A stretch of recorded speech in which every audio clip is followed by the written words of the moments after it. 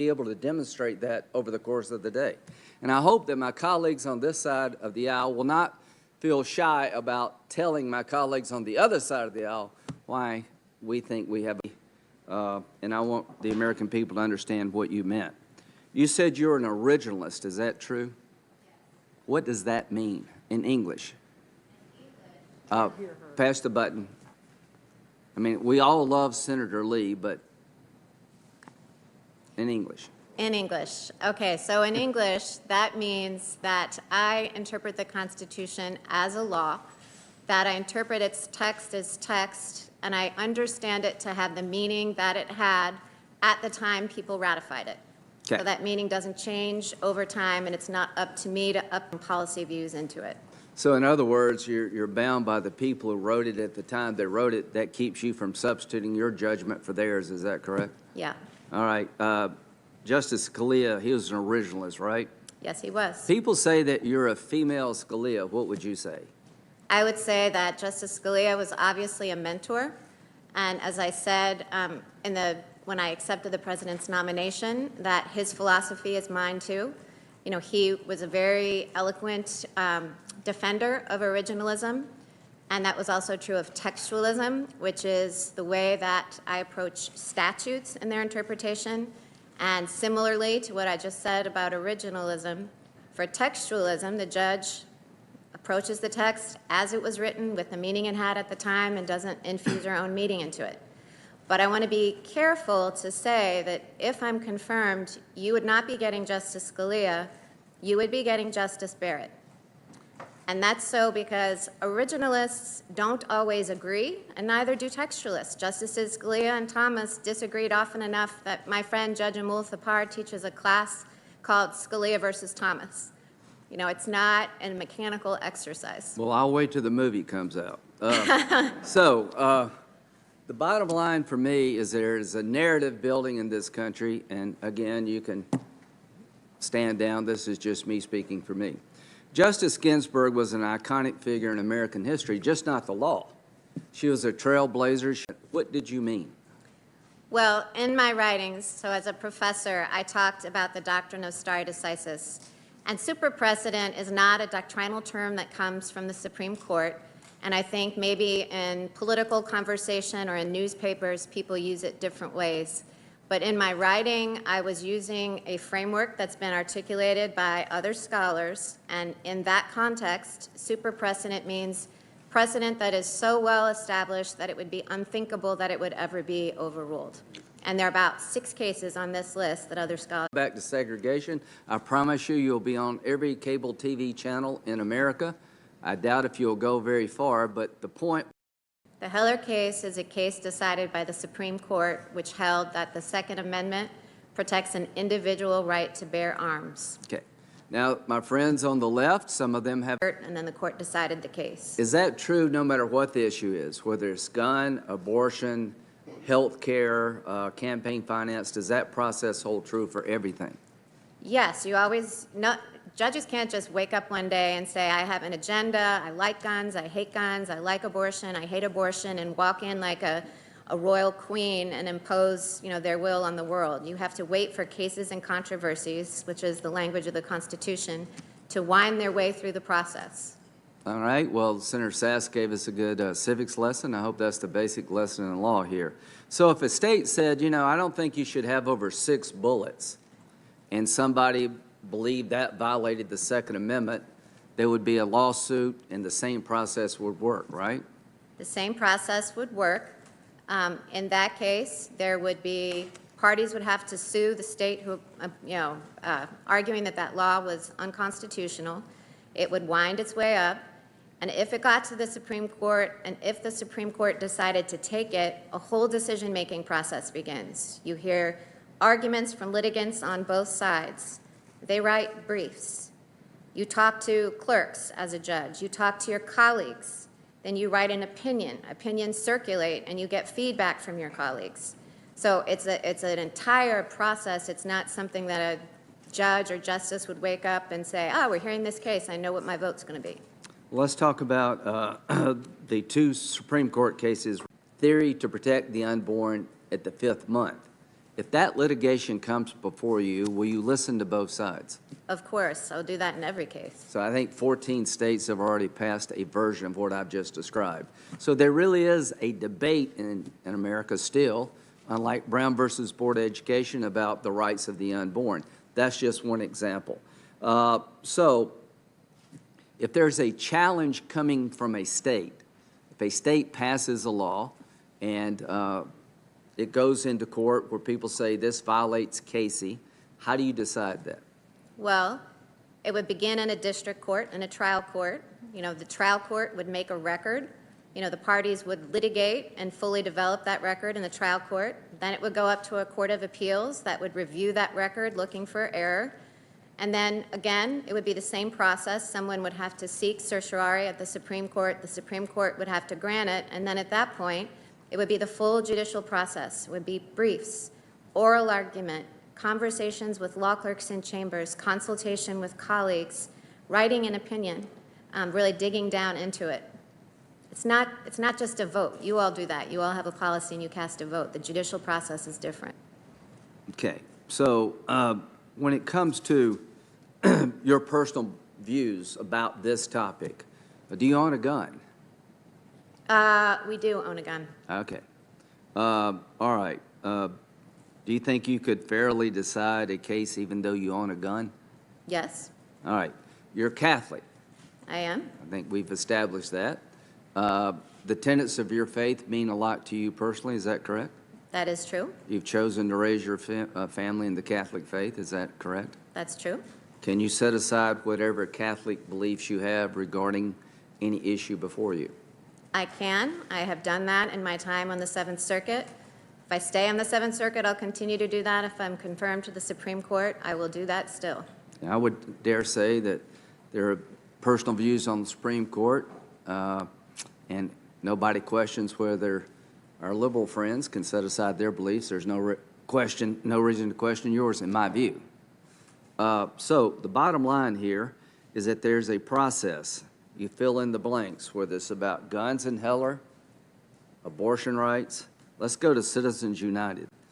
To my good friend, Senator Whitehouse, me and you are going to come closer and closer about regulating money, because I don't know what's going on out there, but I can tell you there's a lot of money being raised in this campaign. I'd like to know where the hell some of it's coming from. But that's not your problem. Citizens United says what?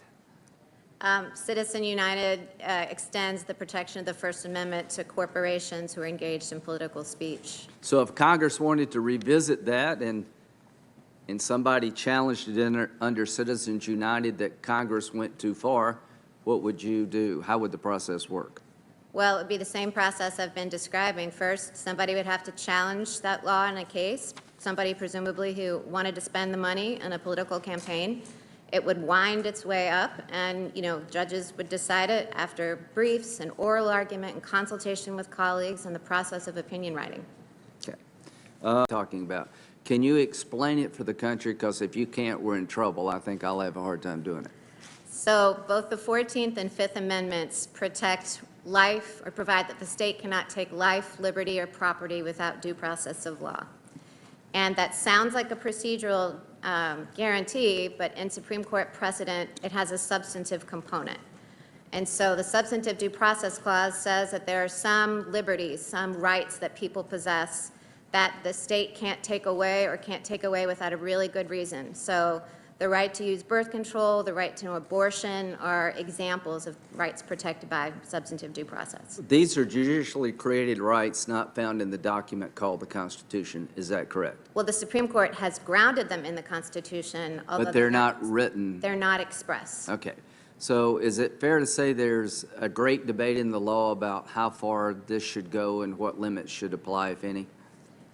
That's fair to say. There's also a lot of debate in Supreme Court opinions. I'm not aware of anybody proposing to throw it over entirely, but there's certainly a debate about how to define these rights and how far it should go. Well, let's just say that you're in the camp, or anybody's in the camp, that substantive due process as a legal concept is unbounded. It basically makes the Constitution no more certain than the 5 people interpreting it at any given time in the country.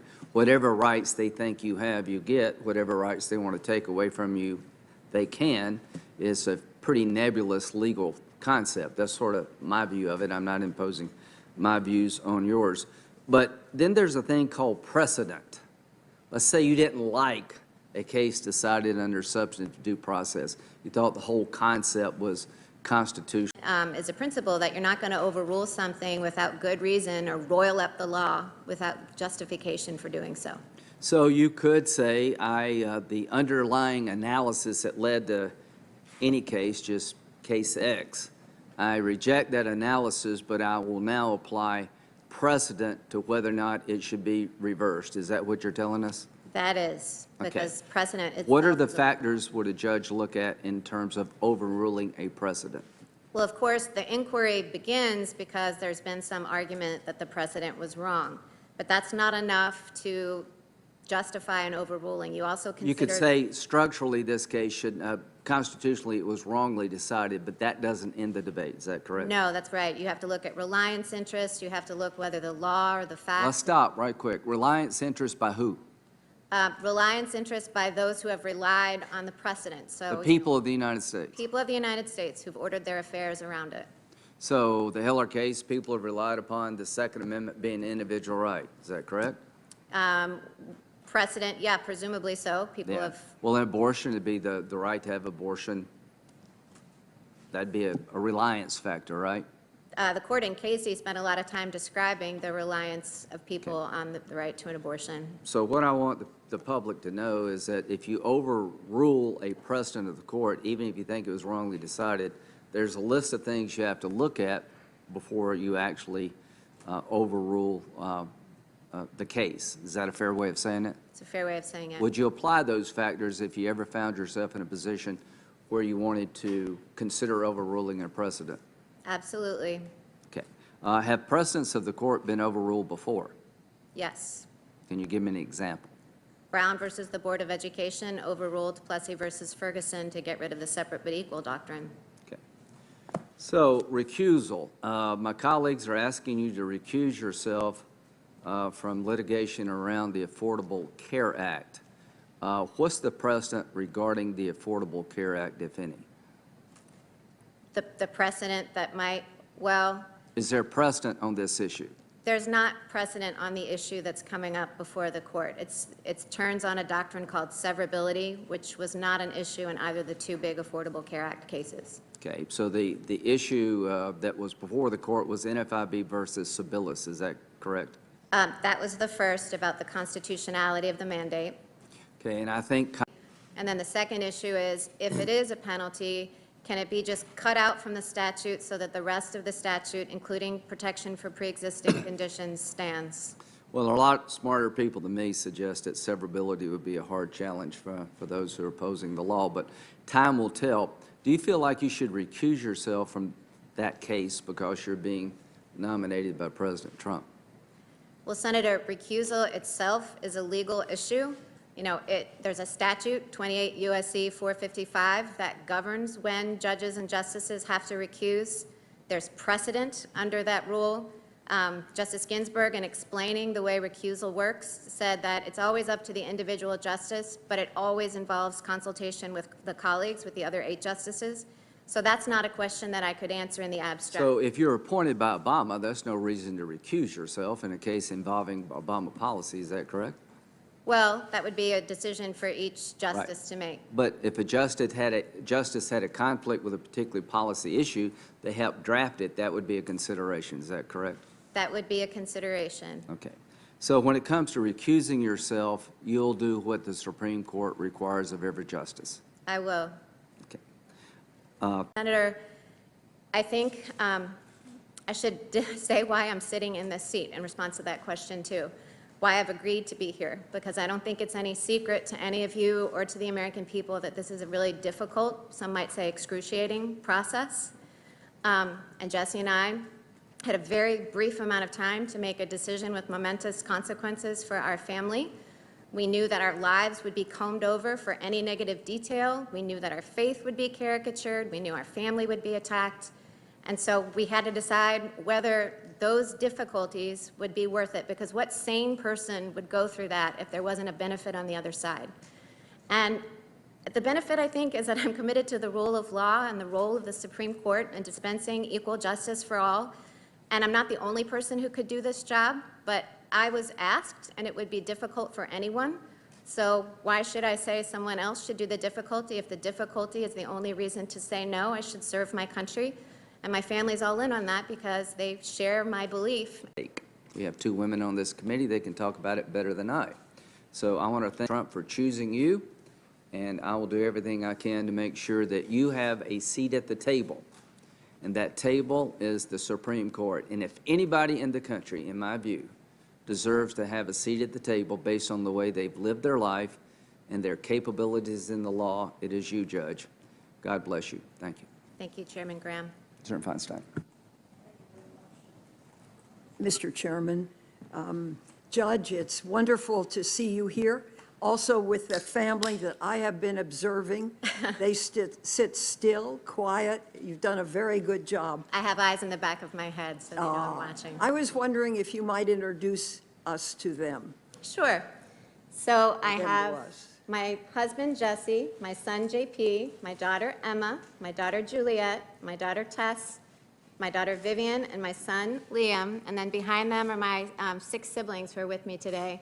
I'll start at the side right behind Vivian. It's my sister, Vivian, my sister, Eileen, my brother, Michael, my sister, Megan, and my sister, Amanda, and is Carrie. Magic formula for how you do it and handle all the children and your job and your work and your thought process, which is obviously excellent, do you? It's improv.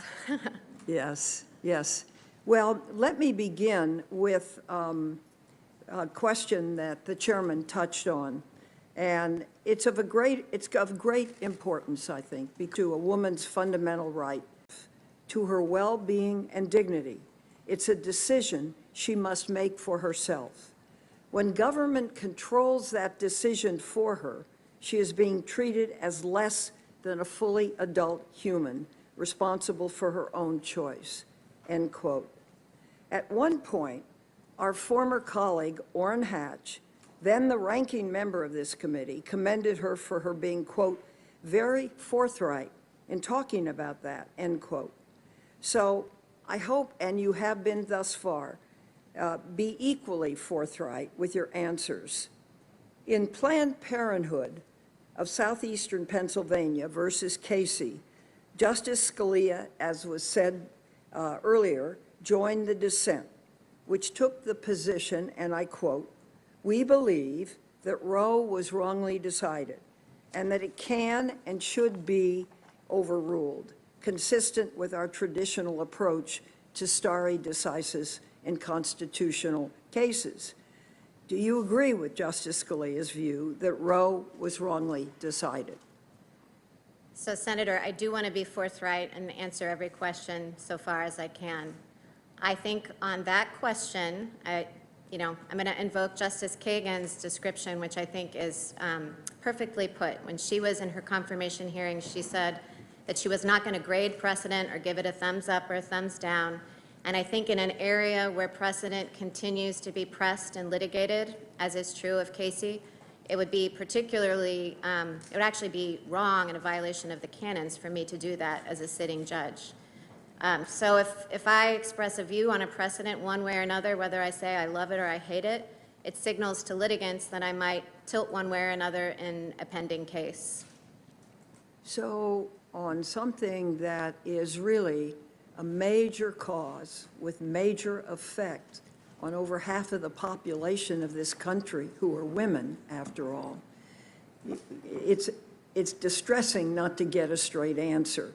So let me try again. Do you agree with Justice Scalia's view that Roe was wrongly decided?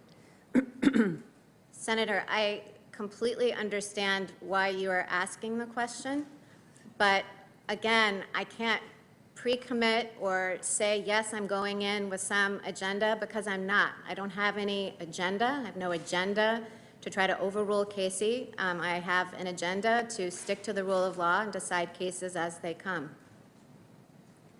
Well, as a person, I don't know if you'll answer this one either, Do you agree with Justice Scalia's view that Roe can and should be overturned by the Supreme Court? Well, I think my answer is the same because, that's a case that's litigated. It could, its contours could come up again, in fact, do come up. They came up last term before the court. So I think, what the Casey standard is, and it's a contentious issue, which is, I know, one reason why it would be comforting to you to have an answer. But I can't express views on cases or pre-commit to approaching a case any particular way. Well, that makes it difficult for me, and I think for other women also on this committee, because this is a very important, you understand all the implications of family life. You should be very proud of that. I'm proud of you for that. But my position is a little different. You're going on this land with a problem out there that all women see one way or another in their life. There's been a surge in gun sales during the COVID-19 crisis, which has led to more lives being needlessly lost. According to the Gun Violence Archive, an independent research organization, there were 60 mass shootings in May alone. These shootings killed 40 people. They hurt 250 more. Also, there's been a troubling spike in gun sales. Americans bought approximately 2 million guns this past March. It's the second highest month ever for gun sales. That figure does not take into account all the gun sales that could not be completed because the purchaser failed a background check, a number that has also skyrocketed. For example, this past March, the FBI's background check system blocked 23,692 sales, more than double the 9,500 sales blocked in March of 2019.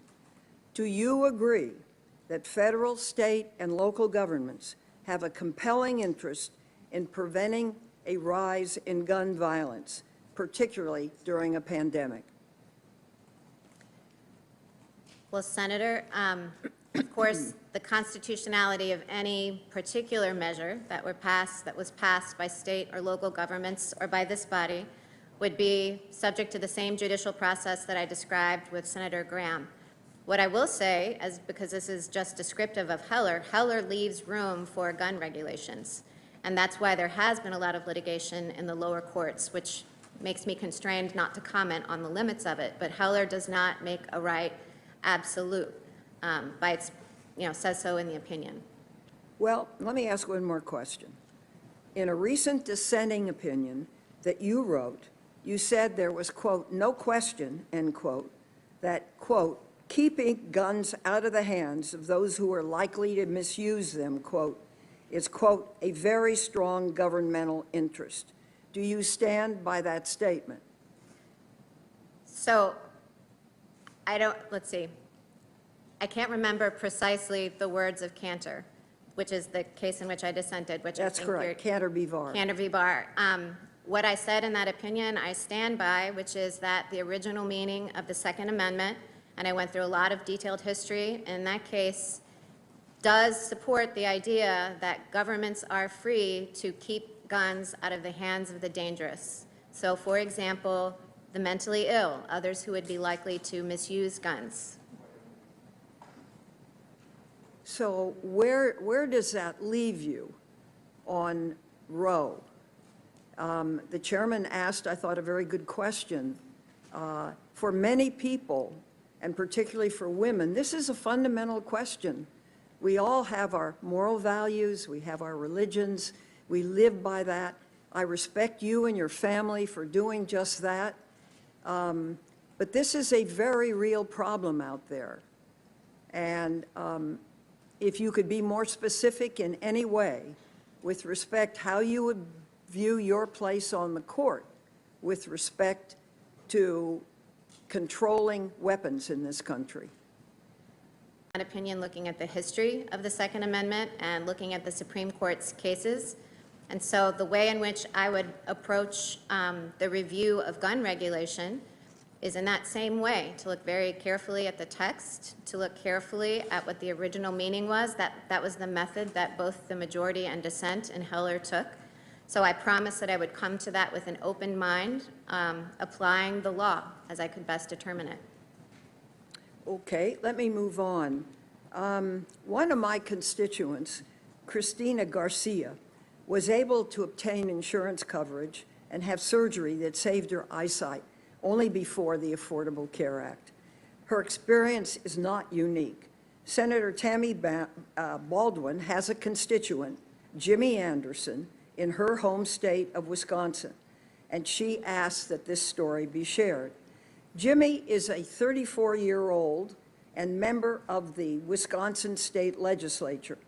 In 2010, a drunk driver hit the family's car as they were returning home from celebrating Jimmy's 24th birthday.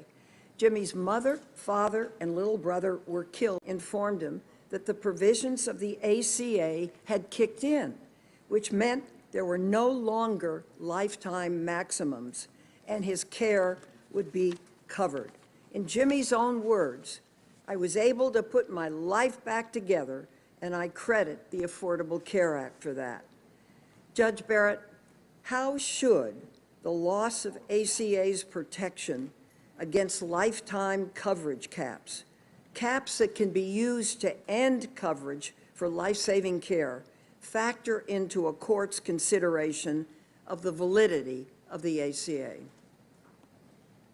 Senator, so far as I know, the case next week doesn't present that issue. It's not a challenge to pre-existing conditions coverage or to the lifetime maximum, relief from a cap. Well, what is your view? Of how it should factor in? Let's see, I think that any issue that would arise under the Affordable Care Act or any other statute should be determined by the law, by looking at the text of the statute, by looking at precedent, the same way that it would for anyone. And if there were policy differences or policy consequences, those are for this body. For the court, it's really a question of adhering to the law and going where the law leads and leaving the policy decisions up to you. For me, my vote depends a lot on these responses, because these are life or death questions for people. It's my understanding that you were critical of Justice Roberts for upholding the ACA, stating that he, quote, pushed the Affordable Care Act beyond its plausible meaning to save the statute, end quote. And in what way did the Chief Justice go beyond the ACA's plausible meaning?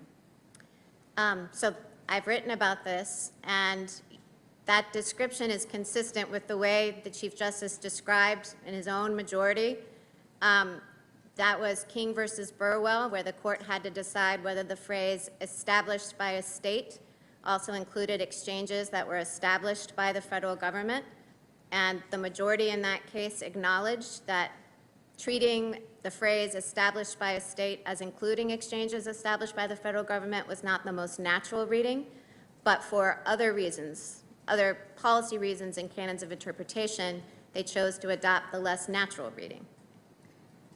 You see, for me, the case coming up, California v. Texas, puts a whole new weight on your nomination.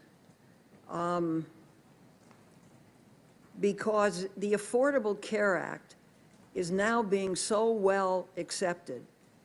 I represent the largest state, as does Senator Harris, that we have. And there are just over 10 million people dependent on the activities under this act, and that they be sustained. And so there is really great concern about what your view is. That case is coming up. Can you give us at least your view? Well, Senator, the issue in the case that's coming up doesn't involve, it's not the same issue as the ones in NFIB versus Sebelius or King versus Burwell. It's a different issue. Well, So- then give us both. Well, let's see. So what I said, what you quoted to me, was that I thought that the interpretation of the phrase established by a state was stretched when the court held that it was established by the federal government. That's not the issue in California versus Texas.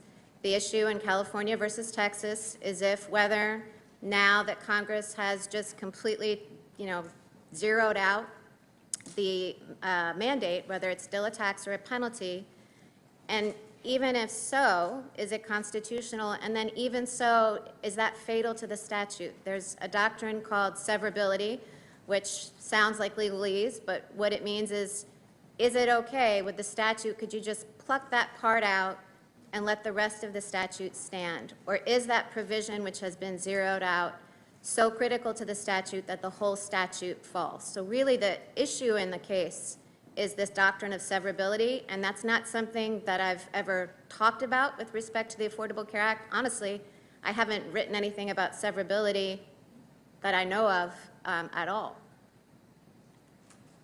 So you have no thoughts on the subject? Well, it's a case that's on the court's docket, and the canons of judicial conduct, would prohibit me from expressing a view. Okay, I'll move on. On July 30th, 2020, President Trump made claims of voter fraud and suggested he wanted to delay the upcoming election. Does the Constitution give the President of the United States the authority to unilaterally delay a general election under any circumstances? Does federal law? Well, Senator, if that question ever came before me, I would need to hear arguments from the litigants and read briefs and consult with my law clerks and talk to my colleagues and go through the opinion writing process. So, if I give off-the-cuff answers, then I would be basically a legal pundit, and I don't think we want judges to be legal pundits. I think we want judges to approach cases thoughtfully and with an open mind. Okay, let me try something else. In 2017, in a case called EEOC v. AutoZone, the Seventh Circuit, your circuit, issued an opinion which permitted an employer to intentionally assign its employees to specific stores due to their race. The dissent in this opinion argued the decision permitted employers to legally establish separate but equal facilities, and argued, if upheld, this decision would be, quote, contrary to the position that the Supreme Court has taken in analogous equal protection cases as far back as Brown v. the Board of Education. The case was appealed to the full panel of the Seventh, and you sided, as I understand it, with the majority to deny a rehearing and let the opinion stand. Is that correct? That is correct, and I think I need to give a little context for what it means to vote to deny, to rehear something en banc. Our court, just like the Supreme Court and the certiorari process, doesn't take cases just because we think the panel got it wrong. There's a lot of deference to panels, and Rule 35 of the Rules of Appellate Procedure constrains and limits the times in which we take the resources of the full court to rehear a case. So I was not on that panel, and I did not express a view on the merits. A vote to deny to hear something en banc is like a vote not to deny certiorari, not a vote that expresses a view on the merits. Okay. It was a statutory case. It was not an equal protection case. Let me ask you a question as a person. Yes. If an employer can transfer an employee based solely on his or her race, and that does not constitute a materially adverse employment action because it was purely lateral job transfer, please explain what factors must be present for a policy based on race to violate Brown v. the Board's prohibition of separate but equal. Well, Senator, to my knowledge, Brown wasn't at issue in the majority opinion. It turned on statutory language in Title VII. But again, I didn't express a view on the merits, and so I can't comment on whether I think that the panel majority got that right or got that wrong. You know, that's an issue that may well come before me, even in the Seventh Circuit. Some may press for its overruling, and I may be on a panel that has to decide whether that precedent was wrong. Well, let me ask you, as a person, do you have a general belief?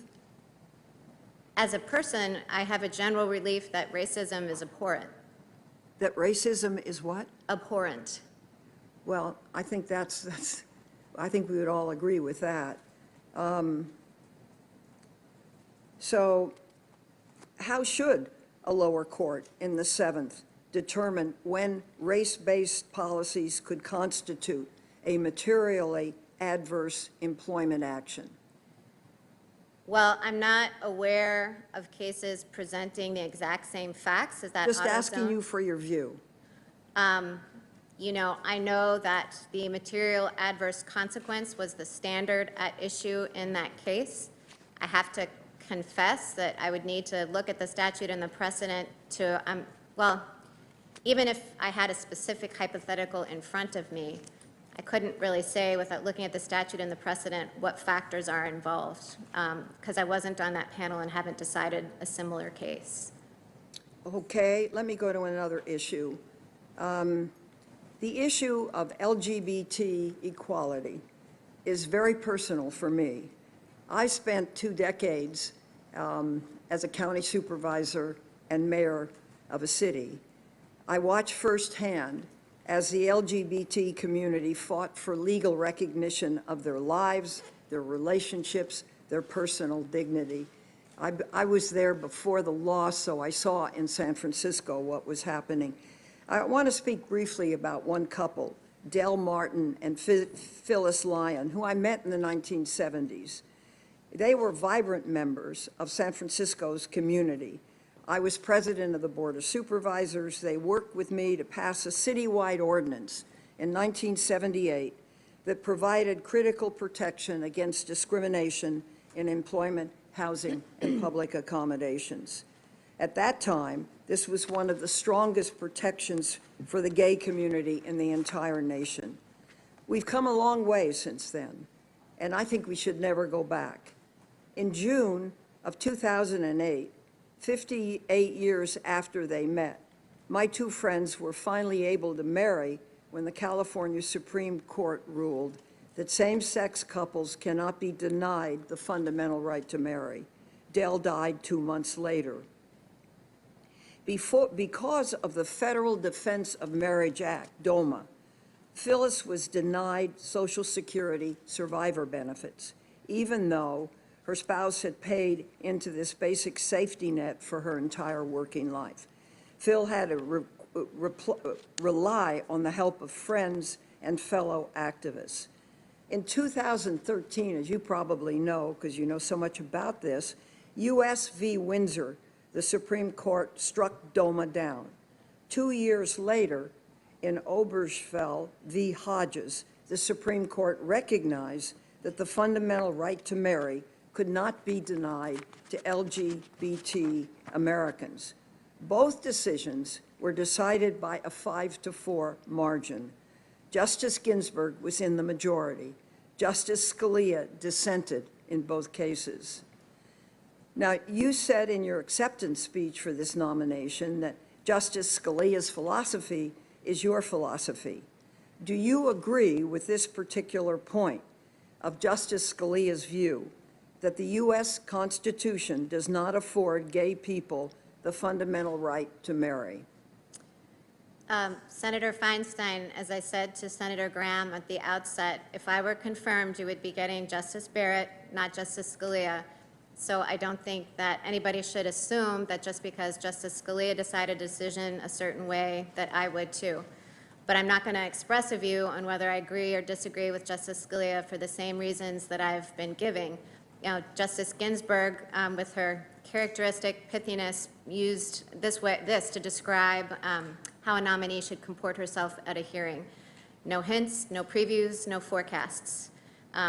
That had been the practice of nominees before her, but everybody calls it the Ginsburg rule because she stated it so concisely, and it's been the practice of every nominee since. So I can't, and I'm sorry to not be able to embrace or disavow Justice Scalia's position, but I really can't do that on any point of law. Well, that's really too bad, because it's rather a fundamental point for large numbers of people, I think, in this country. I understand you don't want to answer these questions directly, but you identify yourself with a justice that you, like him, would be a consistent vote to roll back hard-fought freedoms and protections for the LGBT community. And what I was hoping you would say is that this would be a point of difference where those freedoms would be respected. And you haven't said that. Senator, I have no agenda, and I do want to be clear that I have never discriminated on the basis of sexual preference and would not ever discriminate on the basis of sexual preference. You know, like racism, I think discrimination is abhorrent. On the questions of law, however, because I'm a sitting judge and because you can't answer questions without going through the judicial process, can't give answers to those very specific questions. Okay. Thank you very much. Thanks, Mr. Chairman. Thank you, Senator Feinstein. Senator Grassley. Yeah. Judge, welcome you again. And you can rest for a minute, because I've got some things to say to my colleagues, but more importantly, so people around the country understand what's going on here. First of all, for your family and friends, I'm sure they're very proud, and they ought to be. I think everybody recognizes your sharp intellect, a deep understanding of, and even great reverence for the Constitution. Your legal experience and public service are impressive. Your dedication to mentoring young students and women in the legal profession ought to be admired by everybody. In all respects, you're exceptionally qualified to be a justice. Many groups and individuals have written in strong support, so I guess now that the chairman's gone, I'm going to ask, as the next one ranking, I got some letters from 21 state lieutenant governors and from 20 secretaries of state that I want to put in the record at this point. Before I question, I have a few points to make. Yesterday, my Democrat colleagues spoke about their concern that you, Judge, wouldn't uphold certain laws, including the Affordable Care Act, and that you would strip Americans of their health care rights and those protections that come with it. These opponents said that Republicans just want to confirm you so that you, quote, will carry their policies forward, meaning Republican policies forward on the Supreme Court. But this only shows Democrats fundamentally misunderstand what judges are supposed to do. A judge is supposed to interpret laws in an impartial manner, consistent with the Constitution. Republicans aren't interested in seeing judges, quote unquote, carry their policies forward. Republicans want judges to interpret the law and the Constitution, not make law. We want judges that won't impose their policies and personal preferences in their decision making. Plain and simple. Policy making is not the proper role of the judicial branch. That role is reserved for legislative and executive branches. As the judge said, the political branches elected by and accountable to the people, because you got a lifetime appointment. And if you do lawmaking, we can't vote you out of office.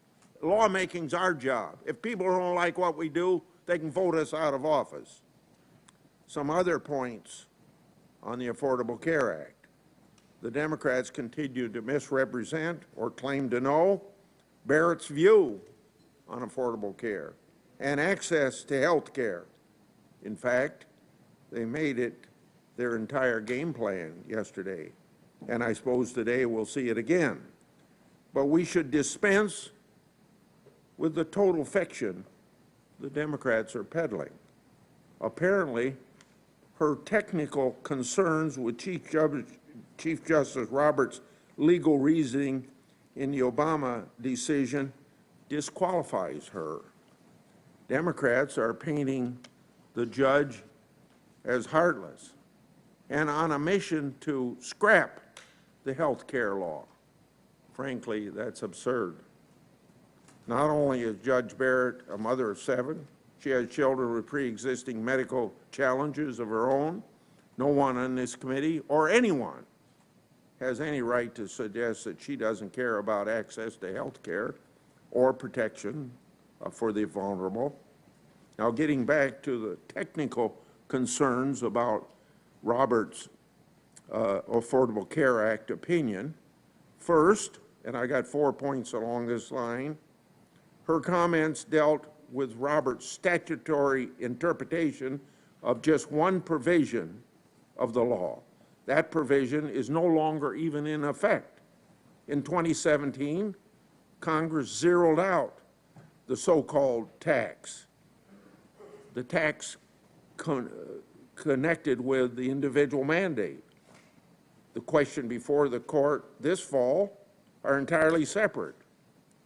She never ruled on the Affordable Care Act, nor commented on how she'd vote, meaning the judge, how she would vote. So it's pointless to speculate, but we're going to get a lot of speculation during this election season, just 2.5 weeks before the election. Now, second point, lawyers and legal academics often consider a court reasoning even when they have no disagreement with the outcome of the case. For instance, the New York Times recently reported Ginsburg, before joining the Supreme Court, quote, wasn't really fond of Roe v. Wade. She didn't like how it was structured, end quote. I don't blame or don't know why Democrats have a different standard for you, Judge Barrett. Now, a third point. It's blatantly inconsistent for the left to use this line of attack. We all know that President Obama said that the ACA legislative mandate was not a tax. Even liberal Jeffrey Toobin said Roberts' argument was, quote, not a persuasive one, end quote. So Judge Barrett's analysis of Roberts' legal reasoning is well inside the mainstream. Now a fourth point, more inconsistency. The same Democrats vilify Judge Barrett as a threat to those with pre-existing conditions. Well, it seems that those same people just filibustered the COVID relief bill that would have protected pre-existing conditions. They're the ones that blocked the COVID relief legislation. Republicans stood ready to move forward with that bill and remain ready. Seems to me it's the other side who really playing politics with health care during a pandemic. The truth is, Judge Barrett already said, quote, a judge must apply the law as written, end quote. She further commented, quote, to decide cases according to the rule of law, beginning to end quote. That's what we should all look for judges to do. Now, for my first question. When Justice Scalia came to my office before his confirmation, and I think I brought this up with every nominee to the Supreme Court by Republican or Democrat nominees. I don't think I brought it up in my private conversation with you, but I always bring up, what's your attitude about legislative history? No, let me ask my question first. I'm sorry. I thought that was it. I think you probably know, Judge, how important it is. I want to know how important legislative history is to you. When is it appropriate to look to legislative history to interpret the statute? And are there some circumstances when more appropriate than other? And I'd like to also give your view on legislative history compared to what I heard from Scalia 35 years ago. Sure. So I'm very comfortable talking about the use of legislative history because that's a matter of interpretive philosophy.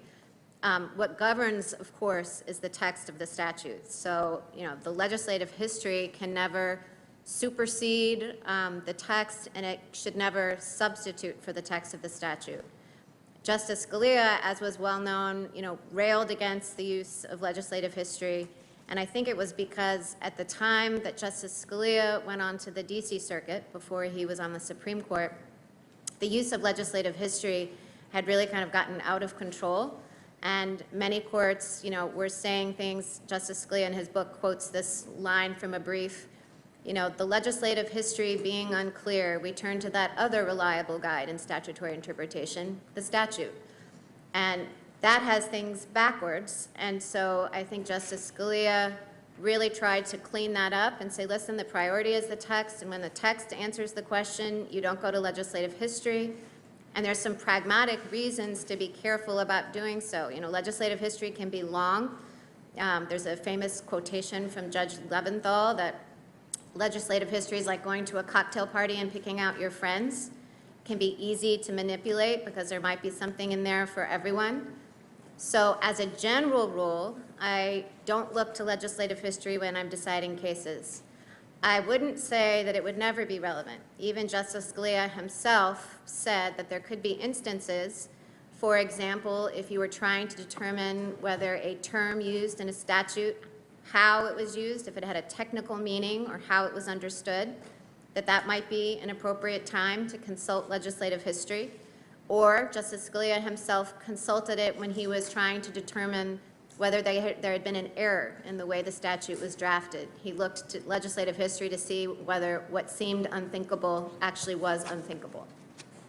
Now I'd like to go to a specific case. I'd like to go to United States versus Urarte, which involved the interpretation of Section 403 of the First Step Act, which I had a big part along with Senator Lee and Senator Durbin in getting that passed in 2018.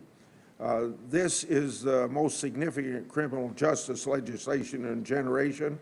Our criminal justice system can't just punish and deter. It must also rehabilitate and promote successful reentry into society.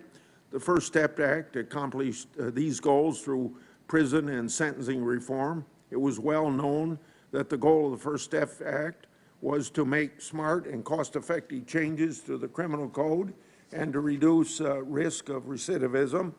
So I want to ask you about your dissent in this case. The issue was whether the sentencing reform provision of the First Step Act applied to a defendant whose sentence had been vacated. Here, the defendant had been convicted but not resentenced at the time of the First Step Act becoming law. The majority opinion cited the plain meaning of the First Step Act and congressional intent in finding that Section 403 would apply to a defendant with a vacated sentence. Your dissent, as I understand it, argued, among other things, that congressional intent shouldn't be heavily relied on since, quote, every statute requires a resolution of competing policy interests, end of quote. President Trump signed the First Step Act into law only 2 years ago, so wouldn't re-referencing congressional intent be accessible and relevant? And then another question, why did you find the majority relying on legislative history unpersuasive? So we did, the majority. It was a very, very difficult case. It was voted on en banc by our full court. And the quote from my dissent that you're pointing to was actually that we had a dispute about what the plain text of the statute required. And so that portion of my dissent that you just read was saying that I thought that the majority had permitted the policy goals of the act to supersede the text. And in dissent, I argued that the text drew the line after someone had been sentenced. So if someone had already been sentenced on the date of the First Step Act's passage, and the relevant language was, if a sentence had already been imposed. I thought with my dissenting colleagues, and this was consistent with the approach the Third Circuit had already taken, that that meant if the person had already been through sentencing, in this case involved a resentencing. And resentencing can happen years after, and so it didn't seem to my dissenting colleagues and I that looking in the statute that the plain language of the text supported the majority's approach to it. Now, I think on my next question on the same case, you may have just partially answered it, but let me go ahead with my lead-in and then also a question. Both the majority and your dissent in the case reviewed 403 of the Act under a plain reading of the text. As an author and leader in this law's passage, I'd like to discuss how a plain reading of the statute could lead to varying outcomes. The section in question contemplates when a sentence has been imposed on a defendant. According to the text of the statute and relevant case law, a defendant's sentence, if vacated, creates a clean slate. That means defendant is placed in the same position as if he had never been sentenced. But your dissent comes to the opposite conclusion on whether a sentence has been imposed. Note that I agree with you that the laws need to be read and interpreted literally. So my question is this: how could we come to different conclusions?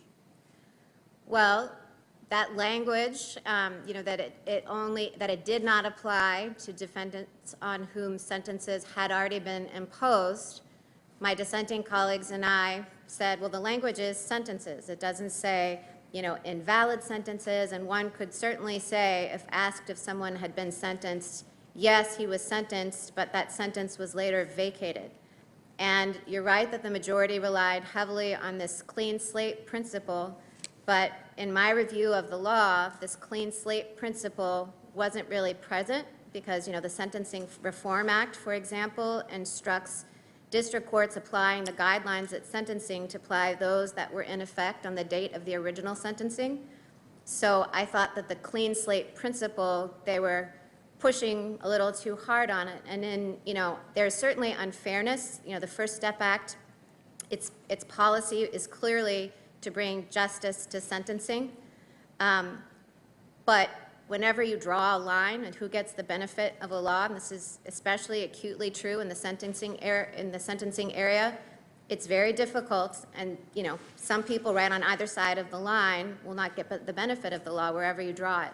So, for example, in this case, Mr. Uriarte had a co-defendant named Sparkman. His case came up right behind together. They had been tried together and initially sentenced together, but Uriarte's appeal took longer to resolve, or his resentencing took longer because of a lot of delays.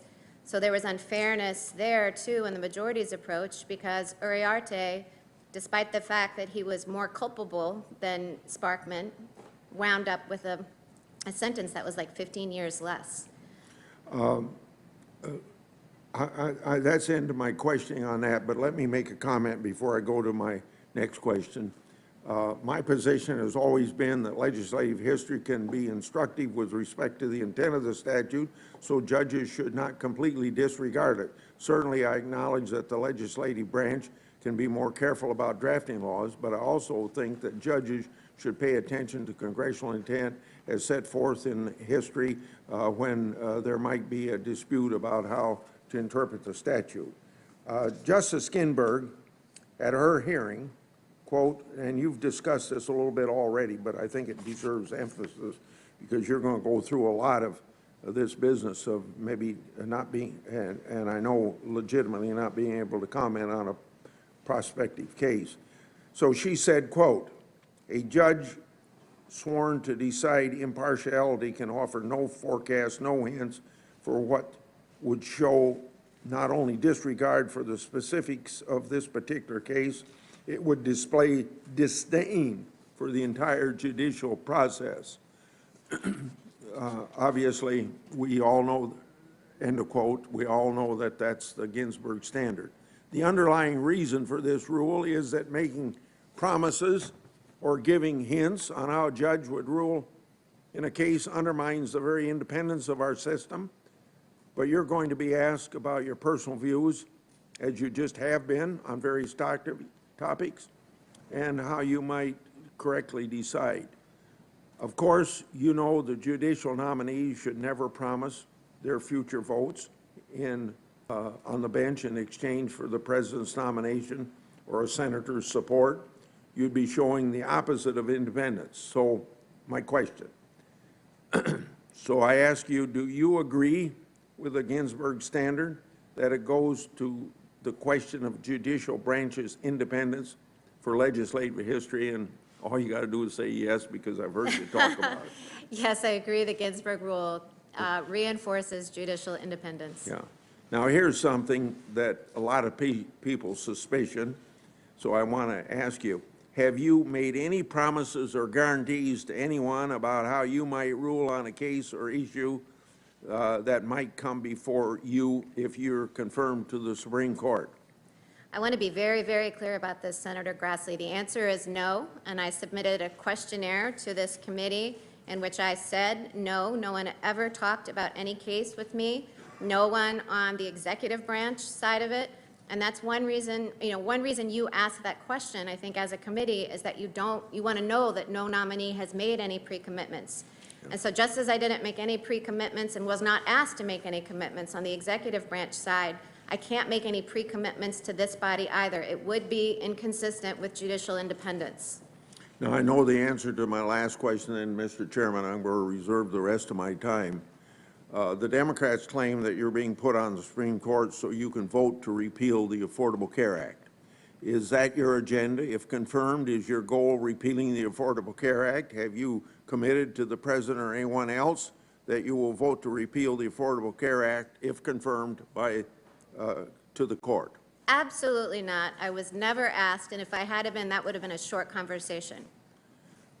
I think that your record shows that you'll be a faithful judge that takes each case seriously and approach each case in an unbiased way rather than with the policy agenda in mind. Is it fair? We can reserve our time. Absolutely. Okay.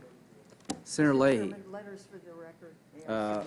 I will introduce the letters by Senator Feinstein will be introduced into the record without objection. Senator Leahy, are you with us? I think I am. Do you hear me there? Yes, sir. See if we can get you up on the screen here. There you go. Floor is yours. Thank you very much. And Judge, I was watching as you introduced your family. Thank you for doing that. It's obvious your family is very important to you, as there should be. I know my wife and I have been married for 58 years, and our children and our grandchildren are the most important things in our life. And I was pleased to see you introduce the family.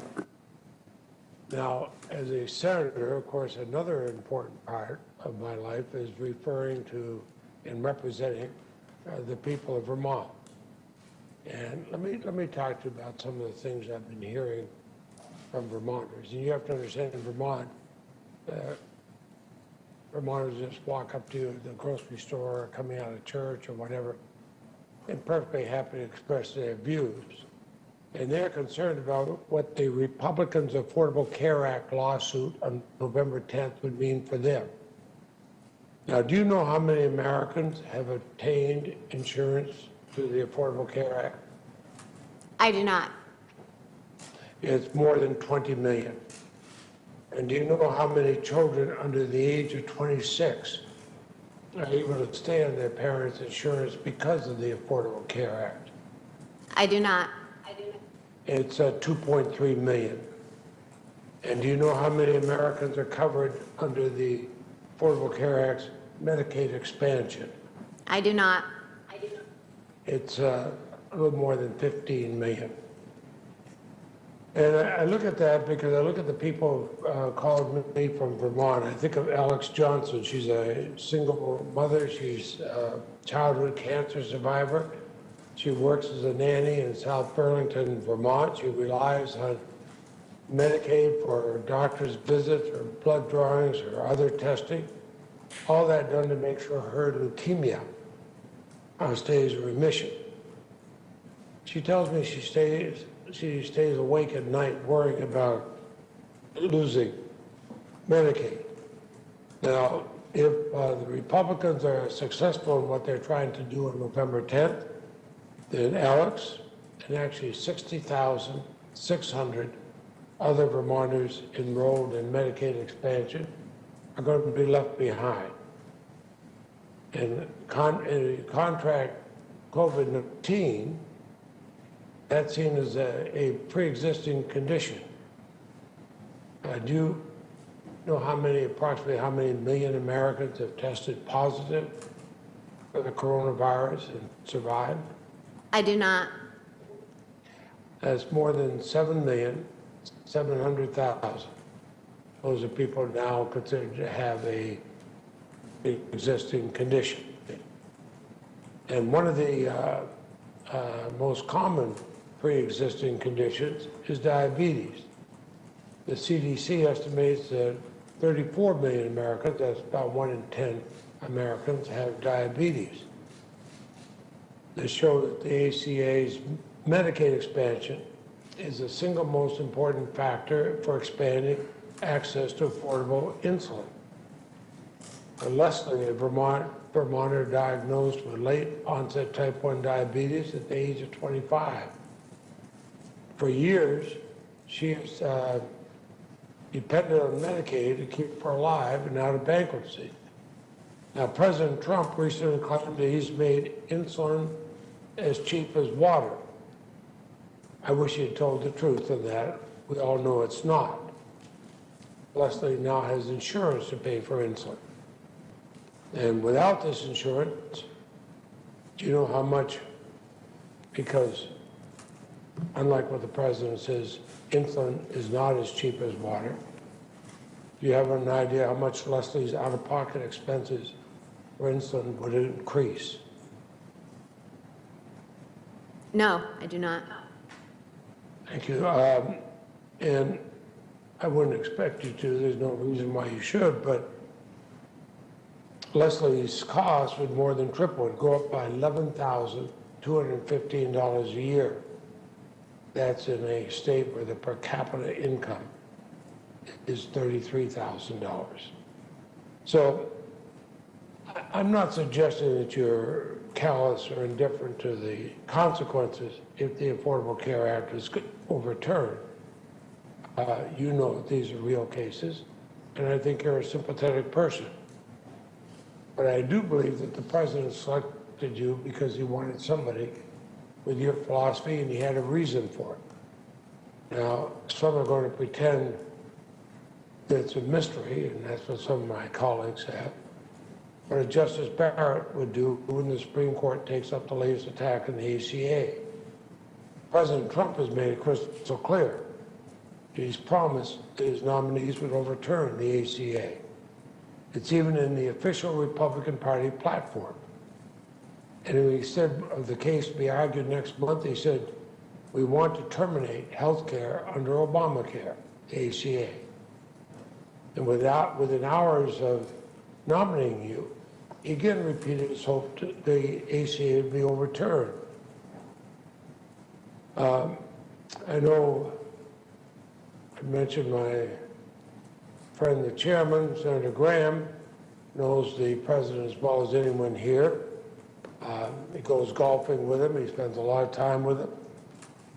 And I think Chairman Graham knows that the president would not repeatedly promise the American people that his judges will overturn the ACA if he didn't mean it. And I think Senator Graham would have to agree that the president's confident Judge Barrett would side with him on November 10th. That's not necessarily a question of either one of you, but of course the chairman has an opportunity to respond in his time if he wants. But I think we know the president's confident. There's not been an issue in the last decade that's animated Republicans in Congress more than their zeal to overturn the Affordable Care Act. In fact, I counted up the other day, I was surprised at the answers. You know, Judge Barrett, that Republicans in Congress have voted to repeal or gut the ACA more than 70 times, 70 times in the last 10 years.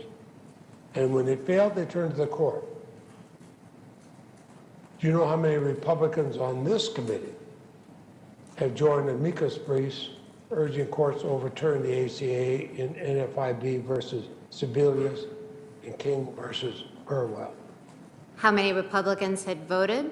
Was that the question? No. Do you know how many Republicans in this committee have joined in amicus briefs urging the courts to overturn the ACA? I don't. I'm having a little bit of trouble hearing, Senator Leahy. Is there a way for the volume to be turned up? Yes, ma'am. I am sorry for that. It's on our end, Senator Leahy. That's okay. You can repeat the question and. Well, how is it coming through now? Very good. Very well, thank you.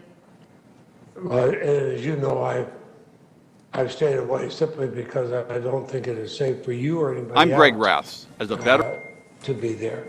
But my question is, do you know how many times Republicans on the committee you're sitting before have joined amicus briefs urging courts to overturn the Affordable Care Act? I do not know. It's at least 9, by my count. In fact, they've already weighed in on the November 10 case. 2 weeks ago, the Senate voted on whether to side with President Trump in Texas versus California. And 11 of the 12 senators on this committee sided with the Trump administration and asked to kill the ACA. Now, I understand that you will not share your views on Texas versus California. I know you look at Judicial Canon 3A6 and you're concerned that commenting may give future litigants that appear before you an indication of which way you would rule. Is that correct? Yes, that is correct. Okay. Now, my concern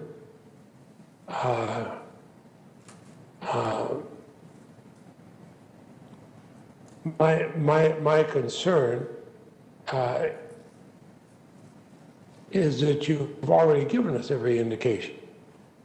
Every time you weighed in, it hasn't even been close. You've repeatedly disagreed with Chief Justice Roberts. What you said, you clearly believe the statute is unconstitutional. The president has made very clear he expects you to side with him. And let me tell you another area where he expects you to side with him. He expects you to side with him in an election dispute. He says he needs a 9th justice because he's counting on the court to look at the ballots. He says the election will be rigged. The recusal statute, 28 U.S.C. 455, requires recusal where impartiality might reasonably be questioned. Now, when the president declares he needs his nominee to secure his reelection, and then the nominee is ran through the Senate in record time during the middle of an election, some are going to question that nominee's impartiality. Would you, to protect confidence in both you and the court, would you commit to recuse yourself from any dispute that arises out of the 2020 presidential election? Senator Leahy, I want to begin by making 2 very important points, and they have to do with the ACA and with any election dispute that may or may not arise. I have had no conversation with the president or any of his staff on how I might rule in that case. It would be a gross violation of judicial independence for me to make any such commitment or for me to be asked about that case and how I would rule. I also think it would be a complete violation of the independence of the judiciary for anyone to put a justice on the court as a means of obtaining a particular result. And that's why, as I was mentioning, I think to Senator Grassley, that the questionnaire that I fill out for this committee makes clear that I have made no pre-commitments to anyone about how I would decide a case. That's out of respect for Article 3 and its designation of the judiciary as a co-equal and independent branch of government. On the recusal question. I might say that you gave a similar answer when I talked with you and Mr. Cipriani. I had a question, of course, because one of the members of of the Judiciary Committee said that he would not support you unless he had a commitment that you would vote that way. Vote on the election? On another case, Roe versus Wade. And I understand what you're saying is notwithstanding what a member of this committee said, you have not made that commitment to anybody. Is that correct? Senator Leahy, let me be clear. I have made no commitment to anyone, not in this Senate, not over at the White House, about how I would decide any case. Well, and the reason I ask is we also have the question of appearance. Now, Judge Joan Larson of the Sixth Circuit sat next to you during your 2017 hearing. She was confronted with this issue as a judge on the Michigan Supreme Court in 2016. Then President-elect Trump challenged a ballot recount. Judge Larson was on his short list for the Supreme Court at the time. She found that being on the short list was a conflict and it required her recusal. You were also on the short list, and then you were actually chosen. Now he's not the president-elect, he's the president. And then the president makes a similar thing as he did and Judge Larson looked at. He's counting on you to deliver him the election. Judge Larson said that was a conflict for her and would have to recuse. You do not find his comments a conflict for you, is that correct?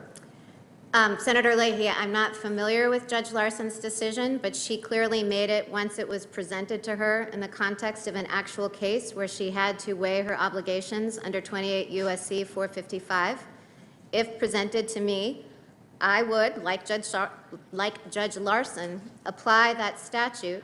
And I recently read a description by Justice Ginsburg of the process that Supreme Court justices go through in deciding whether to recuse. And it involves not only reading the statute, looking at the precedent, consulting counsel if necessary, but the crucial last step is that while it is always the decision of an individual justice, it always happens after consultation with the full court. So I can't offer an opinion on recusal without short-circuiting that entire process. Well, I think that what I worry about, and I've said over and over again, that if the courts are politicized, from the Supreme Court down through other courts, and I've argued cases in all levels of our federal courts, I've always assumed the judges are totally impartial no matter what president had nominated them. But this president has not been subtle, and he expects his nominee to side with him in an election dispute. I'm thinking of the credibility of our federal courts, and I hope you would at least consider that. The president said he needs a ninth justice because he's counting on the court to look at the ballots in case he loses, because that would, if he lost, that meant the Democrats had rigged the election. The recusal statute, as you know as well as anyone, in 28 U.S.C. 455 requires a justice recuse herself in any proceeding in which impartiality might reasonably be questioned. Now, whether you like it or not, and I suspect you probably do not, the president has placed both you and the Supreme Court in the worst of positions. And so let me ask you a different type of question. I assume you agree with me that it's critical for Americans to have confidence in the Supreme Court. Is that true? That is true, and I agree with your earlier statement that the courts should not be politicized. Thank you.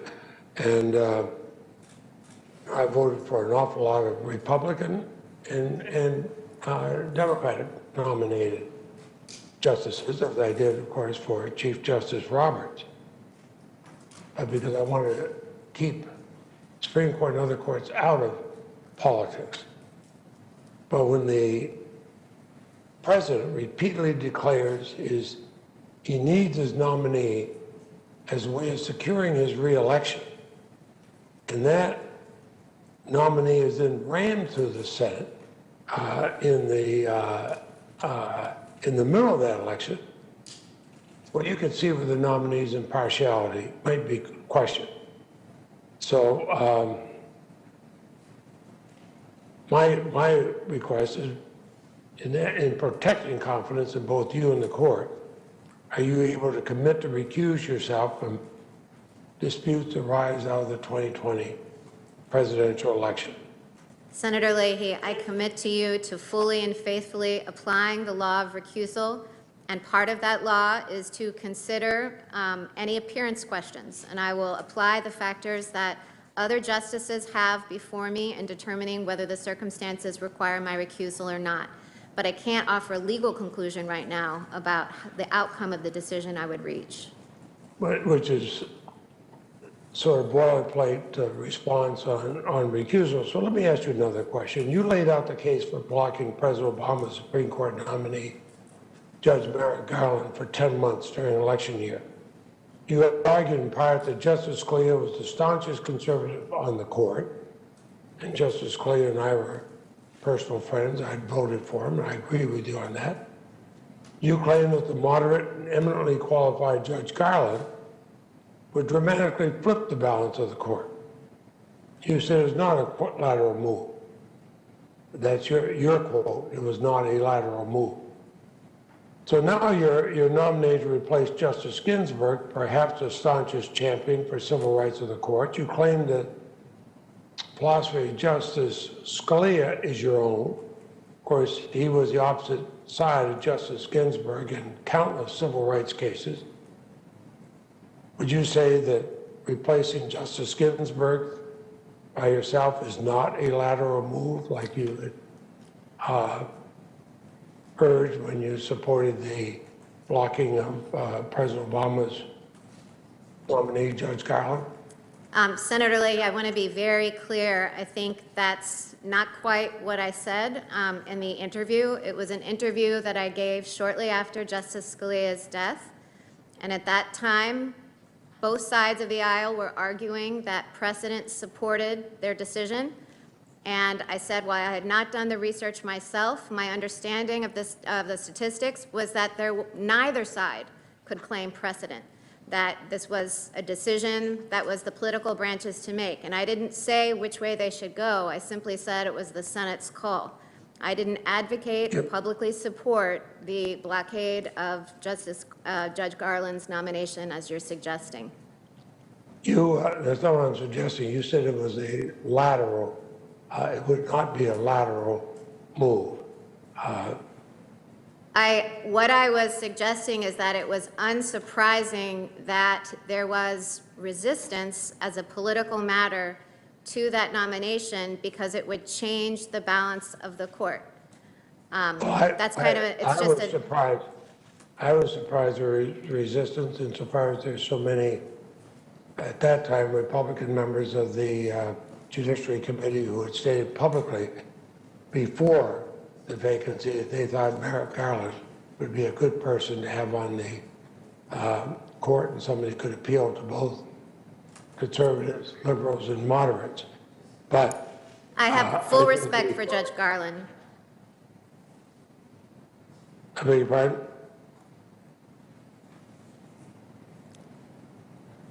I'm sorry, I missed the first part. Are they right to say, could you repeat the question?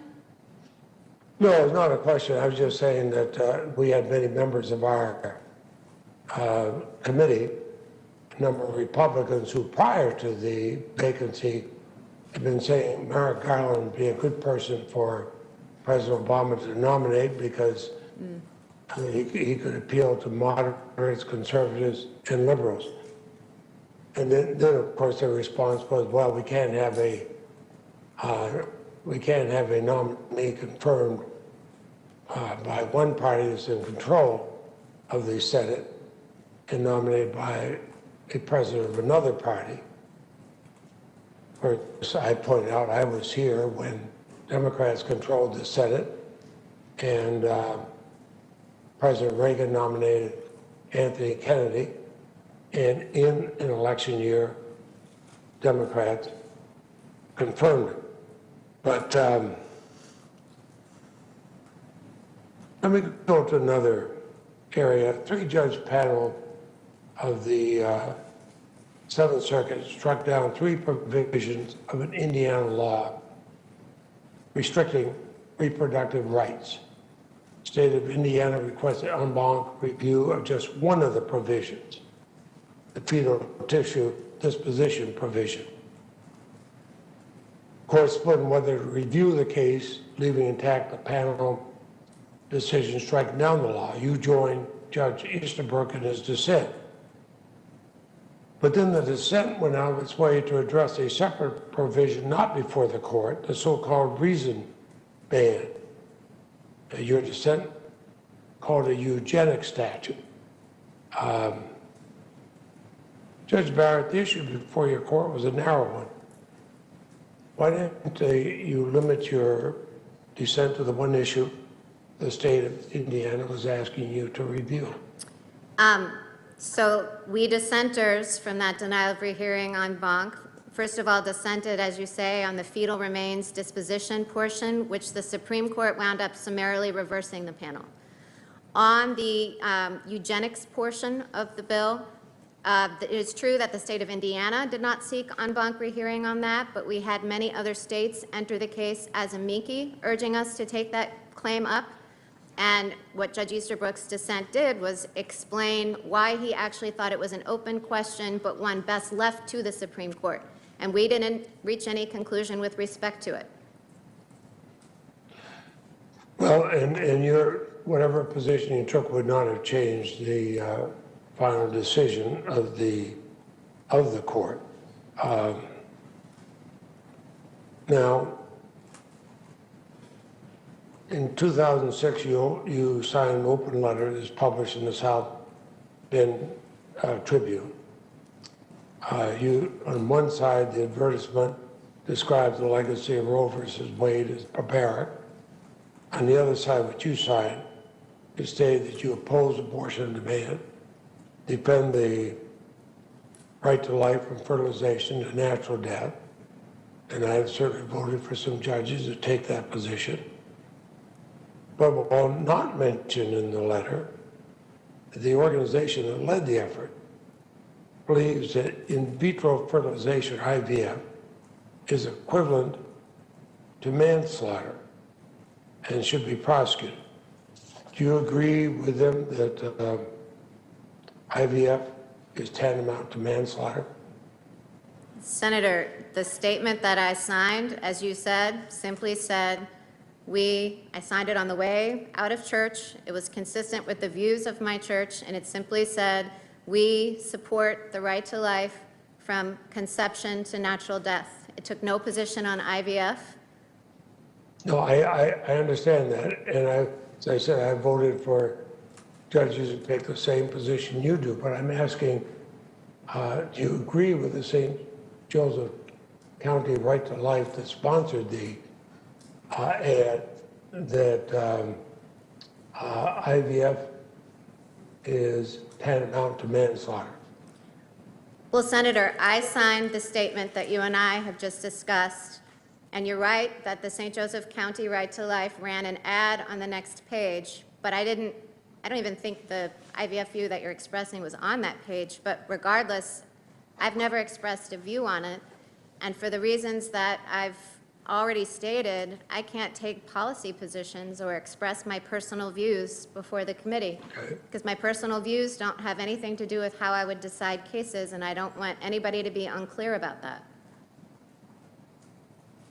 Let me talk about some of the positions you have taken. Before you became a judge, you were paid by the Alliance Defending Freedom, ADF, for 5 lectures. You gave them on originalism at the Blackstone Legal Fellowship. Now, I recall being asked about some of their controversies. Were you aware of ADF's decades-long efforts to recriminalize homosexuality? I am not aware of those efforts, no. Okay, one of the reading materials they had for the program that you lectured to several times spoke of that. In fact, they had filed a brief in Lawrence versus Texas supporting, in support of state laws punishing private homosexual activity. They celebrated when India restored a law punishing sodomy to 10 years in prison. Now, I don't, whether you believe that being gay is right or wrong is irrelevant to me, but my concern is what you work with an organization working to criminalize people from for loving a person that they are in love with. So that's what worried me. Did you, I wasn't sure if you wanted me to answer that. You know, Well, go ahead. Go ahead. my experience with the Blackstone program at which I spoke was a wonderful one. It gathers, you know, best and brightest Christian law students from around the country. And as you said, I gave a 1-hour lecture on originalism. I didn't read all of the material that the students were given to read. That had nothing to do with my lecture. I enjoyed teaching the students about what my specialty was, which is constitutional law, and nothing about any of my interactions with anyone involved in the Blackstone program were ever indicative of any kind of discrimination on the basis of anything. Well, as you know, same-sex marriage, for example, and Senator Feinstein mentioned this at the beginning, is legal, certainly legal in my state, has been for some time. Do you feel that should be a crime? Same-sex marriage? Yes. Obergefell clearly says that there is a constitutional right to same-sex marriage. And do you agree with that, stare decisis? Well, Senator, for the reasons that I've already said, I'm not going to, as Justice Kagan put it, give a thumbs up or thumbs down to any particular precedent. It's precedent of the Supreme Court that gives same-sex couples the right to marry. Well, you mentioned Justice Kagan. She once wrote an opinion that it's not enough that 5 justices believe a precedent is wrong. Reversing course demands a special justification over and above the belief that the precedent was wrongly decided. Do you agree with that? I do agree with that. The doctrine of stare decisis itself requires that. Do you? Having relied on stare decisis in many of my arguments before courts of appeals, I thank you for your answer. Chief Justice Roberts. Senator told the Leahy, majority- I don't mean to interrupt. I know you don't have a clock in front of you, but we're about a little over a minute over. So if you could. I am sorry, Mr. Chairman, I do not have a clock No, I before me. understand. I totally understand. I appreciate it, and I will look forward to the next round of questioning. Thank you. We'll make sure that happens. Very briefly, before we go to Senator Cornyn, Senator Leahy mentioned my time with the president. I think probably all of us on this side were consulted by the president regarding how to fill the opening. He gave me a small list of names, all women. You were on it. I was enthusiastic about everybody and very enthusiastic about your nomination by the president. Play a lot of golf with the president, I guess. I've enjoyed it. We talk about a lot on the golf course, some policy. Killing Soleimani, we talked about that. That was an interesting discussion. I promise you, I've never talked about severability with the president. Senator Cornyn. Speak for yourself. Good morning, Your Honor. Good morning, Senator Cornyn. You know, most of us have multiple notebooks and notes and books and things like that in front of us. Can you hold up what you've been referring to in answering our questions? Is there anything on it? That letterhead that says United States Senate. That's impressive. Well, Judge, the best I can understand, the objections to your nomination are not to your qualifications, your experience, or training, but it's that you have or you will violate your oath of office. I find that terribly insulting.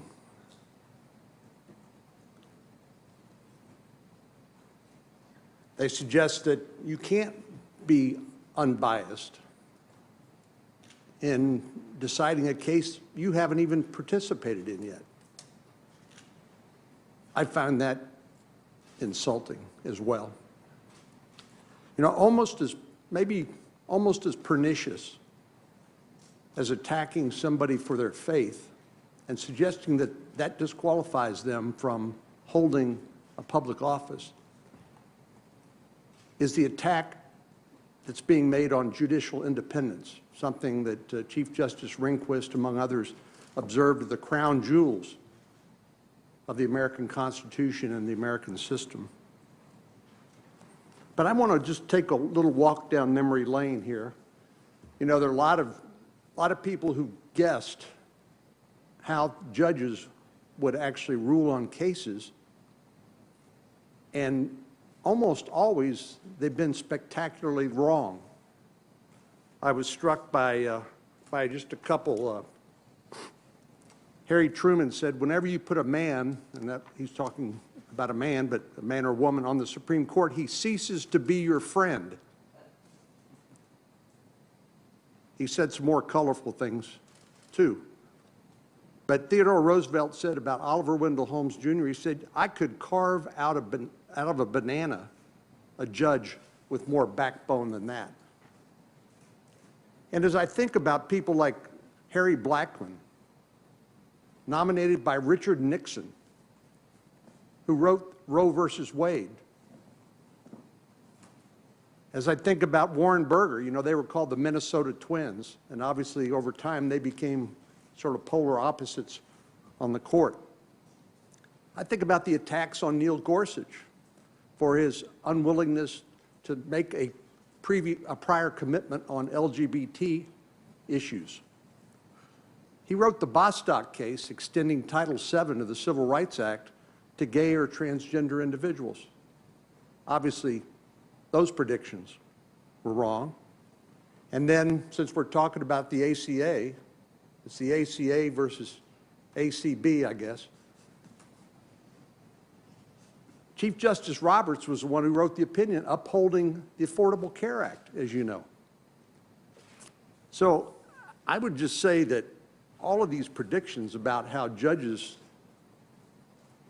under our independent judiciary will make decisions are just pure speculation. But I think they're worse than speculation. I think they're propaganda in order to try to make a political point.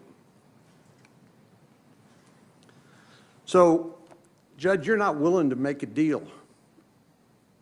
No, Senator Cornyn, I'm not willing to make a deal, not with the committee, not with the president, not with anyone. I'm independent.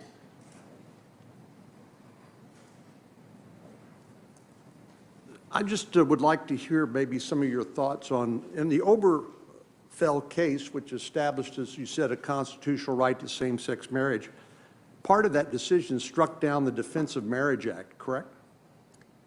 Yes, I believe so. That was a bill that Joe Biden voted for? I don't know Well, about that. I do. Okay. Joe Biden voted for it, Pat Leahy, and Bill Clinton signed it into law.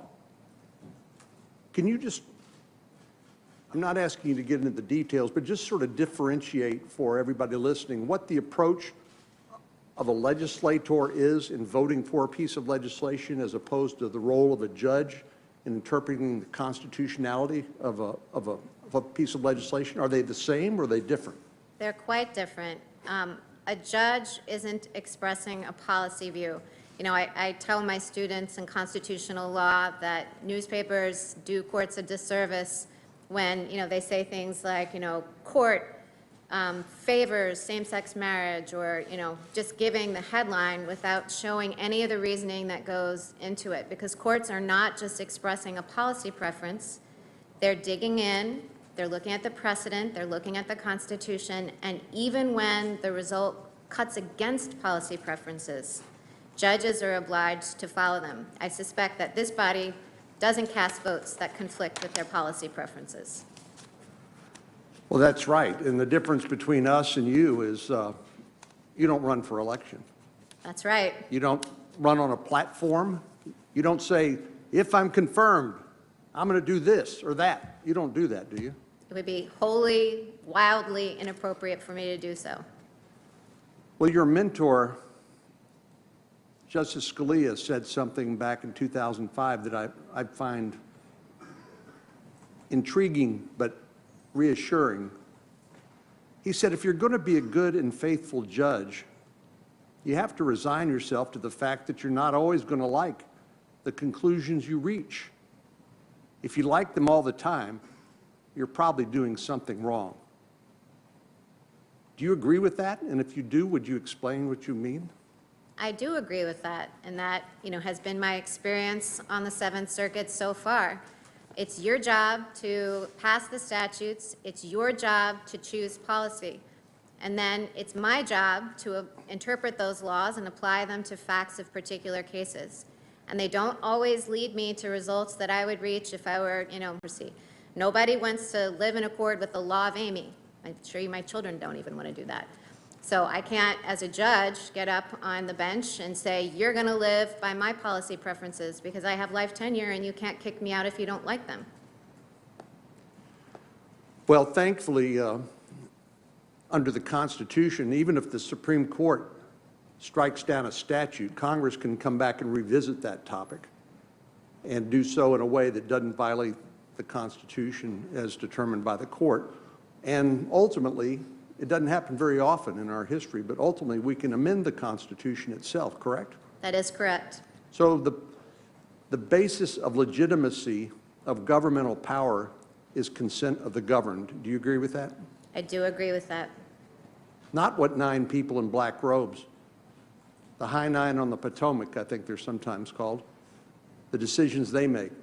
That's not the final word in our form of government, correct? We are a government of laws, not of men. Well, Judge Barrett, I'm almost through, but I can't pass up the opportunity to ask you a question about the Establishment Clause. I did with Justice Kavanaugh and Justice Gorsuch as well. It's born out of my frustration. One of the couple of times I had a chance as Attorney General of Texas to argue before the Supreme Court, I argued in a case called Santa Fe Independent School District versus Doe. This was about a commonplace practice where before football games in Texas, students would volunteer to offer an invocation or an inspirational poem or saying or something like that. The ACLU sued the school district, and obviously it made its way all the way to the Supreme Court. And I'm not going to ask you your opinion on the outcome of the case, but what troubled me the most about that experience is when the Supreme Court struck down or held that practice unconstitutional and in violation of the Establishment Clause. Chief Justice Rehnquist said, the Constitution requires neutrality toward religion, but the court's approach speaks of hostility toward religion. Could you just talk a little bit about the Establishment Clause generally, with, not in regard to any particular set of facts, but sort of what the courts over time have tried to do to enforce the mandate of the Constitution? Well, Senator Cornyn, when I interviewed for my job with Justice Scalia, he asked what area of the court's precedent that I thought, needed to be better organized or that sort of thing. And off the cuff, I said, well, gosh, the First Amendment. And he said, well, what do you mean? And I fell down a rabbit hole of trying to explain without success, because it is a very complicated area of the law, how one might see one's way through the thicket of balancing the Establishment Clause against the Free Exercise Clause. It's a notoriously difficult area of the law, and to the extent that, there is tension in the court's cases, and I'm giving you no better an answer, I assure you, than I did to Justice Scalia that day, it's been something that the court has struggled with, for decades, to try to come to a sensible way to apply both of those clauses. Well, I wish you well. Thank you, Senator. Mr. Chairman, I'm going to reserve the rest of my time. Thank you, Senator Cornyn. For planning purposes, if it's okay with the committee, we'll have Senator Durbin and Senator Lee. We'll break for about a half hour for lunch and come back with Senator Whitehouse. Is that okay? Senator Durbin. Are you okay with that? Do you need a break? No, that's fine. Okay.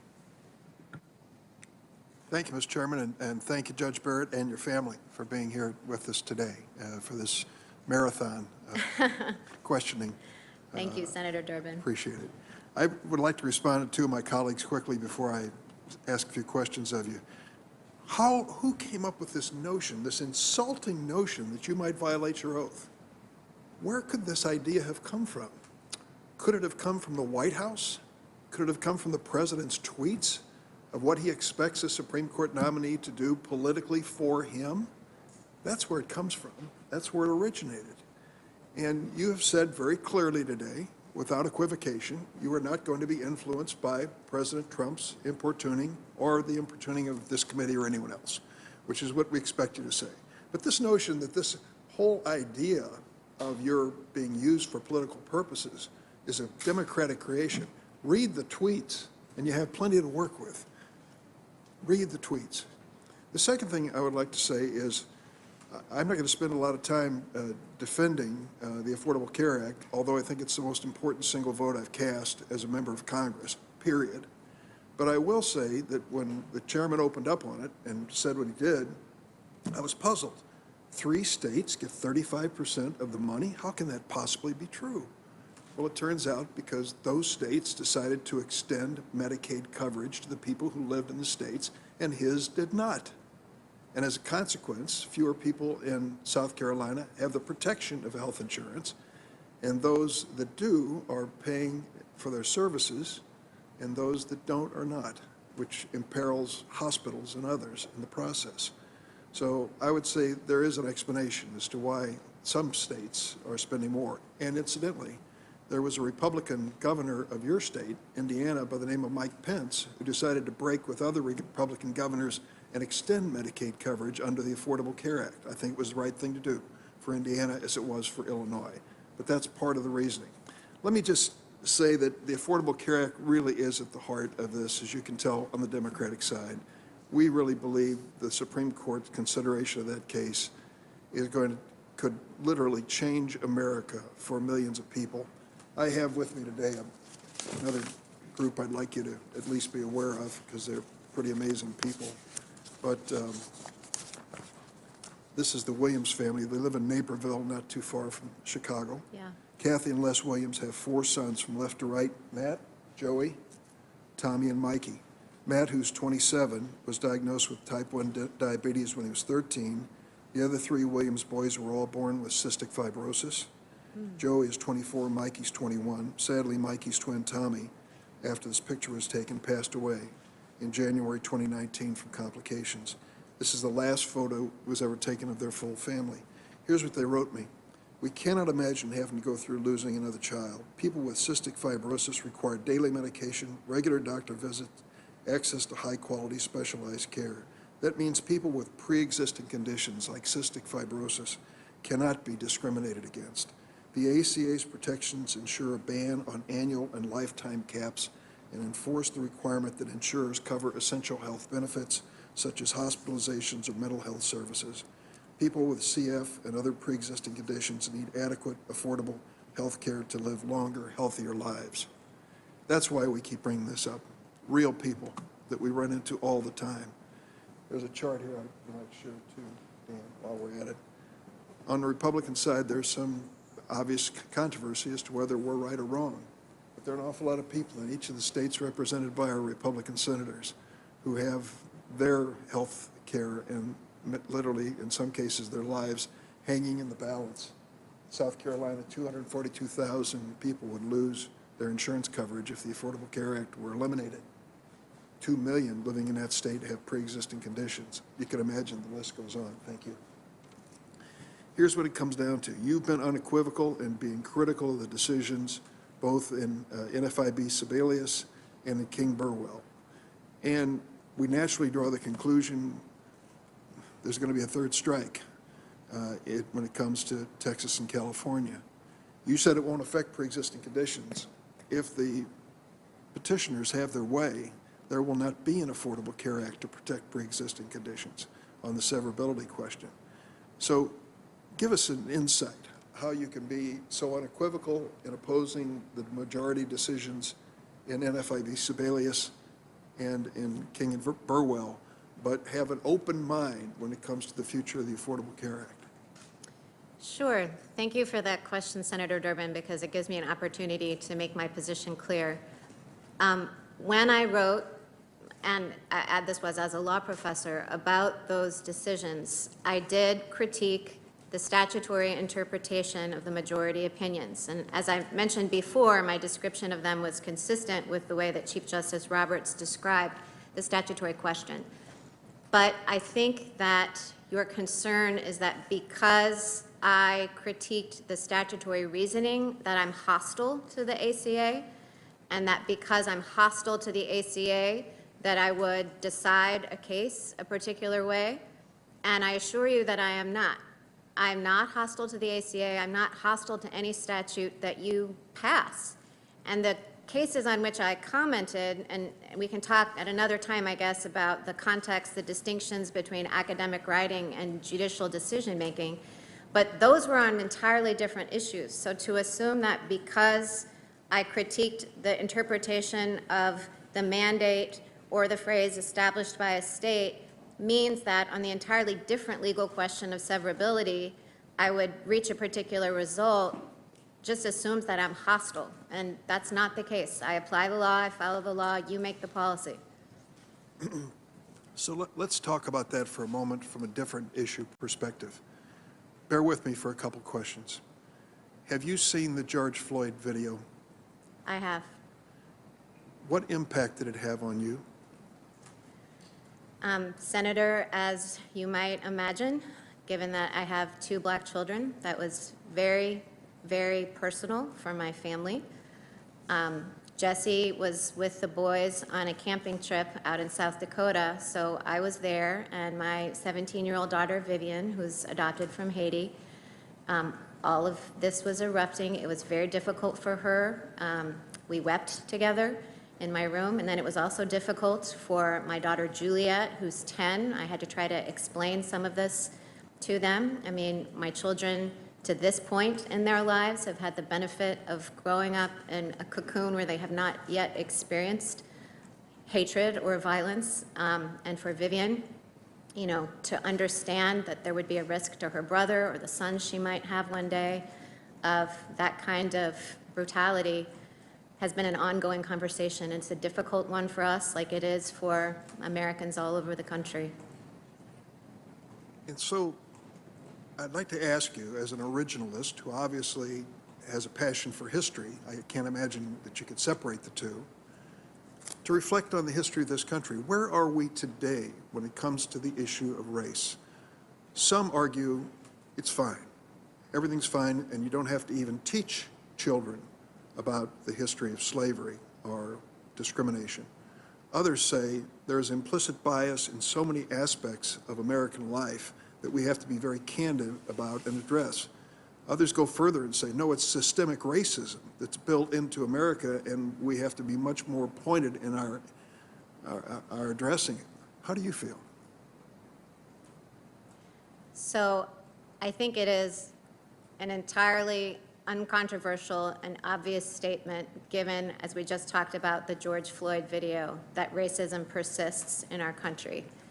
As to putting my finger on the nature of the problem, whether, as you say, it's just outright or systemic racism, or how to tackle the issue of making it better, those things, are policy questions. They're hotly contested policy questions that have been in the news and discussed all summer.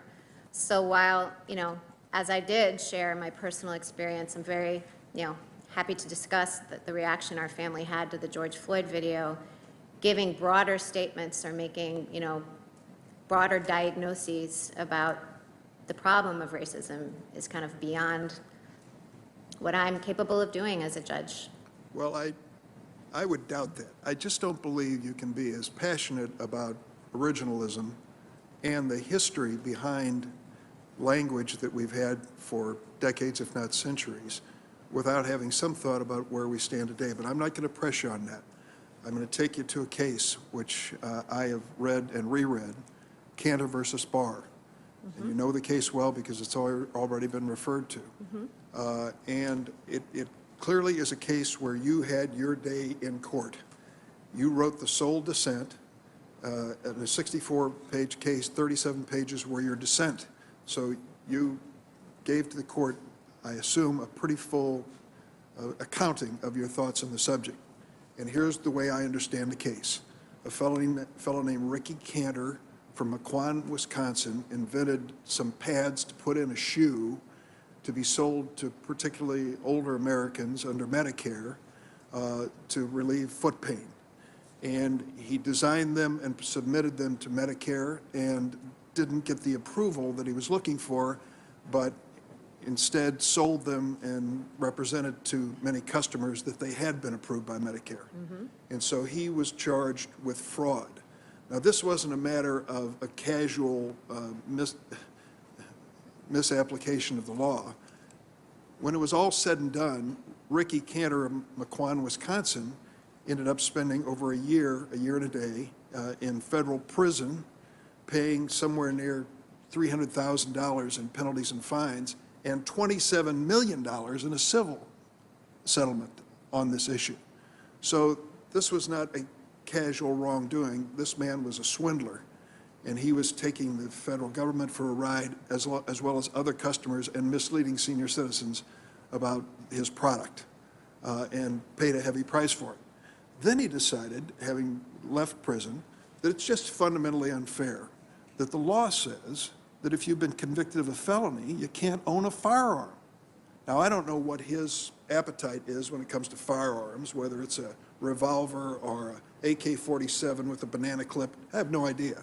But he went to court and said, this is unfair. It was just mail fraud, and you're taking away my Second Amendment rights. So 2 out of 3 of your colleagues then basically said, sorry, Ricky, you have forfeited your right to own a firearm because of your conviction of a felony. You took a different approach, exactly the opposite approach, and went deep into history. I think the earliest citation I see here was 1662, to figure out just what was going on here and whether or not he had to have committed a violent felony to have forfeited this right to own a firearm. Have I stated the facts close to what you remember? I don't remember the amount of the loss, some of those details, but yes, Ricky Cantor was convicted of selling fraudulent shoe inserts, and it was a felony. $27 million settlement along the way.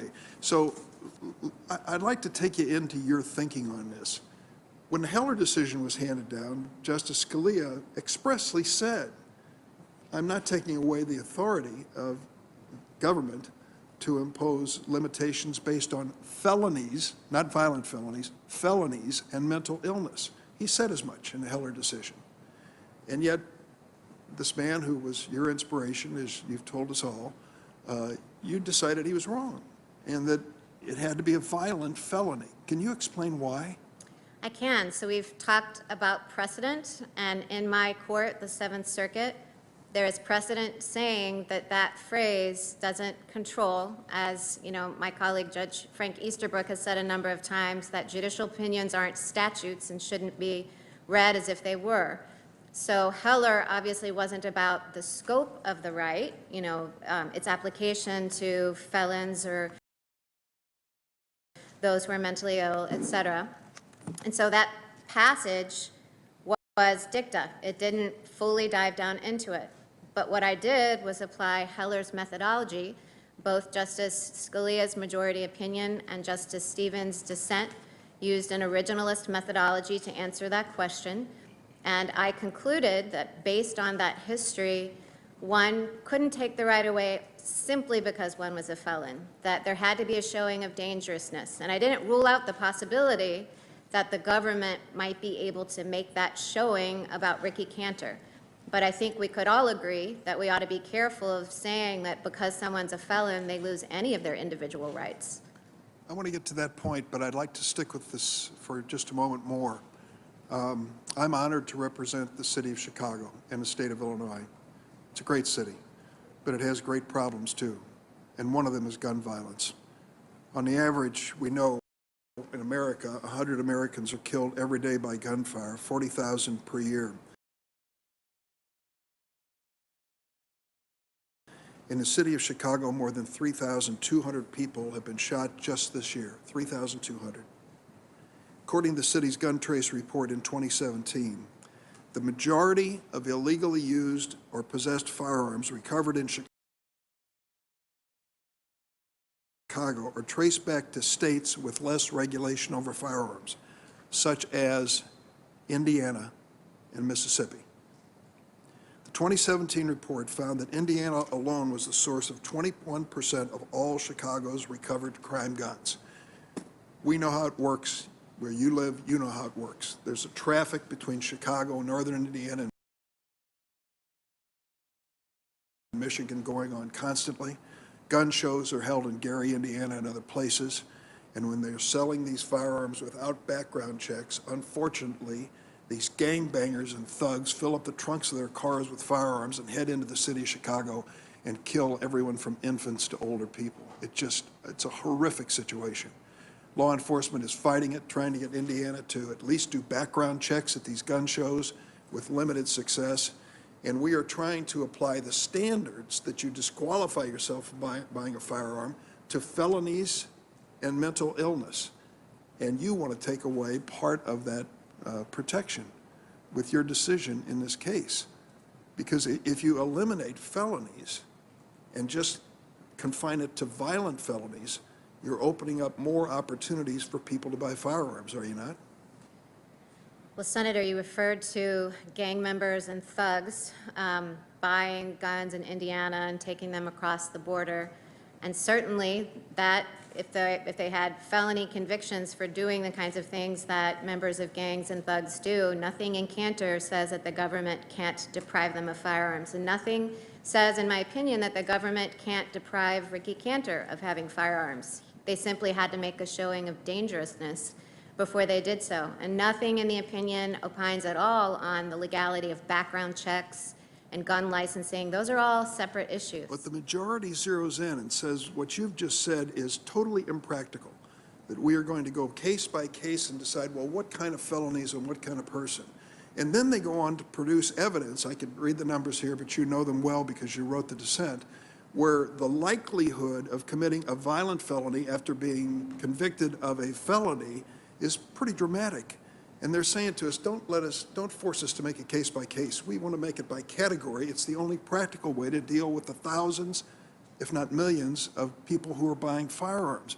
You are aware of the fact that even those who are so-called not violent felons, quote, only felons, like Ricky Cantor, have a propensity to commit violent felonies in the future, are you not? There was no evidence of that in the case. And we, on courts, for example, the Armed Career Criminal Act, that's a federal statute, have to make judgments categorically all the time about what count as crimes of violence. So I don't think that's beyond the ken of courts in any area to identify which felonies are violent and, which felonies are not. So let's But go, excuse me, but Yeah. I want to address that issue. Let's go to page 21 of the opinion. And what the court said, the majority in the court. Most felons, they quoted Yancey, most felons are nonviolent, but someone with felony conviction on his record is more likely than a non-felon to engage in illegal and violent gun use. For example, one study, this goes on to say, 210,886 nonviolent offenders found that 1 out of 5 were rearrested for a violent crime within 3 years. So the evidence is there. It is there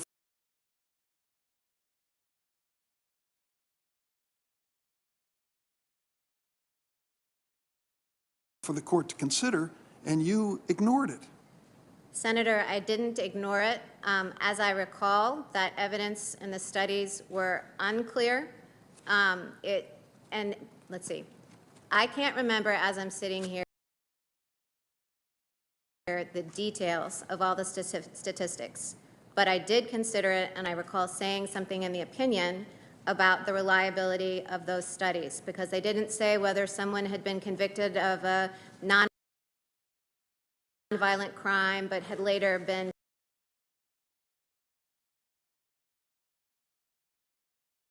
convicted of a violent crime as well. I mean, felonies cover a broad range of things, including selling pigs without a license in some states, redeeming too many bottle caps in Michigan. I mean, so felonies now cover a broad swath of conduct, not all of which seems indicative of whether someone's likely to abuse a firearm. So let me take you, I'm not going to go so far back in history, but I'm going to take you back in history for a moment and note that when that Second Amendment was written and you did the analysis of it, we were talking about the likelihood that a person could purchase a muzzle-loading musket. We are now talking about virtual military weapons that can kill hundreds of innocent people.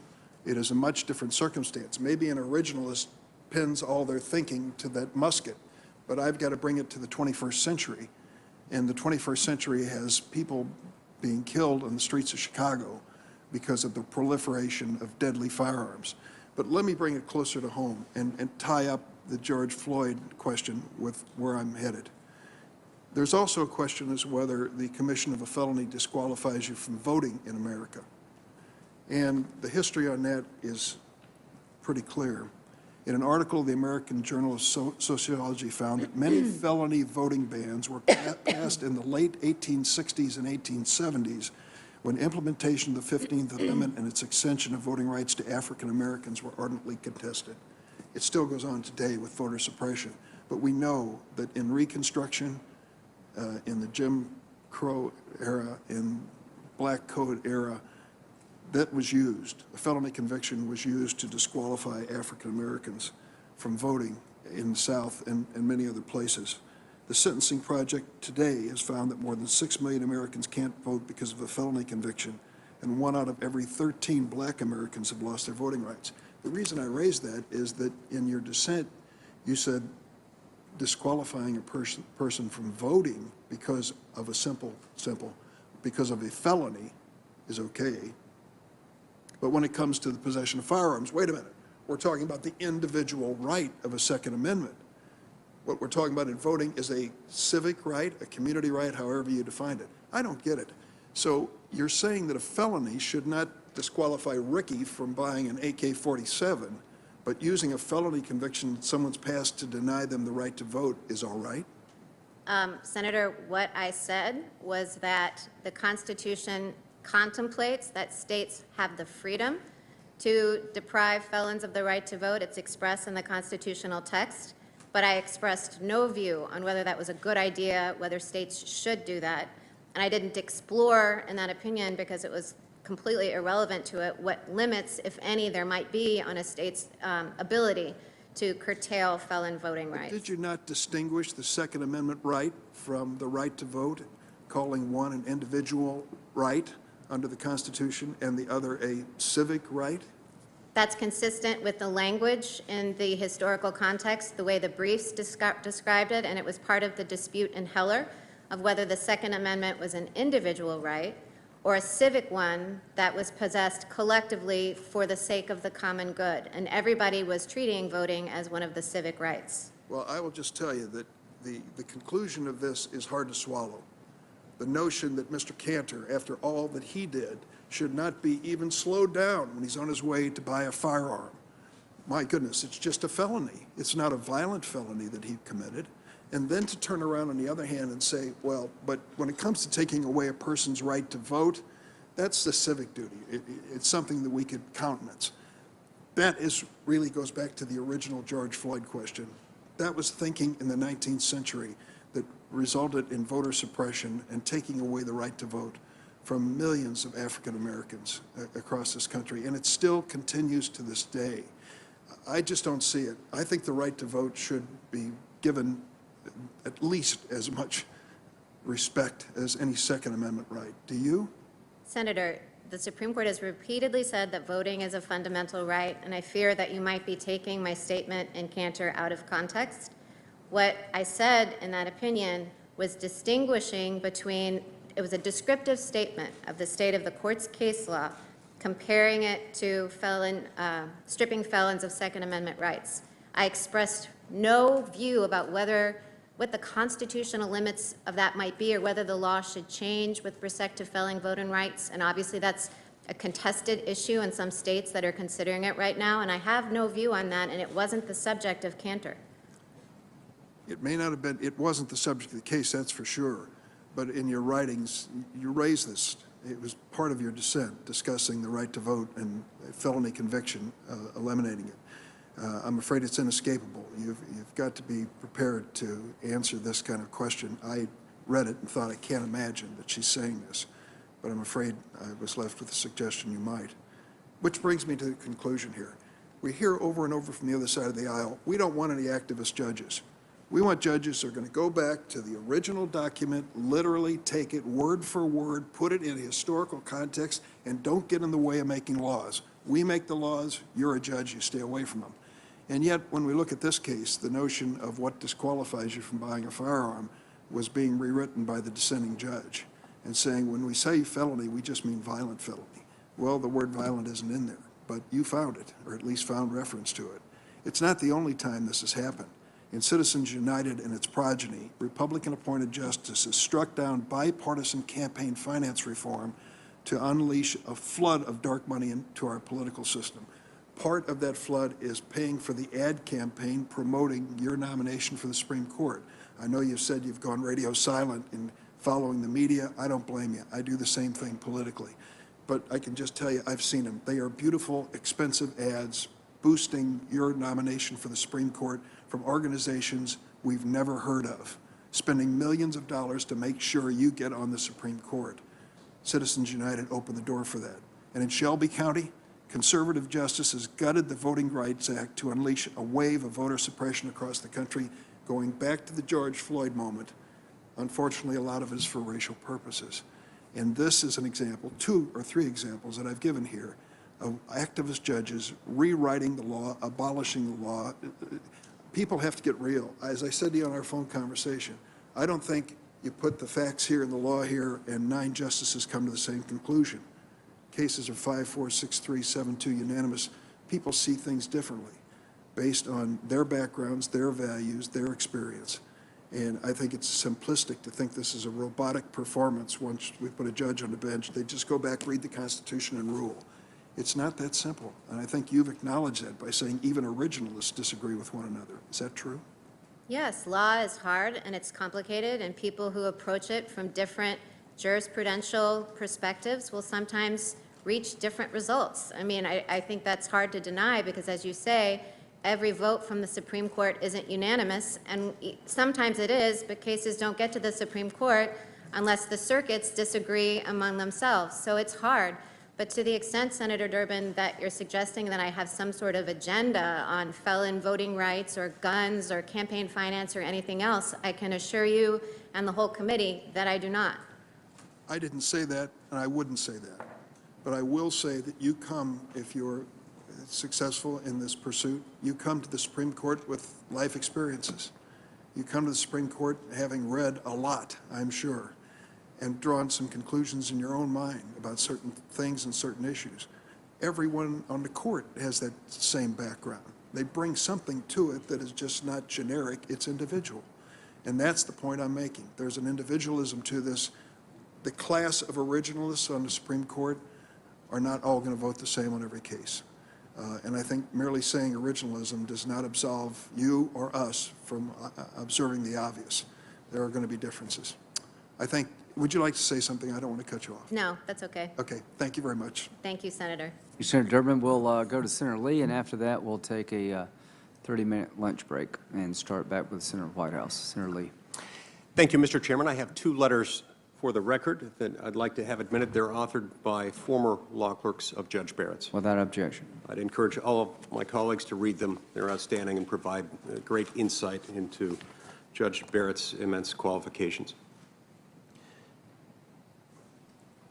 Judge Barrett, moments ago, we went through a rather interesting set of exchanges.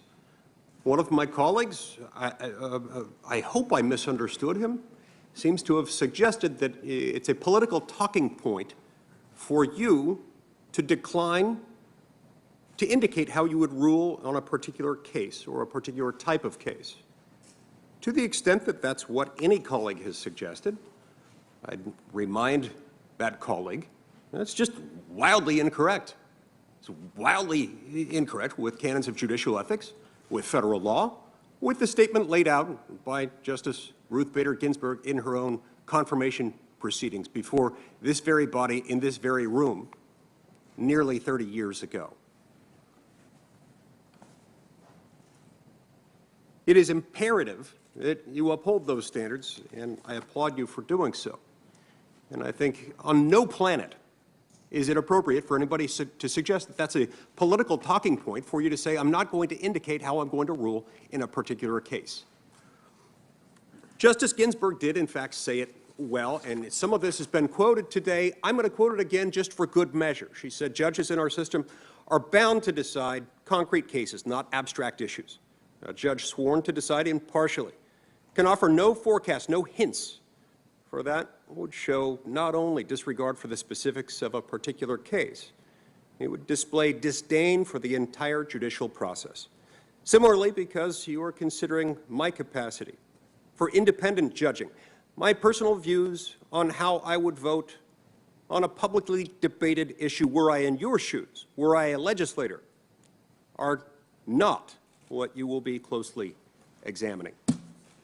That's what she said. She said it well. It was true in 1993, and it remains true today.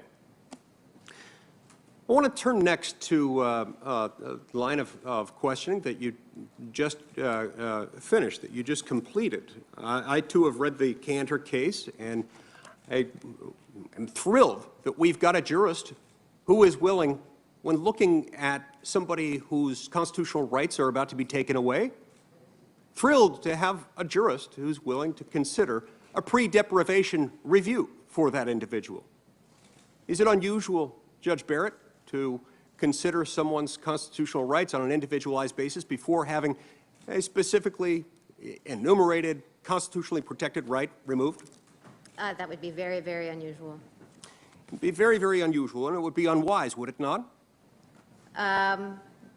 Well, I think what I could say to that, just to be careful about how much law I'm analyzing, is that the 14th Amendment Due Process Clause certainly guarantees to each individual due process before liberty is taken away. I also appreciated the thorough analysis that you undertook, making clear that our rights in this area don't just date back a few decades. They don't just date back to the 60s. They don't date just back to the 1780s or the 1760s. They date back at least to the 1660s. I mean, they go way, way back. There's a lot of history that went into what became the Second Amendment. There were conflicts. This involved not just partisan conflicts, but conflicts between the king and subjects. And not just between the king and subjects in the abstract, but very often it was between Protestants and Catholics. Sometimes it was Catholics who weren't trusted with guns. Sometimes it was Protestants who weren't trusted with guns. But there was a lot of violence that went into that and that led to our adoption of that amendment. I appreciated your historical analysis of this, your willingness to be thorough, to make sure that when someone's constitutionally protected rights are taken into account, you're going to do your homework. You're going to do your homework even if it's hard. You're going to do it even if you've got colleagues who aren't willing to go there. That's what judicial leadership is. Judicial leadership involves willingness to stand alone. Judge Barrett, one of the things that came out to me as I read your opinion in the Cantor case is that your commitment to textualism and originalism are in fact real. They're not feigned. This is the kind of thing you can't fake. This isn't something you make up at the last minute. And yes, I agree with Senator Durbin. Being a textualist and originalist doesn't guarantee a particular result, a particular outcome in any particular case. But it does indicate a style, a preference. Tell me why textualism and originalism are important to you. Because I think that both statutes and the Constitution are law. They derive their democratic legitimacy from the fact that they have been enacted, in the case of statutes, by the people's representatives, or in the case of the Constitution, through the Constitution-making process.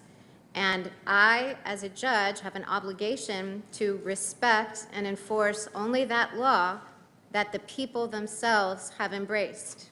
As I was saying earlier, it's not the law of Amy, it's the law of the American people.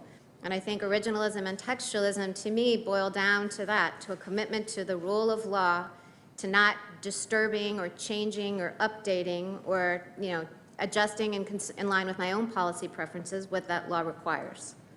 And is it the subjective motivation, the subjective intent of an individual lawmaker or drafter of a constitutional provision that we're looking at, or is it original public meaning? And if so, what's the difference between those two?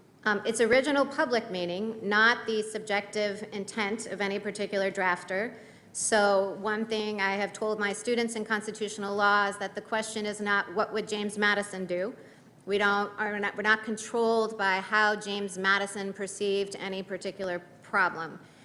That's because the law is what the people understand it to be, not what goes on in any individual legislator's mind. I respect you greatly, Senator Lee, but what you think in your mind rather than what passes through both houses and is signed by the president, that's what's the law, not any private intentions you have. So regardless of what, let's say I pass Bill XYZ, and I'm the sponsor of it, and I take it down to the floor, and I say, here's Bill XYZ, and here's what I think about it, here's what I intend to do with it, and I put that statement into the legislative record. What, if any, impact should that statement have on the meaning of law XYZ once it becomes law? Nothing. You got to get it into the law itself if you want it to be law. Legislative history is not what goes through the process of bicameralism and presentment.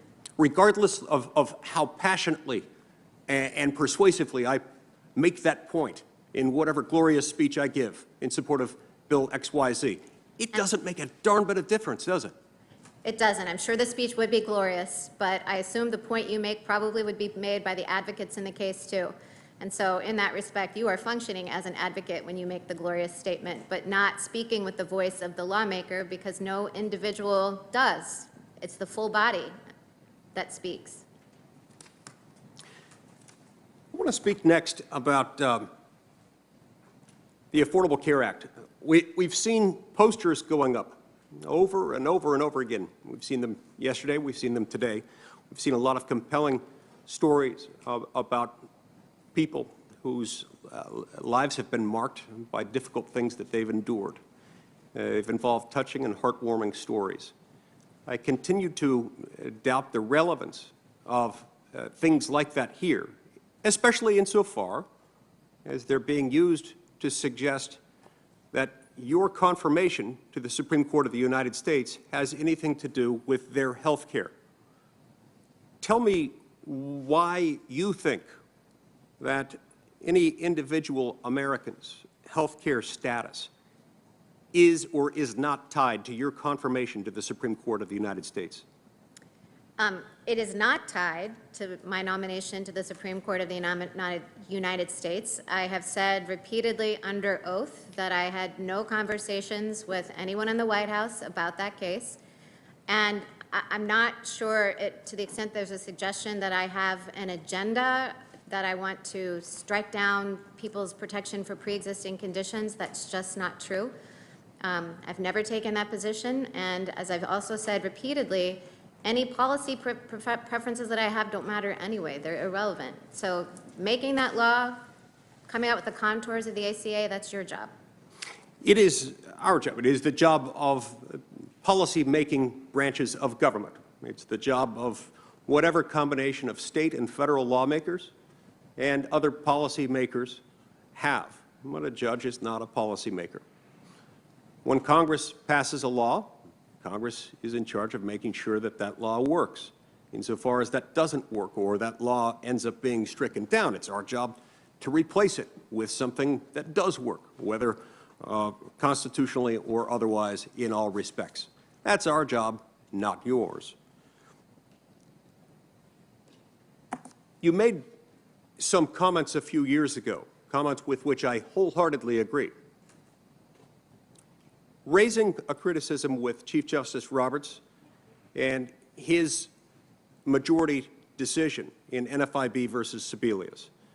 A decision, and don't worry, I'm not going to ask you to weigh in on this. You made those comments at the time, and they're not relevant to me now, but I set this up for reasons I'll explain in a moment.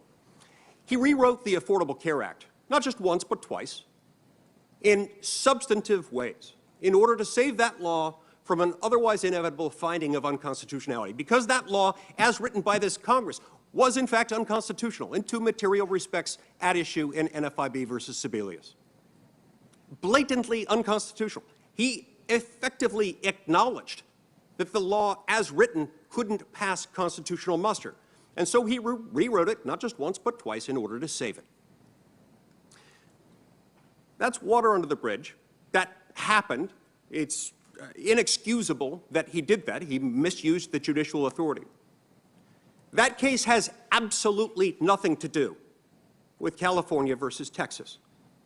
It has absolutely nothing to do with the question of severability in that case. Would it be fair to say that my very strong opinions that I've just expressed do not indicate how I would feel, how I would lean were I a jurist in California versus Texas? I think you're correct, Senator Lee, that the legal issue is entirely different in California versus Texas. Severability is its own independent doctrine and has nothing to do with the statutory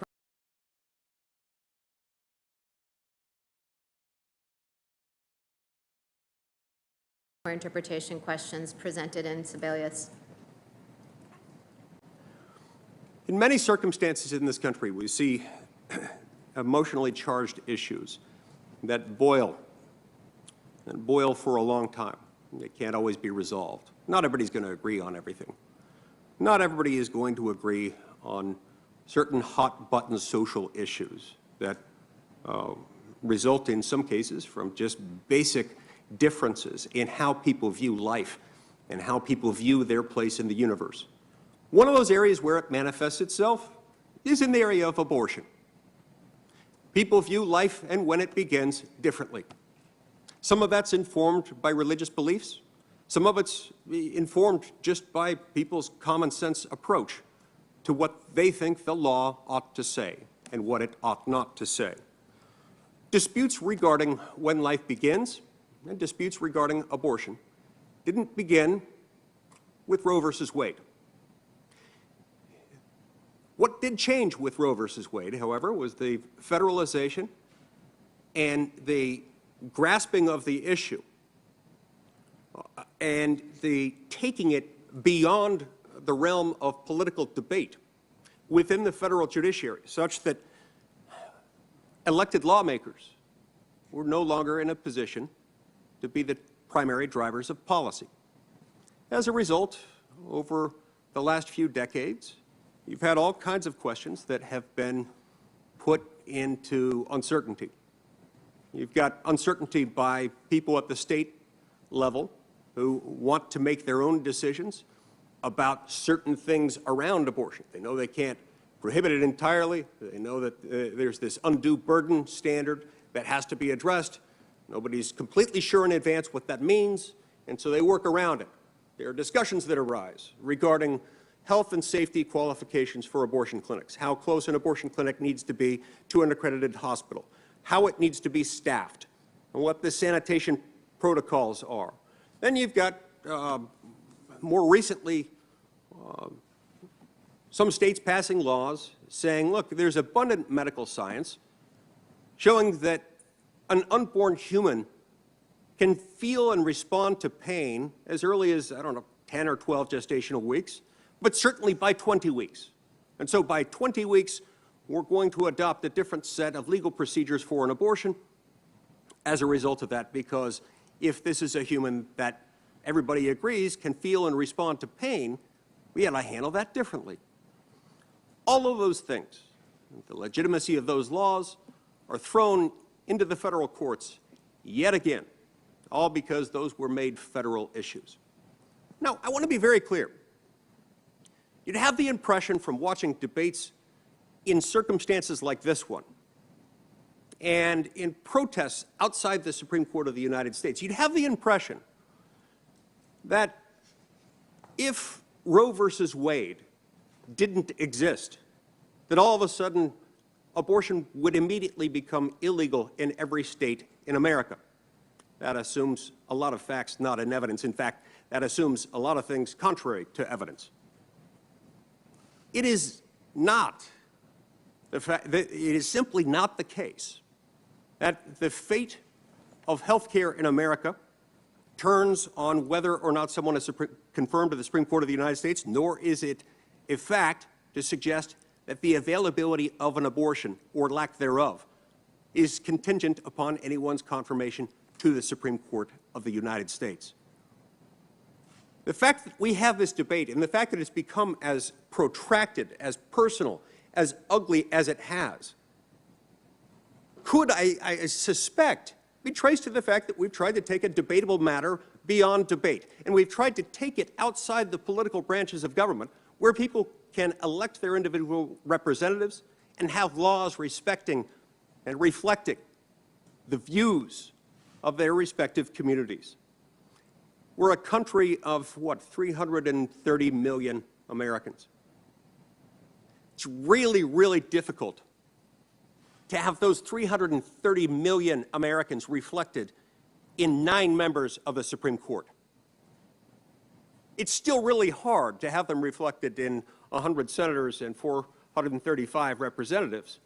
That's doable, especially when those people are elected. They stand for election every couple years in the case of the House, every 6 years in the case of the Senate. It doesn't happen that way in the Supreme Court of the United States. So to my colleagues on the other side of the aisle, who are fear-mongering on this, causing people to worry and lose sleep over this, fundraising over this, fundraising over threats that people are going to lose their health care, fundraising over threats that people are going to be dying in the streets because of the lack of availability of this or that medical procedure. I'd ask, have we created a monster? Have we ourselves, through our own inaction, through our own voluntary cessation of authority to a non-legislative, non-political branch, have we created the very set of untenable social circumstances that are causing people to protest outside of a non-political entity? I think we have to ask ourselves that question from time to time. Life is, in fact, valuable. It's not a religious statement to make that observation. In fact, it's the foundation of basically all of our laws, not just in this country, not just in countries with Christian origins, but in basically every country that has ever existed anywhere in the world. The purpose of government is to protect life. That's what it's about. If we can't agree on the fact that it's reasonable that people ought to be able to have some say, at least at some limit, at least at some point beyond the moment when an unborn human can feel and respond to pain, something's wrong with us. And if we're going to leave those things perpetually in the hands of the unelected, it might be really convenient for political fundraising within Congress, but it's not good for the United States of America. It's not good for constitutionally limited government. It's not good for our individual liberties. Judge Barrett, Alexander Hamilton was prescient in a number of areas. He had some crazy ideas. He did some crazy things. He was also freaking brilliant. I think he foresaw certain aspects of our lives when he described the differences between the branches of government in Federalist 78. And in Federalist 78, he said that the legislative branch, Congress, being a political branch, a branch whose job it is to make policy, to make law, is possessed with will, and that what's possessed by the judicial branch is not will, but judgment. He then went on to explain that it's really important to maintain that clear distinction between will and judgment, lest you have the judicial branch consisting of people who are not elected by the people, not accountable to the people at the regular intervals, and who serve basically for the rest of their lives so long as they're on good behavior. You can't have them exercising will because it's not their job. What do you think he meant? What's the difference between will and judgment? I think will is the imposition of policy preferences, as happens in the making of law. Judgment is evaluating that law for its consistency with the Constitution, for example, or, to give another example, to interpret what that law means. But it most certainly is not the imposition of policy preferences. A judge who approaches a case as an opportunity for an exercise of will has acted, has betrayed her judicial duty. How does she know when she's reached that point? So I think it requires disciplined judicial decision-making. So you approach the text, you treat it as a text, you treat it as law. You know, I've described originalism and textualism, so I won't belabor that point. But I will say that one practice that I have, one check that I put on myself to make sure that I'm not biased, is that when I write an opinion, I try to read it from the perspective of the losing party, so that any sympathy that I might feel for the particular result that I reach, I try to make the sympathy run the other way to see if it will still hold, and also to see, like, you know, I would be disappointed in this outcome if it was my child whose sentence or criminal conviction or civil loss, whatever it is on the line, but would I still think it was a well-reasoned opinion? And that's the test that I use for myself. I think discipline is required, but I take it very, very seriously.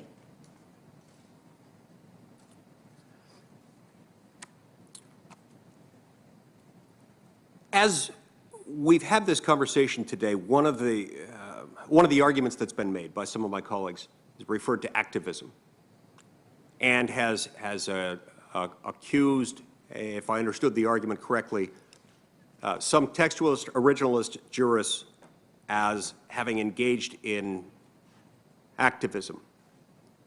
Now, I want to be clear.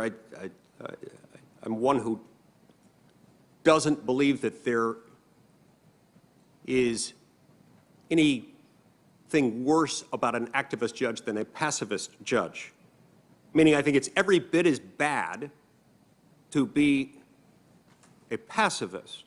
That is, for example, to let stand an invalid unconstitutional law as if it were valid and constitutional. It's every bit as bad to do that as it is to invalidate as unconstitutional something that is, in fact, not unconstitutional. Would you agree with me that both of those are equally instances of bad judging? They are both instances, as you've posed them, of not following the law, of not following the Constitution, or not correctly interpreting a statute.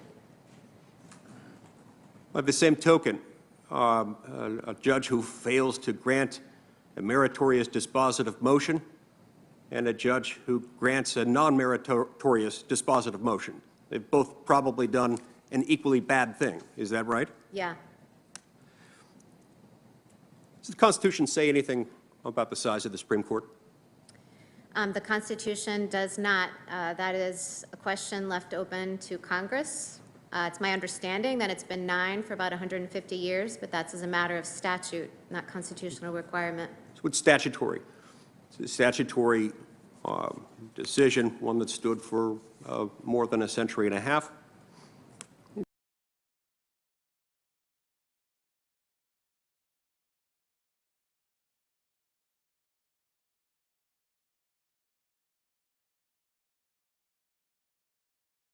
It's a decision, nonetheless, that has some bearing, could have some bearing on constitutional issues, correct? Insofar as there would be more decision makers on the court? If we abandoned the longstanding historical practice and tradition of having 9 justices, could that have an impact on the way the 3 branches of government interact with each other? Possibly, but it's difficult for me to imagine what specific constitutional question you're asking. And of course, His agenda, and sometimes joined by 1 or more other members of the Supreme Court. He got particularly tired of this, and so he proposed packing the court. And let me explain what I mean by packing the court here. What I mean when I refer to this is increasing the number of seats on the Supreme Court and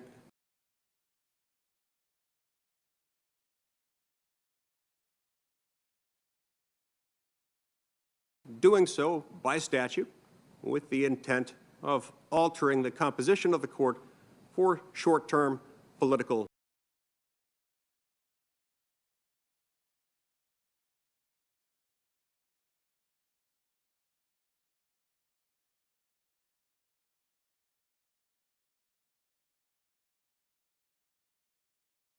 gain.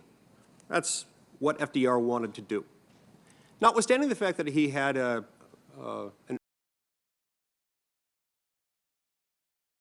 overwhelming supermajority in both houses of Congress, fortunately, FDR's idea that he pushed in the fall of 1936 didn't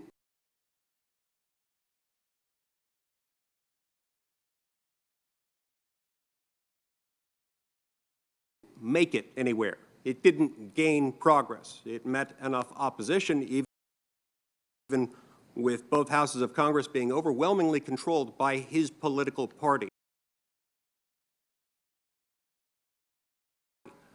that it stalled quite mercifully. And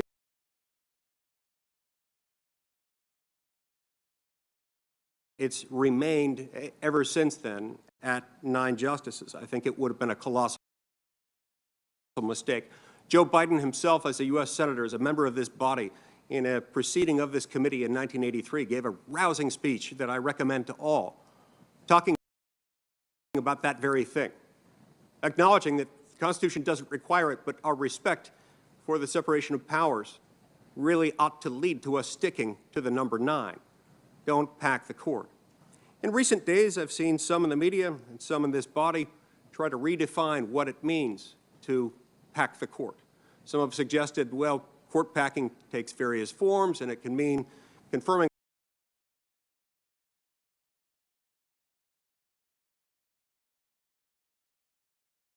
a lot of people all at once. Some have defined it so as to suggest that it consists of doing that which the Trump administration and the Republican Senate have been doing over the last 3.5 years, which is filling vacancies as they have arisen, and doing so with textualist, originalist judges. This may not be something that some like, but this is not court packing. Court packing is itself manipulative. It's something that has great danger to do immense political and constitutional harm to our system of government, in part because it would set up a one-way ratchet. Once you create a position and confirm someone to that position, absent death, retirement, or impeachment and removal, that position remains in place. So, if, for example,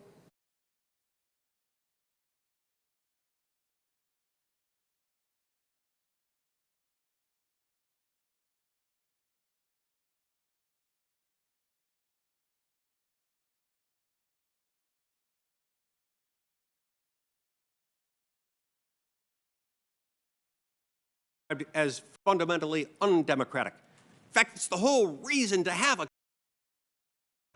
Constitution, is to protect us from the impulse of a majority that might be bent on harming the few in the name of the many. That's why the law is so important. That's why the position for which you're being considered is so essential. That's why we've got to do our job to make sure that the only people who get the job for which you've been nominated fit the bill. You, Judge Barrett, are someone in whom I have immense confidence, immense trust, and I look forward to voting, to confirming you for that very position. Thank you, Senator Lee. Let's come back at 12:45. We'll start with Senator Whitehouse. We have 15 senators left. If everybody takes the 30 minutes, 7.5 hours. We'll take a break for dinner tonight, sometime later on, and a short break. Are you doing okay? 3 hours about right? So we'll come back at 12:45, and right now we're on schedule to be here to 9 o'clock, but we'll do whatever the committee wants. We're in recess to 12:45.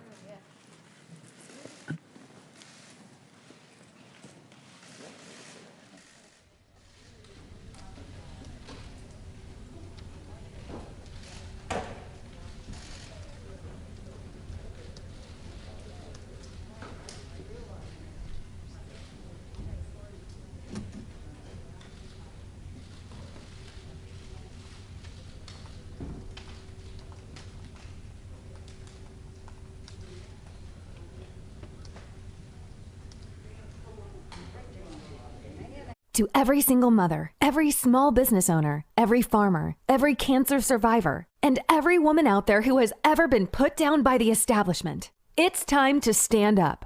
On November 3rd, we need you to write in Ola Hawatma on the ballot under New York 19th Congressional. Make history in the New York 19th District with the first woman to win by a write-in. Don't just vote. Make history on November 3rd, 2020. Write in Ola Hawatma.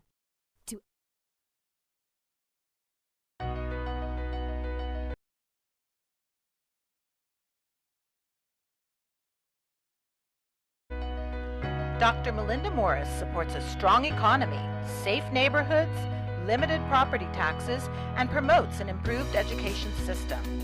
Dr. Melinda Morris wants to improve access and insurance coverage for medical care. Dr. Morris is pro-life and will support right-to-life legislation in Austin. Dr. Morris will remain true to her values when she is elected to office. She is going to Austin to promote life, prosperity, and personal freedom for the constituents of Senate District 13.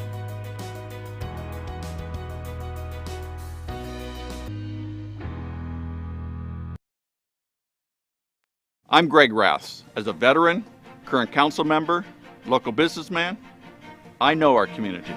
As your congressman, I'll fight to reduce healthcare costs, keep our cities safe and our communities healthy. Our jobs protected, our economy growing, and our nation defended. Orange County is a wonderful place to live, work, and raise a family, but together we can make it even better. Vote Greg Raths for Congress. I'm Greg Raths, and I approve this message. President Trump made a promise to protect our Social Security and Medicare. He kept that promise, and he always will. Today, Social Security and Medicare are strong. And under President Trump, they will never be cut. President Trump is protecting pre-existing conditions. Prescription drugs are more affordable. The cost of insulin is going down. Under President Trump, our benefits and our health care are safe and secure. I'm Donald J. Trump, and I approve this message.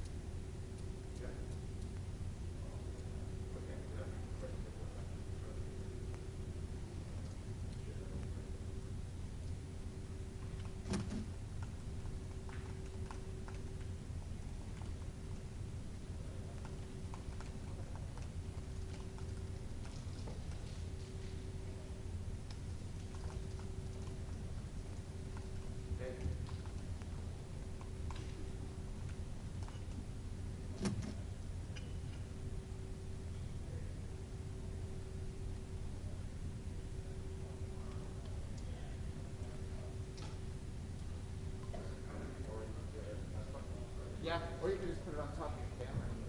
No, I can't. Yeah, that's fine.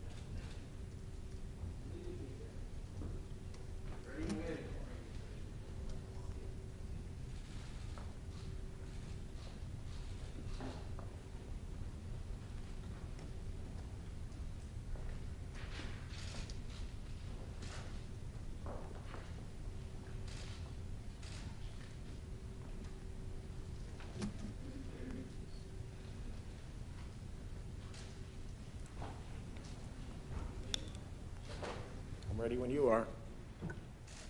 Are we live? Are we going up? Order, Senator Whitehouse. Thank you, Chairman.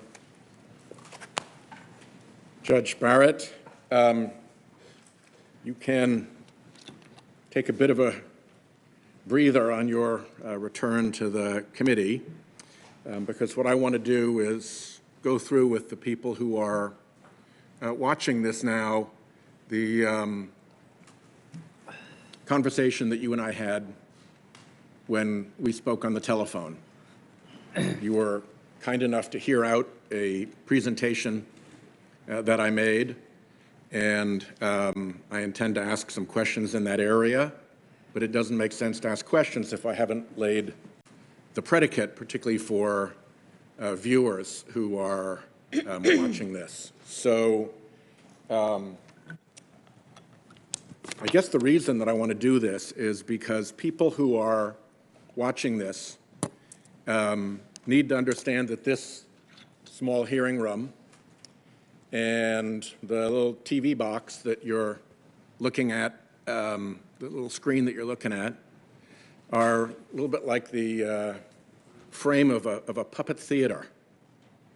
And if you only look at what's going on in the puppet theater, you're not going to understand the whole story. You're not going to understand the real dynamic of what is going on here.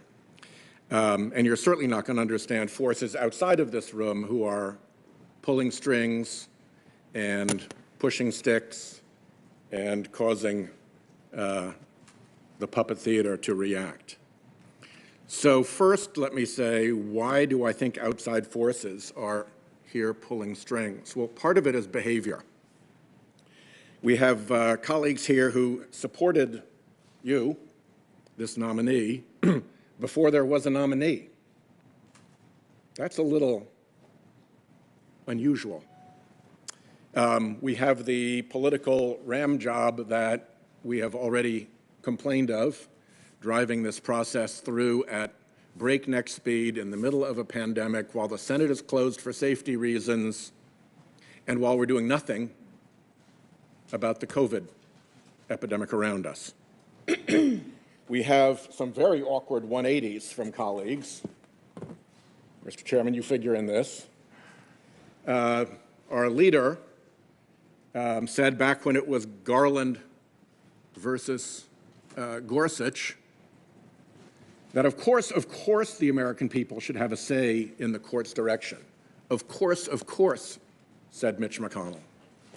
That's long gone. Senator Grassley said the American people shouldn't be denied a voice. That's long gone. Senator Cruz said, you don't do this in an election year. That's long gone. And our chairman made his famous hold the tape promise, if an opening comes in the last year of President Trump's term, we'll wait till the next election. That's gone too.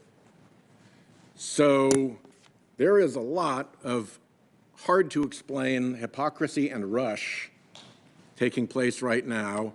And my experience around politics is that when you find hypocrisy in the daylight, look for power in the shadows.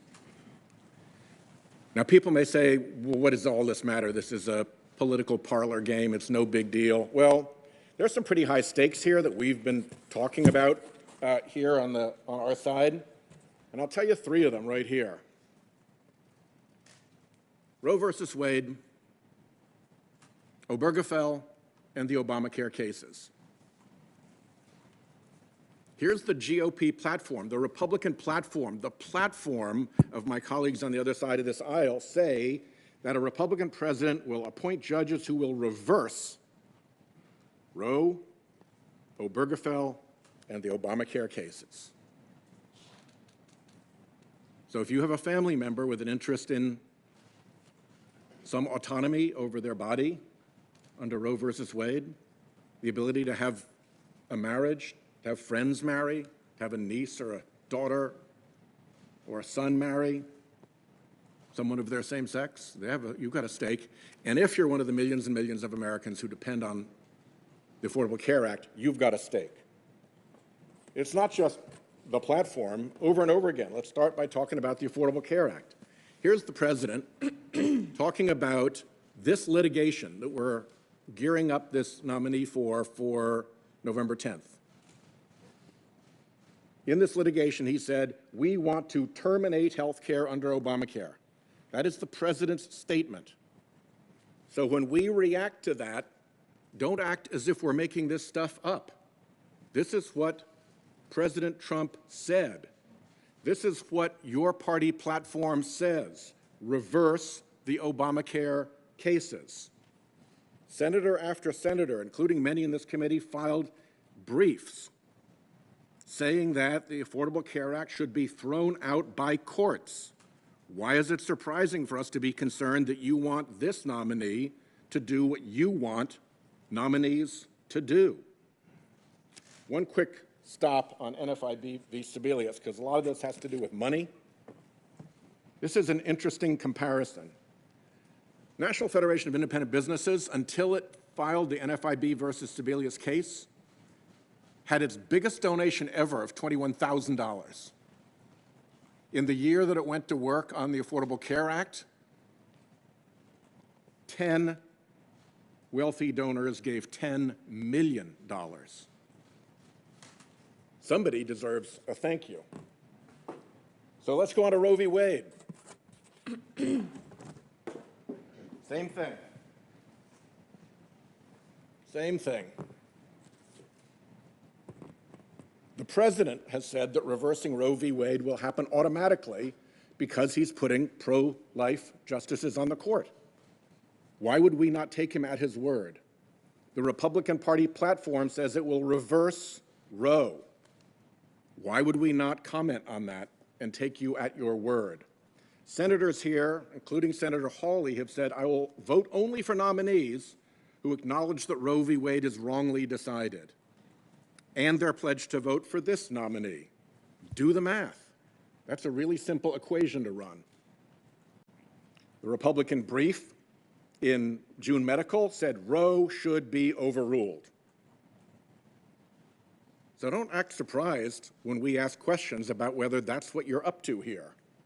And finally, out in the ad world that you have spared yourself wisely, Judge Barrett, the Susan B. Anthony Foundation is running advertisements right now saying that you are set to give our pro-life country the court that it deserves.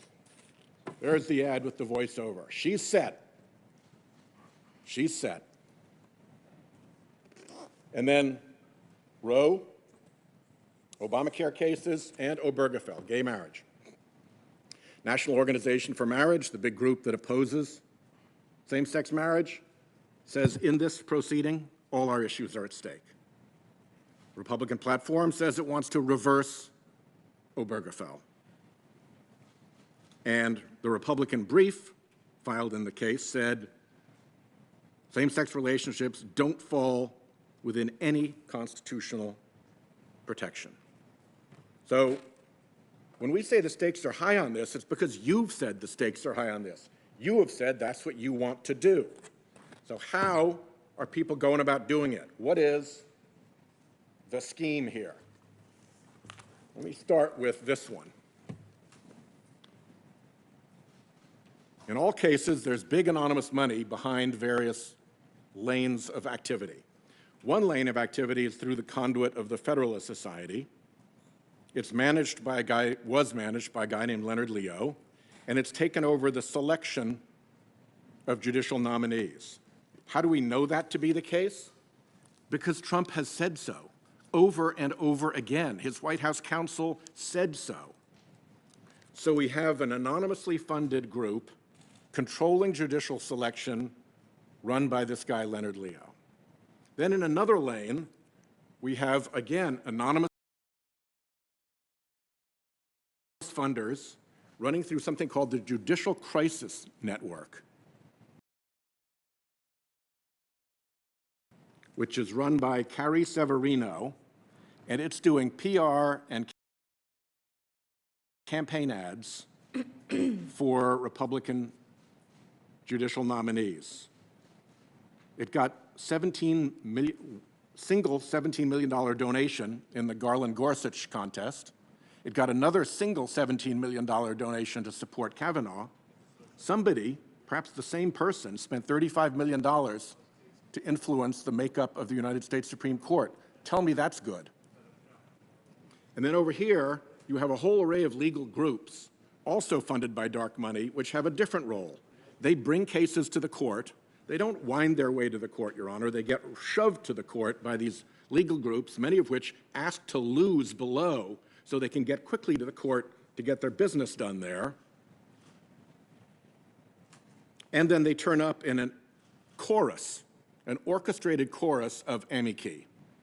Now, I've had a chance to have a look at this, and I was in a case, actually, as an amicus myself, the Consumer Financial Protection Board case. And in that case, there were 11 amicus briefs filed, and every single one of them was a group funded by something called Donors Trust. Donors Trust is a gigantic identity scrubbing device for the right wing so that it says Donors Trust is the donor without whoever the real donor is.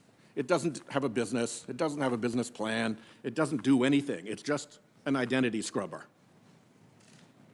And this group here, the Bradley Foundation, funded 8 out of the 11 briefs. That seems weird to me when you have amicus briefs coming in little flotillas that are funded by the same groups but nominally separate in the court. So I actually attached this to my brief as an appendix. Center for Media and Democracy saw it, and they did better work. They went on to say which foundations funded the brief writers in that CFPB case. Here's the Bradley Foundation for $5.6 million to those groups. Here's Donors Trust, $23 million to those brief writing groups. The grand total across all the donor groups was $68 million to the groups that were filing amicus briefs, pretending that they were different groups. And it's not just in the Consumer Financial Protection Board case. You might say, well, that was just a one-off. Here's Janus, the anti-labor case that had a long trail through the court, through Friedrichs and through Knox and through other decisions. And SourceWatch and ProPublica did some work about this. Here's Donors Trust and Donors Capital Fund, and here's the Bradley Foundation, and they totaled giving $45 million to the 1, 2, 3, 4, 5, 6, 7, 8, 9, 10, 11, 12, 13, 14, 15 groups that filed amicus briefs pretending to be different groups, and both of the lawyer groups in the case. Funded by Donors Trust, funded by Bradley Foundation in Janus. This is happening over and over and over again, and it goes beyond just the briefs. It goes beyond just the amicus presentations. The Federalist Society, remember this group that is acting as the conduit and that Donald Trump has said is doing his judicial selection? They're getting money from the same foundations. From Donors Trust, $16.7 million. From the Bradley Foundation, $1.37 million. From the same group of foundations total, $33 million. So you can start to look at these and you can start to tie them together. The legal groups, all the same funders over and over again, bringing the cases and providing this orchestrated chorus of amici. Then, the same group also funds the Federalist Society over here. The Washington Post wrote a big expose about this, and that made Leonard Leo a little hot, a little bit like a burned agent. So he had to jump out, and he went off to go and do anonymously funded voter suppression work. Guess who jumped in to take over the selection process in this case for Judge Barrett? Carrie Severino made the hop. So once again, ties right in together. So Center for Media and Democracy has done a little bit more research. Here's a Bradley Foundation memo that they've published. The Bradley Foundation is reviewing a grant application asking for money for this orchestrated amicus process. And what do they say in the staff recommendation? It is important to orchestrate, their word, not mine, important to orchestrate high-caliber amicus efforts before the court. They also note that Bradley has done previous philanthropic investments in the actual underlying legal actions. So Bradley is funding, what do they call, philanthropically investing in the underlying legal action and then giving money to groups to show up in the orchestrated chorus of amici. That can't be good. And it goes on, because they also found this email.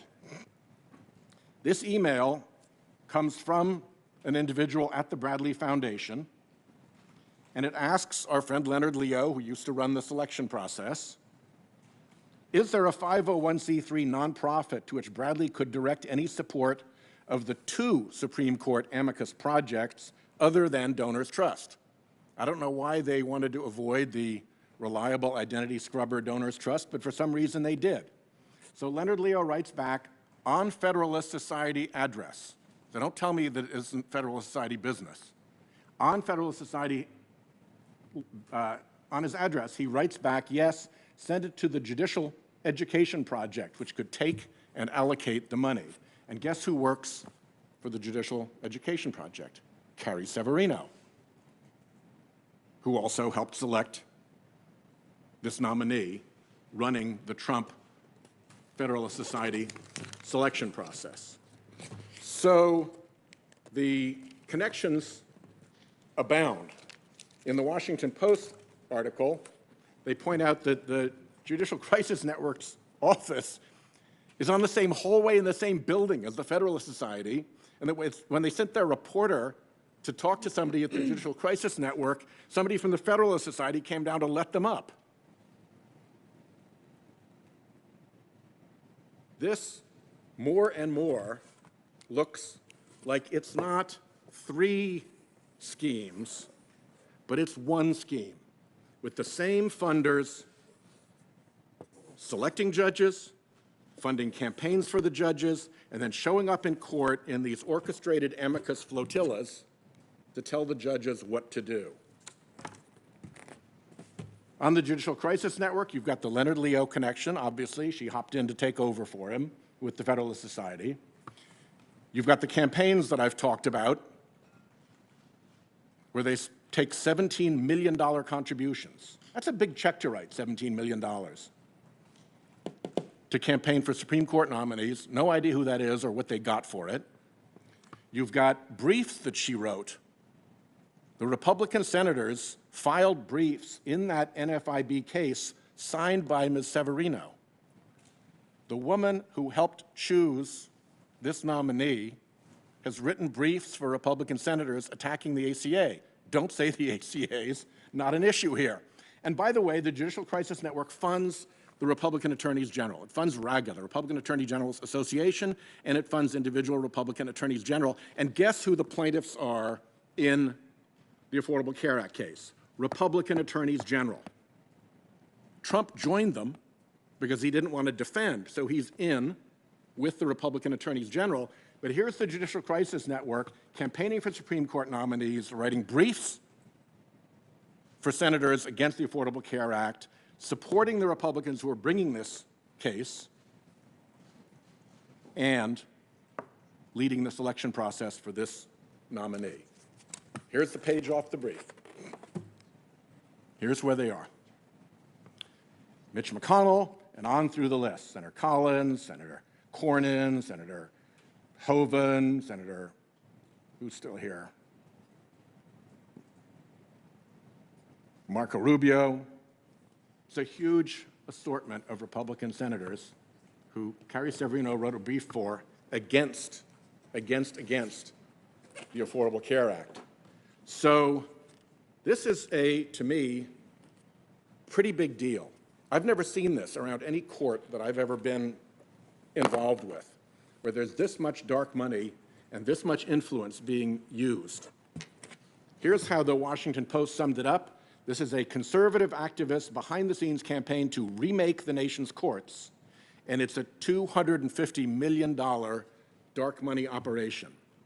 $250 million is a lot of money to spend if you're not getting anything for it. So that raises the question, what are they getting for it? Well, I showed the slide earlier on the Affordable Care Act and on Obergefell and on Roe versus Wade. That's where they lost. But with another judge, that could change. That's where the contest is. That's where the Republican Party platform tells us to look at how they want judges to rule, to reverse Roe, to reverse the Obamacare cases, and to reverse Obergefell and take away gay marriage. That is their stated objective and plan. Why not take them at their word? But there's another piece of it, and that is not what's ahead of us, but what's behind us. What's behind us is now 80 cases, Mr. Chairman, 80 cases under Chief Justice Roberts that have these characteristics. One, they were decided 5-4 by a bare majority. Two, the 5-4 majority was partisan in the sense that not one Democratic appointee joined the five. I refer to that group as the Roberts Five. It changes a little bit, as with Justice Scalia's death, for instance, but there's been a steady Roberts Five that has delivered now 80 of these decisions. And the last characteristic of them is that there is an identifiable Republican donor interest in those cases. And in every single case, that donor interest won. It was an 80-0, 5-4 partisan rout, ransacking. And it's important to look at where those cases went, because they're not about big public issues like getting rid of the Affordable Care Act, undoing Roe versus Wade, and undoing same-sex marriage. They're about power. And if you look at those 80 decisions, they fall into 4 categories over and over and over again. One, unlimited and dark money in politics. Citizens United is the famous one, but it's continued since with McCutcheon, and we've got one coming up now. Always the 5 for unlimited money in politics, never protecting against dark money in politics, despite the fact that they said it was going to be transparent. And who wins when you allow unlimited dark money in politics? A very small group. The ones who have unlimited money to spend and a motive to spend it in politics. They win, everybody else loses. And if you're looking at who might be behind this, let's talk about people with unlimited money to spend and a motive to do it. We'll see how that goes. Next, knock the civil jury down. Whittle it down to a nub. The civil jury was in the Constitution, in the Bill of Rights, in our darn Declaration of Independence. But it's annoying to big corporate powers, because you can swagger your way as a big corporate power through Congress. You can go and tell the president you put money into to elect what to do. He'll put your stooges at the EPA. It's all great until you get to the civil jury, because they have an obligation, as you know, Judge Barrett. They have an obligation under the law to be fair to both parties, irrespective of their size. You can't bribe them. You're not allowed to. It's a crime to tamper with the jury. It's standard practice to tamper with Congress. And they make decisions based on the law. If you're used to being the boss and swaggering your way around the political side, you don't want to be answerable before a jury. And so one after another, these 85-4 decisions have knocked down, whittled away at the civil jury, a great American institution. Third, first was unlimited dark money. Second was demean and diminish the civil jury. Third is weaken regulatory agencies. A lot of this money, I'm convinced, is polluter money. The Coke Industries is a polluter. The fossil fuel industry is a polluter. Who else would be putting buckets of money into this and wanting to hide who they are behind donors' trust or other schemes? And what if you're a big polluter, what do you want? You want weak regulatory agencies. You want ones that you can box up and run over to Congress and get your friends to fix things for you in Congress. Over and over and over again, these decisions are targeted at regulatory agencies to weaken their independence and weaken their strength. And if you're a big polluter, a weak regulatory agency is your idea of a good day. And the last thing is in politics, in voting. Why on earth the court made the decision a factual decision, not something appellate courts are ordinarily supposed to make, as I understand it, Judge Barrett, the factual decision that nobody needed to worry about minority voters in pre-clearance states being discriminated against or that legislators would try to knock back their ability to vote. These 5 made that finding in Shelby County against bipartisan legislation from both houses of Congress, hugely passed on no factual record.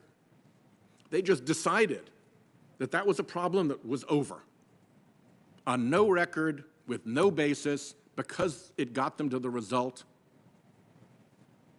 that we then saw. What followed? State after state after state passed voter suppression laws. One so badly targeting African Americans that the 2 courts said it was surgically tailored to get after minority voters. And gerrymandering, the other great control.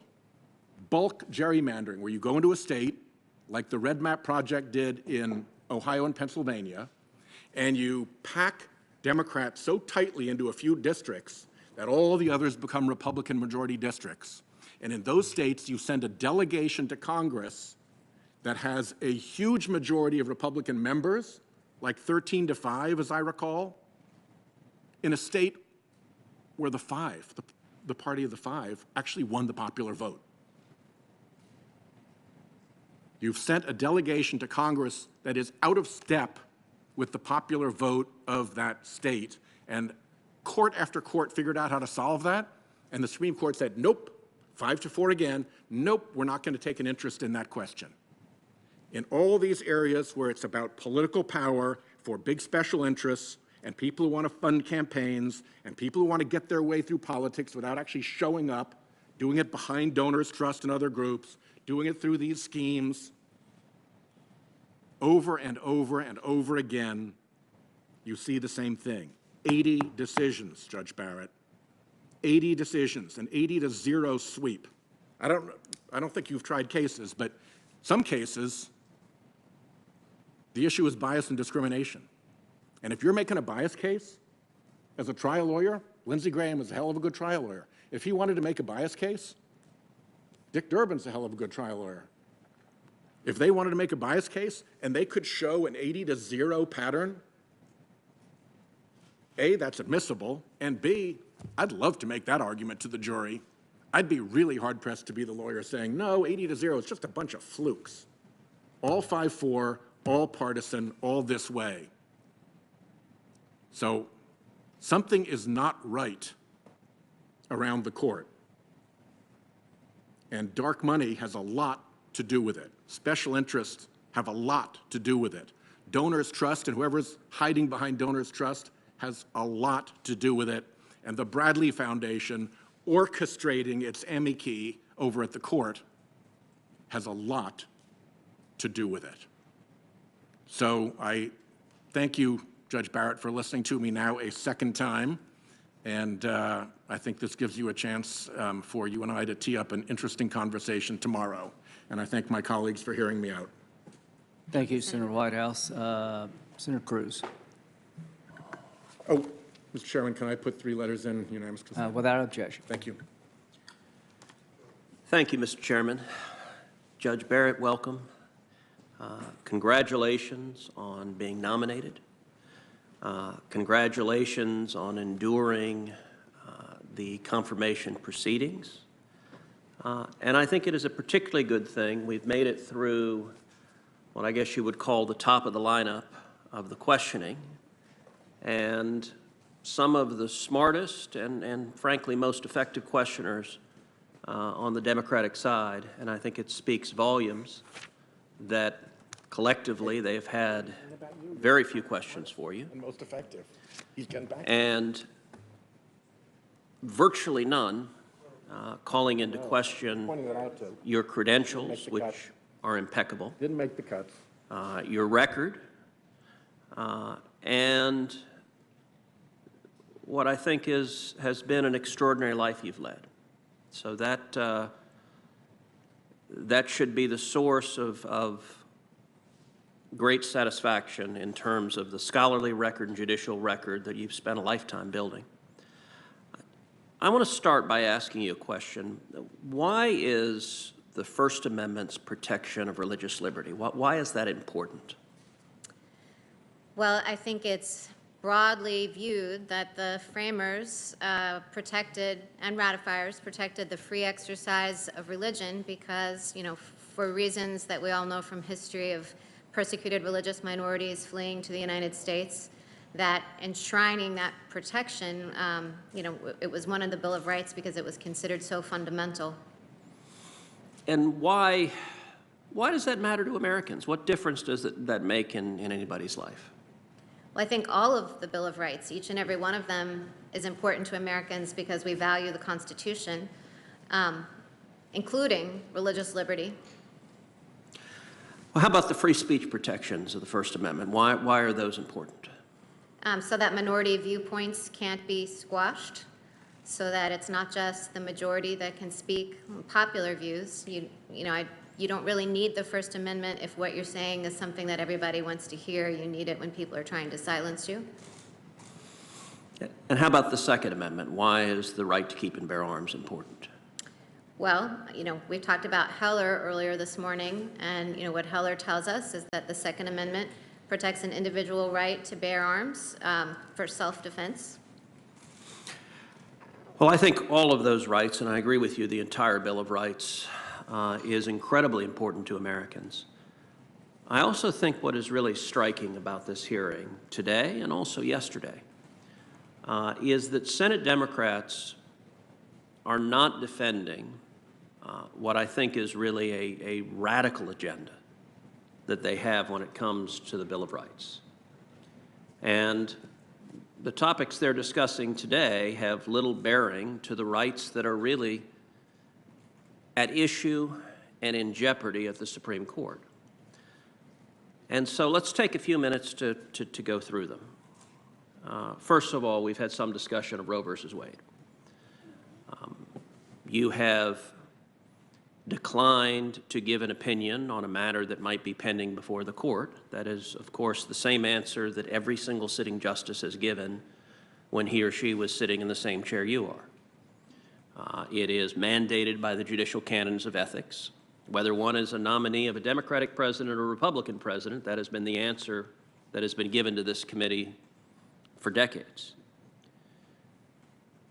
But I do think it is interesting that our Democratic colleagues, number one, don't discuss what would actually happen if there came a day in which Roe versus Wade were overruled, which is namely that it would not suddenly become the case that abortion was illegal, but rather it would revert to the status of the law as it's been for nearly 200 years of our nation's history, which is that the question of the permissibility of abortion is a question for elected legislatures at the state levels and at the federal level.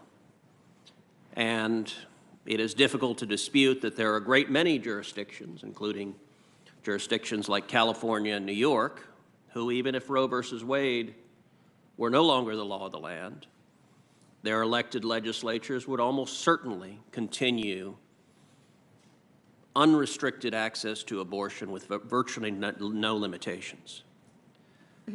What I find interesting, though, is that our Democratic colleagues do not discuss what is really the radical position of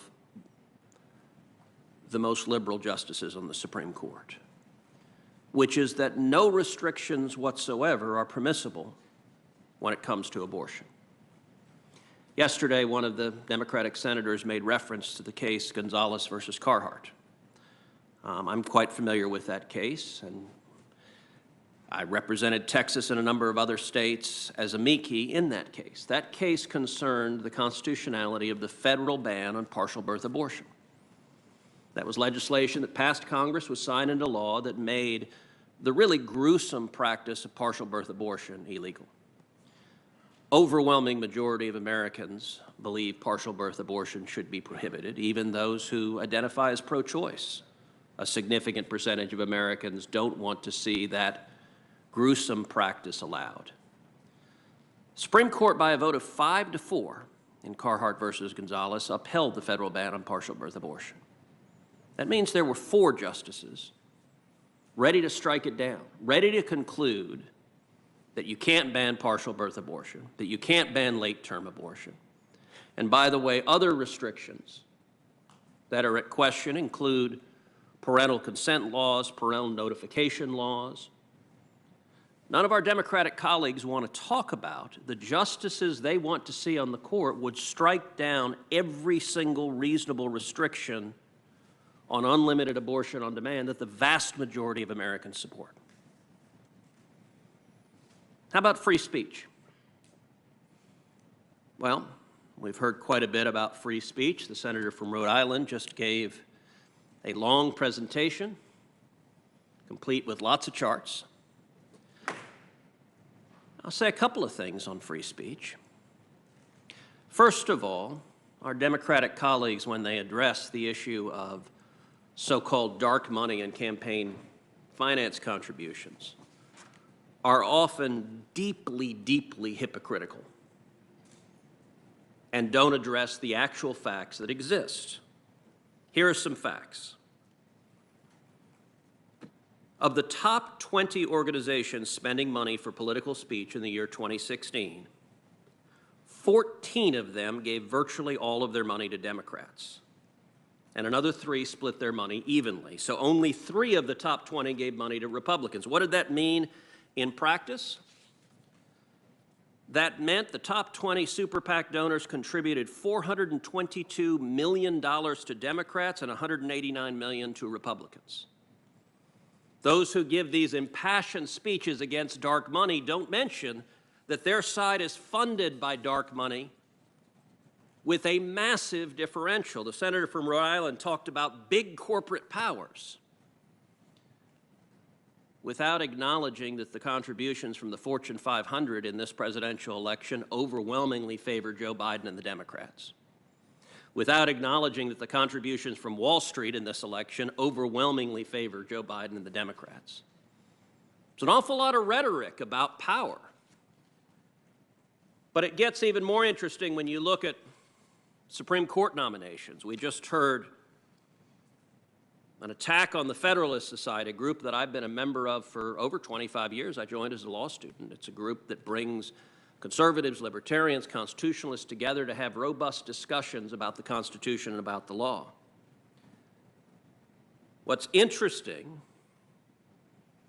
is nowhere in the Senator Rhode Island's remarks was any reference to a company called Arabella Advisors, which is a for-profit entity that manages nonprofits, including the 1630 Fund and the New Venture Fund. Now, what on earth are those? Those sound like awfully dark and confusing names. Well, according to the Wall Street Journal this Sunday, in the year 2017 and 2018, those entities reported $987.5 million in revenue. That's nearly $1 billion. We heard a lot of thundering indignation at what was described as $250 million of expenditures. In this case, you've got $1 billion. The senator of Rhode Island said that much money, much of which is dark money that we don't know who contributed it, he asked, what are they getting for it? And by the way, one of the things they're getting for it is a group called Demand Justice, a project of those entities, spent $5 million opposing Justice Brett Kavanaugh and has just launched a 7-figure ad buy opposing your confirmation. So all of the great umbrage about the corporate interests are spending dark money is wildly in conflict with the actual facts that the corporate interests that are spending dark money are funding the Democrats by a factor of 3 to 1 or greater fact that doesn't ever seem to be acknowledged. But not only that, what was Citizens United about? You know, it's interesting, most people at home, they've heard about Citizens United. They know it makes Democrats very, very upset. But they don't actually know what the case is about. Citizens United concerned whether or not it was legal to make a movie criticizing a politician. Specifically, Citizens United is a small nonprofit organization based here in D.C. that made a movie that was critical of Hillary Clinton. And the Obama Justice Department took the position that it could punish Citizens United for daring to make a movie critical of a politician. The case went all the way to the U.S. Supreme Court. At the oral argument, there was a moment that was truly chilling. Justice Sam Alito asked the Obama Justice Department, "Is it your position, under your theory of the case, that the federal government can ban books?" And the Obama Justice Department responded, "Yes. Yes, it is our position that if the books criticize a political candidate, a politician, the federal government can ban books." As far as I'm concerned, that is a terrifying view of the First Amendment. Citizens United was decided 5-4. By a narrow 5-4 majority, the Supreme Court concluded the First Amendment did not allow the federal government to punish you for making a movie critical of a politician. And likewise, that the federal government couldn't ban books. 4 justices dissented. 4 justices were willing to say the federal government can ban books and can ban movies and presumably could ban books as well. When Hillary Clinton was running for president, she explicitly promised every justice she nominated to the court would pledge to overturn Citizens United. By the way, Hillary Clinton said she would demand of her nominee something you have rightly said that this administration has not demanded of you, which is a commitment on any case as to how you will rule. Democrats have shown no compunction in expecting their nominees to make a promise. Here's how I'm going to vote on a pending case. Judicial ethics be damned. Or how about the Second Amendment? We've heard some reference to the Heller decision. Senator from Connecticut yesterday talked about reasonable gun control and gun safety provisions. Well, that, of course, was not what was at stake in the Heller decision. Number one, majority decision in Heller, Justice Scalia's opinion, acknowledges reasonable provisions, things like prohibitions on felons in possession are permissible. Your opinion in the Cantor decision likewise acknowledged that restrictions preventing dangerous criminals from receiving firearms are entirely consistent and permissible under the Second Amendment. But the issue at Heller was much more fundamental. It was whether the Second Amendment protects an individual right to keep and bear arms at all. The vote in Heller was 5-4. By a vote of 5-4, the majority struck down the District of Columbia's total prohibitions on owning an operative firearm in the District of Columbia. The argument of the 4 dissenters was not what our Democratic colleagues talk about here. It wasn't some reasonable gun control provisions are okay. That was not the argument of the dissenters.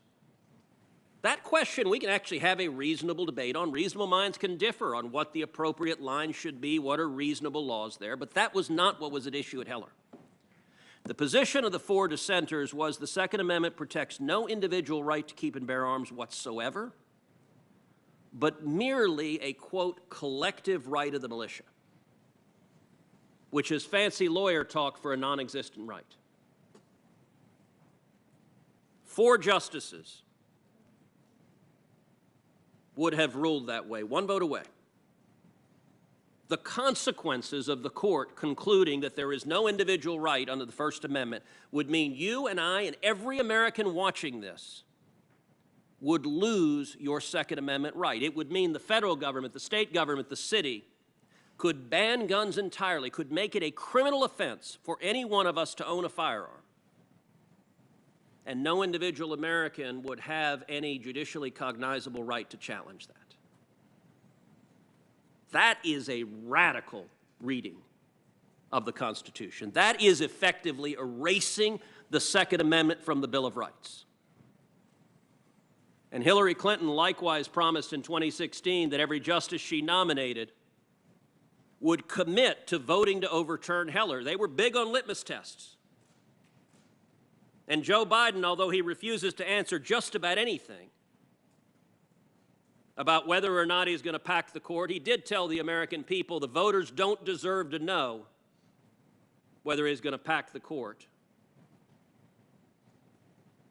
Truly a statement of disrespect and contempt for the voters, unusual in our political process. One vote away from the Second Amendment being erased from the Bill of Rights. None of our Democratic colleagues admit that that is their agenda, and yet those are the justices that Democratic presidential nominees are promising they will appoint. Justices who will take away your right to criticize politicians, justices who will allow censorship, justices who will allow movies and books to be banned, justices who will erase the Second Amendment from the Bill of Rights. And how about religious liberty? Religious liberty is an issue near and dear to a great many of us. The right of every American to live according to your faith, according to your conscience, whatever that faith may be. Religious liberty is fundamentally about diversity. It's about respecting diversity, that whatever your faith tradition might be, the government is not going to trample on it. Religious liberty cases over and over again have been decided 5-4. The case of Van Orden versus Perry, a case I litigated, dealt with the Ten Commandments monument that stands on the state capitol grounds. It's been there since 1961 in Texas. An individual plaintiff, an atheist, a homeless man, filed a lawsuit seeking to tear down the Ten Commandments. The case went all the way to the U.S. Supreme Court. It was decided 5-4. 4 justices were willing to say, in effect, send in the bulldozers and tear down that monument because you can't gaze on the image of the Ten Commandments on public land. Another case, the Mojave Desert Veterans Memorial. This is a memorial erected to the men and women who gave their lives in World War I. It's a lone white Latin cross, simple and bare in the middle of the desert. I've been there on Sunrise Rock where it stands. The ACLU filed a lawsuit saying you cannot gaze on the image of a cross on public land, and the ACLU won in the district court. They won in the Ninth Circuit Court of Appeals. The federal courts ordered that Veterans Memorial to be covered up with a burlap sack with a chain on the bottom, and then a plywood box. When the case went to the U.S. Supreme Court, I represented 3 million veterans pro bono for free, defending that Veterans Memorial. We won 5-4, and there were 4 justices prepared to say, tear down the Veterans Memorial, and under the reasoning that they put forth, they were not far away from saying, bring out the chisels and remove the crosses and the stars of David on the tombstones of the men and women that gave their lives at Arlington Cemetery defending this nation. That is a radical view, and we're 1 vote away. That is utterly contrary to the text of the First Amendment, to the understanding of the First Amendment. When we argued the Ten Commandments case in the U.S. Supreme Court, there was more than a little bit of irony. In that, do you know how many times the image of the Ten Commandments appears in the courtroom of the Supreme Court? The answer to that is 43. There are 2 images of the Ten Commandments carved on the wooden doors as you walk out of the courtroom. You will soon be sitting looking at them. There are 40 images of the Ten Commandments on the bronze gates on both sides of the courtroom. And then, Judge Barrett, when you're sitting at the bench, above your left shoulder will be a frieze you know well, a frieze carved into the wall of great lawgivers, one of whom is Moses. He is standing there holding the Ten Commandments, the text of which is legible in Hebrew, as he looks down upon the justices, and 4 justices were willing to say, in effect, bring out the sandblasters, because we must remove God from the public square. That is a profound threat to our religious liberty, and I would note that it doesn't just extend to public acknowledgments.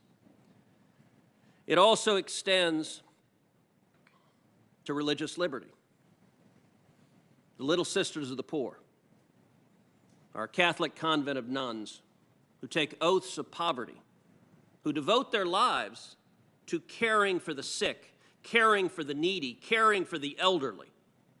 And the Obama administration litigated against the Little Sisters of the Poor, seeking to fine them in order to force them to pay for abortion-inducing drugs, among others. It's truly a stunning situation when you have the federal government litigating against nuns. Supreme Court decided the Hobby Lobby case, another case routinely denounced by Senate Democrats. The Hobby Lobby case concluded that the federal government could not permissibly force a Christian business to violate their faith. It reflected the religious liberty traditions of our country, that you can live according to your faith without the government trampling on it. You know what this body did, I'm sorry to say? Senate Democrats introduced legislation to gut the Religious Freedom Restoration Act. Religious Freedom Restoration Act, when it passed this body, passed with an overwhelming bipartisan majority. Senate Democrats, including Chuck Schumer and Joe Biden and Ted Kennedy, all voted for the Religious Freedom Restoration Act. Democratic President Bill Clinton signed the Religious Freedom Restoration Act. And yet, in the wake of the Hobby Lobby decision, this body voted on legislation to just gut the protections for religious liberty. And I'm sorry to say, every single Senate Democrat voted to do so. Not a single one, 0, would defend religious liberty. Joe Biden has already pledged, if he's elected, he plans to initiate again the attack on the Little Sisters of the Poor. You know, it's interesting, folks in the press like to talk about Pope Francis. And on some issues, Pope Francis has been vocal when it comes to the environment, when it comes to issues concerning immigration. The Pope has been vocal on issues that our Democratic colleagues like and agree with. The press is happy to amplify those views. Somehow missing from that amplification is acknowledgement that when the Pope came to the United States in Washington, he went and visited the Little Sisters of the Poor. Here in D.C., he went to their home here in D.C., and the Vatican explained he did so because he wanted to highlight their cause. That the federal government shouldn't be persecuting nuns for living according to their faith. That's what's at stake in these nominations. And you won't hear any of that from the Senate Democrats on this committee. That's why their base is so angry at your nomination, Judge Barrett, because they don't believe you are going to join the radical efforts to erase those fundamental rights from the Bill of Rights. I believe that issue, preserving the Constitution, preserving the Bill of Rights, our fundamental liberties, I believe is the most important issue facing the country in the November elections. And I think for those of us who value those rights, we should take solace in the fact that not a single Democrat is willing even to acknowledge the radical sweep of their agenda, much less defend it. They know it's wildly unpopular, and look, right at the heart of this is a decision many Democrats have made to abandon democracy. You see, most policies like Obamacare, policies like health care, Most policies under our constitutional system are meant to be decided by democratically elected legislatures. Why? So they can be accountable to the people.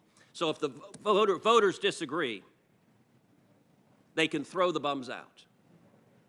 But too many Democrats have decided today that democracy is too complicated. It's too hard to actually convince your fellow Americans of the merits of your position. It's much easier just to give it to the courts. Find 5 lawyers in black robes and let them decree the policy outcome you want, which makes your radical base happy, presumably makes the millions, if not billions, in dark money being spent for Democrats happy, without actually having to justify it to the American people. Judge Barrett, I'm not going to ask you to respond to any of that. But I do want to shift to a different topic,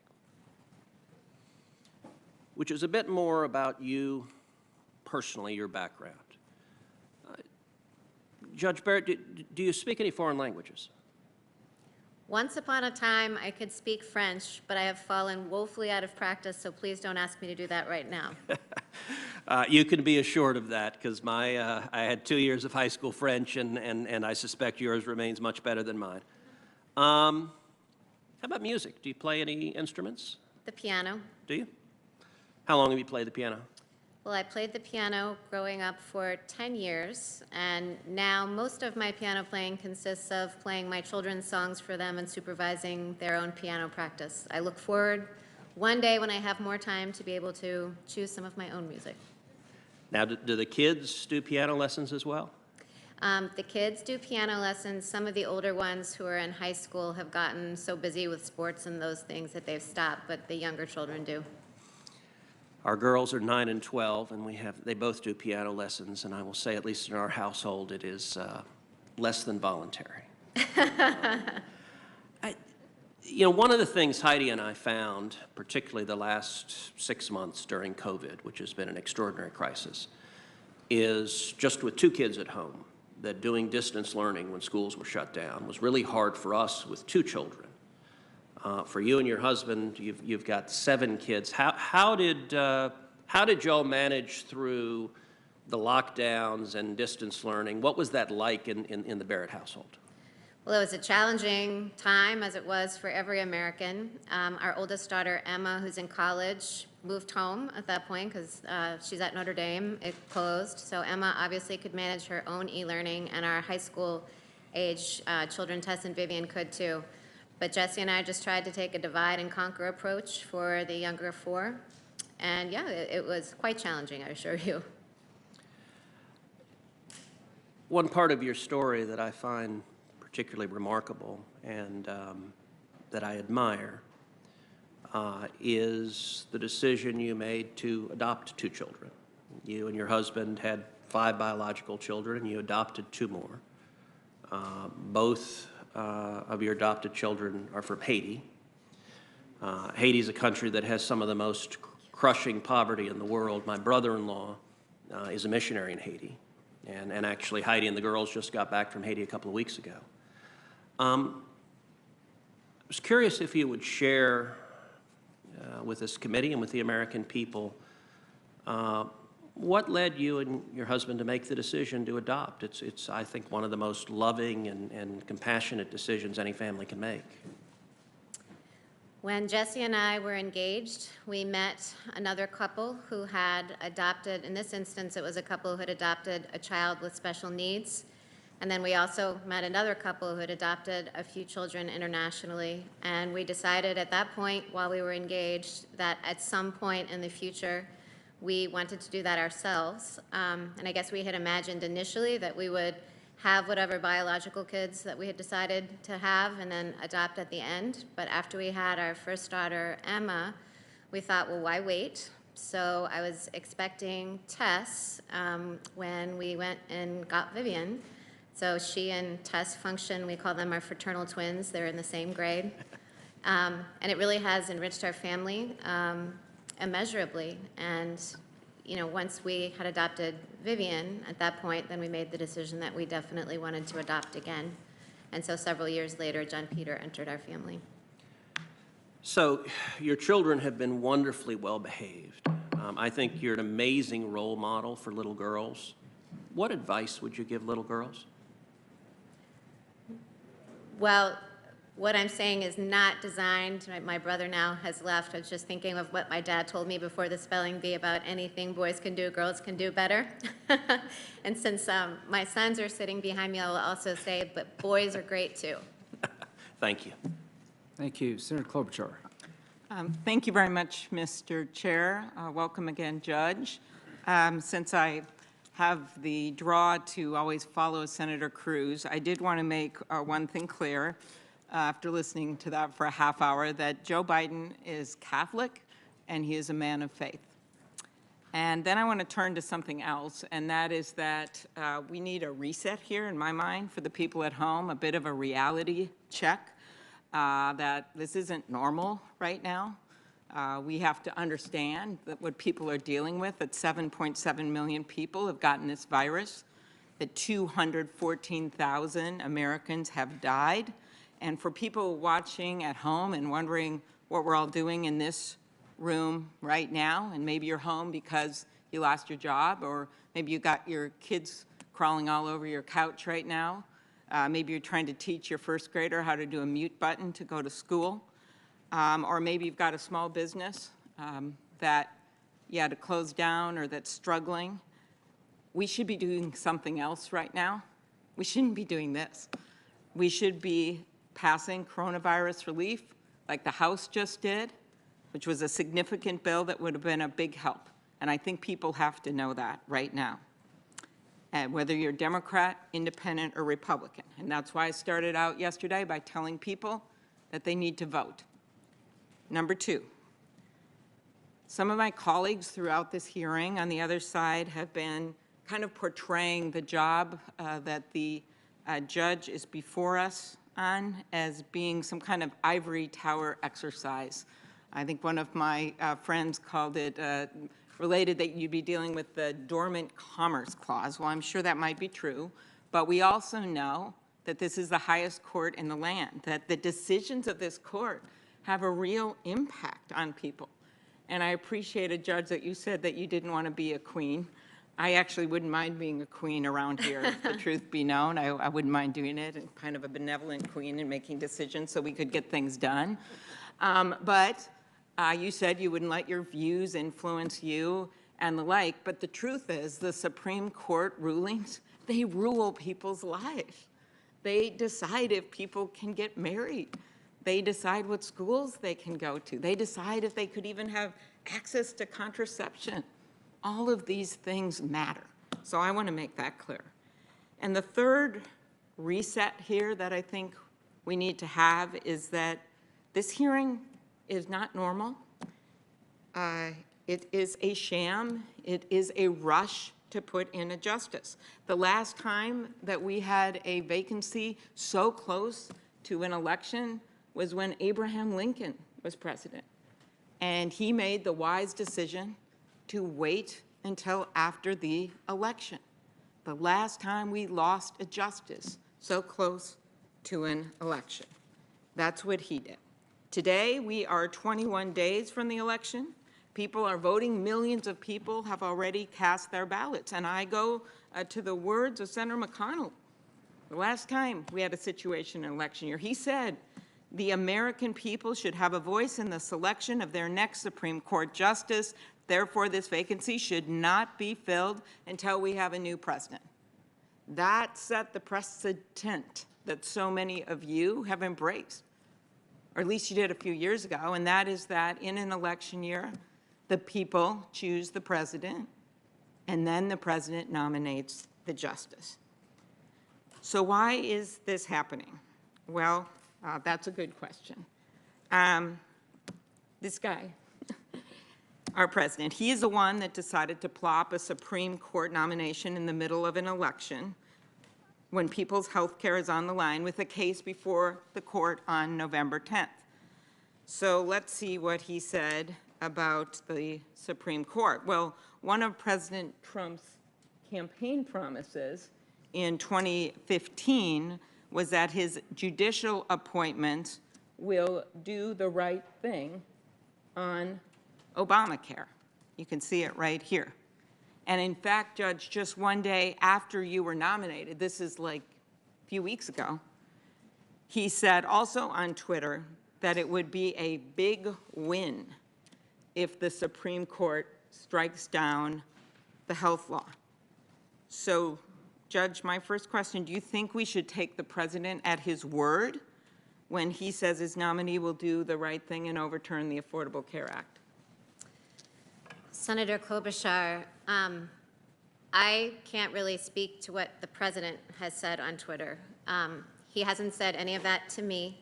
And what I can tell you, as I have told your colleagues earlier today, is that no one has elicited from me any commitment in a case or even brought up a commitment in the case. I am 100% committed to judicial independence from political pressure. So whatever people's, party platforms may be or campaign promises may be, the reason why judges have life tenure is to insulate them from those pressures. So I take my oath seriously to follow the law, and I have not pre-committed, nor would I pre-commit to decide a case any particular way. Okay, and I think this life tenure, this idea that you have, just for everyone out there, a job for life, makes this even more important for us to consider where you might be. And I know you have not said how you would rule on this case that's coming up right after the election, where the president had said it would be a big win if the Supreme Court strikes down the law. But you have directly criticized Justice Roberts in an article in my own state in one of the Minnesota Law School journals. It was in 2017. It was the same year you became a judge. And when Roberts writes the opinion to uphold the Affordable Care Act, you said he, quote, pushed the Affordable Care Act beyond its plausible meaning to save the statute. Is that correct? Senator Klobuchar, I just want to clarify, is this the constitutional commentary publication that you and I discussed? Yes, it is. Okay. That it is, but it's still a University of Minnesota law. Yes. Okay, I just wanted to be sure because I hadn't published in the Minnesota Law Review. Again, did you ask that question? Did you say that he pushed the Affordable Care Act beyond its plausible meaning to save the statute? One thing I want to clarify is you said that I criticized, Chief Justice Roberts, and I don't attack people, just ideas. So that was just designed to make a comment about his reasoning in that case, which as I've said before, is consistent with the way the majority opinion characterized it as the less plausible reading of the statute. Okay, so you didn't agree with his reasoning in the case that upheld the Affordable Care Act? What I said, and was this King versus Burwell or NFIB versus Sebelius? That was NFIB versus Sebelius. I'll get to King versus Burwell in a second. Okay. What I said with respect to NFIB versus Sebelius is that the interpretation that the majority adopted, construing the mandate to be a tax rather than a penalty, was not the most natural reading of the statute. But it was still the reading that Justice Roberts got to. Now, you also criticized, as you pointed out by bringing up King v. Burwell, another case where the court ruled in favor of the health law. This was in a 2015 National Public Radio interview. And you acknowledged that the result of people being able to keep their subsidies under the Affordable Care Act would help millions of Americans. Yet you praised the dissent by Justice Scalia, saying the dissent had, quote, the better of the legal argument. Is that correct? I did say that, yes. Okay, so then would you have ruled the same way and voted with Justice Scalia? Well, Senator Klobuchar, one of the plus sides or the upsides of being an academic is that you can speak for yourself, that a professor professes and can opine, but it's very different than the judicial decision-making process. So it's difficult for me to say how I would have decided that case if I had to go through the whole process of judicial decision-making that I was describing this morning. Now, having been a judge for 3 years, I can say I appreciate greatly the distinctions between academic writing or academic speaking and judicial decision-making, such that a judge might look at an academic and say, easy for you to say, because you're not on a multi-member court. You're not constrained by stare decisis.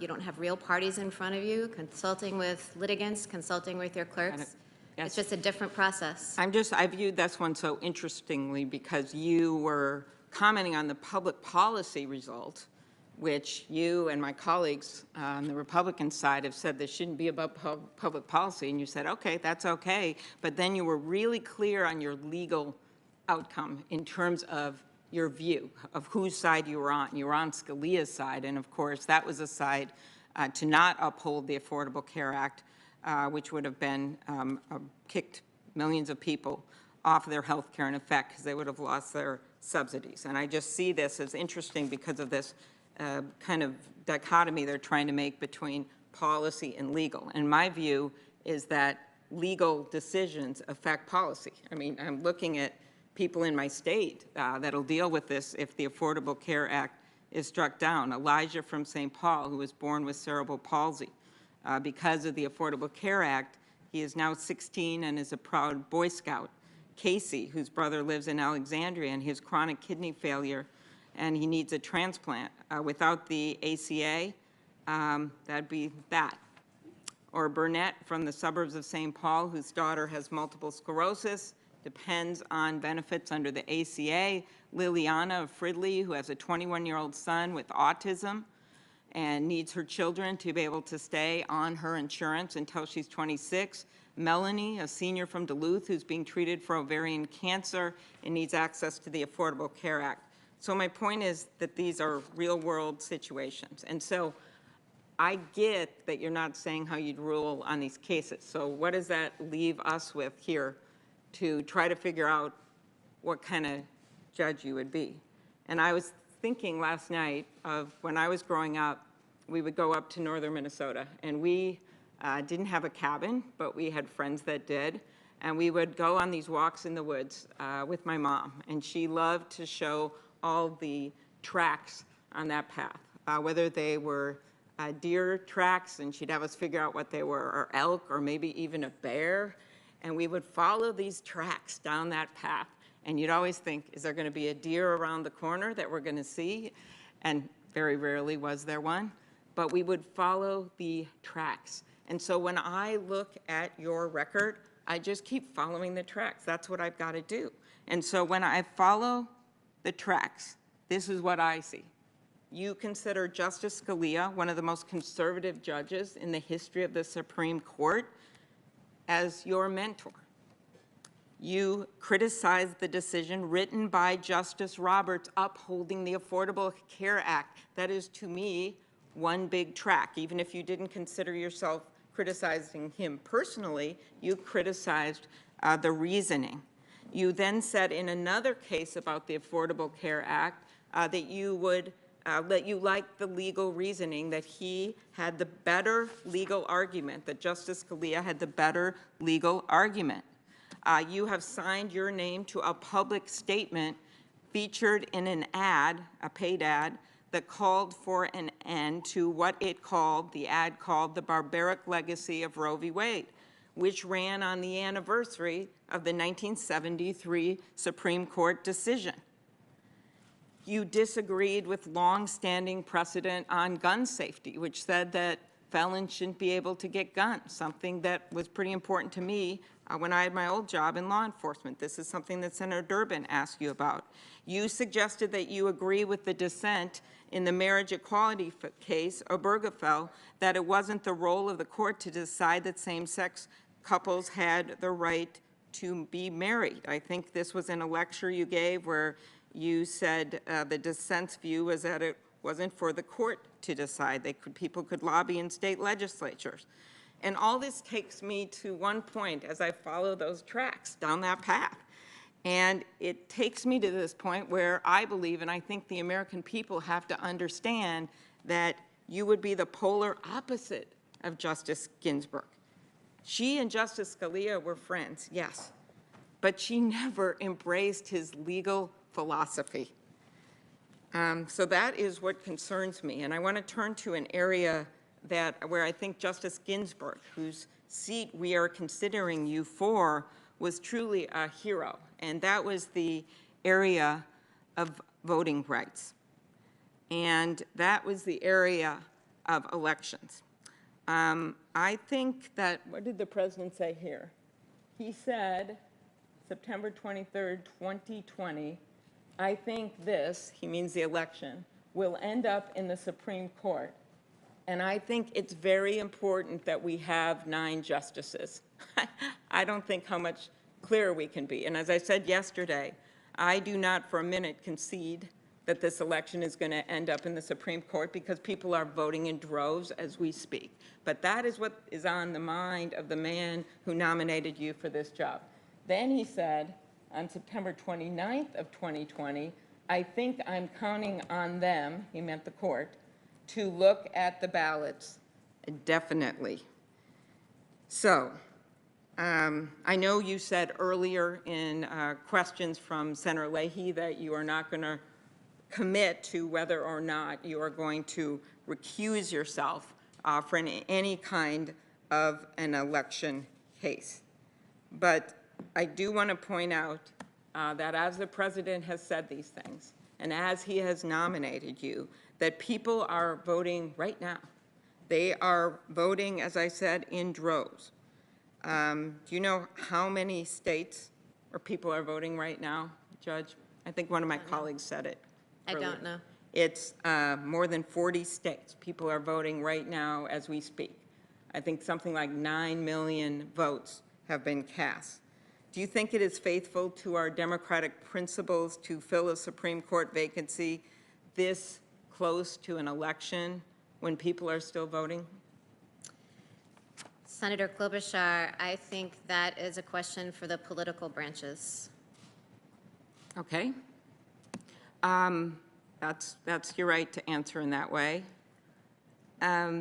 Beyond this immediate election, I want to turn to the Supreme Court's critical role when it comes to the right to vote, this area where Justice Ginsburg was such a champion. Senator Durbin went over your dissent at length in Cantor v. Barr, where you drew a distinction between individual rights and civic rights. And you wrote that historically, felons should be disqualified from exercising certain rights, like the right to vote and to serve on juries. So my question is this next line, where you said, these rights belonged only to virtuous citizens. What does that mean? Senator, I would need to look at the article to clarify, but as I'm sitting here, I don't think I said felons should lose voting rights. I think what I was talking about is that 14th Amendment, yeah, that.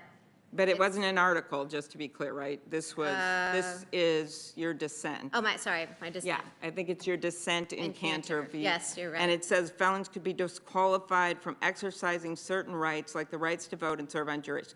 But apart from that clause, you said these rights belong only to virtuous citizens. That's what I'm trying to understand what that means. So the argument in the case, those who were challenging Heller and those who were arguing on the side of the government in the Cantor case is that the Second Amendment is a civic right.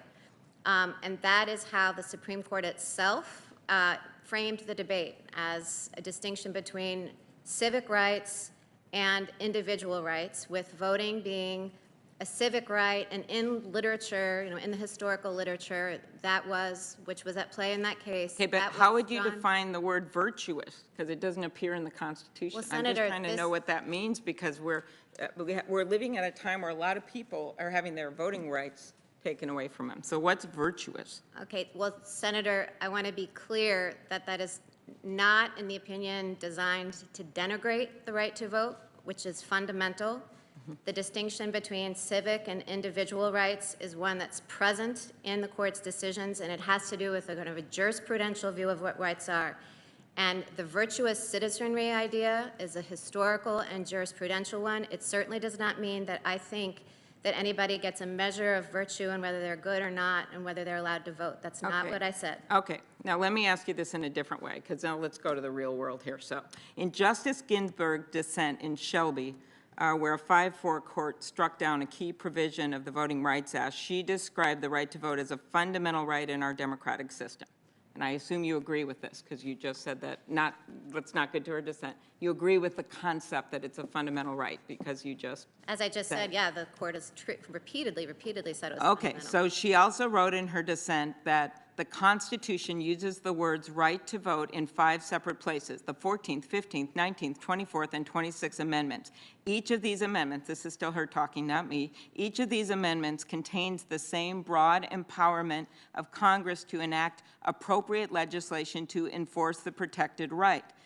The implication is unmistakable. Under our constitutional structure, Congress holds the lead rein in making the right to vote equally real for all U.S. citizens. Do you agree with Justice Ginsburg's conclusion that the Constitution clearly empowers Congress to protect the right to vote? Well, Senator, that would be eliciting an opinion from me on whether the dissent or the majority was right in Shelby County, and I can't express a view on that, as I've said, because it would be inconsistent with the judicial rule. Okay, so here's my problem. So you go out of your way in the case that Dick Durbin was discussing to make this distinction between voting rights and gun rights, but now you won't say whether or not you agree with Ginsburg. And so my view is, just based, again, following those tracks on this case, that you are most likely with the majority, but I know you're not going to answer this. But what I do want you to know is this, and this is where it gets interesting because of what Justice Ginsburg predicted in that dissent. According to the Brennan Center, over 20 states since that case came out that withdrew, that took away part of the protections from the Voting Rights Act, over 20 states have now made more restrictive voting laws than they did before that case. Doesn't that suggest to you that Justice Ginsburg had the better of the argument when she wrote that throwing out pre-clearance when it has worked and is continuing to work to stop discriminatory changes is like throwing away your umbrella in a rainstorm because you are not getting wet? Do you think that that's true? And I mean, it seems to me that the proof is in the pudding. Like basically, this rainstorm that she said would come has come with all these states, including a number of them that my colleagues over there represent, have enacted stricter laws. Has it happened? Senator Klobuchar, I want to clarify, you said I was answering Senator Durbin's questions about the Second Amendment, but refusing to answer yours. And so I just wanted to clarify that I have written Cantor versus Barr, and so that's why I was talking about it. But since I didn't write Shelby, I can't really talk about it. So anything that I've written about or talked about, I would be happy to answer your questions. Okay. All right. But again, it just seems to me you are out of your way on that case. And this is a case that is so real for so many people right now. And that while you can say it's a fundamental right, the issue is that this case and the Voting Rights Act are so key. And let me just say why. We're talking about the entire foundation of our democracy here. For centuries, Americans have fought and died to protect the right to vote. And so what matters is not just what you say about its being fundamental, it's what you do. States like South Carolina, Texas, North Carolina, Louisiana, Tennessee have policies that make it harder for people to vote. And it's a real-world thing before the Supreme Court. In fact, back in May, when voters in Wisconsin were standing in line in the middle of a pandemic, in homemade masks, in garbage bags, in the middle of a rainstorm, just to exercise their right to vote, 70 of them got COVID, because we didn't know enough about it back then, because the president hadn't told us what he knew, and we didn't know enough to protect those voters. So it ends up at the Supreme Court. What did Justice Ginsburg do? When the Republican-appointed majority on the court ruled that voters in Wisconsin could not have more time to get their ballots in during the pandemic, she called them out in her dissent, in her blueprint for the future, and she said the majority opinion boggled the mind. So what boggles my mind? Well, 2 weeks ago, the U.S. Supreme Court reinstated the South Carolina requirement that mail-in ballots must have witness signatures. In the middle of a pandemic, you got to go and get a witness. In Texas, Republicans have argued that the pandemic wasn't a good enough reason to let people under age 65 vote by mail, despite the fact that over 42,000 Americans under 65 have died from COVID. And the governor is right now is forcing that state to have only one ballot box per county, including in Harris County, where there are 4.7 million people. And for those of you that thought a judge took care of it a few days ago, he did. But then yesterday, 3 Trump-appointed judges came in and reversed that. So we're back to one ballot box for people to drop their ballots off in a county of 4.7 million people. In Tennessee, Republicans have tried to prevent ballot drop boxes. I know we had the Secretary of State as one of our witnesses at a Rules Committee hearing, and they have argued in court that COVID-19 is not a valid excuse to vote by mail. In North Carolina, the Supreme Court struck down a core component of the Voting Rights Act. What happened? Well, states like North Carolina passed laws that were so egregious to make it harder to vote that the Fourth Circuit struck down their law and noted that it targeted African Americans with almost surgical precision.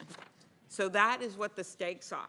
And that is why not having Justice Ginsburg on the court right now is so frightening to so many Americans out there. And that is why we are asking you these questions about voting. So let me turn to another election question, gerrymandering. In 2015, Justice Ginsburg wrote the majority opinion in Arizona State Legislature for the Arizona Independent Redistricting Commission, holding that it was constitutional for the people of Arizona to amend the state constitution to establish an independent redistricting commission. Because of this case and Justice Ginsburg's opinion, many argue now that Arizona has fairer electoral maps. The decision was 5-4. Here's your example. And now Justice Ginsburg and Justice Kennedy are no longer on the court. My question is this: must state legislatures abide by their own state's constitution when exercising their authority under the Elections Clause? Senator Klobuchar, that would be eliciting an opinion from me about whether I agreed or disagreed with the result in that case. Okay, And is it constitutional for voters to amend a state constitution to establish specific processes for elections, like the voters in Arizona did to stop gerrymandering? Again, you're asking me for a view on that particular case, and Justice Ginsburg herself gave the most famous articulation of the principle that constrains me from doing so, which is no hints, forecasts, or previews. So I can't express a view on precedent or on how I would decide any question that was provoked by the application of that precedent to a later case. Okay, last week a contractor from outside of my state of Minnesota started recruiting poll watchers with special forces experience to protect polling locations in my state.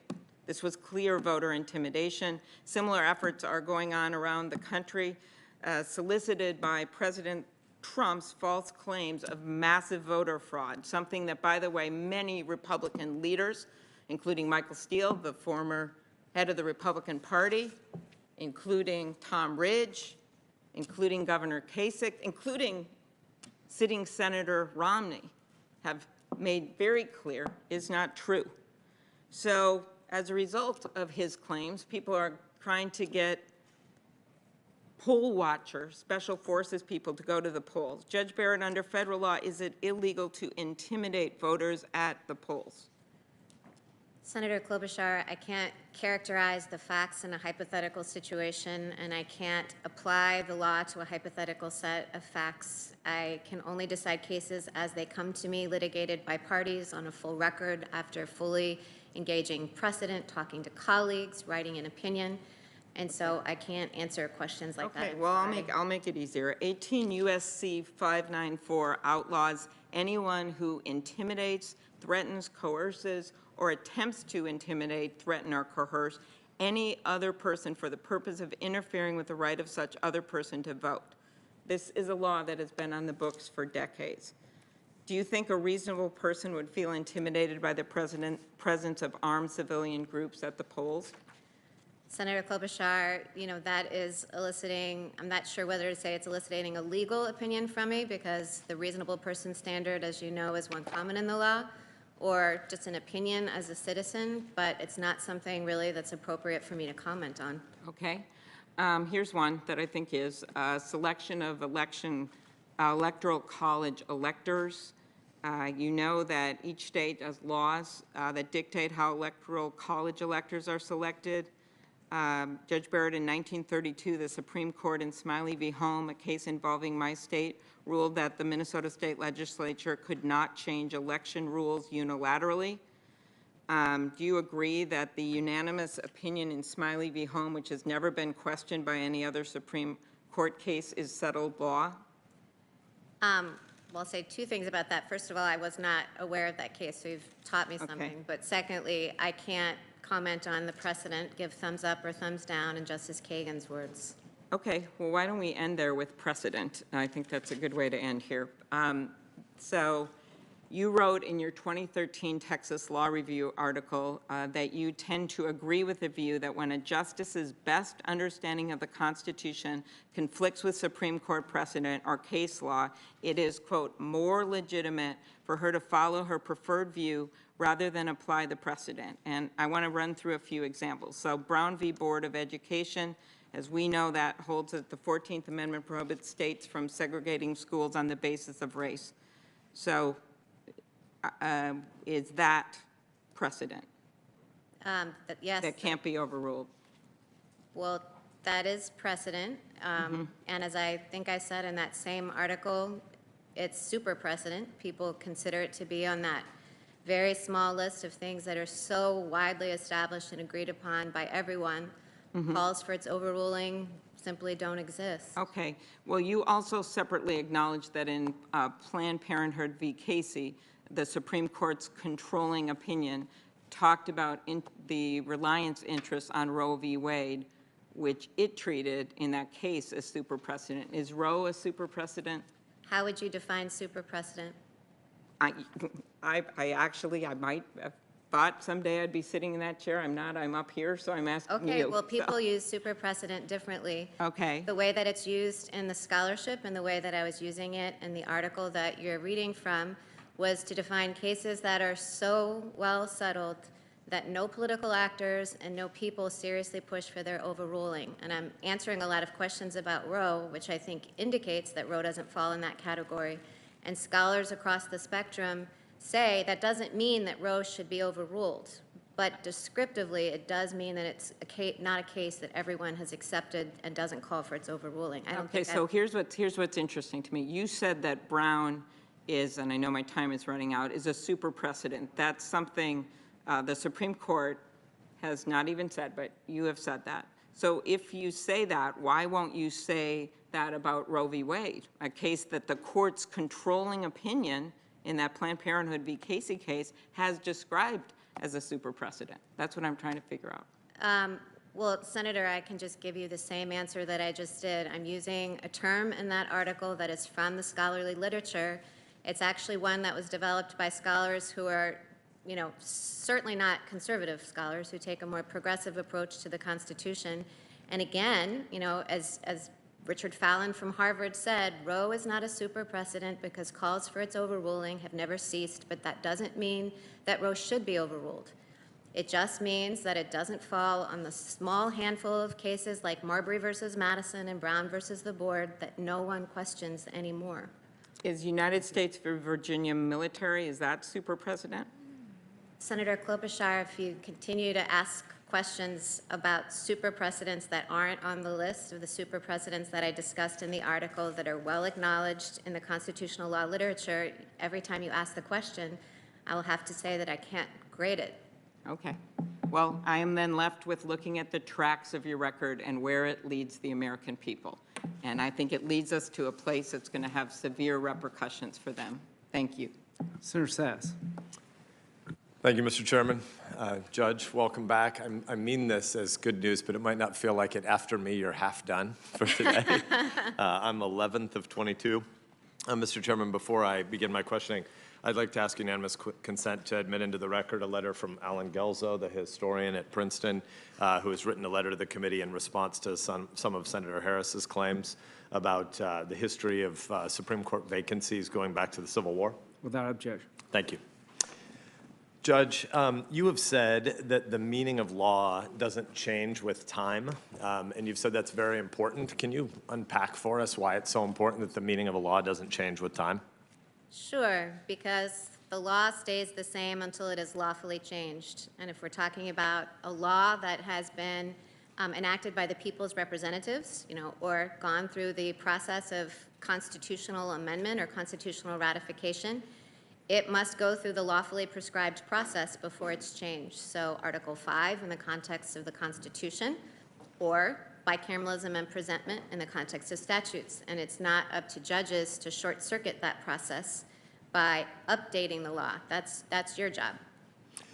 But laws clearly are written in a context, and then the things, the circumstances to which those laws have applied would change. Does the Fourth Amendment have nothing to say about cell phones? Unreasonable search and seizure was obviously not written at a time when they had imagined mobile technological devices that addicted our kids. Does the Fourth Amendment have nothing to say about cell phones? No, the Fourth Amendment, so the Constitution, one reason why it's the longest lasting written Constitution in the world is because it's written at a level of generality that's specific enough to protect rights, but general enough to be lasting, so that, when you're talking about the constable banging at your door in, 1791 as a search or seizure, now we can apply it, as the court did in Carpenter versus United States, to cell phones.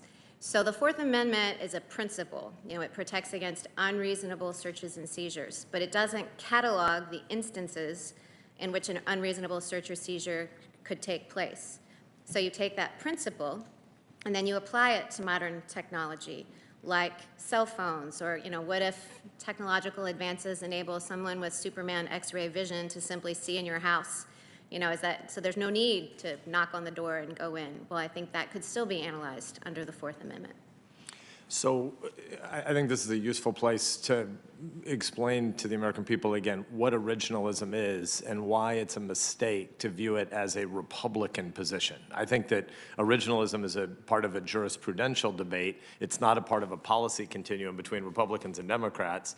I think it's something that is useful for everybody who believes that three branches of government have two that are political and one that is not. So maybe it's useful to just kind of back up and say, when you define yourself as an originalist, what does that mean? And then how is it going to relate to that distinction between the principles that are timeless, but the applications that are clearly going to change by circumstance? Right. So originalism means that you treat the Constitution as law, because it commits these texts to writing, and in interpreting that law, you interpret it in accord with the meaning that people would have understood it to have at the time that it was ratified. And the reason that you do that is because otherwise, well, as I said, the law stays the same until it's lawfully changed. Otherwise, judges would be in the Constitutional Convention business of updating the law rather than allowing the people to take control of that. Now, in the case of the Constitution, as I said with the Fourth Amendment, many of its principles are more general. Unreasonable searches and seizures, free speech. Those are things that have to be identified or fleshed out or applied over time. So the fact that there wasn't, the internet or computers or blogs in 1791 doesn't mean that the First Amendment's free speech clause couldn't apply to those things now. It enshrines a principle, and we understand the principle as it was at the time, but then it's capable of being applied to new circumstances. So when you define yourself as an originalist, what are the other schools of thought that are adjacent to it? And how do you think about the debates among those with other people that are now with you on the Seventh Circuit, for instance? Sure. Well, Senator Sass, I think one thing that it's worth pointing out is that in the academy, in any event, where I've spent a large portion of my career, originalism is not necessarily a conservative idea. There is a whole school of thought, and so originalists are now a very diverse lot. And there is a school of originalism that's more of a progressive originalism and is very committed to keeping the Constitution's meaning, just interpreting text the way all originalists do, to say that it was has the meaning that it had at the time that it was ratified, but they tend to read it at a higher level of generality. So all originalists don't necessarily agree. And in fact, there's an advocacy group called the Constitution Accountability Center, which has routinely filed briefs in the Supreme Court that calls itself, it writes briefs in support of originalism, but taking it from a more progressive standpoint. So I don't think I think probably people think, oh, it's only conservatives who are originalists, but actually it's a more widely accepted view than that. I think that if you think about different strains of approaching constitutional text, originalism is one. All judges and justices take account of history and the original meaning. It's just that some weight it differently, whereas originalists would give it dispositive weight when it's discernible. Other approaches to constitutional interpretation may take a more pragmatic view and say in some instances, well, that may have been the historical meaning, but that's an uncomfortable fit for current circumstances, so we will tweak it a little bit to adjust it to fit these circumstances, that situation. Sometimes it's called living constitutionalism, that the Constitution can evolve and change over time. Sometimes it's called like a more pragmatic constitutionalism. So I want to make sure we establish this fact clearly together, because one of the things that I think is really unhelpful for the American people when they see hearings like this over the last 20 years is there is an assumption that those of us who've advocated for you over the course of the last 3 years must be doing it because we know something about your policy views, and we've seen the beautiful mind conspiracy theory charts, for instance, that this is about specific outcomes that people want. What I want is to have a judge who doesn't want to take away the job of a legislature that's accountable to the people.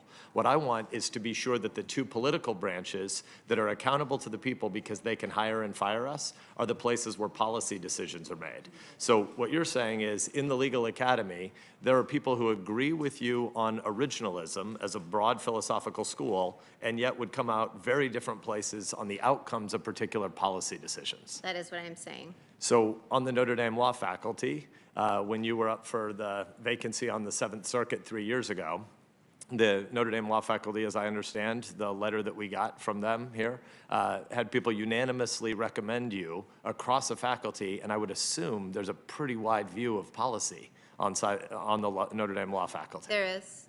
And so people can affirm that you know what the job of a judge is. You have the judicial temperament and modesty and humility about the calling, and they're comfortable with you, even though they don't think they might agree with every policy view that you have before you put on your robe.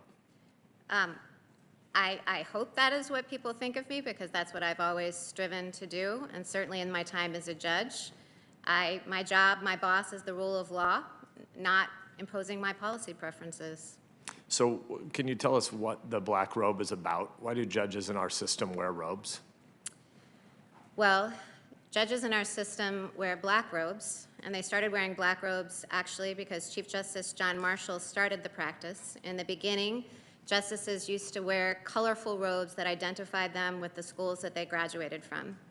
And John Marshall, at his investiture, decided to wear a simple black robe.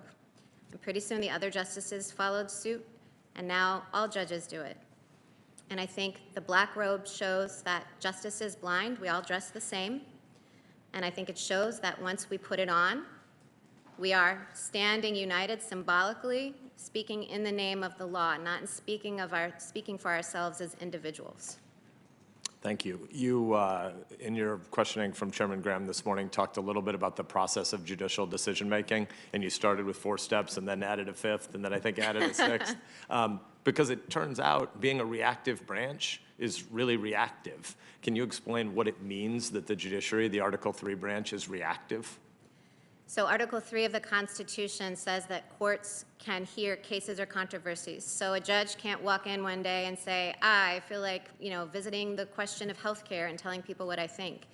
We can't even think about the law or how it would apply until litigants bring a real live case with real live parties and a real live dispute before us.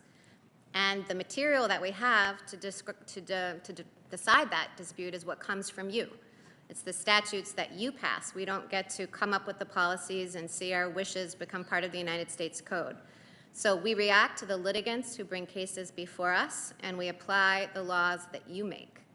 And what are the steps inside those Article III courts before it would ever get to a situation where the Supreme Court hears cases? What is unique about the Supreme Court? So the Supreme Court obviously sits atop the federal hierarchy of the judiciary. And the Supreme Court, so my court now, the Seventh Circuit, every time someone loses in the district courts, which are the trial courts, they can appeal. And we take every single appeal that comes. The Supreme Court works differently. The Supreme Court takes cases when it needs to. Most frequently, the reason it takes them is to resolve a division among the courts of appeal or the state Supreme Courts. The Supreme Court gets about 8,000 petitions a year, and they hear about 80 cases a year. So it's discretionary what cases to take.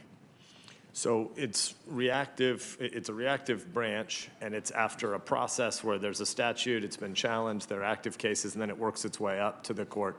But when the justices decline to take a case, what are they saying? They're saying you don't matter and you don't have a right to appeal? What are they saying to the litigants in a case when they decline to grant cert? They're not expressing any view on the merits. They're simply saying this isn't a case that we're going to put on our docket for certiorari because the court has obviously limited time and limited resources, and so it selects the cases where it's resolving a division, for example, in the courts or some other question on which, of national importance on which the Supreme Court needs to step in. There has been a lot of discussion in some of the questioning earlier this morning implicitly about standing. Can you just explain what standing is so that the American people understand it? Yes. So this dovetails with your question about the judiciary being a reactive branch.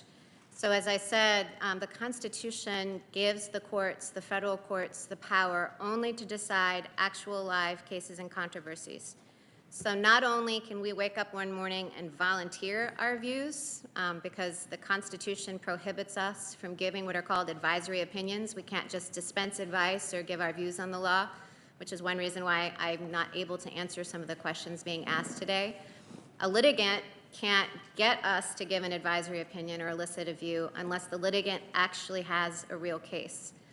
So you, Senator Sass, couldn't walk into court and file a lawsuit and just ask me to give my advice on whether some particular statute was constitutional. I can only decide that question if there is an actual dispute about it. You mentioned living constitutionalism a little bit ago.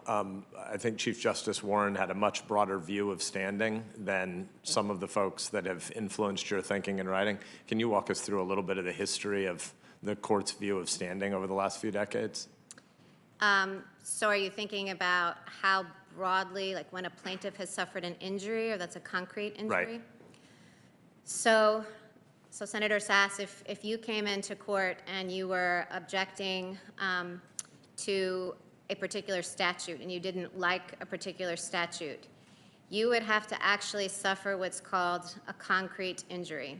So the Supreme Court a few terms ago in a case called Spokio said that a plaintiff lacks a concrete injury if the harm isn't, let's see, to use words the American people might understand, palpable. Like it can't just be a procedural injury or something that didn't actually have real consequence or real effect on the litigant. I think that the dispute about standing, or the difficult thing in deciding questions of standing, and the Spokio opinion lays this out, is deciding when an injury is concrete and courts can hear it, or when that injury is more abstract and designed to elicit an advisory opinion from the court. You said in your opening comments yesterday that it is not the responsibility of the courts to right every wrong in society. I want to ask you a question about it, but first, can you just remind us what your view is there? Why did you say that? So I think probably what I was getting at there, although I have to say, Senator Saff, so much has happened since I gave the opening statement yesterday. Courts, because they are reactive, can't reach out to right wrongs that don't come to them in the case, in the situation of a case or controversy. And then even if they come to courts in the situation of a case or controversy that a court can legitimately decide, we're not free to just resolve it like Solomon in the way that we think is wisest. So we are only free to address wrongs and decide cases in accordance with democratically elected law. So the policymaking is yours to do, and it is only if you have enacted policies that enable us to right a wrong that we can do so. So you still said, though, that you view it as some of your responsibility on the Seventh Circuit to write every opinion, every judgment from the standpoint of the losing party. Explain to us why you take that perspective of wanting the losing party to understand the law and the argument. So I just write the opinion as I would write the opinion.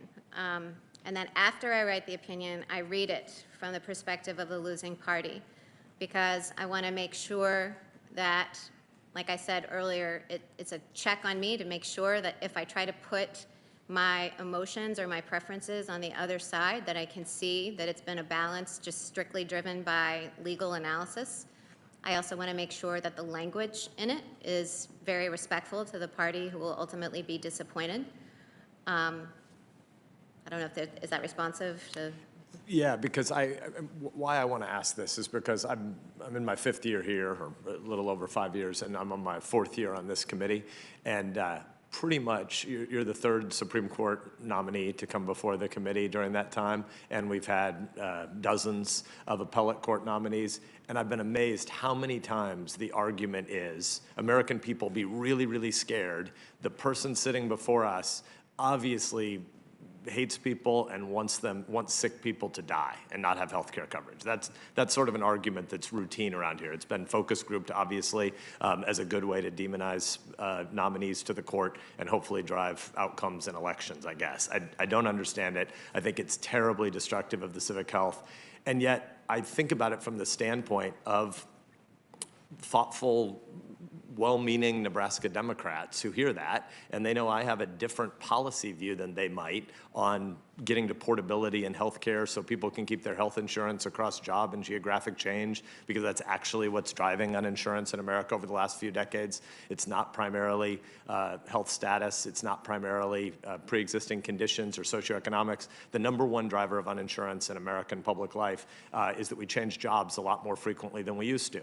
And so I have a different policy solution of how we would get to portability in healthcare than a lot of my Democratic colleagues, but those are policy disputes about a modern economy where people move around a lot, both geographically and in terms of employer-sponsored health insurance relationships.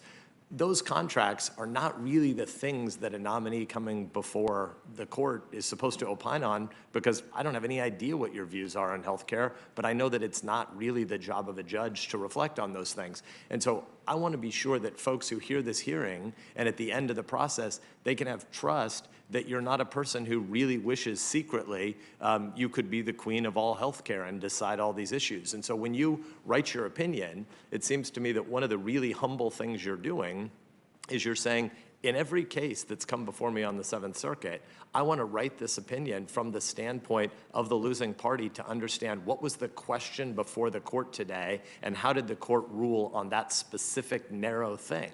Because ultimately, I think you would believe, given your jurisprudential tradition and given your view of judicial modesty and humility and your Scalia mentorship, my guess is there are times when you rule in cases where you go home at night and you take off your robe and you think the outcome is not the outcome you wish had been the case, but it wasn't your job to ultimately decide all policy in American life. It was to decide the specific question before you. And it seems to me the humble, empathetic way that you write those opinions is really important. It should be in the interest of public trust and American people who might listen to a lot of the demagoguery that implies that really you're just secretly a policy actor.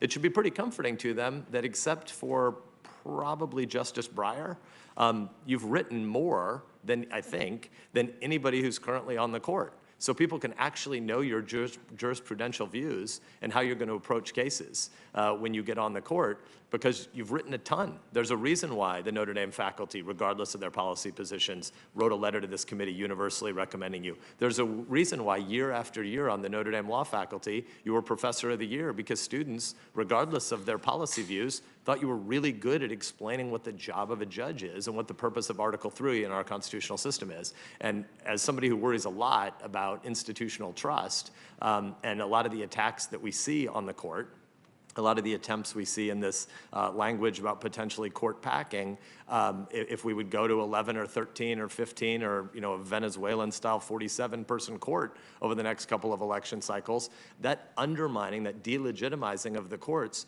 should have as its antidote the fact that you have written a ton about what you think the job of a judge is, and people can actually understand it. And I would hope that that's some of what this hearing would try to unpack. I am nearly out of time, and I think the chairman is gonna take away my slot. So I wanna ask one final thing.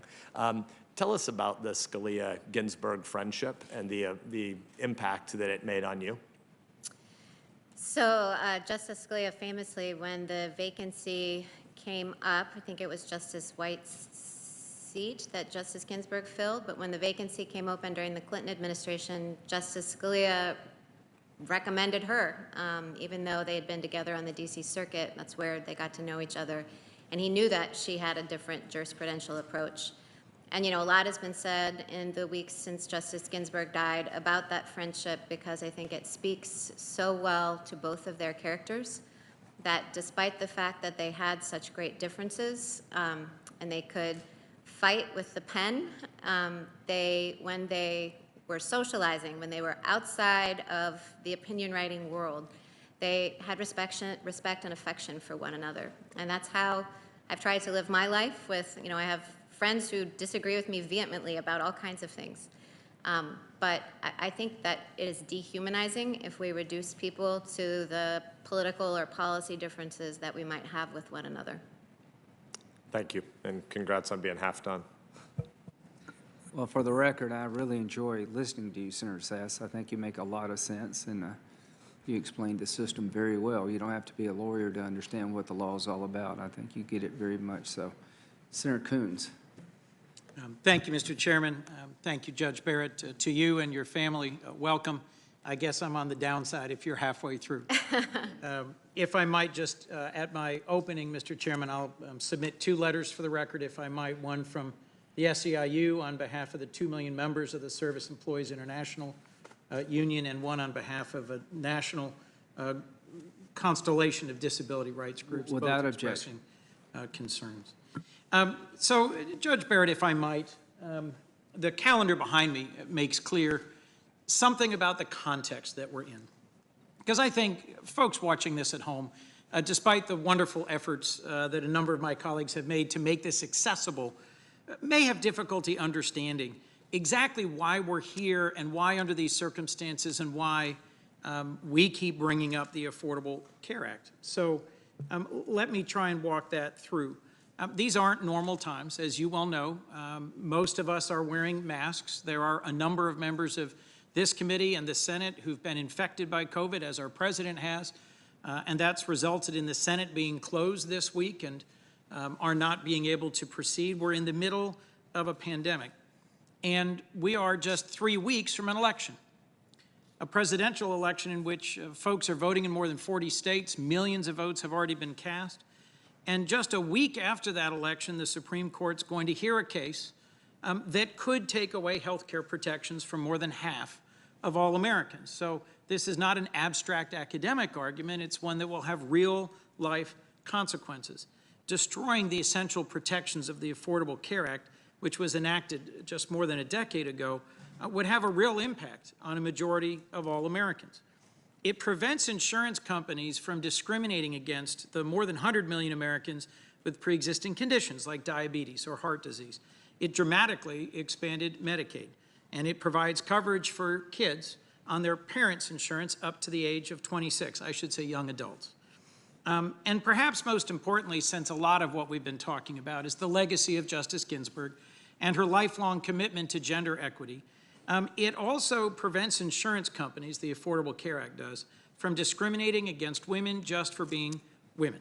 It may be hard to imagine now, but more than a decade ago, before the ACA, pregnancy was treated as a pre-existing condition, and women were routinely charged more than men just because insurance companies could.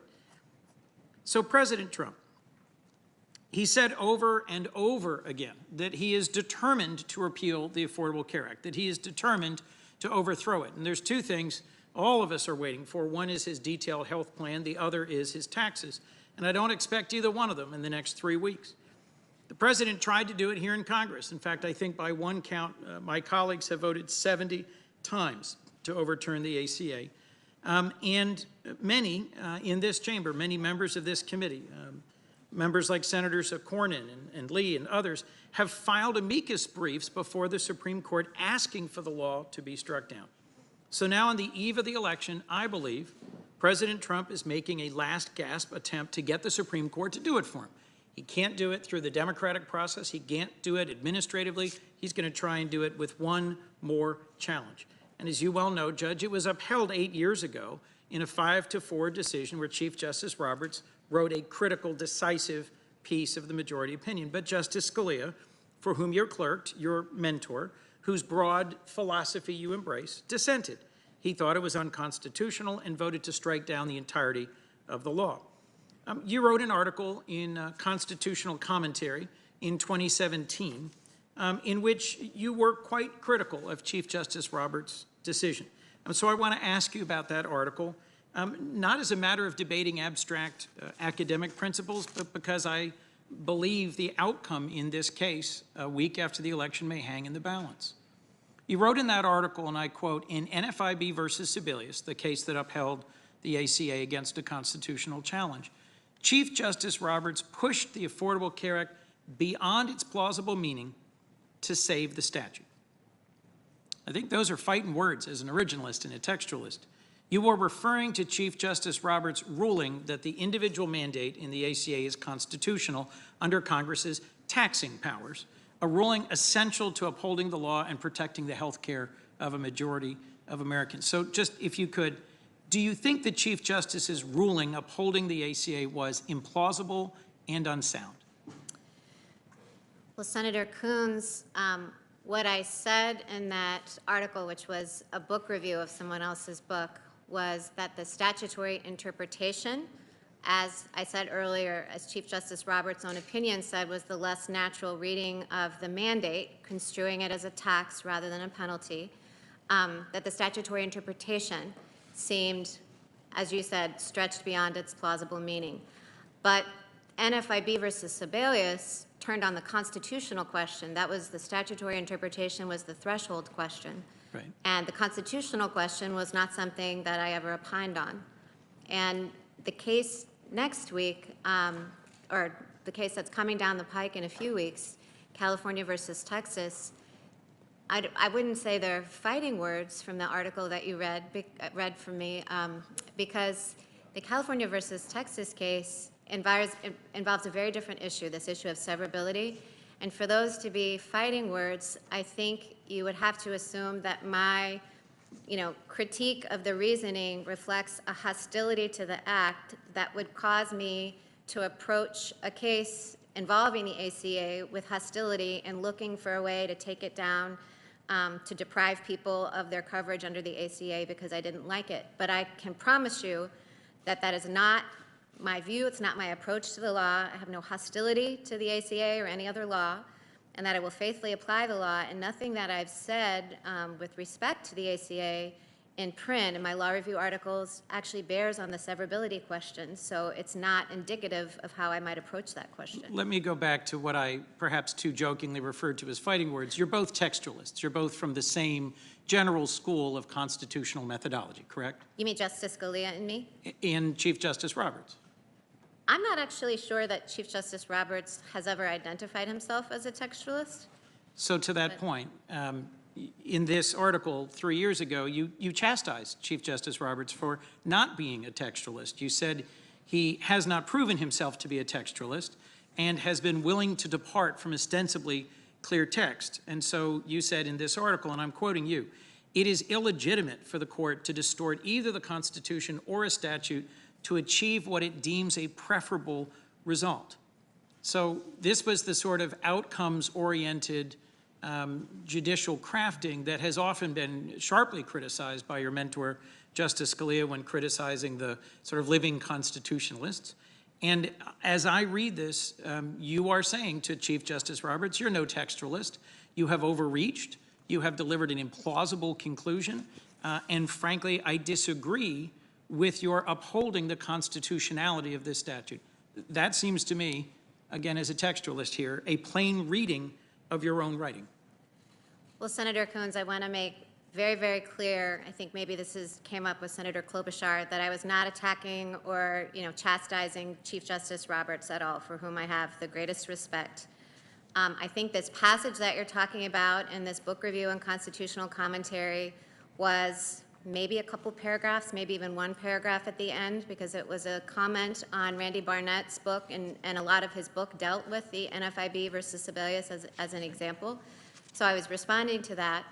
And the sentence that you read me about it's illegitimate for a court to twist language in pursuit of a policy goal, that is what I think. That's what I was telling Senator Sass. I mean, I don't think it is the job of courts to pursue policy goals that the text that you enact doesn't support.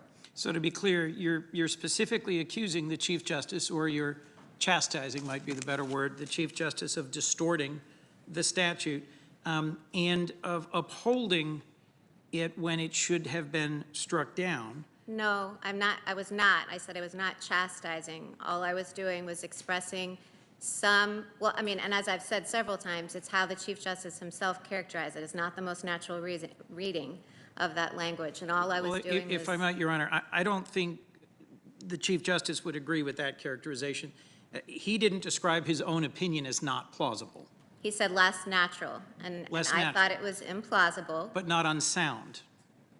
So, Senator Coons, I certainly would not and did not criticize or chastise the Chief Justice or impugn his integrity. It is true that Chief Justice Roberts and Justice Scalia took different approaches to the text in the Affordable Care Act case, which is something that's widely acknowledged. I'm simply trying to make clear that I think your writing here in 2017 in constitutional commentary, yes, the majority of it is a book review about a book that centrally talks about NFIB versus Sebelius and methodological questions. But near the end, you are, I think, unmistakably clear in saying, I disagree with the Chief Justice's ruling upholding the Affordable Care Act, and I deem it unplausible and unsound. Senator, as an academic, I did express a critique. And you've quoted the language, you've pulled out those few sentences at the end. I guess I'm a little uncertain what it indicates, because as I've said, I have no hostility to the ACA, and if a case came up before me presenting a different question to the ACA, I would approach it with no bias or hostility. I also have said at earlier points in this hearing that the exercise of being a commentator, an academic, is much different than the enterprise of judging. And I didn't have to sit in Chief Justice Roberts' seat or Justice Scalia's seat when NFIB versus Sebelius was decided. So but you will, if we follow the timeline laid out by my colleagues, you will sit in former Justice Ginsburg's seat. And you will sit as a member of the court deciding a case that is very similar to the previous one, in which the central issue before the court, believe it or not, somehow will be the constitutionality of the mandate that's in some ways been the linchpin of its being upheld previously in NFIB versus Sebelius. That was the sort of key point, was that at the end of the day, there were 5 justices who, for different reasons, concluded that they could uphold it in the case of the Chief Justice as a legitimate exercise of the taxing power. You wrote, and this is the next sentence, that Chief Justice Roberts, if he had treated the payment owed under the mandate as the statute did, as a penalty, he would have had to invalidate it. So I think you're unmistakably criticizing this decision to uphold the Affordable Care Act in a case that will be before you as a newly seated member of the Supreme Court if the majority continues with this race towards your confirmation. It is the nerve center of the case. The entire future of the Affordable Care Act, I think, hinges on this question of whether or not you share a view with the 4 who were in the minority at the time that this is something that cannot be upheld under any plausible reading of the statute. Let me move on, if I might. Judge Barrett, you're not the only person who's criticized Chief Justice Roberts for his decision to uphold the ACA. President Trump criticized him for it sharply and repeatedly. Soon after the NFIB decision first came out in 2012, he tweeted that Justice Roberts turned on his principles with irrational reasoning in order to get loving press. And then later, congratulations to John Roberts for making Americans hate the Supreme Court because of his BS. A few years later, while running for president, then candidate Trump said on Twitter, and I believe my colleague put this up earlier, "If I win the presidency, my judicial appointments will do the right thing, unlike Bush's appointee, John Roberts, on Obamacare." And as recently as just 2 months ago, Vice President Pence described Chief Justice Roberts as, and I'm quoting, "a disappointment to conservatives because of the Obamacare decision." In upholding the ACA, the Chief Justice was the one justice appointed by a Republican president who went against the political wishes of the party that appointed him. Why did you choose to single him out for criticism in that constitutional commentary article? Well, Senator Coons, I was writing about the majority opinion, and Chief Justice Roberts was the author of the opinion. So I was simply discussing what the 5-justice majority adopted as its reasoning. And I'd like to emphasize again that I was not attacking Chief Justice Roberts or impugning his character or anything of that sort. It was an academic critique. And I want to emphasize, just given this line of questions that you're asking, that, I am standing before the committee today saying that I have the integrity to act consistently with my oath and apply the law as the law, to approach the ACA and every other statute without bias, and I have not made any commitments or deals or anything like that. I'm not here on a mission to destroy the Affordable Care Act. I'm just here to apply the law and adhere to the rule of law. And I think it is important that folks watching understand that I believe your views are sincere and earnestly held, and I am not trying to suggest that there was some secret deal between you and President Trump. When you told me that when we spoke a week ago, I've had no conversations about these cases with the president or his legal team. I believe you. I think you are a person who earnestly means that. And I do think it's important that you keep repeating that. But we cannot ignore the larger context that sits outside your nomination and this rushed process. I'm sure you have no ill will towards the Chief Justice and meant no disrespect to him as an individual. We've talked repeatedly about the friendship between Justice Scalia and Justice Ginsburg. I was long inspired by the friendship between Senators Biden and Senator McCain, and they fought hammer and tongs, tooth and nail, disagreed with each other on foreign policy day in and day out, but then could still also spend time together with each other's families and respect each other afterwards. And to the point my colleague from Nebraska has made about civics versus politics, it is important for us to try and sustain these institutions that hold us together. And you and Senator Flake, I think, are another good example of that. Indeed. As you well know, we came to Notre Dame Law School just over a year ago to talk about working together even across significant differences.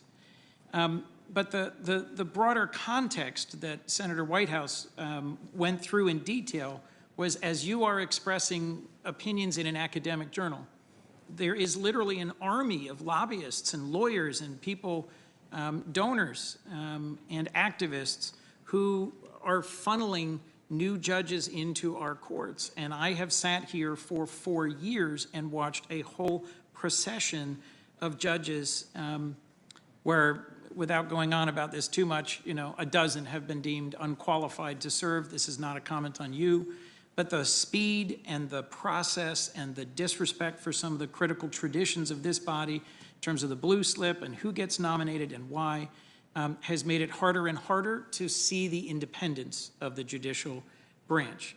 And in this piece that you wrote in 2017, you made, I think, your position with regards to the Chief Justice and his opinion clear.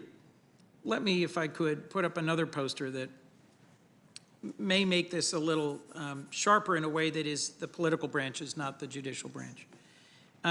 The Supreme Court's going to hear arguments, as I've said, in this case a week after the election.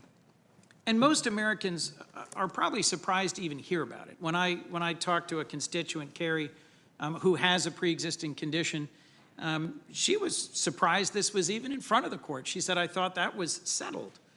Carrie owns a small business. She has a daughter she's raising, and before the ACA, she had to spend $800 a month for insurance that she described as junk. Left her afraid of even going to the doctor's office or needing drugs, and because of the ACA, she's been able to get better quality insurance that she can afford, and she's got both type 2 diabetes and high blood pressure. But the ACA guarantees she can't be denied insurance or made to pay higher premiums either because of her gender or because of these pre-existing conditions. She expressed to me astonishment. Many of us are engaged and interested in this because we care about the Constitution, we care about constitutional law, and the ways in which it impacts a majority of all Americans, frankly, all Americans. Help me explain to her, how is it that the Affordable Care Act, settled 8 years ago, is back in front of the Supreme Court? Well, Senator, I spent some time with Senator Sass talking about how a case winds its way up, and it's because litigants chose to challenge the law again. And, you know, it went through the district court and the Fifth Circuit, and now the Supreme Court has granted certiorari on it and is answering the question. But as to the broader question, which I think is a political one, which is why are people fighting the Affordable Care Act, you have to ask the litigants. I don't know why they're fighting the Affordable Care Act. Well, two things on that. Yes, there are no advisory opinions, as you said in your exchange with Senator Sass, and you have to have standing. The courts are reactive. But as Senator Whitehouse laid out, there's a whole network of groups that fund and develop and present test cases over and over and over. And this is an issue that'll be before the court just a week after the election that is really not distinguishable from NFIB versus Sebelius. I mean, they are centrally about the constitutionality of the mandate, whether it's a legitimate exercise of the taxing power. You don't get to the question of severability if you haven't already determined the question of constitutionality. But I think that the question of severability, even if the now zeroed out mandate provision is a penalty, it doesn't affect the act at all. If that provision can be severed out, then the whole rest of the act would stand. And so I actually think that severability is sort of the, I think severability is one of the most important issues in the case. I don't think the question of characterizing it as a tax versus a penalty, NFIB versus Sebelius also was interpreting a different provision. It was one that wasn't zeroed out, that actually had money attached to it. But if I could, this is the filing of the Department of Justice in the Supreme Court. As you well know, the Justice Department is supposed to defend the constitutionality of federal laws if any reasonable defense can be made. And the Trump Justice Department has sided with those advocates who are trying once again to strike the law down now in the courts when they couldn't accomplish that here. In fact, I'd argue that they're denying the will of the voters that clearly in 2018 in deciding control of the House on health care want this to stay. And the administration's arguing that this now toothless mandate, which imposes no payment on anyone, is unconstitutional, and they're arguing the entire act must be struck down as a result. I frankly think the DOJ is embarrassed by this brief. They rarely even talk about it, but it's in black and white in the quotes over my shoulder that the mandate is unconstitutional and must go, and so the parts of the law that prevent insurance companies from discriminating against people with pre-existing conditions, that prevent discrimination against women, all of it must fall as a result. It seems to me that Americans who are watching deserve to understand that this is somehow back up in front of the court, the posture the administration is taking, the ways in which it really does follow some of the contours of NFIB versus Sebelius, and the ways in which, bluntly, while I know you won't talk about this pending case, what you said in that 2017 article, what you wrote, is highly relevant. Just as a preliminary point, the vote to uphold the ACA in NFIB versus Sebelius was 5-4, correct? Yes. And Justice Ginsburg was in the majority and Justice Scalia in the minority. Yes. So if you were to replace Justice Ginsburg with someone who followed precisely Justice Scalia's analysis on the linchpin question of constitutionality, one could expect it would be overturned. No, Senator Coons, because if there were a direct challenge to NFIB versus Sebelius, there would be precedent on point. And the law of stare decisis is a whole body of doctrine that binds judges itself. So no, I don't think one could assume that in a separate point in time that even Justice Scalia would necessarily decide the case the same way once there was precedent on the books. I agree, and I look forward to discussing that in some more detail tomorrow. I have just, I think, 6 minutes.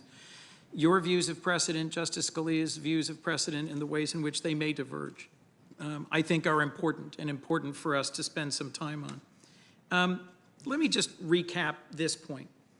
For President Trump, for Republican politicians, the argument about tax and about whether or not the mandate is a tax is the gateway to knocking down the entire Affordable Care Act. And that's also the line of attack being taken by the Department of Justice. You've already said it's not plausible to interpret the mandate as a tax. If you didn't think it was a tax when it was raising billions of dollars in revenue, you certainly, I think, are unlikely to believe it's a tax when it raises no revenue. And the thing that might distinguish it from NFIB versus Sebelius is reliance interests and precedent. And when I have more time tomorrow, we'll go through that. But I just wanted to connect some dots. That Trump has repeatedly vowed to get rid of the ACA, has campaigned on it, has criticized the Chief Justice, has said his nominees would do the right thing. His administration is in court right now, arguing in a case to be heard in just 4 weeks, that it should be invalidated. And a person you've criticized, Chief Roberts, a person whose opinion, whose decision you have criticized, Justice Roberts, means in many ways that you've signaled, I think. You were added to the Supreme Court shortlist after you wrote that article. And today, my Republican colleagues, who themselves have promised to repeal the ACA, are rushing through your nominations so you can be seated in time to hear this case. It concerns me gravely that that's the circumstances we're in. Let me ask one last line of questioning, if I might, in the 5 minutes I have left. There's another subject on which President Trump has been, I think, unfortunately, very, very clear about what he hopes for from a Supreme Court nominee. Just days after Justice Ginsburg passed, the president was asked why there was such a rush to fill her seat before the election. And he responded, and I quote, "We need 9 justices. You need that. With the millions of ballots that they," and he meant the Democrats, "are sending, it's a scam, it's a hoax. You're going to need 9 justices." The next day, he told reporters, again, he doubled down, "I think this," and he means the election from the context, "will end up in the Supreme Court. It's very important. We must have 9 justices." Our president has also been asked whether he'll commit to a peaceful transition if he loses the election. He's been asked directly and repeatedly. And instead of responding in the way we'd expect of any leader of the free world, with a clear and simple yes, he's tried to sow confusion and distrust in the potential results. So, Your Honor, I'm concerned that what President Trump wants here couldn't be clearer. That he's trying to rush this nomination ahead so you might cast a decision, a vote in his favor in the event of a disputed election, and he's doing his level best to cast doubt on the legitimacy of an election in which literally millions of votes have already been cast, most of them by mail. I was very encouraged, again, to hear from you specifically. You have not had any conversation with him about this topic, and that's not what I'm suggesting. In fact, you repeated promptly 28 U.S.C. 455. You're quite familiar with the recusal statute and its considerations. But I think the gravamen, the core issue in recusal is that any judge or justice should recuse themselves from a case in which their impartiality might reasonably be questioned. Given what President Trump said, given the rushed context of this confirmation, will you commit to recusing yourself from any case arising from a dispute in the presidential election results 3 weeks from now? Senator Coons, thank you for giving me the opportunity to clarify this, because I want to be very clear for the record and to all members of this committee that no matter what anyone else may think or expect, I have not committed to anyone or so much as signaled. I've never even written. I've been in a couple of opinions in the Seventh Circuit that have been around the edges of election law.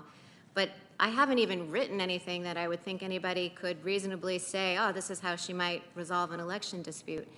And I would consider it, let's see, I certainly hope that all members of the committee have more confidence in my integrity than to think that I would allow myself to be used as a pawn to decide this election for the American people. So that would be on the question of actual bias. And you asked about the appearance of bias. Correct. And you're right that the statute does require a justice or judge to recuse when there's an appearance of bias. And what I will commit to every member of this committee, to the rest of the Senate, and to the American people is that I will consider all factors that are relevant to that question. That requires recusal when there's an appearance of bias. And there is case law under the statute. And as I referenced earlier, in describing the recusal process at the Supreme Court, Justice Ginsburg said that it is always done with consultation of the other justices. And so I promise you that if I were confirmed and if an election dispute arises, both of which are ifs, that I would very seriously undertake that process, and I would consider every relevant factor. I can't commit to you right now for the reasons that we've talked about before, but I do assure you of my integrity, and I do assure you that I would take that question very seriously. Thank you, Your Honor. Just on the question of consultation, the Chief Justice, former Chief Justice Rehnquist, because this question came up in 2004, wrote a letter actually to members of this committee that there's no formal procedure for court review of a decision by a justice in individual cases. It's just something, Justice Ginsburg did say that there was a practice of consultation. I do think at the end of the day what matters is removing any potential conflict here, ensuring that there is confidence in our election, in the Supreme Court, and in its role is critical. I have reached out to a number of my colleagues to implore them to step back from the timing of this confirmation, to consider the possible confluence of three different factors here, an election, an ACA case, and a rush timing in the middle of a pandemic. And I would just urge them one more time to think seriously about stepping back from this timing of this confirmation. That's not meant to impugn you or suggest that in some way you've engaged in some inappropriate conversation. That's just the confluence of these events at this time in this place. This election will have enormous consequences. I am troubled by what you've written about the Affordable Care Act. I am more concerned that the president has tried over and over and over to get rid of the ACA and that the American people have consistently said no, and that the consequences for a majority of Americans who rely on the ACA in the middle of a pandemic would be significant, and that the president has refused to embrace the American people's wishes and deliver some compelling alternative plan, and instead has taken the battle back to the Supreme Court, where it will be heard in just a month. I think to reach out and to strike this critical statute down now would be the worst example of judicial activism, which my colleagues say they don't want, and which I hope will not happen. But I am gravely concerned by what I see. Your Honor, I believe your views are sincere, but I also think you genuinely think the Affordable Care Act is unconstitutional. That's my reading.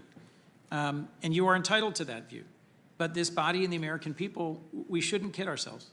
Bluntly, if our president and the majority are able to swing the court out of balance by replacing Justice Ginsburg by someone whose views may be significantly to the right, the health of a majority of Americans may well be in peril.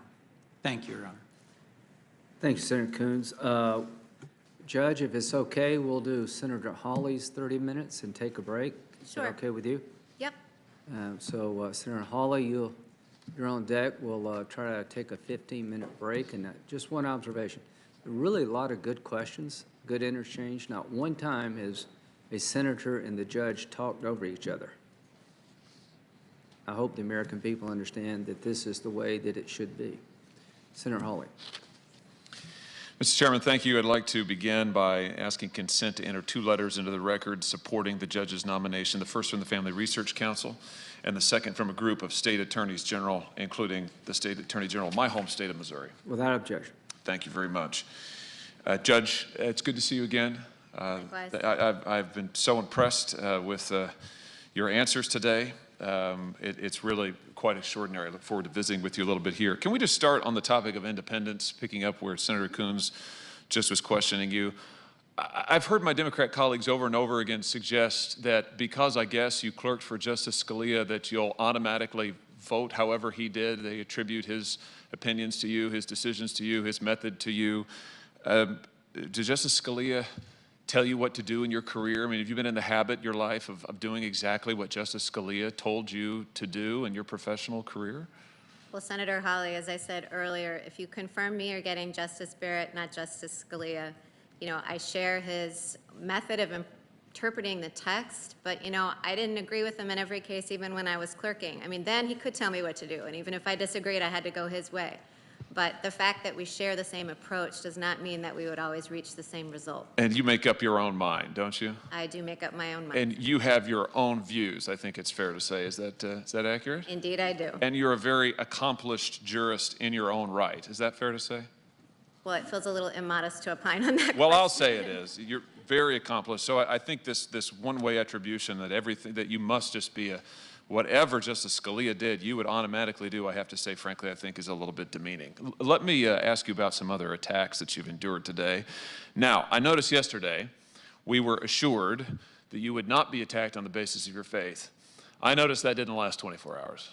But I'm not surprised, because for 3.5 years, we have heard consistent attacks from the Democrat side on nominees on the basis of their faith, including, of course, you, Judge Barrett, and we talked about this some yesterday. Today, the second Democrat senator to speak criticized you for speaking to a Christian legal group that has a program, a summer program for Christian law students, where you gave, I think, a lecture once or twice on constitutional and statutory interpretation.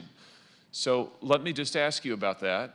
You've talked about your faith. This has been well established. You accepted an invitation to speak to a group of Christian law students on the topic of your specialty. Tell us why you accepted the invitation. I had several other colleagues who had participated in the Blackstone program lecturing, and I heard great things about it from them. We had a contingent of students from Notre Dame regularly attend this program, and they were among our most engaged and smartest students.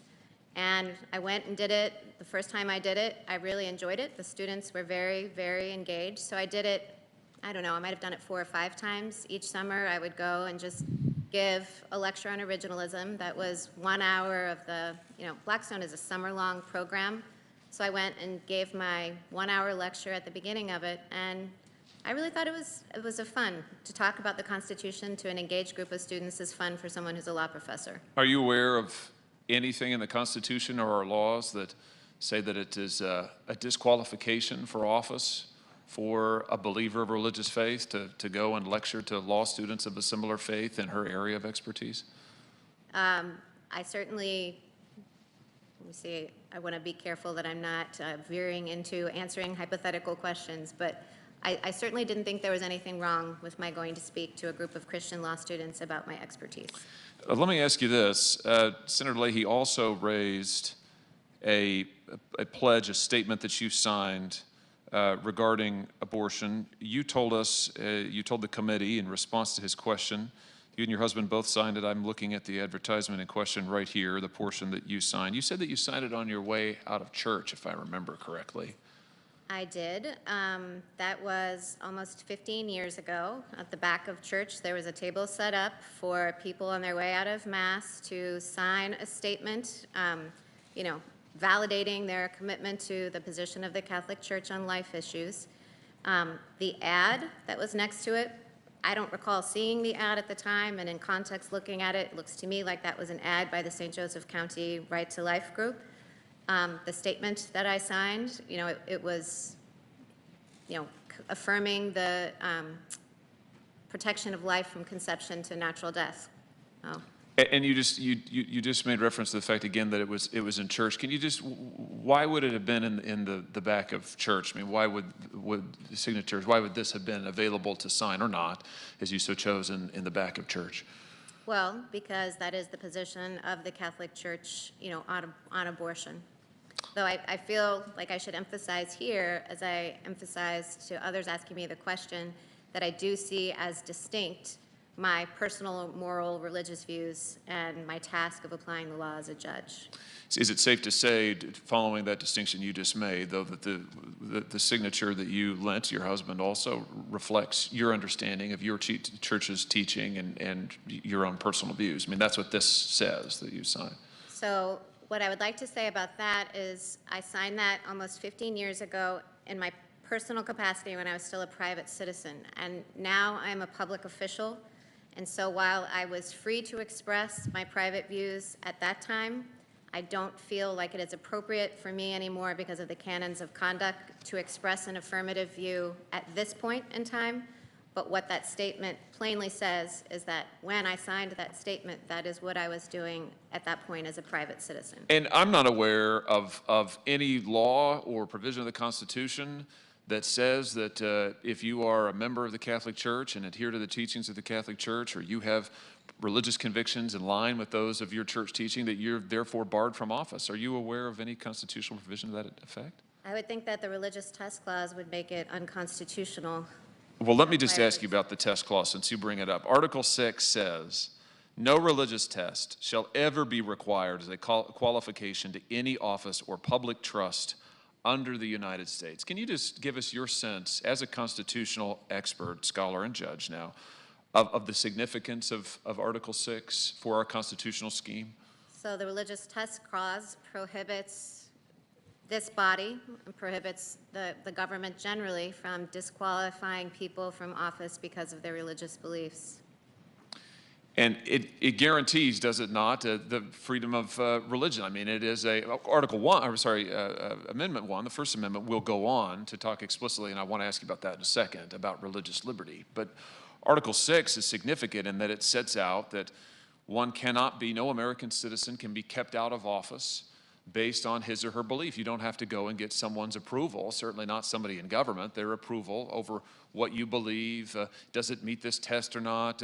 Do they like it or not? You don't have to get any sign-off. In fact, any kind of sign-offs are explicitly ruled out by the Constitution. Is that a fair characterization? The religious test clause makes plain that denomination or belief can't be a reason to disqualify someone.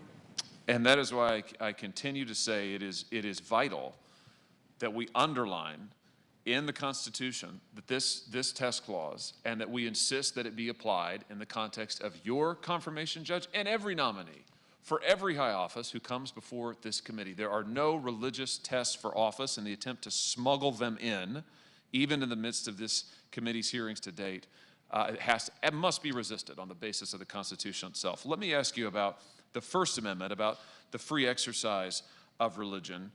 That's, of course, how the First Amendment begins. Congress shall make no law respecting an establishment of religion or prohibiting the free exercise thereof. Tell me what you think this says about the place of religious observance in American life and its significance. Why is it protected like this in the First Amendment? What do you draw from that? I mean, I think its presence in the Bill of Rights, like all of our rights, shows that it was one that the people, for generations beginning in 1791, considered central to being a free people. And there's no indication from the Constitution that religious believers are second-class citizens in any way, is there? Well, the free exercise certainly suggests to the contrary. And in fact, the Free Exercise Clause and the First Amendment suggests that the exercise of religion, worship, religious belief gets special protection. I mean, it's singled out here for protection, along with, immediately after, speech, press, right of the people peacefully to assemble. Religion is given a special place, which the United States Supreme Court has recognized. Let me just ask you about attempts to disfavor religious believers on the basis of faith. Is it your understanding, can a government at any level, federal government, state government, municipality, whatever, can they treat religious believers differently? Can they single them out for disfavor versus a non-religious group? Is that permissible in our constitutional order? Well, Senator Hawley, that's a complicated question because, there's a lot of doctrine surrounding that, and there aren't bright line rules. And so that question would come up in a case with facts, and, it would require the whole judicial decision-making process. So it's not a hypothetical that I can answer. Let me ask you about the court's decision, unanimous decision in the Hosanna-Tabor case, which touches some of these questions, in which the court there, it's a question about church's ability, any house of worship, to hire and fire their ministers or those who perform religious functions, religious services. And in that unanimous decision, the court says that houses of worship are different, that they are unique, that they are given special protection under the First Amendment, and that therefore they must be accorded special status. They have to have the ability, for instance, to hire and fire ministers, those who are going to perform religious functions. The state, the government cannot interfere with that. Do you agree with the teaching of that case? I mean, do you think that case remains good law and is a significant decision?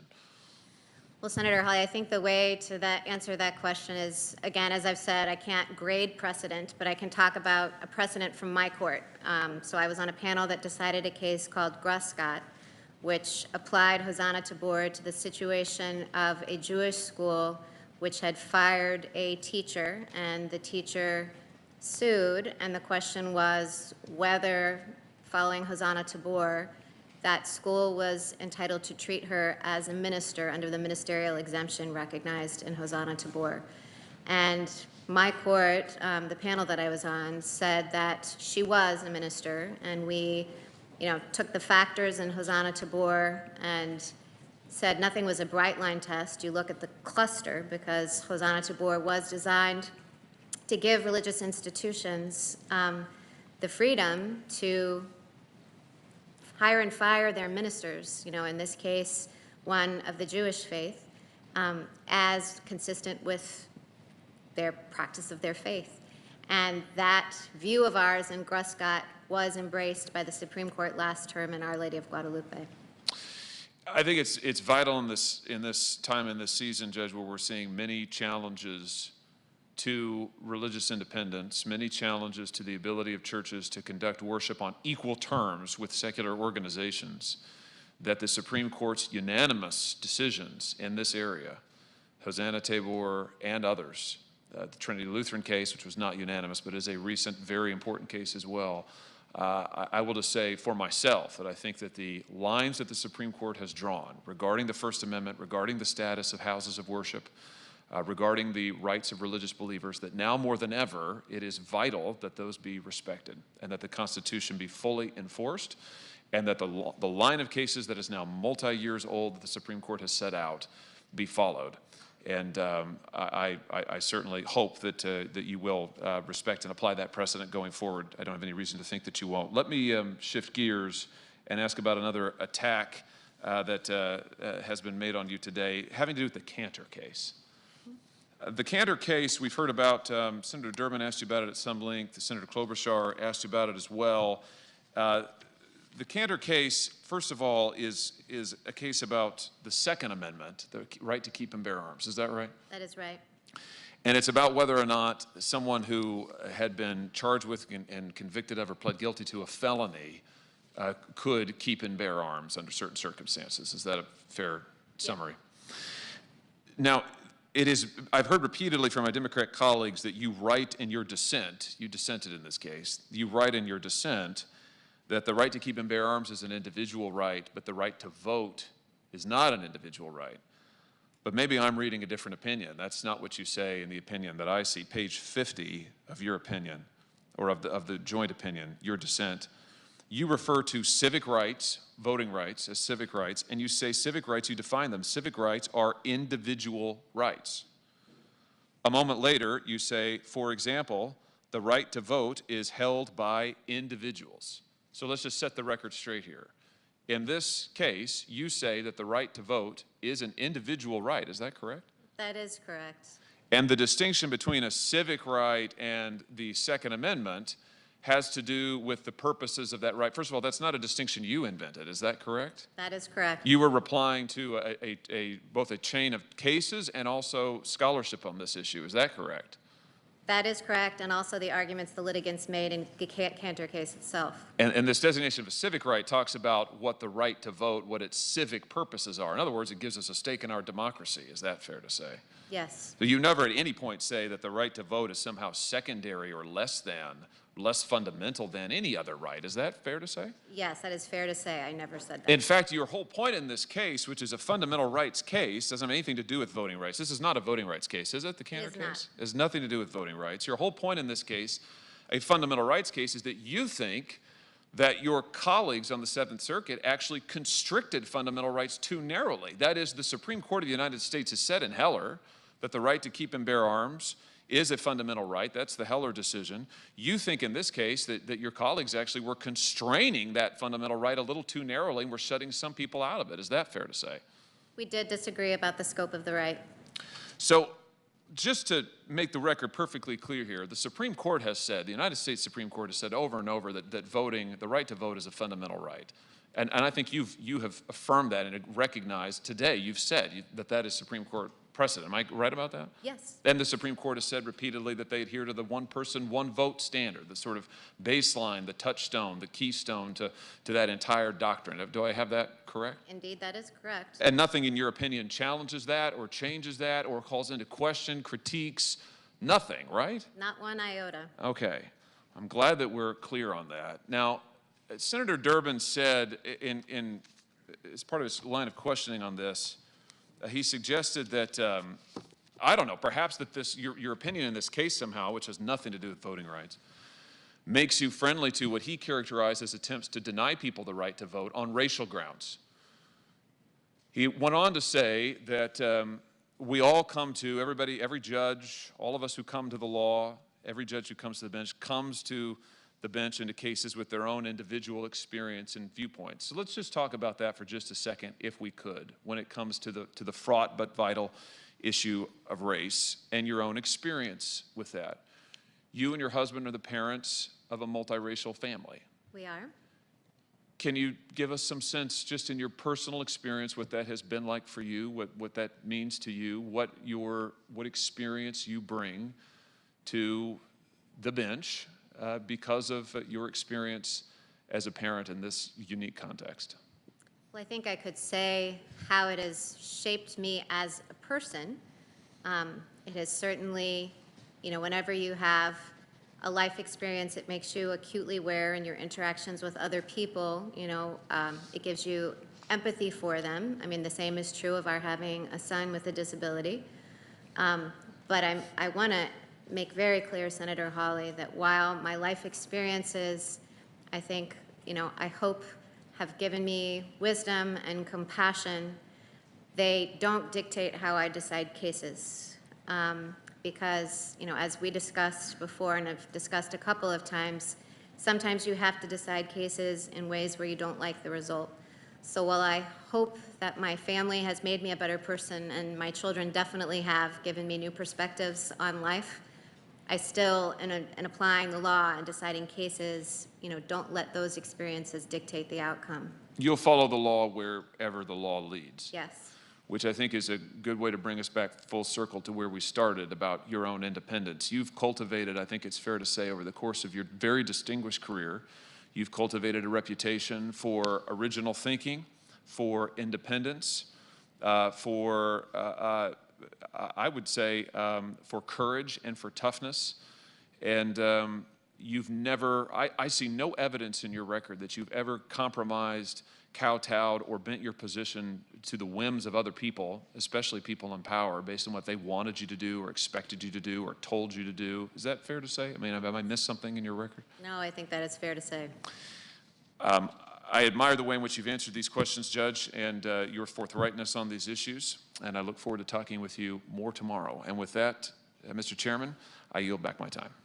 Thank you, Senator Hawley. We'll reconvene in 20 minutes, and we will go to about 6:30 and take a 30-minute break to have some dinner and come back and finish out round one today. So, 20-minute break.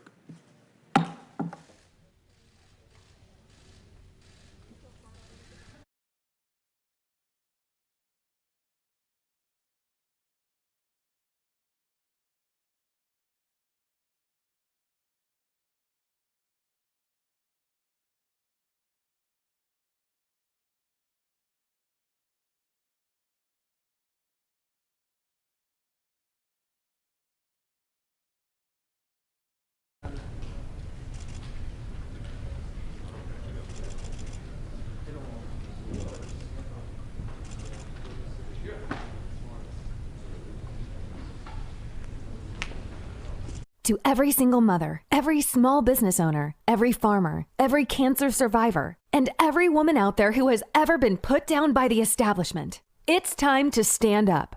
On November 3rd, we need you to write in Ola Hawatma on the ballot under New York 19th Congressional. Make history in the New York 19th District with the first woman to win by a write-in. Don't just vote. Make history on November 3rd, 2020. Write in Ola Hawatma. I'm Greg Raths. As a veteran, current council member, local businessman, I know our community. As your congressman, I'll fight to reduce healthcare costs, keep our cities safe, and our communities healthy. Our jobs protected, our economy growing, and our nation defended. Orange County is a wonderful place to live, work, and raise a family, but together we can make it even better. Vote Greg Raths for Congress. I'm Greg Raths, and I approve this message. Dr. Melinda Morris supports a strong economy, safe neighborhoods, limited property taxes, and promotes an improved education system. Dr. Melinda Morris wants to improve access and insurance coverage for medical care. Dr. Morris is pro-life and will support right-to-life legislation in Austin. Dr. Morris will remain true to her values when she is elected to office. She is going to Austin to promote life, prosperity, and personal freedom for the constituents of Senate District 13.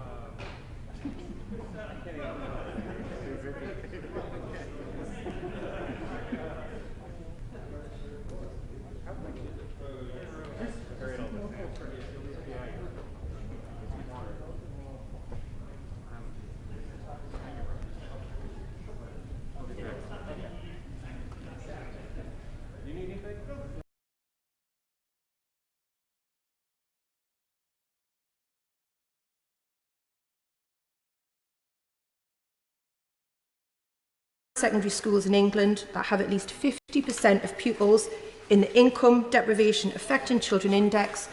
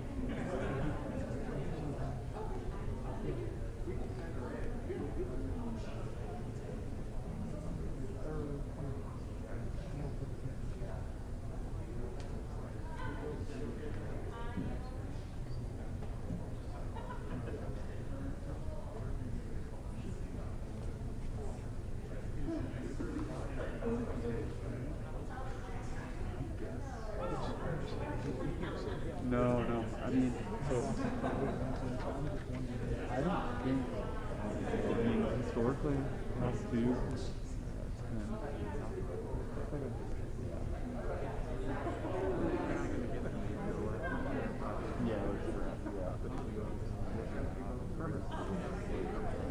absolutely. I was just doing some of the math. It's going to be after 7. Yeah.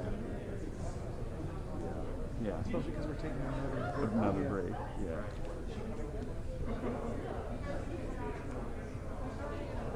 Yeah, I was doing. Yeah. Yeah, it was.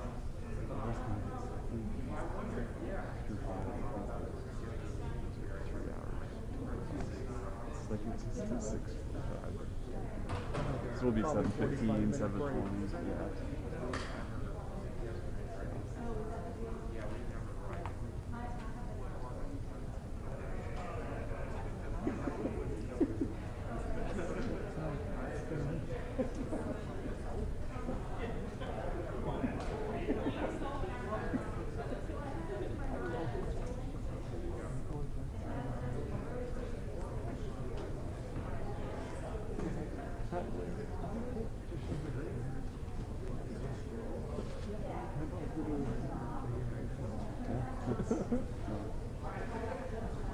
All right, we'll hold down the fort.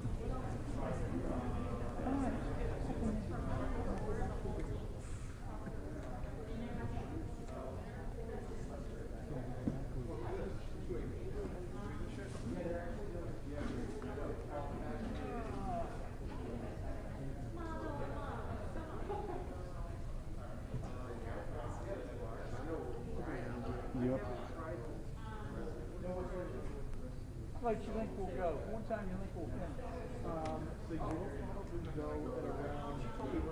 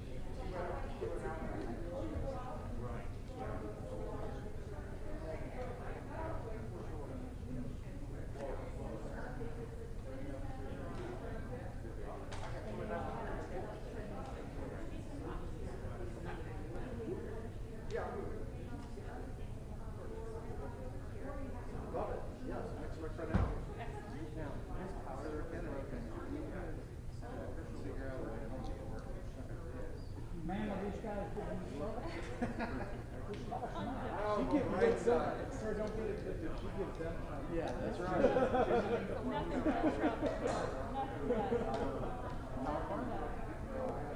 Yes, I have one. No, I'm all set, thank you. I appreciate it. Yes, we're all set. How's it going? Staying awake? Yeah. Got enough coffee? Senator, I'm looking forward to you going. Oh, here? Yeah. Oh, I don't know. We'll see what everybody has left.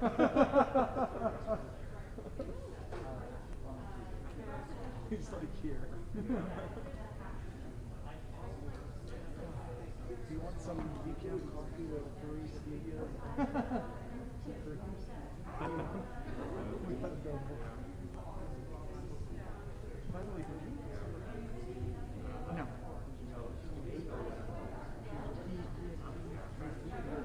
After Mikey got it, but for Mikey got it, so he self-plunged. I don't actually think he was 1 or 2, but just when I was in Boston, he did 14 days.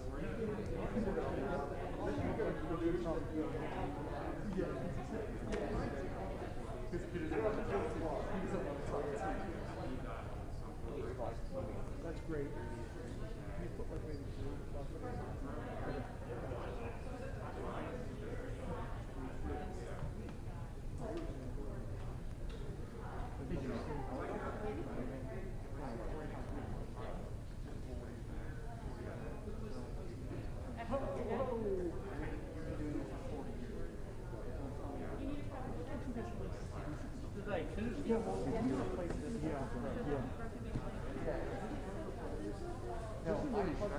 Senator was great because right on my hand.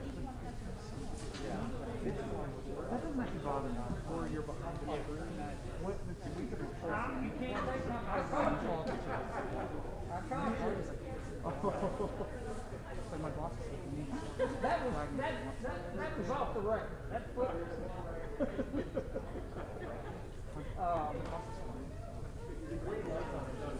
Yeah, how questionable was that? Yeah.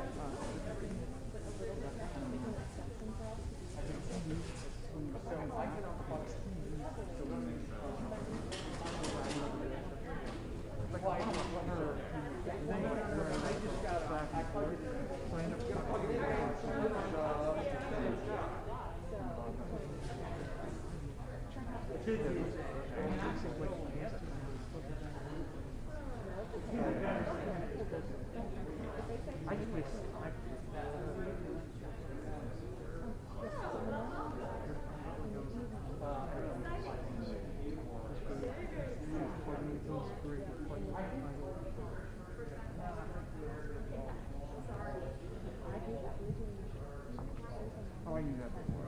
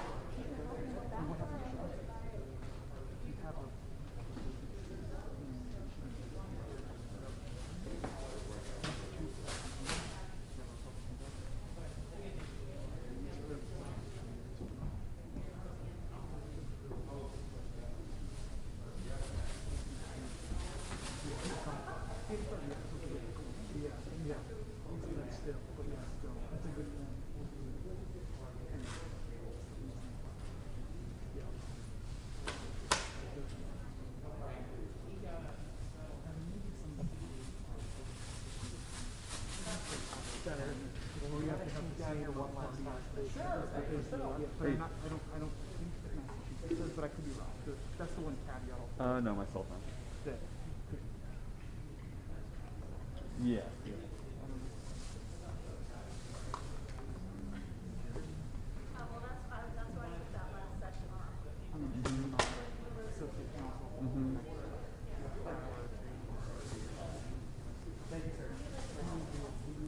Guys, I hate to put it on her, but I think I'm going to swivel forward in the line. Yeah, I think that works. So it doesn't, may I ask your family on, No. on the screen, slam. Yeah.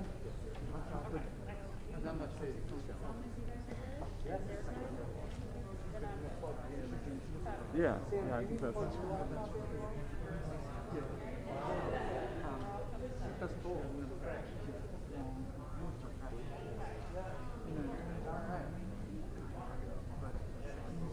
Thinking about it. yeah, that's a good distinction to make though. No.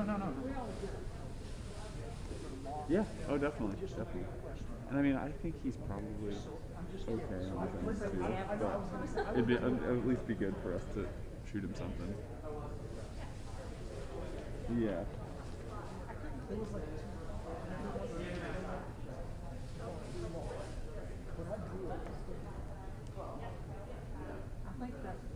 Okay, perfect.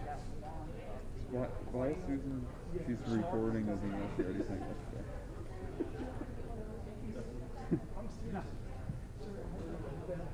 Yeah. All right. Yeah, exactly. Yeah, same. Or Rosemary, baby. All righty. Yep. See ya. Bye.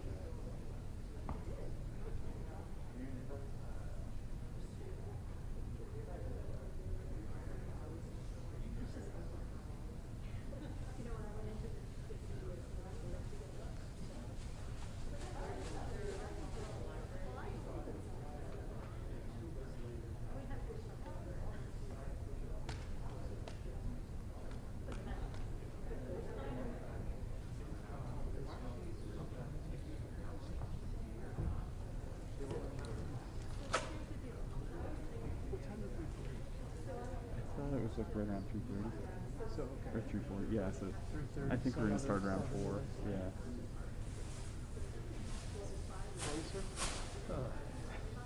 Oh.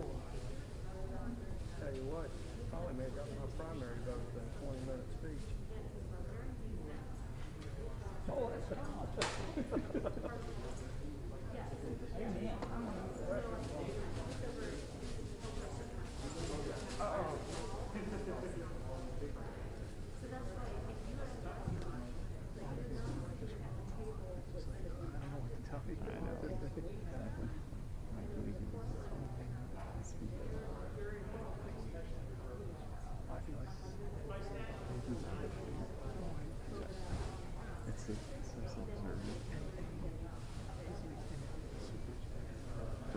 Yeah, exactly. That's all I can think of.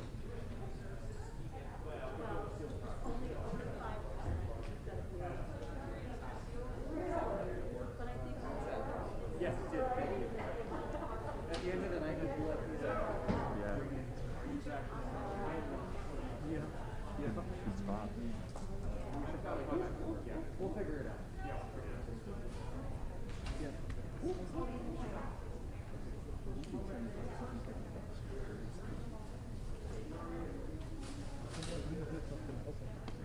Don't you worry. Okay.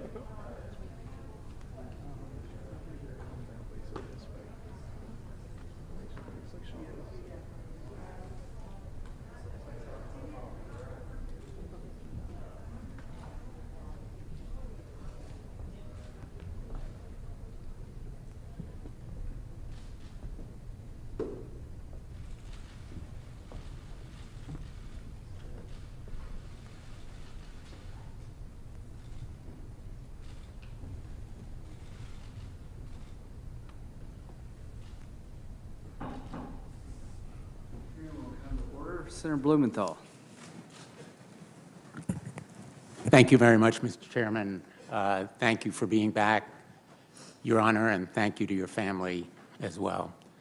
I want to just begin by saying, perhaps not surprisingly to you, that I was really disappointed by your responses to a number of my colleagues, most recently to Senator Coons, on the issue of whether you would participate in a decision involving the upcoming election if you are confirmed. I continue to believe that if you were to participate in a decision involving that election, it would do enduring explosive damage to the court. I think you know it would be wrong, not because of anything you've done. In fact, I'm not raising the issue of whether you've done any sort of deal or commitment because of what Donald Trump has done and my Republican colleagues, because they have indelibly put at issue your integrity through their statements. The president has said that he's putting you on the court as a ninth justice so you can decide the election. He's been very clear and transparent. And the American people are not dumb. They're watching and they're listening. And if you were to sit on this case, if it goes to the Supreme Court, the American people would lose faith and trust in the court itself. It would be a dagger at the heart of the court and our democracy if this election is decided by the court rather than the American voters. So I wanted to begin by making that point and then go to, again, the real people who are really in this room with us and who will be affected by you as a justice. Yesterday, I introduced you to Conor Curran. You may recall, he's 10 years old. I was with him on his 10th birthday, September 27. He's a remarkable champion.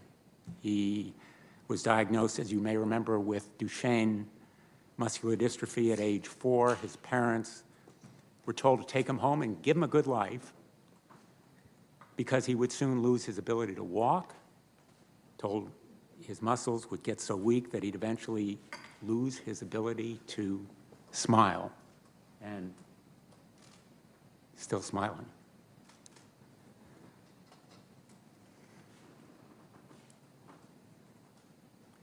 What lies behind that smile is untold pain, physical pain, the anguish of going through the needles and the prodding and the treatments. But for his family, it's also the anguish of wondering whether they'll be able to pay for treatment that has kept him alive, and whether he will be with them for all of life's milestones.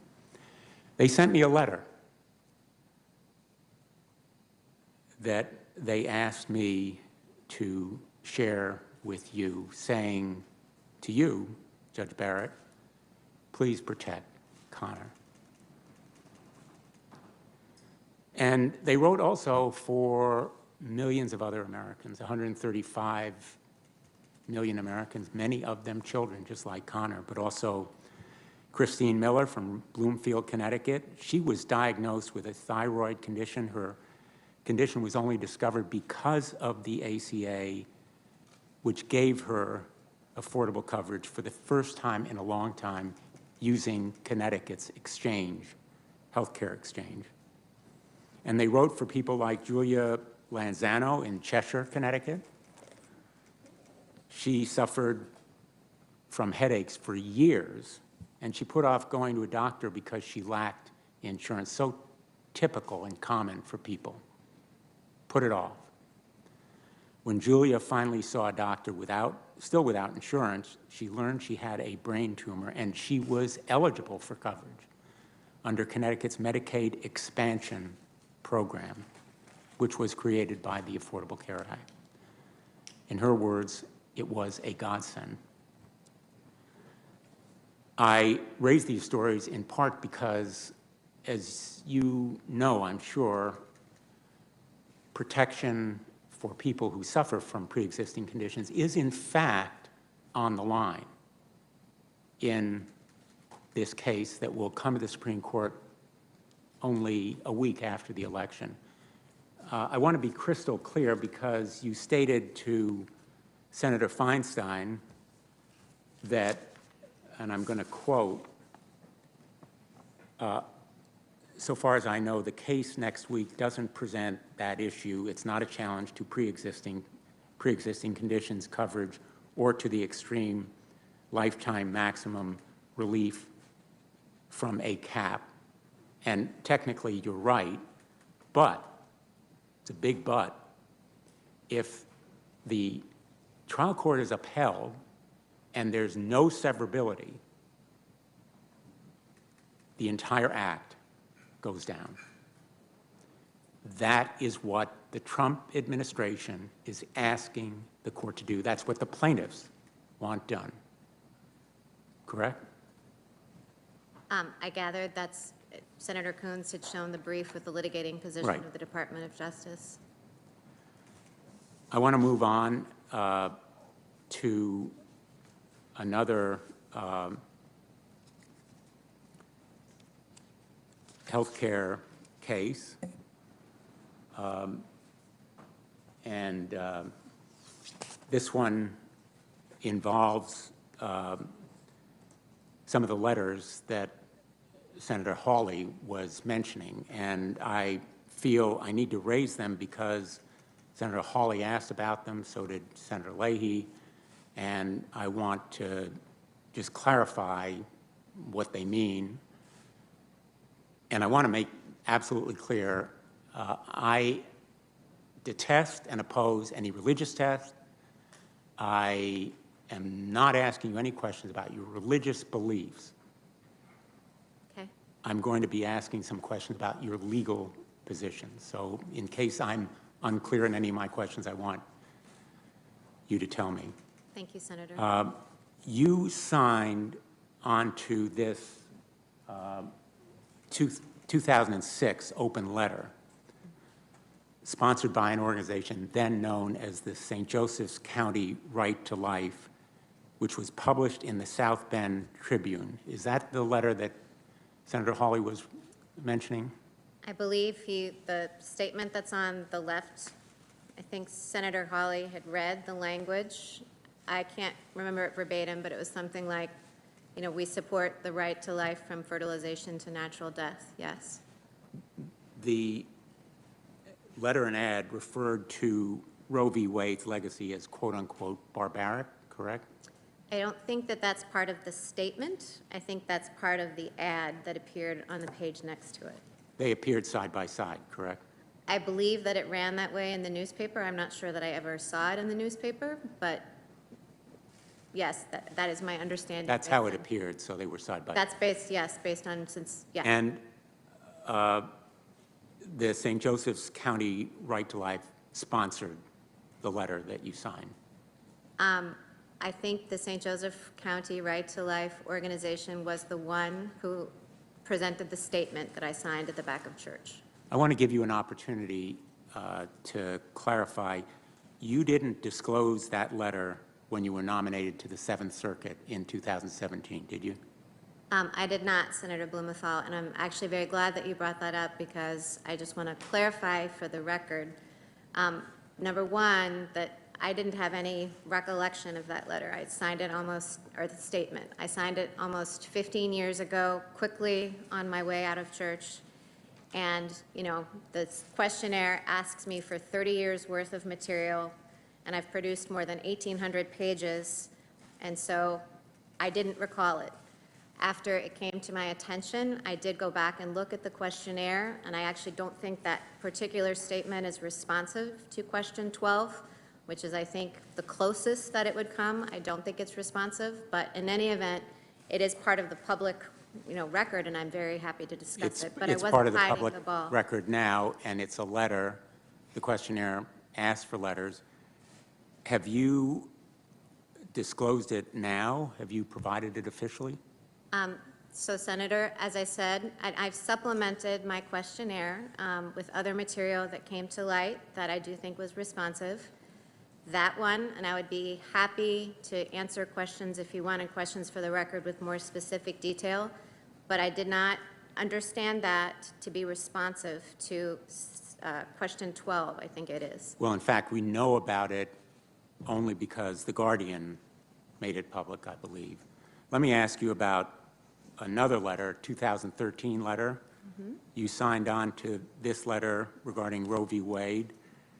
It was sponsored by the University Faculty for Life at Notre Dame. You're a member of that organization, correct? I do.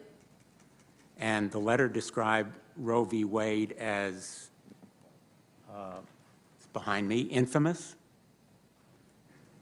And it stated that the signatories, quote, renew our call for the unborn to be protected in law, correct?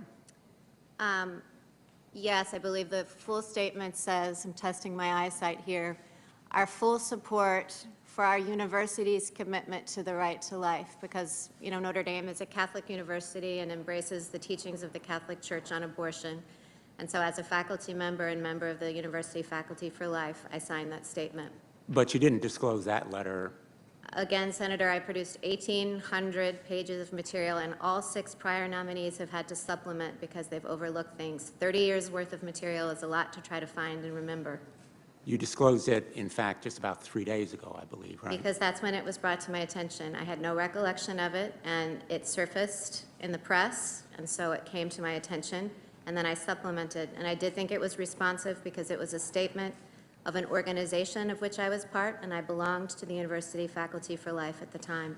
If this process maybe had been a little less rushed, you might have had more time to go back and recall some of these documents? Well, Senator, as I said, all 6 prior nominees, or the most recent 6, have had to supplement too. So I don't think it really had anything to do with time. I think it has to do with the volume of material.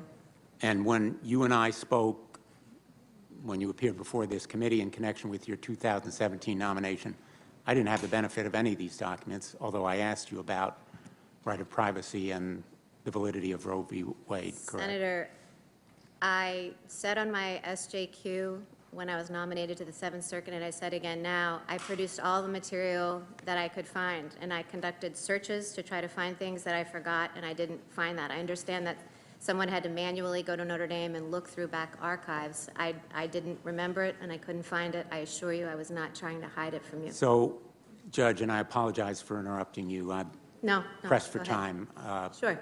Respectfully, I want to share another healthcare story with you. This is about Samantha. One night in January 2017, Samantha went out with a few friends and coworkers. She woke up the next morning in a coworker's home, confused, scared, covered in blood. She'd been raped. After she was raped, Samantha was, in her words, a zombie. She couldn't change clothes, she couldn't shower, she couldn't drink or think. She wanted this event to be erased from her memory.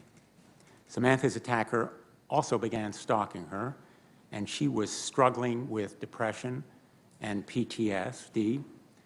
In March, Samantha took a pregnancy test, and then another, then another. They kept coming back with the same result: pregnant. After the horrible violence she faced, she simply couldn't process that she was now pregnant. When Samantha shared her story with me, she said, "I knew if I couldn't end this pregnancy, it would end me." So she decided to get an abortion. Now, as you know, Judge, the landmark Roe v. Wade decision gave her that option. It gave women the right to decide for themselves whether and when to have a child. Roe didn't compel Samantha to get an abortion. It didn't tell her what she had to do, but it gave her that choice. The question that I would like to ask you concerns your legal position. Does the Constitution protect Samantha's right to have an abortion? Roe versus Wade clearly held that the Constitution protected a woman's right to terminate a pregnancy. Casey upheld that central holding and spelled out in greater detail the tests that the court uses to consider the legality of abortion regulations.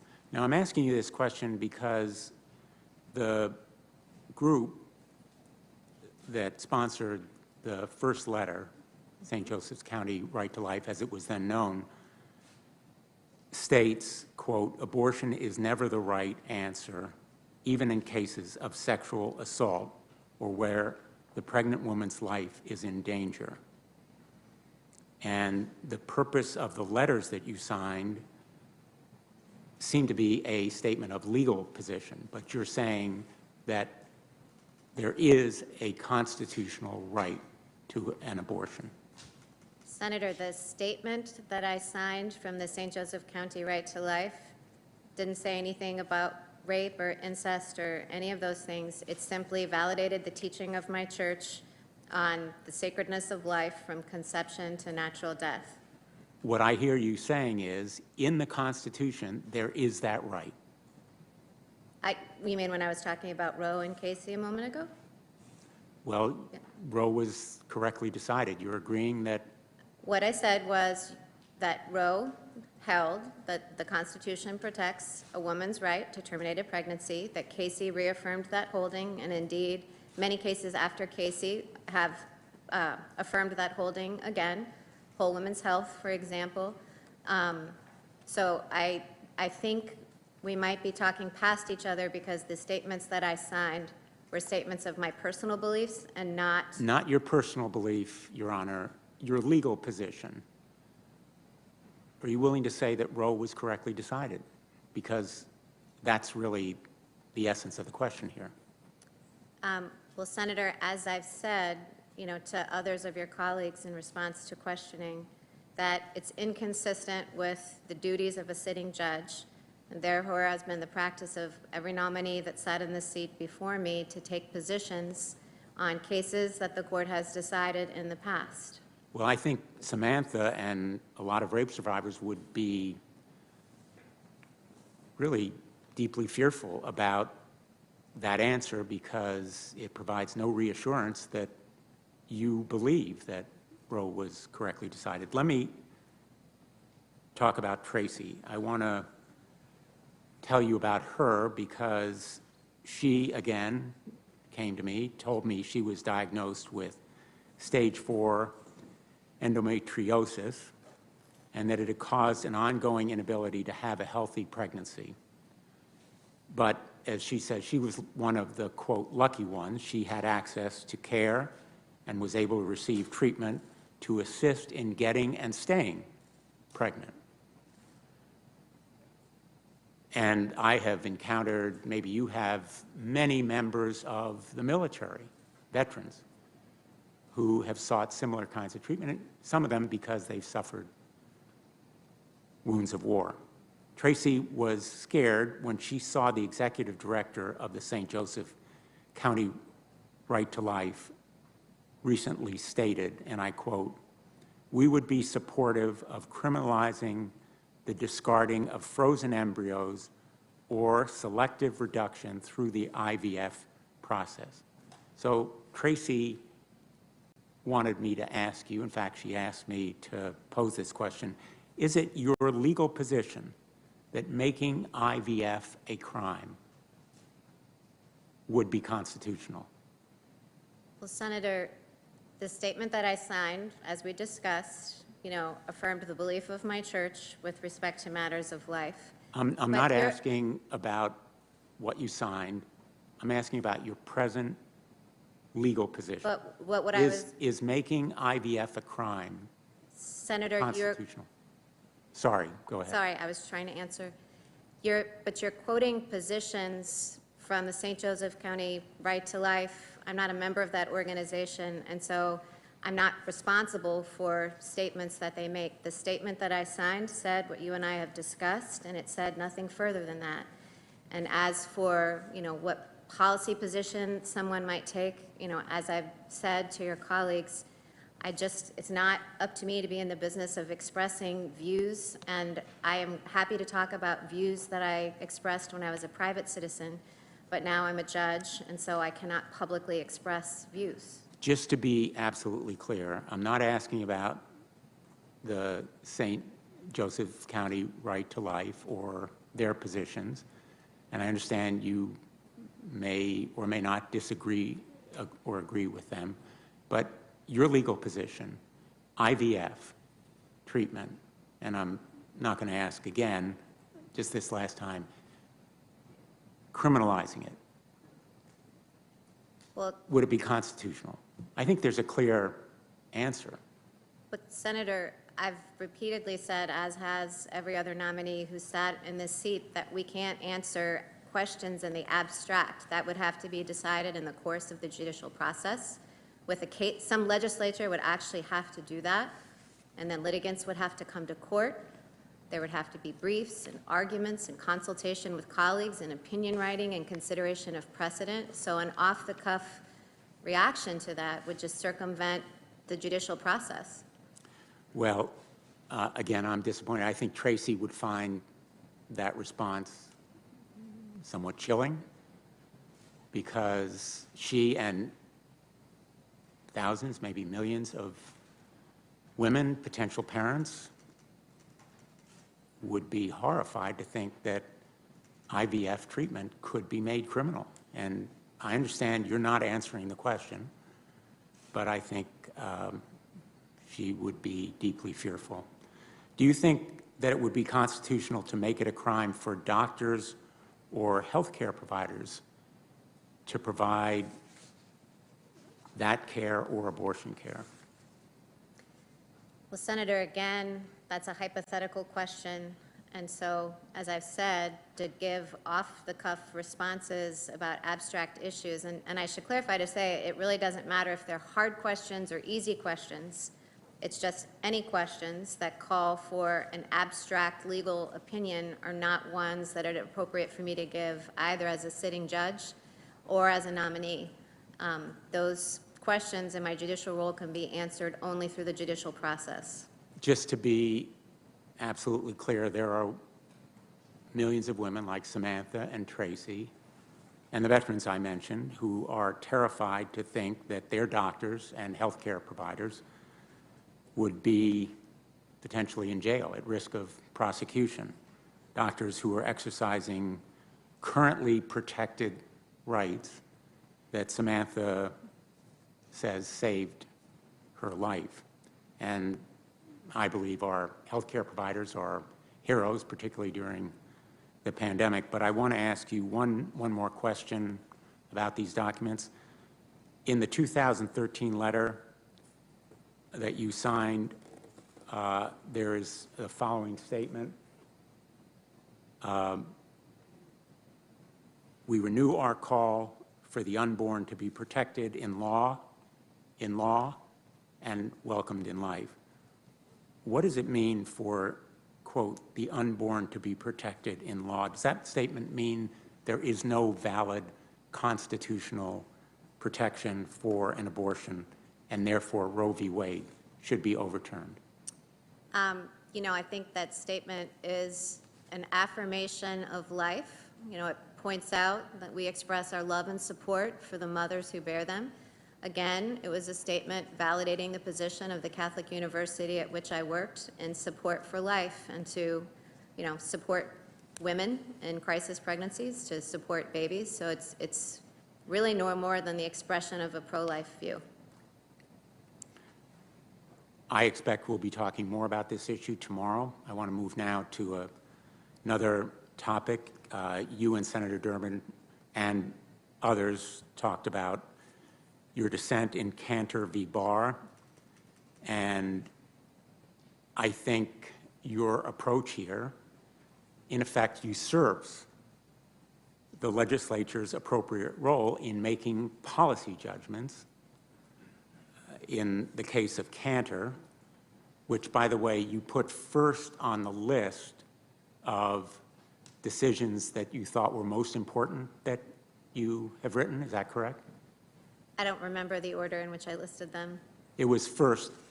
I accept that. I just don't remember the order. Okay. I did list it. I remember listing it. But. Okay. But that decision seems to usurp the legislature's role in deciding who should be permitted to have firearms and who should not, because you decided the legislature was wrong to classify felons as not deserving of firearms. You decided as a matter of policy that when they were not dangerous, they should have that right. That's a policy or legislative judgment. And I think it has huge ramifications for real people across the country. And I want to tell you about one of them from Sandy Hook, Connecticut. Natalie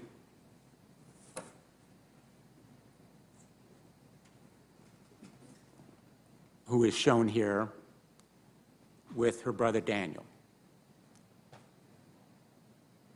Daniel was killed at Sandy Hook Elementary School in Newtown, Connecticut on December 14th, 2012. Daniel was 7. I was there that day. I saw the parents after they'd learned that they had lost 20 beautiful children. And 6 great educators died as well. In the firehouse that day, there was unspeakable grief. And 8 years later, Natalie says that grief remains with her. But Natalie, like Newtown, is resilient and strong, and her grief and trauma have spurred hope and action. She and many young people across the country are leading a movement to deal with the epidemic and scourge of gun violence in this country. What happened at Sandy Hook was not an isolated instance. There have been 236 other mass shootings in the last decade. In the last 10 years, gun violence has taken more than 354,000 lives in rural communities and urban communities. all around the country, and I'm sure in Indiana and South Bend as well.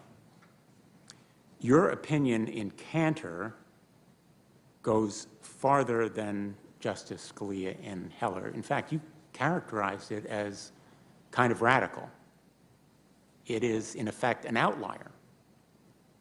And it is, in fact, radical. Did I say it was radical in the opinion? I think you said, quote, "It sounds kind of radical to say felons can have firearms." That's a direct quote. Oh, I didn't remember that particular language. You can. I'm not out. I just don't recall it, but I'm not nitpicking about it. We can look it up. That's fine, Senator. I don't think you're making it up, trust me. No, I'll check it and look it up, but I know that's not the thrust of your question. It sounds kind of radical because it is radical. In fact, no courts of appeals, except maybe the Seventh Circuit, has adopted this reasoning. The Third Circuit, I think, has a rule that's, The Third Circuit. Any others? I don't know that it's come up I in knew there others. was one circuit that did. I wasn't sure which one, but thank you. My position was consistent with a Third Circuit en banc decision that had already been decided. And cutting through all of the legalese, and we've had quite a bit of it going back and forth, what this approach does potentially is mean that Connecticut's gun safety provision that the people of Newtown, Kristen and Michael Song, on behalf of their son Ethan, who perished because of a gun that was unsafely stored, they championed a measure called Ethan's Law. Common sense measures that might have prevented the death of Shane Oliver, Janet Rice's son, who died on October 20th, 2012. Shane was killed when he was 20 years old in Hartford. He died fighting for his life in Hartford Hospital. And measures like the emergency risk protection order that Connecticut now has. 19 states have these laws. They've saved lives. And extreme risk protection order laws, which help minimize risk, might well be struck down under the reasoning of your dissent. Respectfully, Senator, my dissent would not reach even those issues. My dissent was about the narrow question about whether a felon who had sold fraudulent foot inserts could automatically be disqualified from his Second Amendment rights simply on that basis. It said that guns can be kept out of the hands of the dangerous, and it didn't say anything about other gun safety or background check. Those are all issues that are being litigated across the country and were not at issue in Cantor.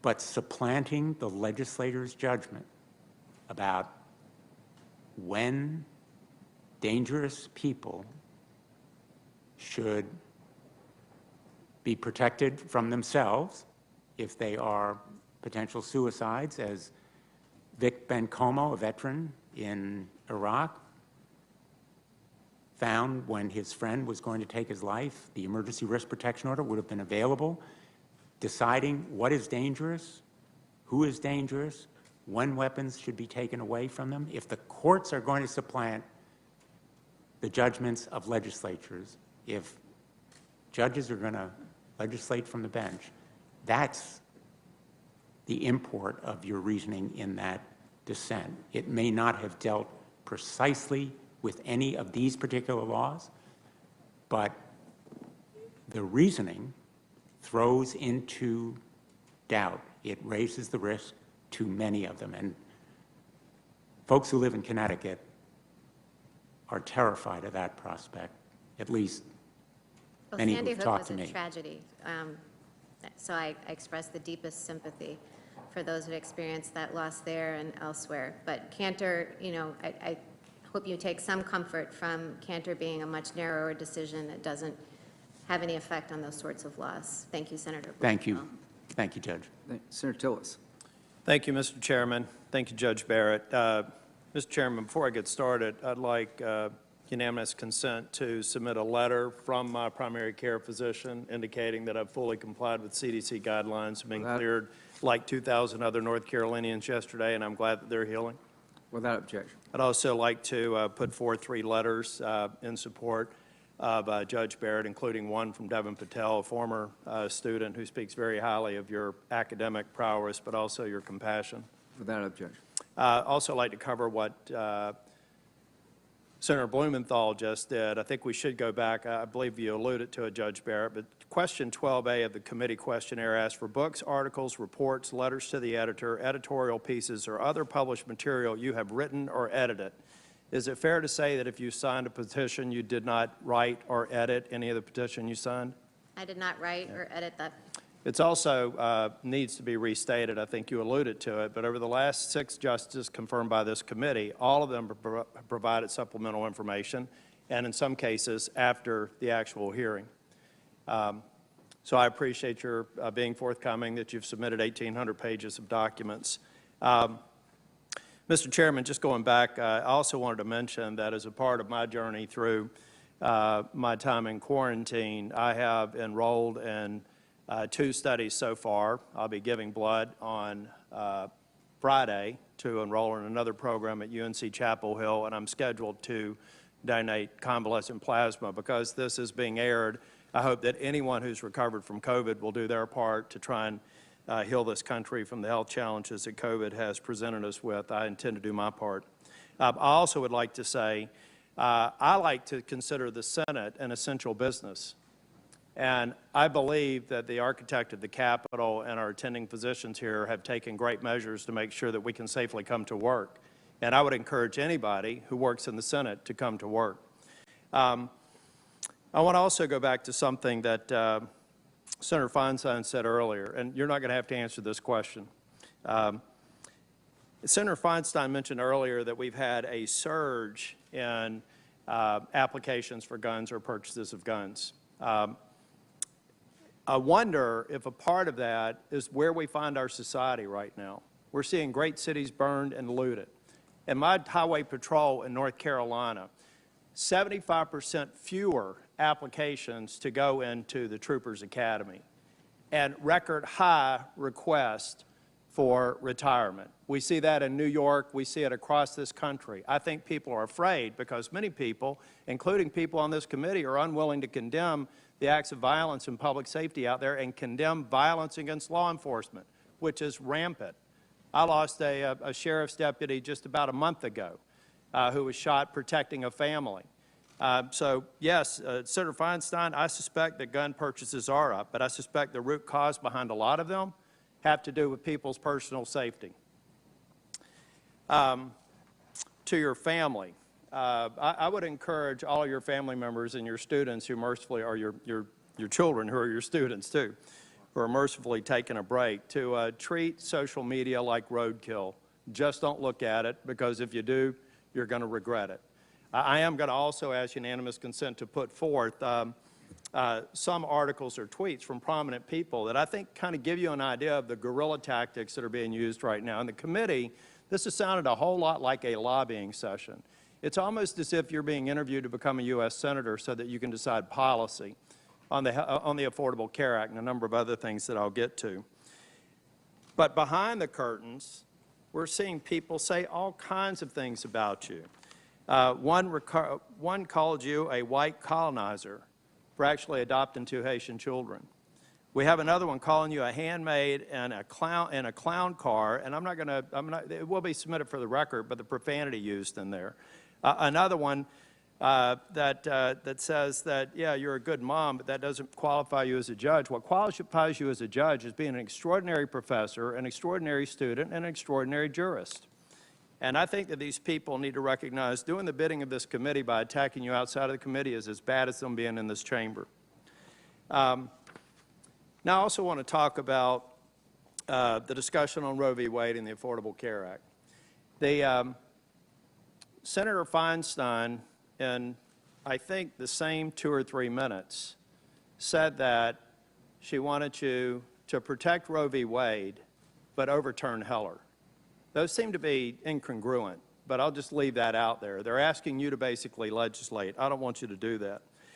But when we talk about Roe v. Wade, the one thing that's conveniently missed about this discussion is something that I think that most of the American people are at odds with the position that every member of the Democratic Conference supports.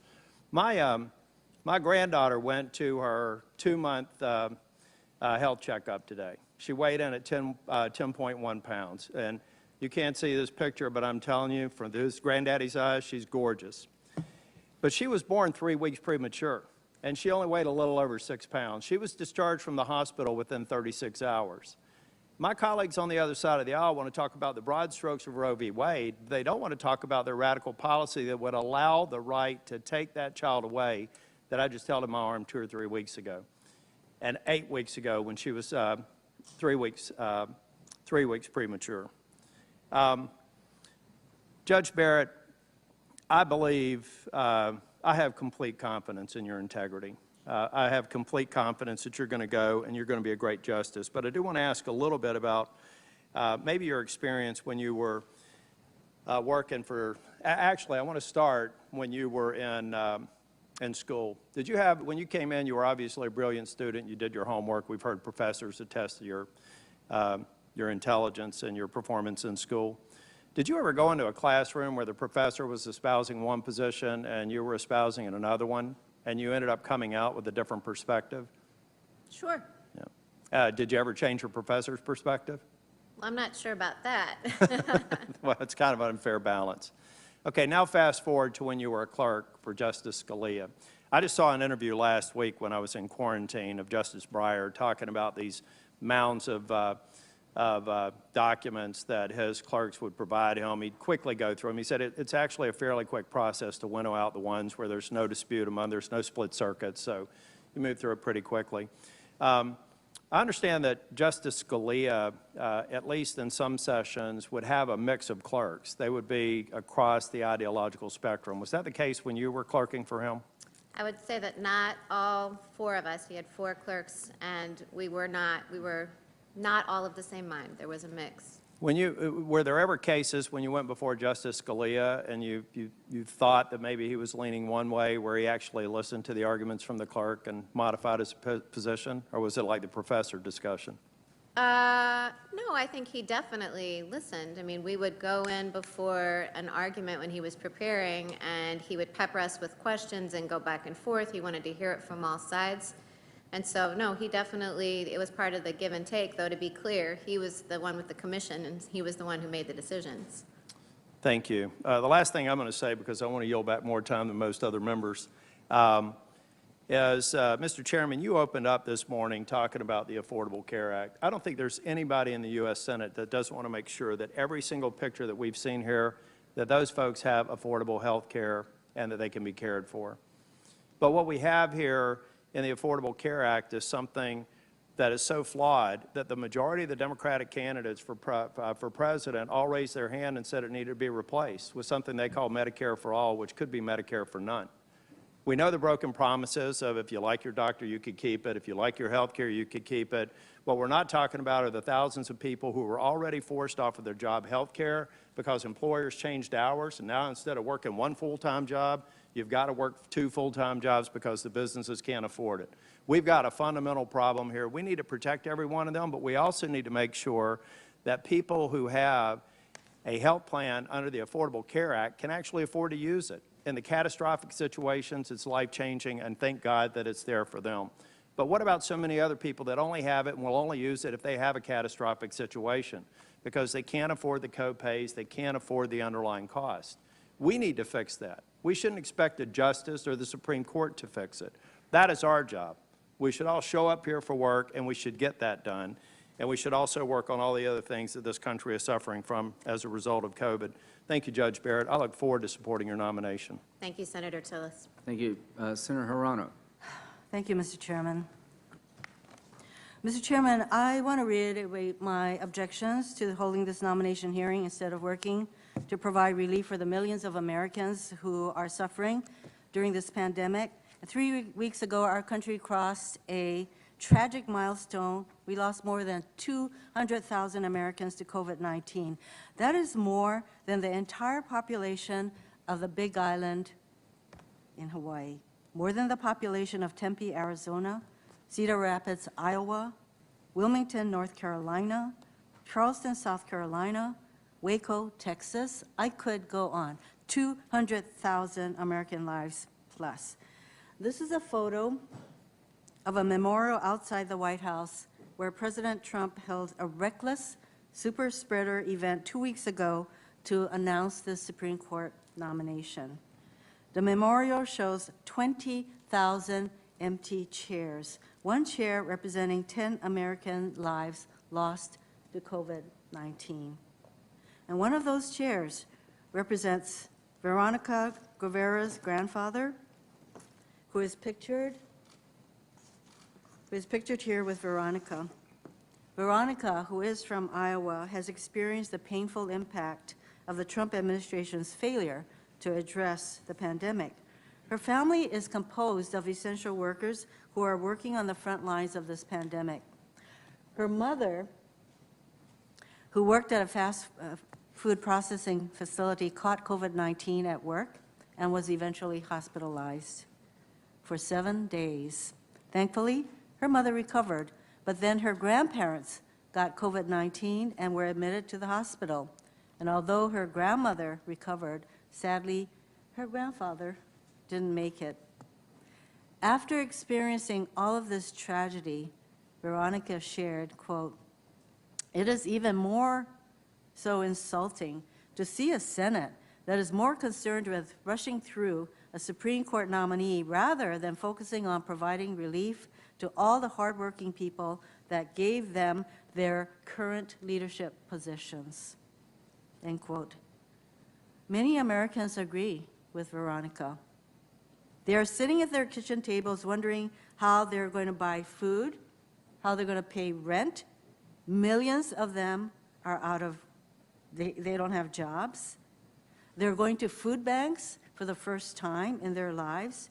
So rather than coming up with a bill that meets the needs of the urgency of this moment, Republicans are just coming up with piecemeal bills. That's because we know that within your own caucus, you can't agree on one bill that fits the critical needs of this country. In fact, there are at least 20 Republicans we heard who have said, we're done, we're not doing any more to help the Americans who are suffering with COVID. So here we are racing forward with this nomination while the rest of the country is wondering, what the heck is the Senate doing, particularly the Senate Republicans? So I agree with all the people in our country who are asking, what the heck? This is hypocritical. This hearing shows the American public exactly what my Republican colleagues' priorities are, ramming through another ideologically driven justice to the Supreme Court instead of helping the people in our country suffering during this pandemic. Mr. Chairman, I have some letters of opposition to Judge Barrett's nomination to enter into the record.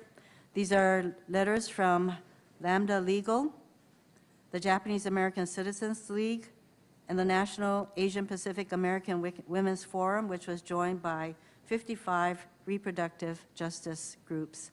I ask unanimous consent to enter these letters into the record. Without objection. Judge Barrett, Chief Justice John Roberts has recognized that, and I quote him, "The judicial branch is not immune," end quote, "from the widespread problem of sexual harassment and assault, and has taken steps to address this issue within the judiciary. As part of my responsibility as a member of this committee, and indeed all of the committees on which I sit, to ensure the fitness of nominees for a lifetime appointment to the federal bench or to any of the other positions for any of the committees on which they appear, I ask each nominee these two questions, and I will ask them of you. Since you became a legal adult, have you ever made unwanted requests for sexual favors or committed any verbal or physical harassment or assault of a sexual nature? No, Senator Hirono. Have you ever faced discipline or entered into a settlement related to this kind of conduct? No, Senator. Judge Barrett, do you think it is appropriate for justices to consider real-world impacts in their decision-making, as Justice Ginsburg noted in a number of her dissents? Well, Senator, the doctrine of stare decisis is a good example of that because the factor reliance interests takes into account the real-world impact, the way that people have ordered their affairs and relied on decisions. So there are contexts, yes, in which considering the impact is expressly part of the doctrine. So you would say then that you've been listening to all of us here yesterday as well as today talk about the real-world impact of the striking down of the Affordable Care Act, and would all of those impacts be factors that would be important for you to consider should you be a justice? Senator, to be clear, I have the utmost empathy. The stories, that you have told, including the story of Veronica's family, are very moving. If I were a justice, the commitment that I would make to you and all people affected by the laws is that I would follow the law as you enacted it, and I have no agenda. I would not be coming in with any agenda. I would do equal justice under the law for all and not try to thwart or disrupt in any way the policy choices that you and your colleagues have adopted. So are you saying that the impact of the Affordable Care Act on the millions of people who rely upon it, that those who you would deem to be policy considerations that we should address? Senator, I think that you choose the law, and you've structured the Affordable Care Act. It's a complex, long statute. I think you set the policy, and then I think when a court has to interpret the statute or decide how it applies in a certain circumstance, the court looks to traditional legal materials, looks to the briefs. It listens to the real-world impact on the litigants who are before the court arguing the case, because every case affects real litigants.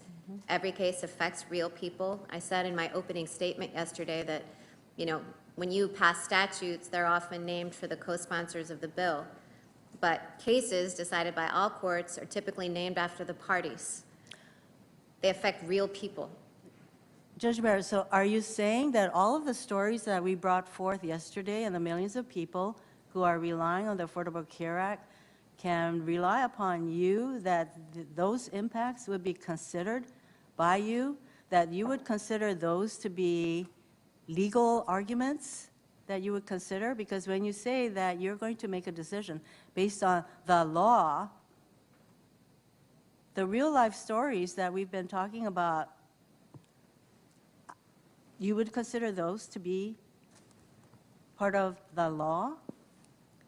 Senator Hirono, every case that comes before a court, because as I was saying earlier, no case comes before a court unless it involves real live people who've had a real live dispute. And it is the job of a judge deciding every case to take into account the real world consequences of the parties before it.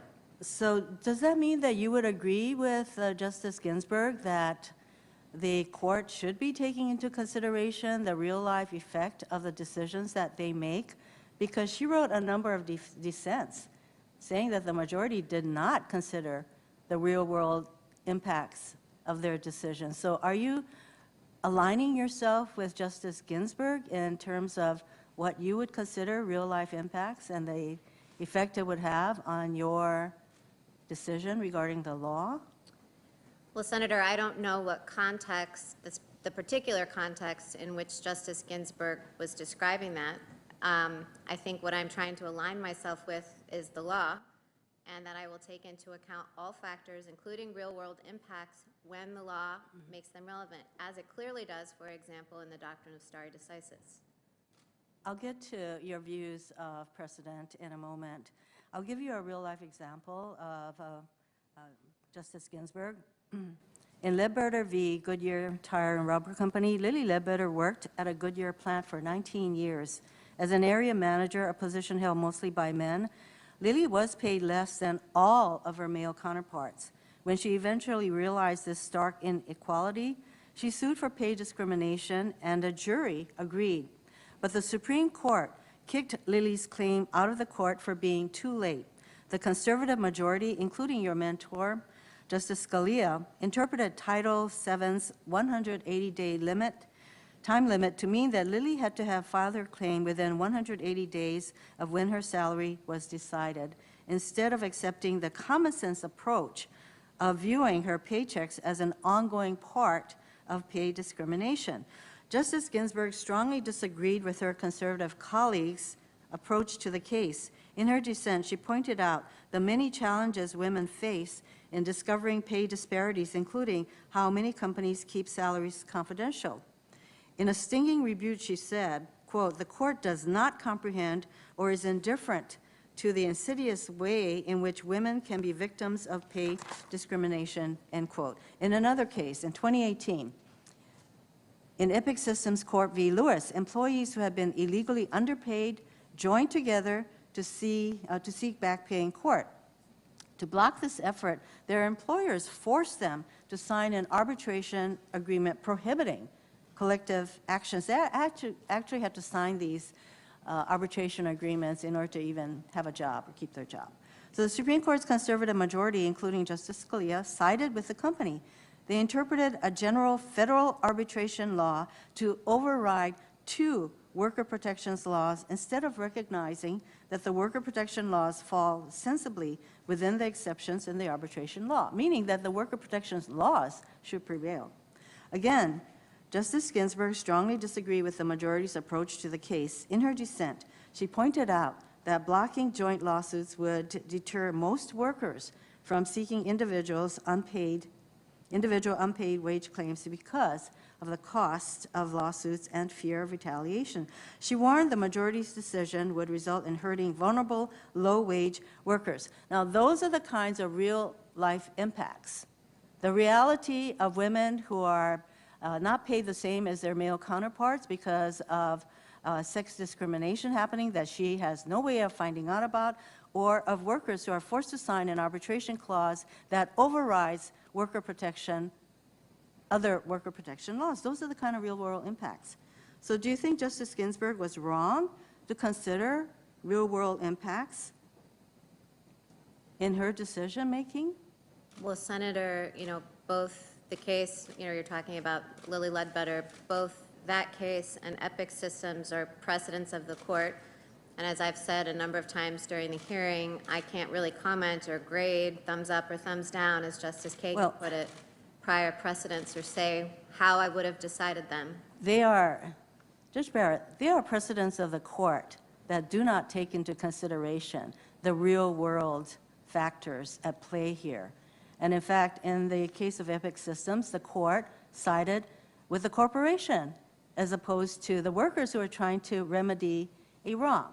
And in Lilly Ledbetter, she was totally out in the cold. So again, the court did not. So they established precedent, all right, but it was a precedent that was not based on real-life impacts. So much as you sit here telling me that you would follow the law, after all, the law, for example, the Affordable Care Act, that law embodies a policy that says we want as many people as possible to be covered under insurance. And if the Affordable Care Act is struck down, that policy, that law, would be struck down. So I know that there was some discussion about some distinction that you make about policy versus the law, and I find that distinction to be a fiction, because every law, or most laws we pass, are supposed to have real-world impacts. Otherwise, why should we pass a law?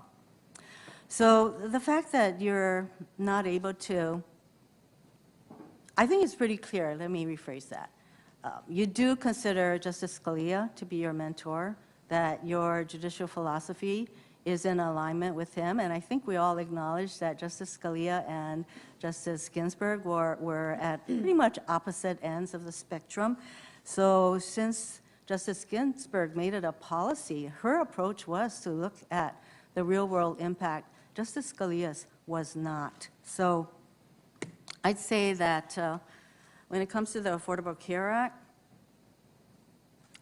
the real-world policy considerations that will not be taken into consideration by the conservative judges would mean that 23 million people could lose their health care, that 133 million Americans with pre-existing conditions could lose critical protections for their health care, and more than 7 million Americans who have tested positive for COVID-19 would probably be added to the group of people with pre-existing conditions, and millions of Americans would once again face lifetime limits on coverage for essential services.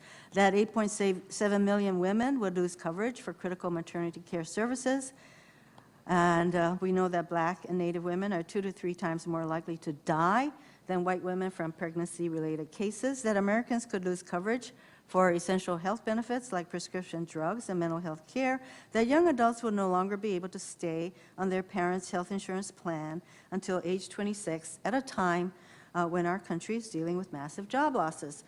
So in my view, you have posed an artificial distinction between policy considerations that's left up to us and following the law, because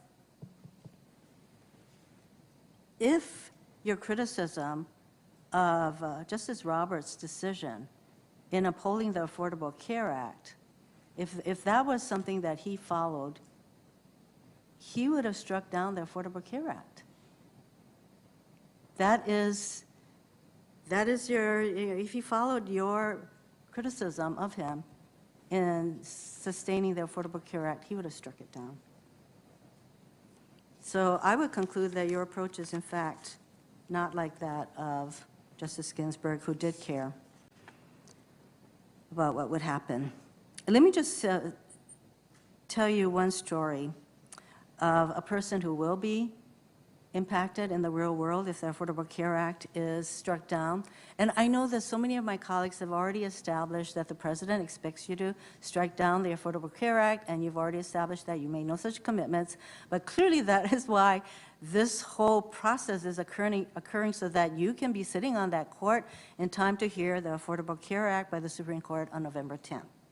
So one of the people who will be impacted is Elizabeth from Texas. She moved to Texas for a job and thought that she would have a stable income and health care coverage. And all that changed when her hours decreased and she lost her health insurance.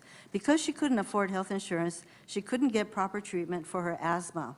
She had to resort to using friends' expired inhalers and over-the-counter remedies. The ACA allowed her to get health insurance again. The ACA also protects people with pre-existing conditions like Jordan, who I talked about yesterday, and she has a very rare illness that would require $500,000 per year just for her medication.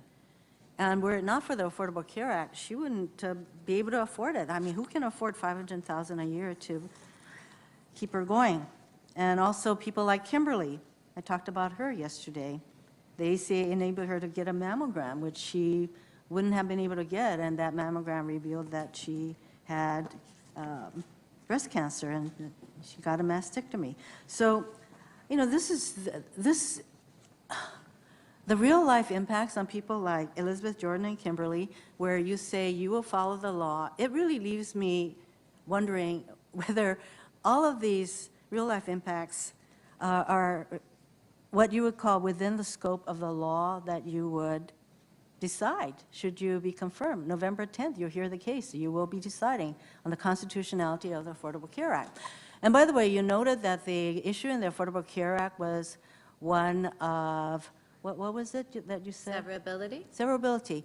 But the other issue in the Affordable Care Act is the entire constitutionality of the law, because the district court, the issue was whether the district court in Texas was correct in deeming the entire law unconstitutional. So in fact, we are facing the entire law falling by the wayside. Let me move on. So you've been also asked a lot of questions about whether or not you would overturn Roe v. Wade. I mean, clearly President Trump expects that you would do so because, as he said, if we put another 2 or perhaps 3 justices on the court, that'll happen, meaning the the reversal of Roe v. Wade will happen automatically, in my opinion, because I am putting pro-life justices on the court. And a number of us have mentioned that Senator, as far as Senator Hawley is concerned, where he said, I will only vote for those Supreme Court nominees who have explicitly acknowledged that Roe v. Wade was wrongly decided. And there's a whole quote I have from him, but after you were nominated, Senator Hawley made clear that you passed his litmus test. And he said, I think her record is awfully clear. I think that's one where she meets my standard of having evidence in the record. And by the way, he had noted that he expected this evidence in the record, not from your post-nomination assurances to him.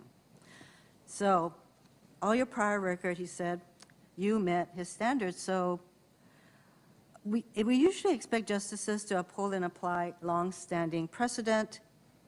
So was the president wrong in concluding that you would vote to overturn Roe v. Wade? Well, Senator, again, I can't make any statements, no hints, forecasts, or previews, as Justice Ginsburg put it, about any case or any precedent, but I will repeat what I've said, throughout this hearing, that I made no promises to anyone. I have no agenda. There are 598 volumes of the United States reports. That's something that judges build on. Justices don't go to the court to start having a book burning. I know that you have reiterated that time and again, but what we are left with are the positions that you have already taken. So the 2006 newspaper ad you signed that said you, quote, oppose abortion on demand and defend the right to life from fertilization to natural death. It's not just the fact that this newspaper ad you joined said what I just read, but it also said, quote, it's time to put an end to the barbaric legacy of Roe v. Wade. In a 2013 speech you gave where you said the Roe decision, quote, permitted abortion on demand, end quote, after you said you opposed abortion on demand in 2006. So what underscores my concern about your willingness to overturn Roe v. Wade, which is really the expectation that the president has and which Senator Hawley fully expects you to do because you have met his litmus test. But you noted stare decisis, which is precedent, and you have argued that a justice's duty to follow the Constitution, which you explain means that she should, this is regarding your view on precedent, that she should, quote, enforce her best understanding of the Constitution rather than a precedent she thinks clearly in conflict with it, end quote. So in fact, you say constitutional cases are the easiest to overrule because you bring your own assessment of what the Constitution requires. And as you said, if the precedent is clearly in conflict with your view of the Constitution, then the precedent falls by the wayside. So you did indicate that there are a few cases that are immunized from overturning because they wouldn't be challenged in the first place, i.e. Brown v. Board of Education. But Roe isn't one of those cases because we know that there are all kinds of challenges to Roe, basically because the states are very busy passing all these laws that limit a woman's right to an abortion. So you also said in that speech that even if Roe is not overturned, you said, without overturning Roe, you explained, quote, the question is how much freedom the court is willing to let states have in regulating abortion. And so there are 14 cases right now relating to state abortion restrictions making its way through the circuit court, and some of these are going to land in the Supreme Court. And these 14 cases include the following restrictions. 6 cases involve bans on abortion starting at gestational ages ranging from 6 to 24 weeks. 2 cases involving bans on a particular type of procedure, dilation and evacuation, that accounts for nearly all second trimester abortions. 1 case involving a requirement that fetal remains be buried or cremated. 4 cases involve laws imposing unnecessary requirements on abortion providers, like transfer agreements with local hospitals. 4 cases involve so-called reason bans. 2 cases related to parental notification and consent. There are real reasons why the American public is concerned that you will overturn Roe or basically strip it of all meaning so that it becomes a nullity, because you will have these cases that, as you say, you know, the open question is how far the Supreme Court will go in letting states put limits on abortion. So that is why a lot of people are very concerned about your views as articulated pre-nomination, which convinced Senator Hawley you met his test. This morning, Senator Feinstein asked you a question about the Supreme Court's 2015 decision in Obergefell v. Hodges, a case in which the court recognized the constitutional right to same-sex marriage. And I was disappointed that you wouldn't give a direct answer on whether you agreed with the majority in that case, or if you instead agree with your mentor, Justice Scalia, that no such right exists in the Constitution. So even though you didn't give a direct answer, I think your response did speak volumes. Not once, but twice. You used the term sexual preference to describe those in the LGBTQ community. And let me make clear, sexual preference is an offensive and outdated term. It is used by anti-LGBTQ activists to suggest that sexual orientation is a choice. It is not. Sexual orientation is a key part of a person's identity. That sexual orientation is both a normal expression of human sexuality and immutable was a key part of the majority's opinion in Obergefell, which, by the way, Scalia did not agree with. So if it is your view that sexual orientation is merely a preference, as you noted, then the LGBTQ community should be rightly concerned whether you would uphold their constitutional right to marry. I don't think that you use the term sexual preference as just, I don't think it was an accident. And one of the legacies of Justice Scalia and his particular brand of originalism is a resistance to recognizing those in the LGBTQ community as having equal rights under our Constitution. In 1996, Justice Scalia wrote a dissenting opinion in Romer v. Evans defending a state's ability to openly discriminate against the LGBTQ community. In 2003, Justice Scalia wrote a dissenting opinion in Lawrence v. Texas defending a state's right to criminally prosecute someone for same-sex sexual activity. 10 years later, in U.S. v. Windsor, Justice Scalia wrote another dissenting opinion, this time defending the federal government's right to deny federal recognition of same-sex marriages. And of course, 2 years after that, in Obergefell, Justice Scalia wrote yet another dissent, and this time he argued that there was no constitutional right to same-sex marriage. So under Justice Scalia's judicial philosophy, which you have told us is your own, states could openly discriminate against the LGBTQ community. Same-sex couples could be denied the right to get married, and they could actually be thrown in jail if they engaged in sexual intercourse. There are an estimated 11 million adults who identify as LGBTQ living in this country since Obergefell was decided in 2015. Approximately 293,000 same-sex couples have gotten married. And many of these people are rightly afraid that if you are confirmed, you will join with other conservative members of the court to roll back everything the LGBTQ community has gained over the past 2 decades and push them back into the closet. Now, 2 sitting justices are already calling for Obergefell to be narrowed, if not outright overturned.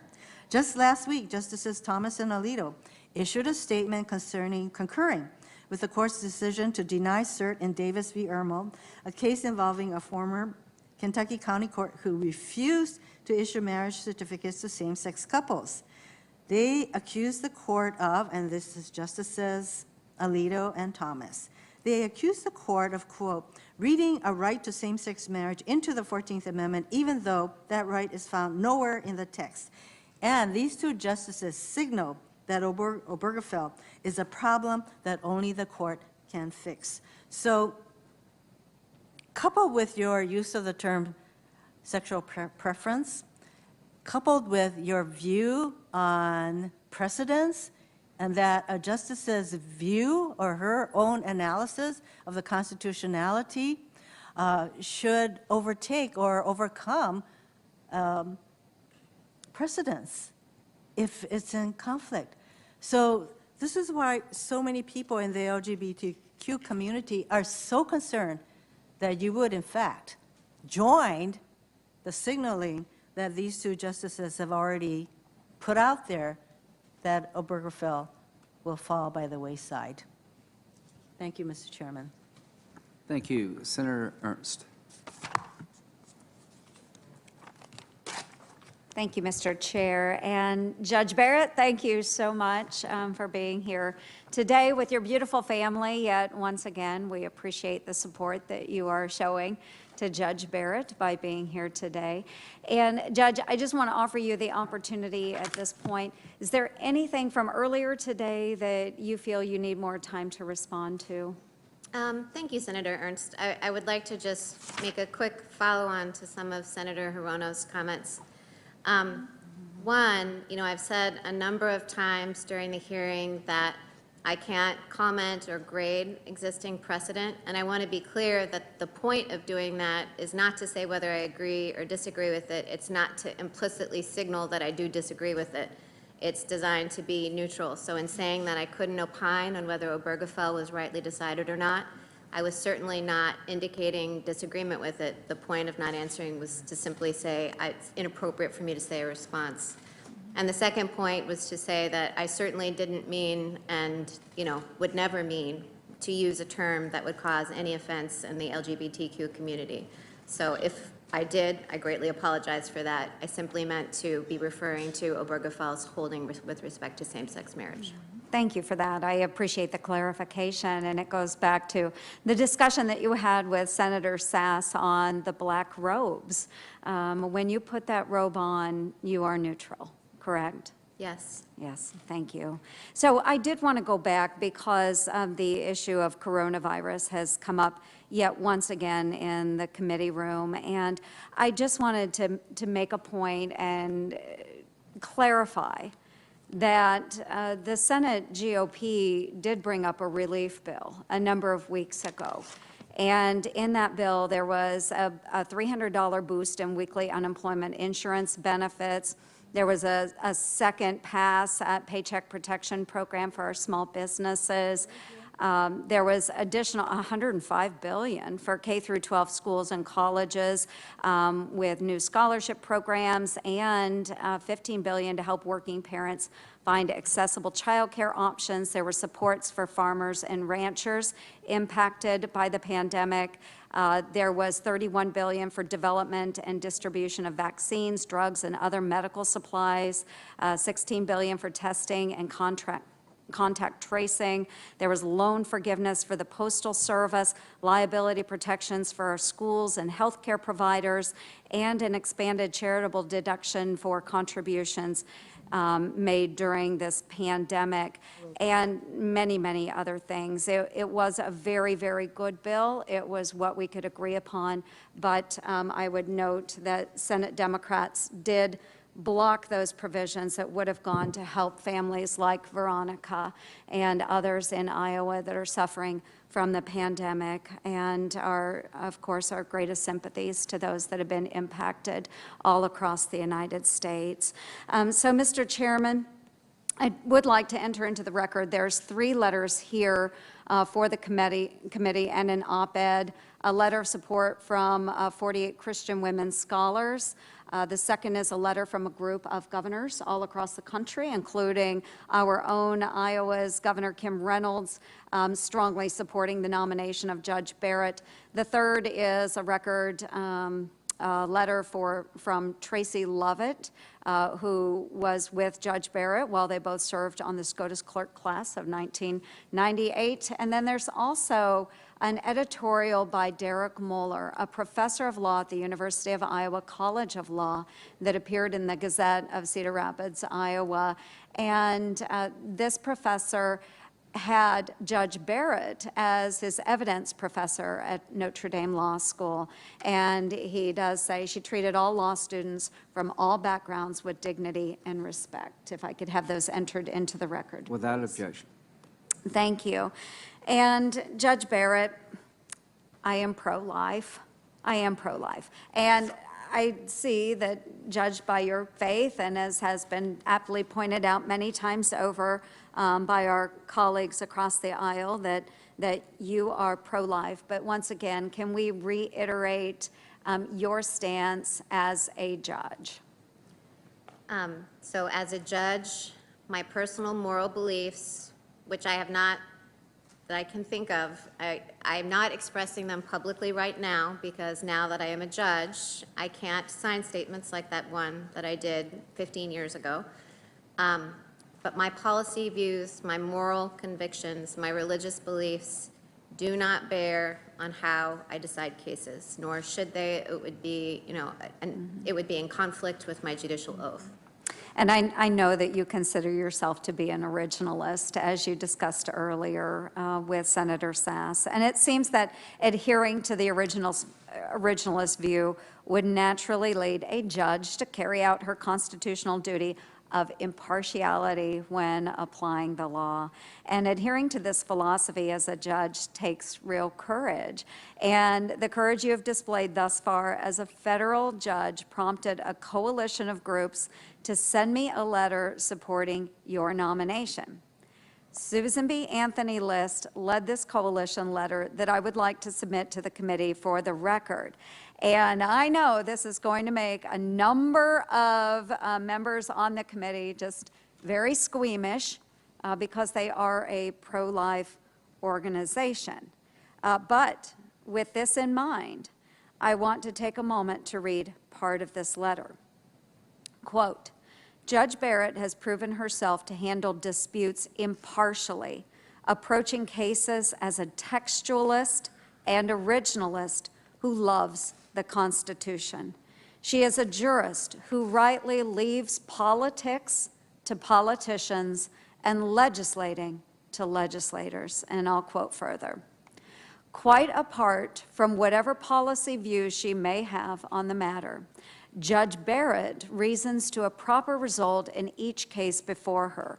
As a federal appellate judge appropriately following controlling precedent, in February 2019, she joined a panel decision upholding a law creating a buffer zone around abortion facilities. This buffer or bubble zone case being referred to is Price versus City of Chicago. Judge Barrett, could you please give us an overview of the city ordinance that was challenged here and explain how precedent established by the Supreme Court's Hill decision influenced your reasoning of the case? Yes, I was on a panel. There was a challenge to a bubble zone ordinance, which essentially means it was, how to describe it, it limited where abortion protesters could go to do sidewalk counseling or leafleting were the things that they identified as the activities they desired to undertake in the expression of speech outside of the abortion clinic. The Supreme Court has a case called Hill versus Colorado, and that case said that such bubble zones, especially because this one in Chicago was nearly identical, as I recall, with the one that was at stake in Hill, said that they did not violate the First Amendment. And so our panel, we're bound by that precedent. Our panel applied that precedent. And so as you say, that was a case involving abortion, but my duty as a judge was to follow the governing law, and that governing law in that case was Hill. Absolutely, and thank you for that clarification. And I think it was important to point that out because in that case, using precedent, it did favor that abortion clinic. Is that correct? That is correct. Thank you very much. So I would like to submit this for the record. Thank you. Now turning to a topic of agency rulemaking, really sexy topic, not something that we have talked about as of yet. But as I mentioned yesterday, when Congress makes laws that overstep the Constitution, it can be felt all across the state of Iowa, whether it's in the streets of Council Bluffs, Iowa, or in the farm fields over in Clinton County. But Congress isn't the only body capable of overstep. Executive agencies can be just as guilty of this as we've seen in Iowa. In 2018, as a judge on the Seventh Circuit, you helped decide a Clean Water Act case, specifically Orchard Hill Building Company versus Army Corps of Engineers.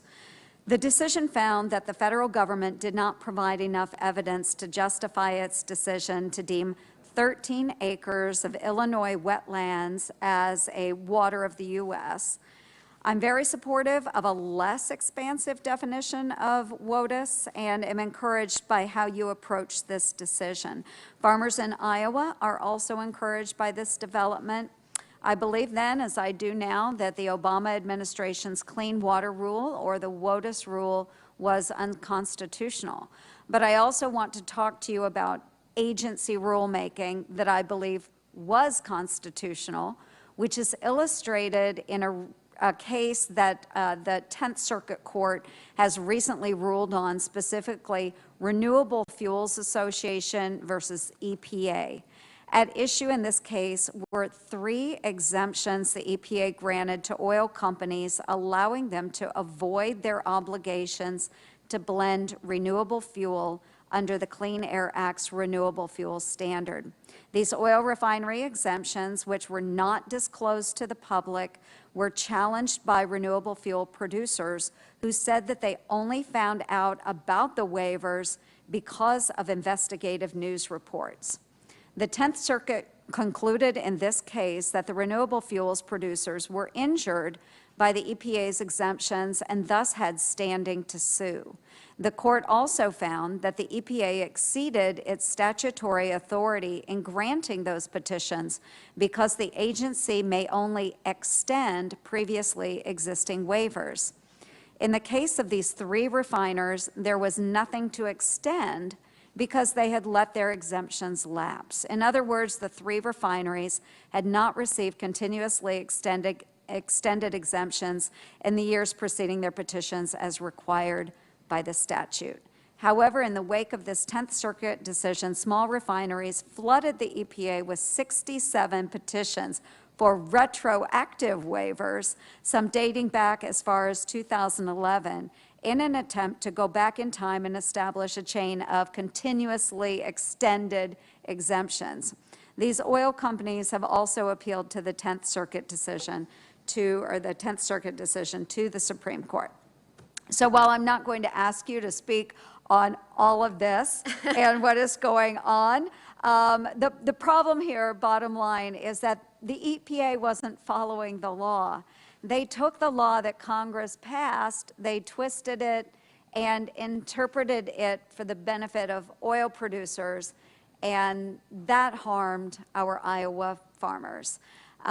I know, again, you can't speak on how you would rule on these cases, especially those that could be pending before the Supreme Court, but tell me, how do agencies, how should they interpret the laws that are passed by Congress? Well, I think that the court's role in reviewing the lawfulness of agency action, it's largely governed by the Administrative Procedure Act, which governs the way that agencies can do their business and outlines what their authority can be. There's also a doctrine called Chevron, which is named after a case. And many times, if we're talking about a Chevron issue, we're talking about an issue of statutory interpretation. It sounds like that's mostly what you're thinking of. And an agency, you know, when a court reviews whether an agency has exceeded its lawful authority, it goes to the statute that you and Congress enact and interprets that statute, looks at the text, and tries to tell whether you've given the agency, given the EPA in your example, leeway to adopt policies, and that leeway would be present if you had ambiguity in the statute that left the decision to the agency. But if the agency goes farther than the text of the statute permits, then it is the role of a court to say that that action, you know, was in conflict with the statute and therefore illegal. And what happens then if there is an actual question on the intent of the law? Well, a statute in this context, in a context of a Chevron-type challenge to agencies, an agency's interpretation of it, you would interpret the statute in the same way that you would interpret any other statute. So as I was talking with Senator Sass about earlier, my own approach to it would be textualism. And so in my approach to language, the intent of the statute is best expressed through the words. So looking at what the words would communicate to a skilled user of the language. Very good. Well, I appreciate it. We do have a little bit of time remaining. So again, I just want to thank you. I want to thank your family very much for lending their support to you through this process. It can be a bit grueling. But I do have to say, though, your temperament throughout the entire hearing has been truly commendable. So thank you so much. I look forward to working with you further. And with that, Mr. Chair, I will reserve my time. Thank you, Senators. Judge, are you okay to do two more? Sure. So Senator Booker, Senator Crapo, then we'll take a 20-minute break to grab a bite to eat and finish up. Senator Booker. Thank you, Mr. Chairman, Your Honor. Hi, Senator. So I spoke yesterday, and I appreciate the attention which you gave me talking about how this is not a normal time.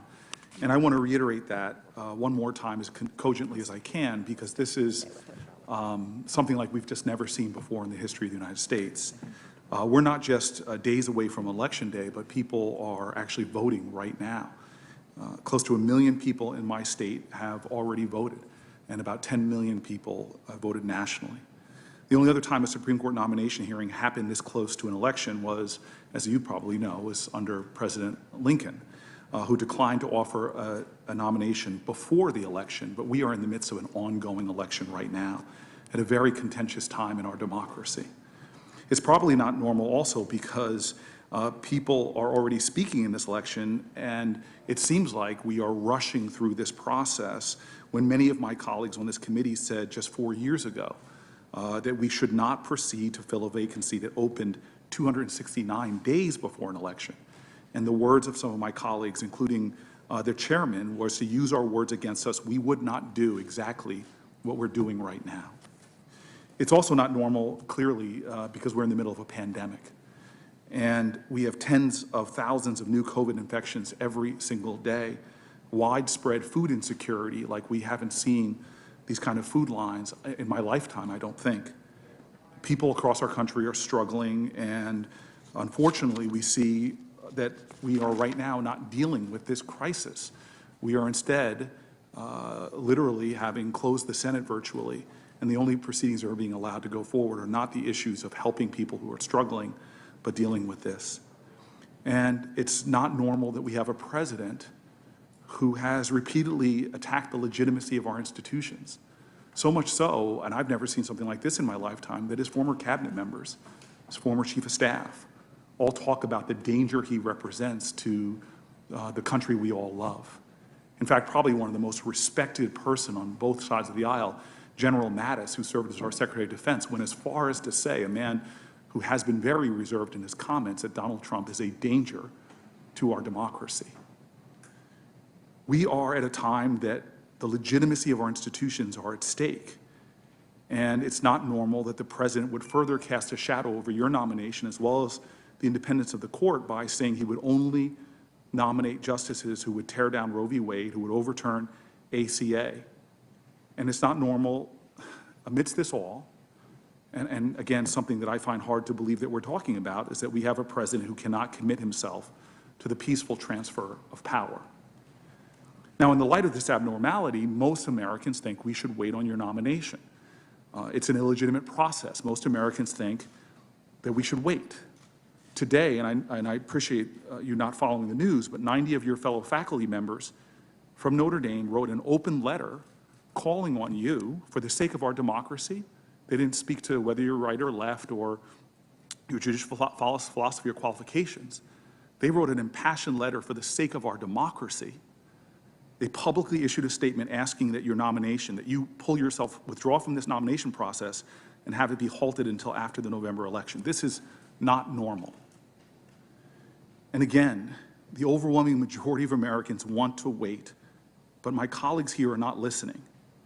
And so I'm going to ask you some questions that if you had told me 5 years ago that would be questions asked at a Supreme Court nomination hearing, I would have thought they wouldn't be possible, but unfortunately, I think they're necessary to ask you, and I hope that you'll give me direct answers. The first one, you've already spoken towards issues of racism and how you deplore it, but I want to just ask you very simply, and I imagine you'll give me a very short, resolute answer, but you condemn white supremacy, correct? Yes. Thank you. I'm glad to see that you said that. I wish our president would say that so resolutely and unequivocally as well. But we are at a time that Americans are literally fearful because their president cannot do that in the resolute manner in which you did. I'm sorry that that question had to even be asked at this time. Here's another one. Do you believe that every president should make a commitment unequivocally and resolutely to the peaceful transfer of power? Well, Senator, that seems to me to be pulling me in a little bit into this question of whether the president has said that he would not peacefully leave office. And so to the extent that this is a political controversy right now, as a judge, I want to stay out of it, and I don't want to express a view on. So, Judge, I appreciate what you've said about respecting our founding fathers, about the originalism. It's remarkable that we're at a place right now that this is becoming a question and a topic, but I'm asking you, in light of our founding fathers, in light of our traditions, in light that everyone who serves in that office has sworn an oath where they, quote, swear to preserve and protect and defend the Constitution of the United States, I'm just asking you, should a president commit themselves, like our founding fathers, I think, have a clear intention, like the grace that George Washington showed, to the peaceful transfer of power? Is that something that presidents should be able to do?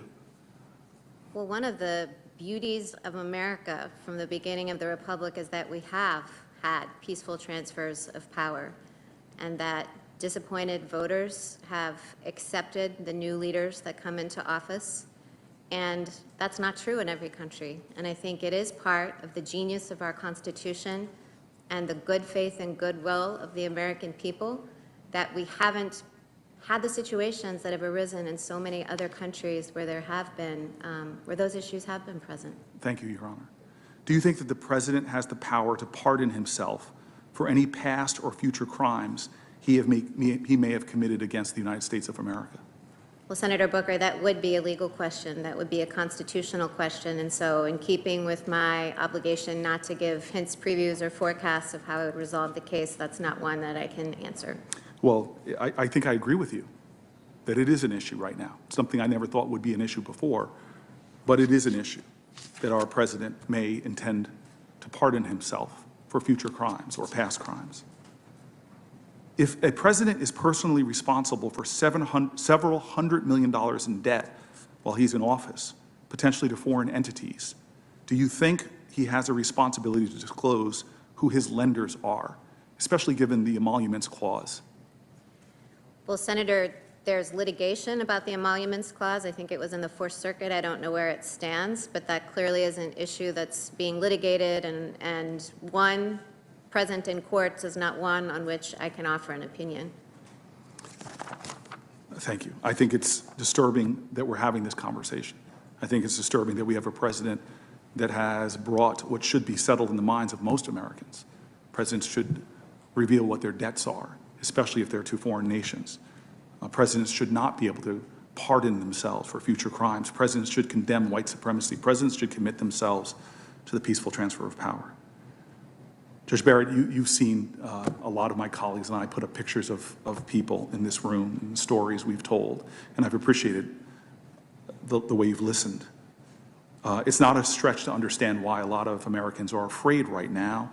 All we have to do is look at the statements and actions of my Republican colleagues, the Republican Party platform, and the president who nominated you.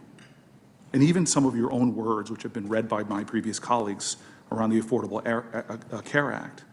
President Trump, who nominated you for this vacancy, has not only explicitly stated that the Supreme Court should overturn the Affordable Care Act, but he promised that he would nominate a judge who would, quote, do the right thing, unlike Bush's appointee, John Roberts, on Obamacare. president has tried to do this legislatively. He's tried to do it administratively. He's failed time and time again, but he's promised over and over again to tear down the Affordable Care Act. Meanwhile, all of my Republican colleagues on this committee, except for one, has voted to overturn the Affordable Care Act because House and Senate Republicans have tried to do it 70 times. The one Republican who did not was an attorney general who joined 20 state attorney generals who sued to overturn the Affordable Care Act. You yourself said, and now I will quote you, that Chief Justice Roberts pushed the Affordable Care Act beyond its plausible meaning to save the statute. The same Chief Justice Roberts that Trump implied didn't do the right thing. And so, Judge Barrett, you have said that if you were on the court, you will hear and consider the arguments from both sides. I was actually very interested when you said that you would put your family members in the shoes of litigants on both sides. Given all that you've heard said over and over again about the intentions to tear away the Affordable Care Act, to end the Affordable Care Act, given what you've heard about the people who rely on it, given the commitment that President Trump's said explicitly to only appoint judges who would overturn the ACA, is it unreasonable for people to fear, putting yourself in the shoes of people, is it unreasonable for the people that have been up here in their pictures, is it unreasonable for them to fear that the ACA would be overturned if you were confirmed to the court?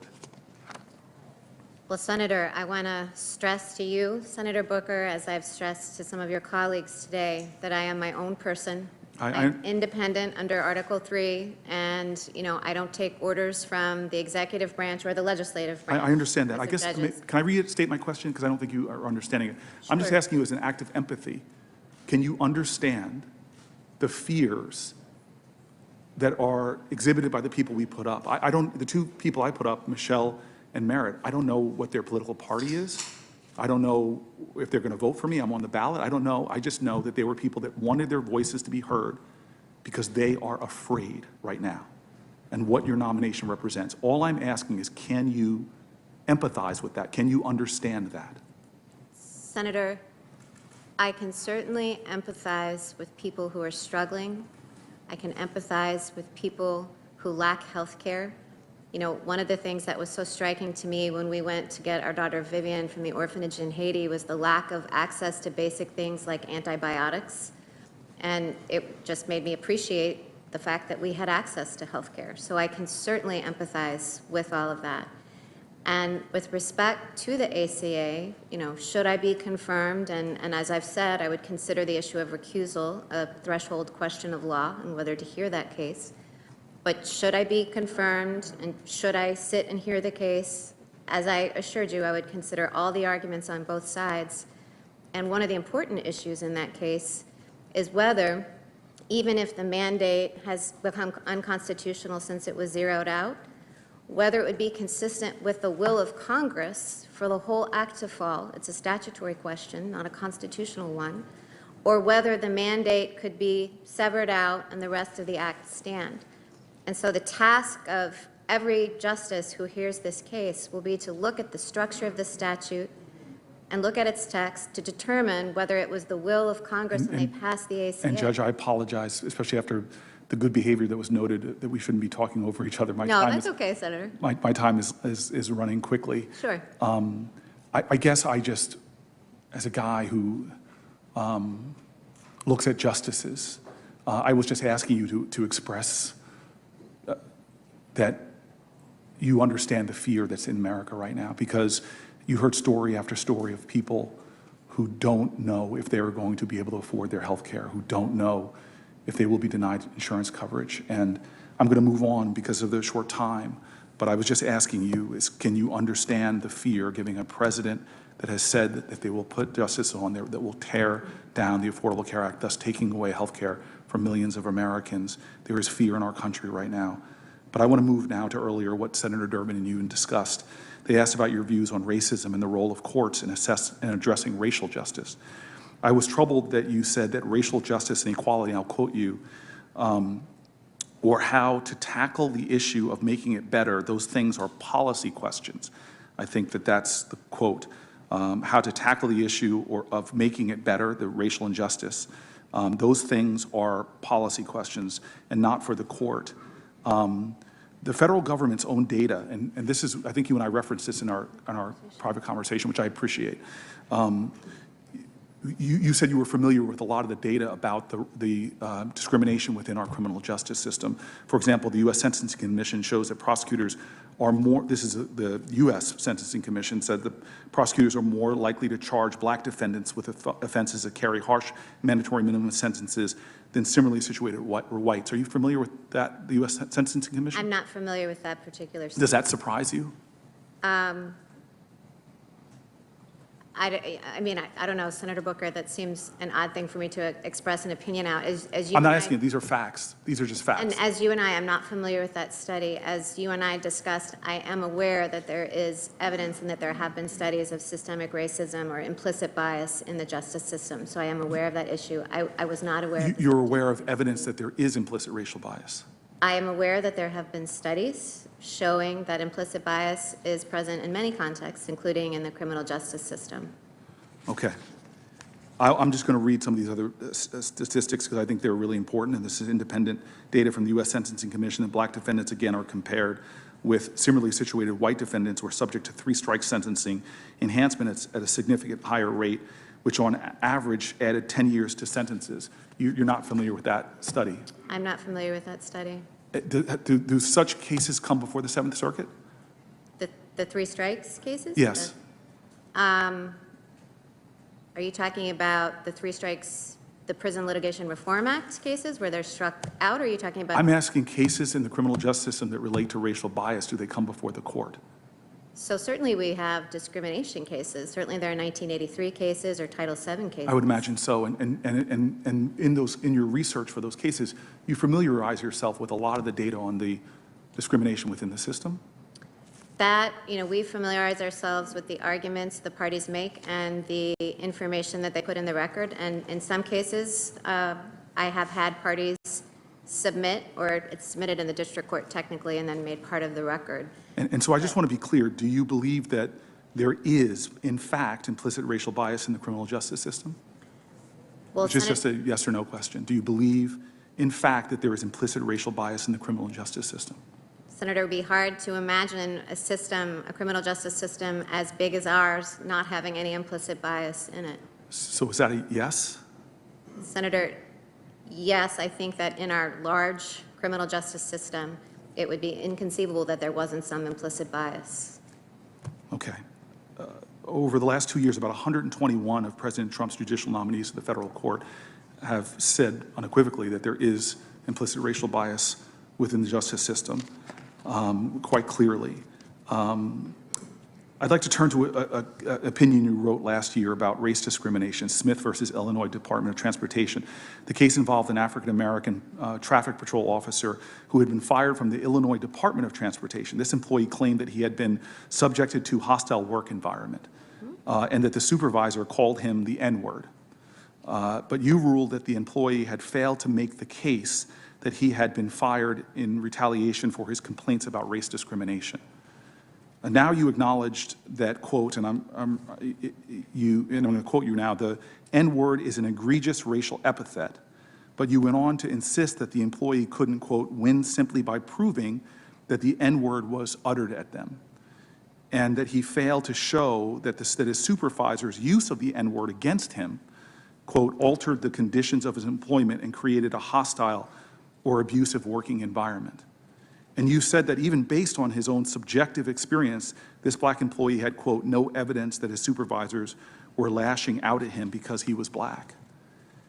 I'm very surprised to have to make this point at all, but even a staunch conservative like Justice Kavanaugh, in my questioning of him, spoke to the obvious harm here in a way that you don't seem to. He wrote in a Court of Appeals case that, quote, being called the N-word by a supervisor suffices by itself to establish a racially hostile work environment. And you disagreed with that.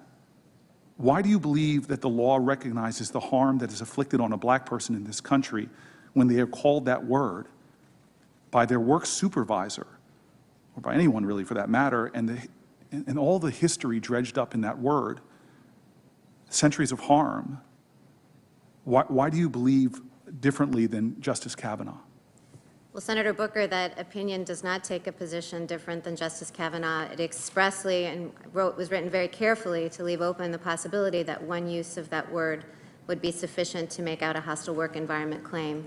The problem was that in that case, the evidence that the plaintiff had relied on to establish the hostile work environment involved other, he was driving the wrong way down a ramp, and then expletives were used, not the N-word. And the N-word was used after his termination had already begun. And he didn't argue under clear Supreme Court precedent. I didn't make up the objective-subjective element. Under clear Supreme Court precedent, both are required. And he didn't say that it altered the terms of, that's not how he pled or made his case. And it was a unanimous panel decision.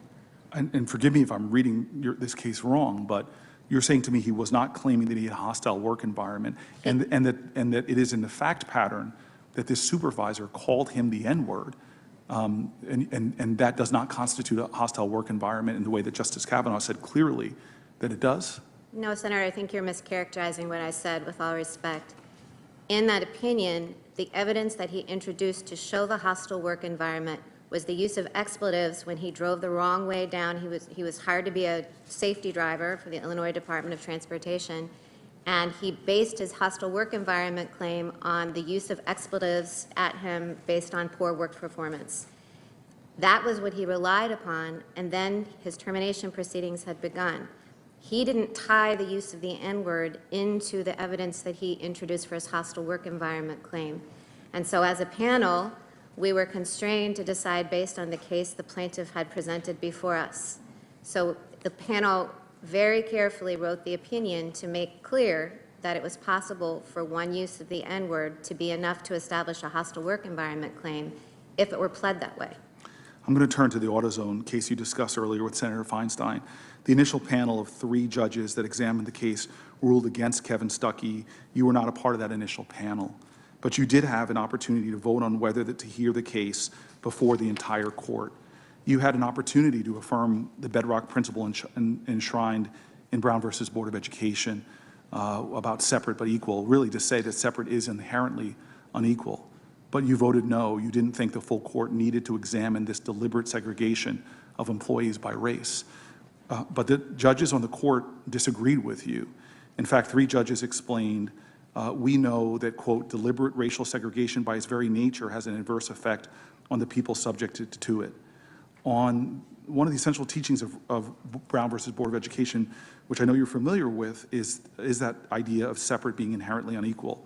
Why did you think that these separate but equal facilities were lawful, or why didn't you see this as a practice that was worthy of closer scrutiny?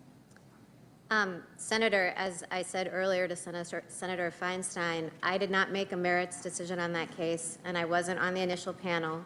The calculation of whether to take a case en banc is different than a merits determination. So I wasn't reaching any decision about whether Title VII applied to that situation or not.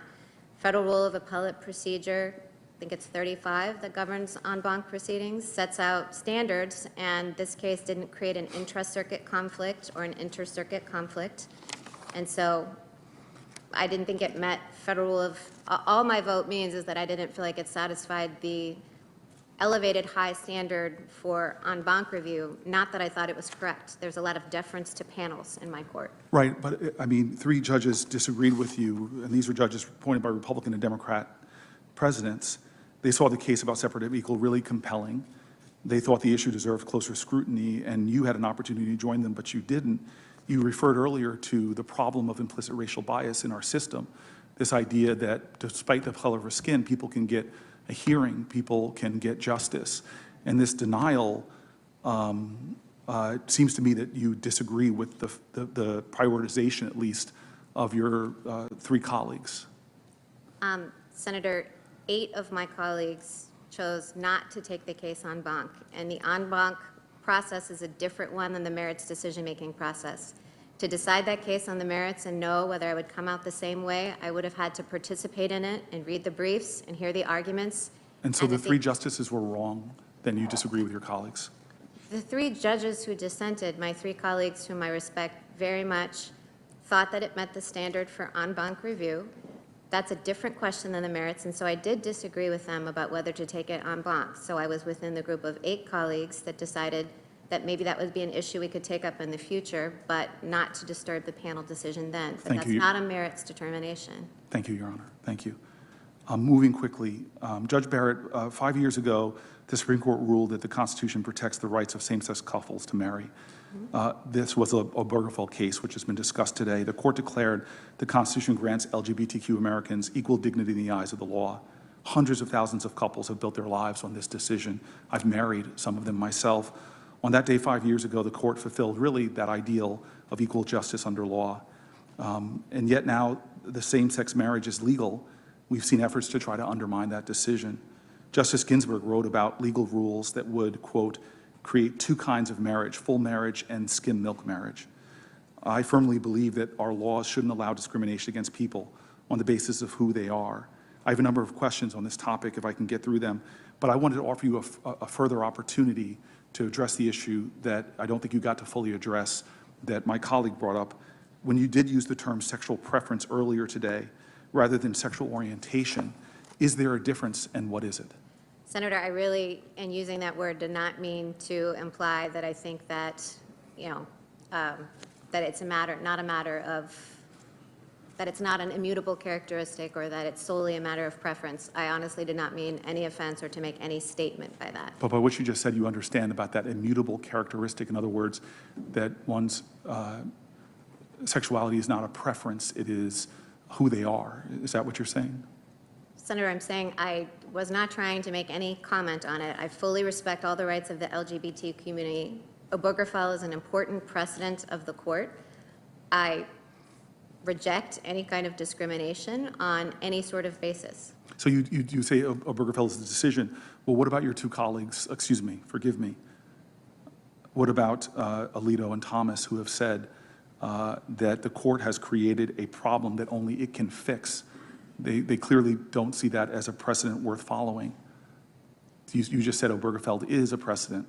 I said Obergefell, of course, Obergefell is a precedent. It is an important precedent. As you pointed out, there are reliance interests now on Obergefell as to why Justices Alito and Thomas have called for its overruling in the recent opinion that they issued.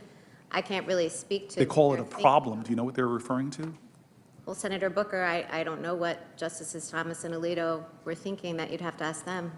So we're now seeing cases where gay and lesbian Americans are being denied equal access to Social Security survivors' benefits.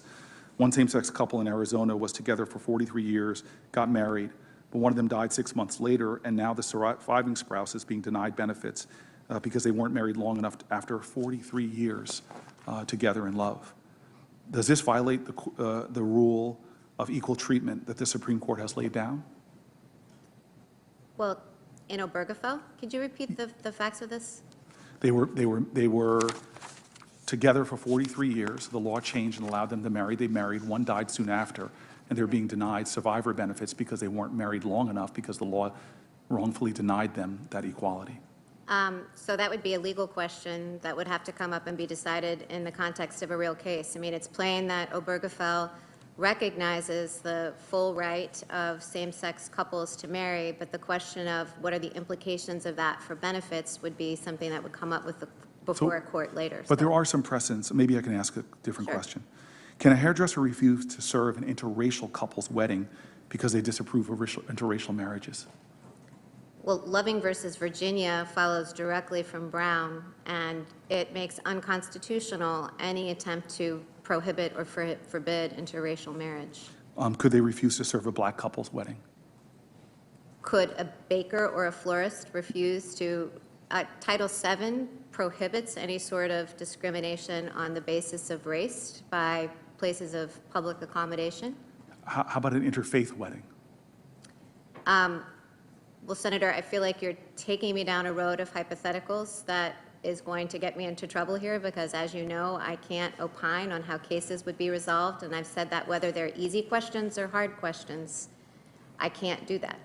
So I'm not the lawyer that you are, but you seem to honor the precedents that are enough to protect discrimination against African Americans, interracial couples, but you stop on saying that unequivocally about people stopping on religious discrimination or against a Muslim couple's wedding or an interfaith wedding? Well, Senator, I think, what Title VII says, as I'm sure you know, is Title VII prohibits discrimination on the basis of race, on the basis of sex.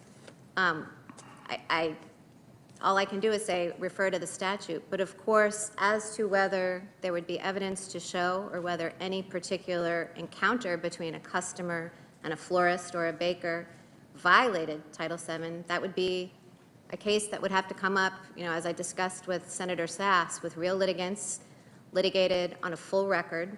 So you're asking a series of hypotheticals. And so I'm assuming that you will not respond, or for the same reasons you've uttered before, you will not respond about whether a florist can refuse to serve a same-sex couple. Well, it sounds like you're on your way to talking about Masterpiece Cake Shop and some of the cases that are very hotly contested and winding their way through the courts. And so I want to make sure that I'm not in a position where I'm eliciting any views that would bear on litigation that's very active. Well, and I guess you maybe can understand if we go back to the question that both I and Senator Hirono asked you about what you said you didn't mean to offend about whether it's a choice or not. These are about, are they immutable characteristics of an individual, like their race? I just want to just close by saying the story of some folks in my home community of New Jersey, Emily, Sonessa, and Jan Moore. They've been together for 51 years. They've raised 3 children. At last count, and I think that that's a good way of putting it, they have 18 grandchildren and 20 great-grandchildren. And you know how families are. Mm-hmm. But for a long time, they had to keep their relationship and their love a secret. Finally, once same-sex marriage became legal, they got married. And thanks to the Supreme Court's decision in Obergefell, they can now enjoy their full rights. Judge Barrett, you're asking the United States Senate to agree to have you replace Justice Ginsburg, which would tilt the balance of the court further to the right. Remember that it was Justice Ginsburg who warned against full marriage for some couples and skim milk marriage for others. Like so many couples in my state of New Jersey and around the country, Emily, Jan are worried about what might happen if the Supreme Court starts to peel back some of their hard-fought rights.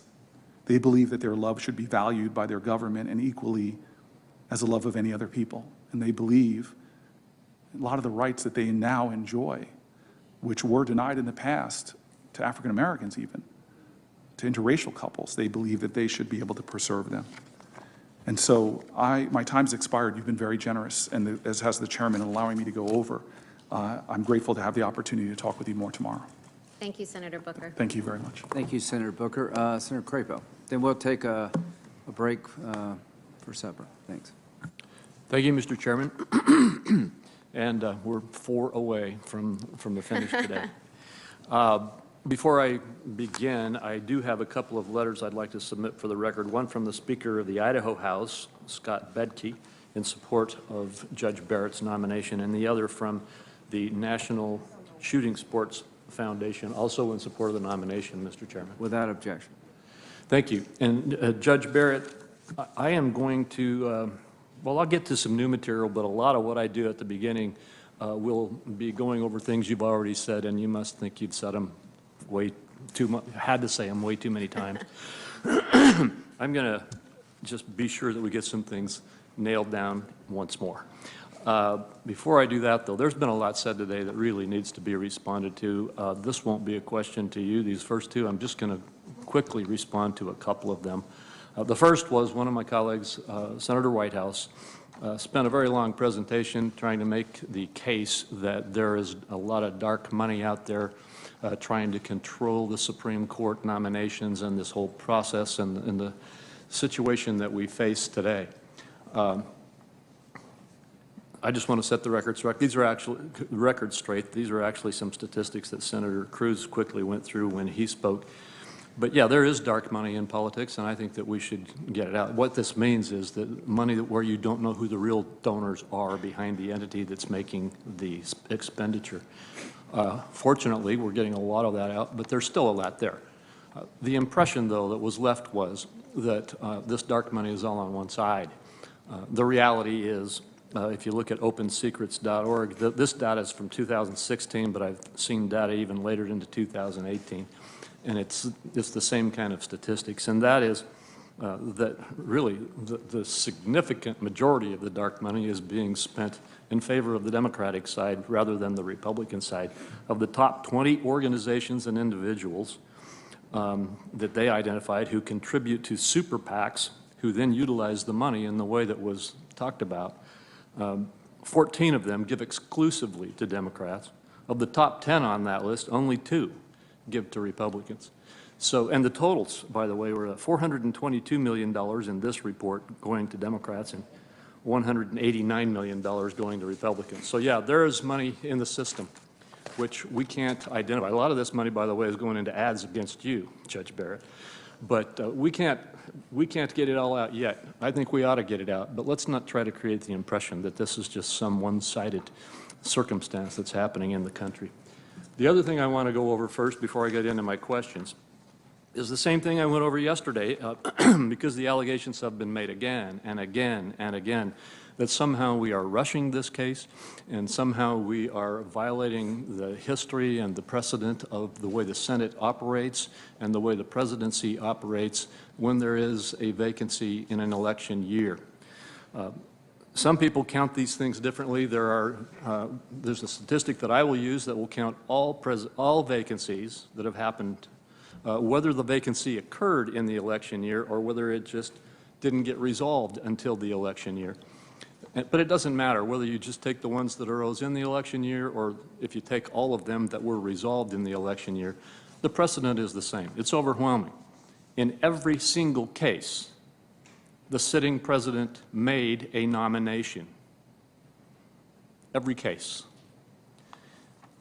In those cases in which the Senate was of the same party as the president, I'm going to use the one for all of the nominations that actually were dealt with in an election year. There were 29.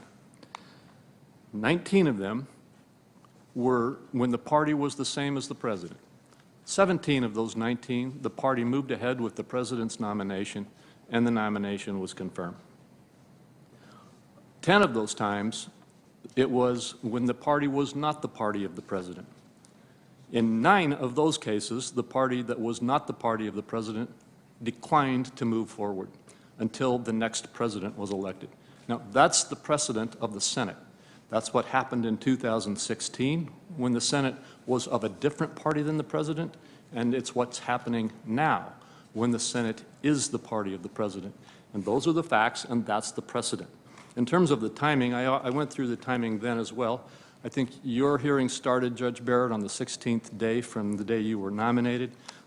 There's a bunch of members of the Supreme Court whose nomination hearings started sooner than that, including Ruth Bader Ginsburg. And so the fact is that normal procedures, appropriate timing, and appropriate policy and precedent is being followed here as we move forward.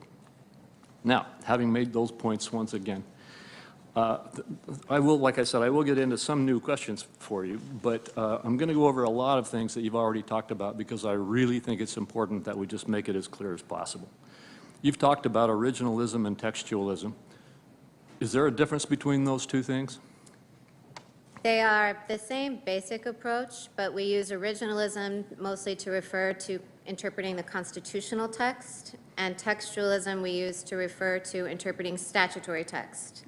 But they both involve the same principle, which is that one comes to the law and interprets it as it would have been understood by those at the time of either its ratification in the case of the Constitution or its enactment in the case of a statute, and that the law remains the law until it's lawfully changed through democratic processes. All right, thank you. And I assume you would consider yourself both an originalist and a textualist. I do, Senator Crapo. And you've written quite a bit about precedent and stare decisis. Could you just once again tell us what that is? And maybe you could make a distinction between what it means at the appellate level and at the Supreme Court level. Sure. So there are two kinds of stare decisis. There's horizontal stare decisis, which is, say, the Supreme Court's obligation to follow its own precedent. And then there's vertical stare decisis, which is my obligation right now on the Seventh Circuit to follow Supreme Court precedent because it sits above me in the federal judicial hierarchy.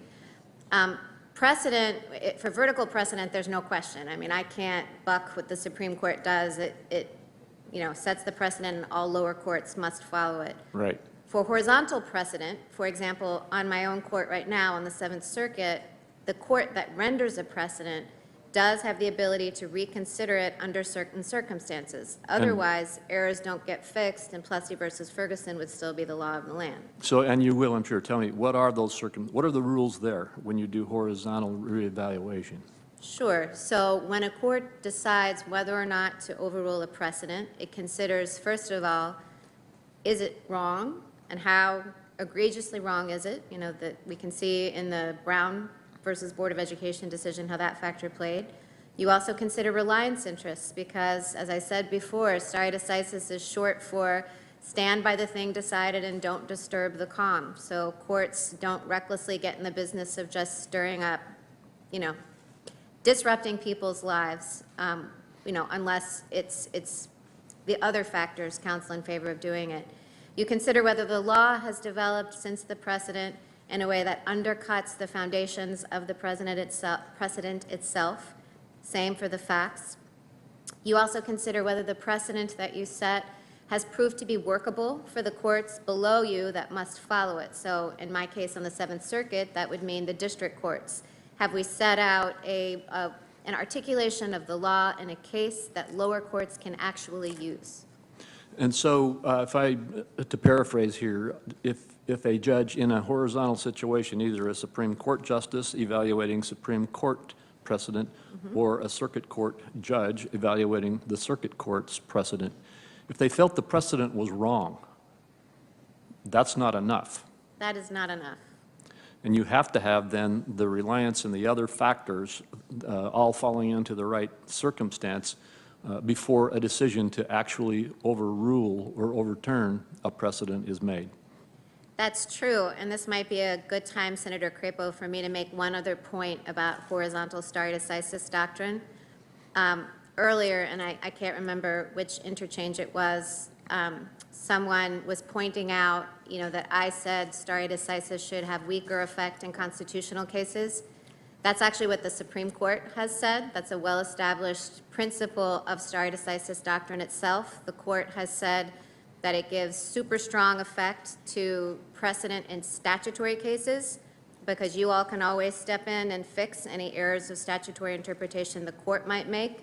But the court itself has expressly said that it gives weaker stare decisis effect in constitutional cases because the only way to remedy an error is by constitutional amendment. So I just want to be clear that that is simply a restatement of the court's own doctrine. That wasn't something I invented. All right, I appreciate that. And you also mentioned earlier that there are some, I think you said 6 super precedents?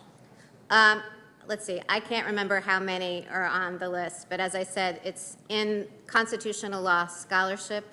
There are some precedents that scholars have identified as utterly beyond question that no serious person ever calls for their overruling. Could you, I think Brown versus Board of Education would be one of those? Marbury versus Madison, which establishes the power of judicial review. Let's see, the cases, probably easier for me to just identify what the precedents stand for. So Sure. The power of judicial review, the power of the Supreme Court to review judgments from state courts, the proposition that the 14th Amendment applies only to state action, the incorporation of the 4th Amendment and by implication the other Bill of Rights, other rights in the Bill of Rights against the states. So they're mostly structural kind of foundational principles, and they're just so settled no one seriously challenges them anymore. Thank you. I appreciate that. I think that's very helpful. And in this hearing, you've been asked about at least 3 very significant Supreme Court precedents, and you've been asked whether you were asked to commit to overturn them or whether you've even had conversations with the president or his staff about them. One, and I just want you to, again, give your answer on that because I want this to be very clear. Roe v. Wade, have you had any conversations with the president or with the White House staff, White House counsel, anyone, and have you made any commitments about how you would rule on any case dealing with that? I have not, Senator Crapo. Thank you. And the same set of questions with regard to Obergefell. I've had no conversations with anyone in the White House staff about that case, my views of it, how I would rule. All right, and then finally, the current case, California v. Texas. No conversations at all. All right, thank you. Now, you also earlier testified that there's a difference between judicial decision-making and the process of making a judicial decision versus, say, the process you would make as a professor when writing an article or what have you. Could you just quickly get into that with me? Sure. So a professor, when writing law review articles or doing academic critique, is kind of at a 10,000-foot level. You know, you're not in the trenches like a judge is, because you are not deciding it in the context of a real case with real litigants in front of you, the adversarial process where you have people on either side, where you hear arguments and you consult with your colleagues and you write your opinion. And I think one thing it's worth pointing out about the judicial process is that I have had the experience of changing my mind at various points along the way. I've gone into oral argument more than once thinking, you know, I was going to rule one way, and then oral arguments changed my mind. Or I've gone into conference, and my colleagues have changed my mind. I've even changed my mind, and this is not uncommon on the court, once I started writing an opinion. Judges say, it won't write, you know, which means what you thought was right when you started writing it, you realize actually didn't really work out. So I think that process and the fact that judges keep an open mind all the way through is evidence of how the judicial process really is unique in our system, and it is a different enterprise than academic critique. Thank you. I've been able to observe that a little bit. I clerked on the Ninth Circuit Court of Appeals. That's right, you told me that. And so I've been able to observe that exact process in each of those steps that you talked about taking place. And you're right. That's how it happens when it's done properly. Next, I want to go to one more specific kind of process type thing to make sure we all understand it right, and that's the recusal. Interestingly, you've been asked by my colleagues on the other side to assure that you have made no commitments about case law, but that to give a commitment on recusal. You have said that there is a process for recusal as well, and that you would follow that, but could you please lay that out again, once again for us? Yes, recusal is a question of law because 28 U.S.C. 455, the recusal statute, actually obligates a judge to recuse in certain cases of either actual bias or apparent bias. And there are Supreme Court precedents interpreting the range of a judge's obligations under that statute. There are also, you know, professional conduct committees to consult, and I think collaboration and consultation, as I've said before, with other justices is the typical practice according to Justice Ginsburg's description of it. So it is a legal question that's governed by statute and precedent, so it's not one that I can make an advance resolution of. All right, thank you. Now I want to move to, frankly, back to California v. Texas, or Texas, yeah, California v. Texas, and the pre-existing conditions issue that has been raised by a number of my colleagues here. We've heard a lot about the Affordable Care Act yesterday and today. I serve on the Finance Committee as well as the Judiciary Committee, and so this is an issue I really care about a lot. I'm passionate about ensuring that all individuals, especially Idahoans, have affordable, quality health care coverage, and making sure that they have coverage for their pre-existing conditions is especially important. Regardless of what one thinks about the Obamacare legislation. Reasonable people can disagree about the totality of the success of Obamacare, and this is something that I think should be remembered. But many of the policies in Obamacare were policies on which we had agreement between Republicans and Democrats as we moved forward at that time trying to craft a health care law. People may recall this was being negotiated in the Finance Committee for quite a while before President Obama pulled it back and then brought his own statute out. And one of the things that we had agreement on was protecting pre-existing conditions back then. There was no fight over that.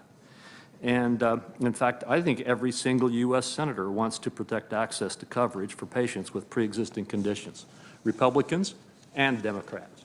So here we are now talking about the Obamacare legislation that was pushed through the Senate when there was a Senate and a president of the same party and the ability to avoid a filibuster. And we're now looking at legislation challenging one part of that. again, you've talked about this, but I'd like you just to set up this next question. There's a difference between NFIB versus Sebelius, the case which you have made some commentary on, and Texas v. California. Could you tell me the difference? Yes, NFIB versus Sebelius involved whether the mandate violated it was framed initially as a case about whether the mandate violated the Commerce Clause. And the majority in that case, as you know, I've discussed in earlier interchanges, interpreted the mandate provision to be a tax rather than a penalty.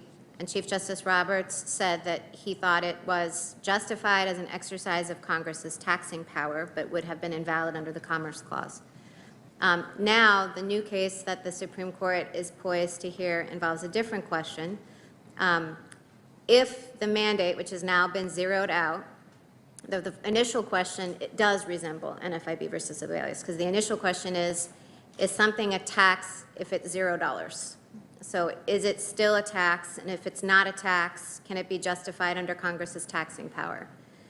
But severability, even assuming that it is no longer a tax because it's zeroed out, the next question is, if that provision is unconstitutional, does just that provision become inactive, so to speak, or does the whole statute fall? And that is the question of severability. So in some respect, whether one thought that the mandate was unconstitutional or not, the act would have to be found, that would have to be unseverable. And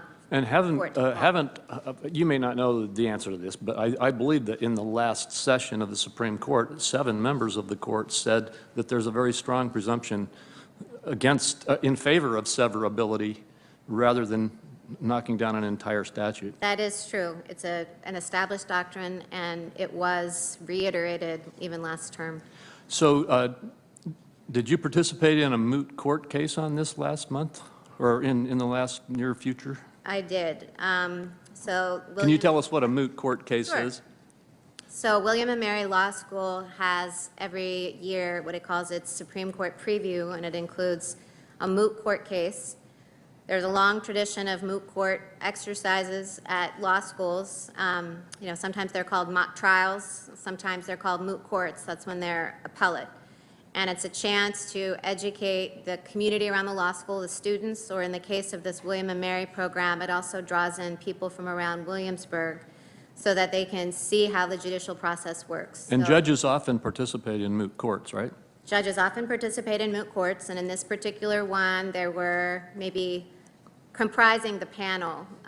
You know, the conference involved several other events, but this moot court involved a panel. It was supposed to be a mock argument for this case, and there were about 4 judges, a couple law professors, and some journalists who were on the panel with advocates fleshing out the case, so that we did it by Zoom because of the pandemic, but so that students could see how the process might look. And so what did the moot court decide? Well, I do want to preface this, Senator Crapo, by saying it was an educational exercise. I understand. So it was made very clear to the audience, both at the outset and then in the deliberation room and then outside, that it was not designed to reflect the actual views of any of the participants, and nor could it, because, you know, this was show up, you're not reading the briefs, diving deep down, and, you know, a lot of times people change their votes in the deliberation room just for the sake of mixing it up and making it interesting. I understand, and I appreciate you making that clear. I just want to make clear the context. The vote was in the panel, the majority said that the mandate was now a penalty and was unconstitutional but severable. I think there was also a group in a minority who said there was no standing. To be honest, now I can't remember. Maybe there was, I could be wrong about this, and I feel like there was maybe another minority that said it wasn't unconstitutional. And how did you vote? I voted to say that it was unconstitutional but severable. All right, so you voted in favor. The one clue we might have as to your thoughts on the issue, even though this was just an exercise and you didn't have the whole case presented, and I understand that. But I'll just say to the viewers, the one clue we have is your ruling in this moot court case. And I think that's kind of an answer, frankly, to a lot of those who are raising this specter that you're going to try to take the whole Affordable Care Act away from everyone because of this very narrow case that is in front of the Supreme Court. Although I do want to be very clear, Senator Crapo, for the record, that it wasn't designed to reflect my actual view. So to the extent that people think I might have been signaling to the president or anyone else what my views on the Affordable Care Act are, you know, they couldn't have taken any signal from that. I understand. But I wasn't trying to signal anything because it was a mock exercise. It was a mock case. It was a moot court. I understand that very much. Let me just go into a couple of other issues here. In fact, I can hit them very fast. Senator Ernst mentioned the Orchard Hill versus Army Corps of Engineers case on the waters of the United States. That is a big deal in Idaho and, frankly, in most of the western United States, in fact, most of the entire United States. And I appreciated your ruling, and I'm just going to tell you, I'm not going to ask you a question about it. I appreciated your ruling. I am going to ask you a question about the Chevron doctrine. And this is one of those you may not be able to respond to, but would you tell me what the Chevron doctrine is? Sure. So I got into this a little bit with Senator Ernst. The Chevron doctrine is the doctrine that when a statute is clear, then that's end of case. But if Congress passes a statute that's giving an agency authority, or that's describing the boundaries of an agency's authority, and there's ambiguity in that statute, then the court will treat that ambiguity as a delegation to the statute, a delegation to the agency to fill in the details. Yeah, and I'll just tell you, I disagree with that doctrine. I think that the courts ought to have the ability to interpret the statute, and if it's ambiguous, they should interpret it as best they can, and that the interpreter in our system should not be the agency that is enforcing the statute. I think the courts should oversee this. Now, that's just my opinion. So the question that you probably can't answer is, what's your opinion? You're right, I can't answer, Senator Crapo. Okay. Well, thank you very much. I just had another couple of quick questions. I was going to go into the Heller case. Well, I will ask you. Tell me, what do you believe the basic ruling of Heller is? The basic ruling of Heller is that the Second Amendment protects an individual right to bear arms for self-defense. So, so if I were to characterize it as the Heller case reaffirmed that the right to bear arms is one of the rights guaranteed in the Bill of Rights to individuals. That is what Heller held. That's what Heller held. Okay. You know, I do have a number of additional questions which were just kind of softballs. But I like softballs. I'm fine with that. Maybe you deserve softballs right now, but I think instead I'll give you the break, and you can have that too, you Senator can have the Crapo. last 5 minutes of my time, or you'll get done 5 minutes sooner. Thank you very much for being willing to do this. You are an outstanding nominee, and I'm very glad to be able to support you. Thank you, Senator Crapo. Thank you, Senator Crapo. With that goodwill in mind, we'll break and we'll come back, say 6:50. It'll give us about 30 minutes to grab a bite, and we'll start with Senator Harris when we get back. What's the I?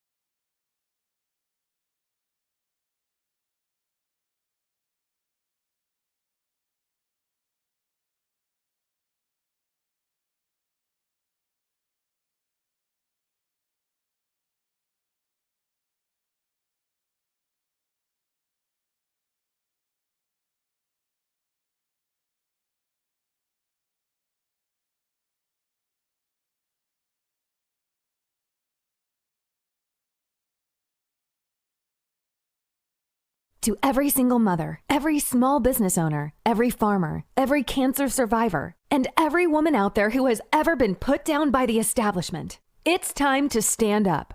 On November 3rd, we need you to write in Ola Hawatma on the ballot under New York 19th Congressional. Make history in the New York 19th District with the first woman to win by a write-in. Don't just vote. Make history on November 3rd, 2020. Write in Ola Hawatma. I'm Greg Raths. As a veteran, current council member, local businessman, I know our community. As your congressman, I'll fight to reduce healthcare costs, keep our cities safe, and our communities healthy. Our jobs protected, our economy growing, and our nation defended. Orange County is a wonderful place to live, work, and raise a family, but together we can make it even better. Vote Greg Raths for Congress. I'm Greg Raths, and I approve this message.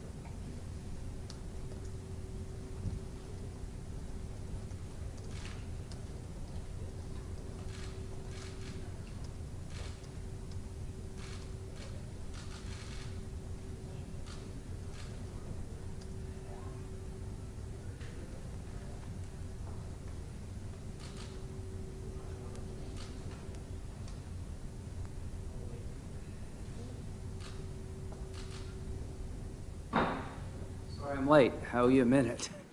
Apologize. Senator Harris, is she available? Senator Harris, if you could, there you are. We see you. Can you say something? Can you hear me, Senator? Yes, I can. Okay, great. Okay, the floor is yours. Senator Harris. Thank you, Mr. Chairman. First, I want to extend greetings to Judge Barrett, and I look forward to our conversation this evening. Thank you, Senator. Thank you. Before I begin, I want to just take a moment to talk directly with the American people about where we are and how we got here. So we are in the middle of a deadly pandemic that has hit our country harder than any other country in the world. More than 215,000 of our fellow Americans have died, and millions more, including the President, Republican members of this committee, and more than 100 frontline workers here at the Capitol complex have been infected. This pandemic has led to an historic economic crisis, causing millions of workers to lose their jobs without warning, and 12 million Americans have lost their employer-based health insurance. The Senate, I strongly believe, must be and needs to be laser-focused on you, the American people, to help you get through this pandemic. To do so, the Senate urgently needs to pass critical financial relief for those who are struggling because of this pandemic, and many are struggling. People need help. They need help to pay their rent or mortgage. Parents need help putting food on the table. The millions of American workers who have lost their jobs need help making it through the end of the month. And small businesses need help so they don't have to close their doors for good.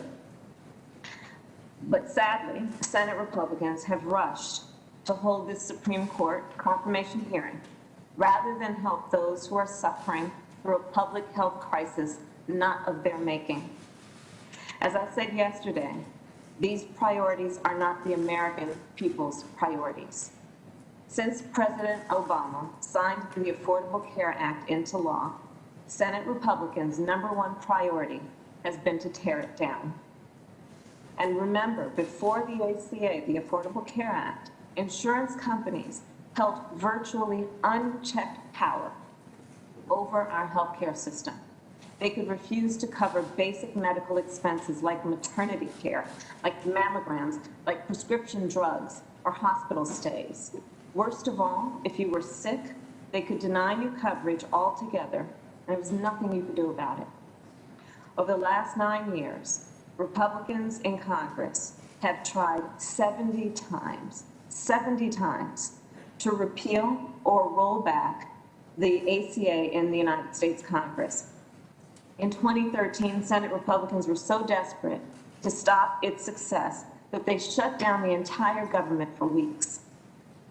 After President Trump was elected, Washington Republicans spent nearly a year trying to repeal the ACA. But I will always remember the thousands of Americans from all over our country and all walks of life who crowded into the halls of the United States Capitol to require that lawmakers see their faces and understand how they would be hurt if there was a repeal of the Affordable Care Act. Brave activists in the disability community staged sit-ins on the Hill. Seniors protested to keep prescription drugs affordable. Mothers and fathers walked the halls with their children in strollers to show Congress the face of those who depended on the law. And doctors and nurses protested to protect their patients' access to the care they desperately need. Together with many of my colleagues, I joined civil rights and community leaders to speak to the thousands of people who gathered outside the Capitol as they pleaded, as they begged with lawmakers to do the right thing. All of these dedicated Americans demanding that their voices be heard. And they made a difference. They made a difference. History will remember that late night, thumbs down movement when the great John McCain denied Republicans the opportunity to repeal the Affordable Care Act. And now, following a decade of failure, Washington Republicans have realized that the Affordable Care Act is working too well and helping too many people to repeal it without facing serious political consequences. But what are they doing? After suffering the backlash that they provoked by targeting the law in Congress, they decided instead to circumvent voters and try to strike down the Affordable Care Act through the courts. Right now, the Trump administration and Senate Republicans are urging the Supreme Court to strike down the entire Affordable Care Act and all of its patient protections. Republicans are scrambling to confirm this nominee as fast as possible because they need one more Trump judge on the bench before November 10th to win and strike down the entire Affordable Care Act. This is not hyperbole. This is not a hypothetical. This is happening.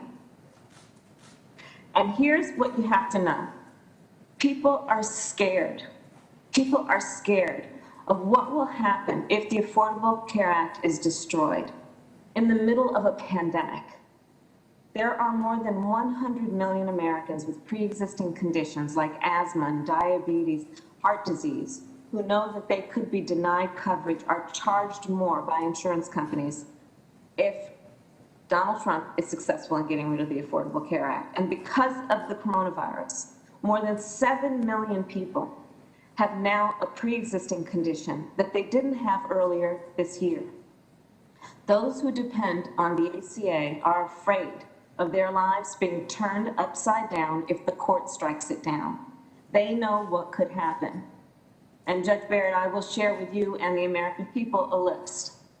No protections for pre-existing conditions, higher costs for health care for women and people over the age of 50, young adults kicked off their parents' insurance, more expensive prescription drugs for seniors, insurance companies refusing to cover mental health care, insurance companies refusing to cover maternity care, no free mammograms, cancer screenings, or birth control, insurance companies reinstating annual and lifetime caps, and more than 20 million Americans losing insurance at the worst possible time, again, in the midst of a pandemic, including nearly 2 million Texans, 607,000 North Carolinians, 288,000 South Carolinians, 227,000 Iowans, and 4.2 million Californians. And the pain of losing these protections would disproportionately be felt among the 9 million African American, Latino, Asian, and Native Americans who gained coverage under the Affordable Care Act. But this isn't about statistics. This is about millions of real people living real lives who deserve their government and its institutions to see them and to heed their call. And I know a Republican member of this committee said earlier today that the people who will lose health care are somehow not relevant to this hearing. I disagree. Helping these people is supposed to be why we are all here, why we all ran for office in the first place. And I'm here to fight for people like Felicia Perez.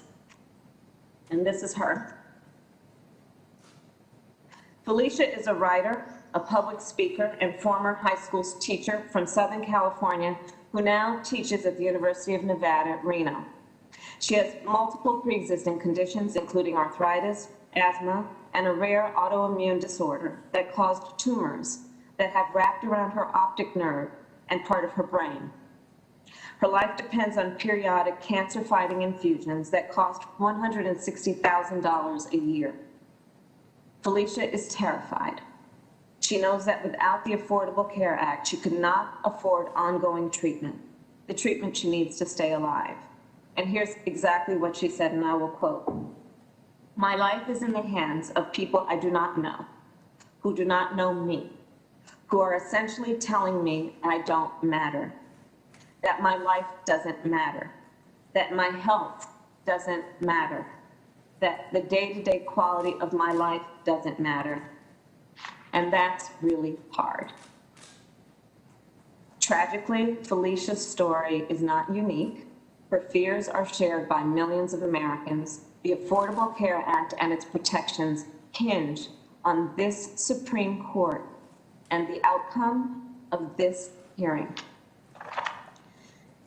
Before being elected, President Trump promised that every justice he put forward would, quote, will do the right thing, unlike Bush's appointee, John Roberts, on Obamacare, unquote. Judge Barrett, 18 months later, you criticized the Chief Justice for upholding the Affordable Care Act when you concluded, quote, Chief Justice Roberts pushed the Affordable Care Act beyond its plausible meaning to save the statute. My question is, how many months after you published that article did President Trump nominate you to be a judge on the Court of Appeals? Senator Harris, I apologize. I don't remember the timing of that article. I was nominated, I believe my nomination to the Court of Appeals was announced in May of 2017. That's correct. But I don't remember when the article came out. The article was published in January of 2017, so that would have been 5 months later. Justice Ginsburg, whose seat you are seeking to fill, provided the critical fifth vote in a 5-4 decision that upheld the Affordable Care Act. So let's lay this out for everyone who's watching. As I've discussed previously, 1, Republicans have spent a decade trying to destroy the Affordable Care Act. 2, Donald Trump promised to name a Supreme Court justice and Supreme Court justices who would tear down the Affordable Care Act. 3, President Trump is before the Supreme Court right now arguing that it be struck in its entirety. 4, the Supreme Court could be just 1 vote away from overturning the Affordable Care Act and all of its protections, including for everyone who has a pre-existing condition or may ever get a pre-existing condition. In other words, the Affordable Care Act and all its protections hinge on this seat and the outcome of this hearing. And I believe it's very important that the American people understand the issues at stake and what's at play. Judge Barrett, the day after President Trump announced your nomination to the Supreme Court, he tweeted, quote, Obamacare will be replaced with a much better and far cheaper alternative if it is terminated in the Supreme Court, end quote. But in reality, there is no alternative that protects the millions of Americans who depend on the Affordable Care Act every day. The horrifying truth is that President Trump and the Republicans in Congress are fighting to take health care away from the American people in the middle of a pandemic, as I have said. President Trump has said that he wants to protect the American people's health care. But the reality is right now, he is asking the Supreme Court to take it away, period. Senator Klobuchar, Judge Barrett, asked you earlier today, but did not receive an answer. Prior to your nomination, were you aware of President Trump's statements committing to nominate judges who will strike down the Affordable Care Act? And I'd appreciate a yes or no answer, please. Well, Senator Harris, I want to be very, very careful. I'm under oath. As I'm sitting here, I don't recall seeing those statements, but let's see, I don't recall seeing or hearing those statements, but I don't really know what context they were in, so I guess I can't really definitively give you a yes or no answer. What I would like to say is I don't recall hearing about or seeing such statements. Well, I imagine you were surrounded by a team of folks that helped prepare you for this nomination hearing. I have yes. But let me finish if you don't mind. Oh, I'm so sorry. Did they inform you of the president's statements and that this might be a question that was presented to you during the course of this hearing? When I had my calls with senators, it came up. Many of many of the Democratic senators wanted to know about the Affordable Care Act and to satisfy themselves that I had not made any pre-commitments to the president about it. And so you then became aware of the president's statement, is that correct? Let's see, Senator Harris, in the context of these conversations, I honestly can't remember whether senators framed the questions in the context of President Trump's comments. Perhaps so. I think from my perspective, the most important thing is to say that I have never made a commitment, I've never been asked to make a commitment, and I hope that the committee would trust in my integrity not to even entertain such an idea, and that I wouldn't violate my oath if I were confirmed and heard that case.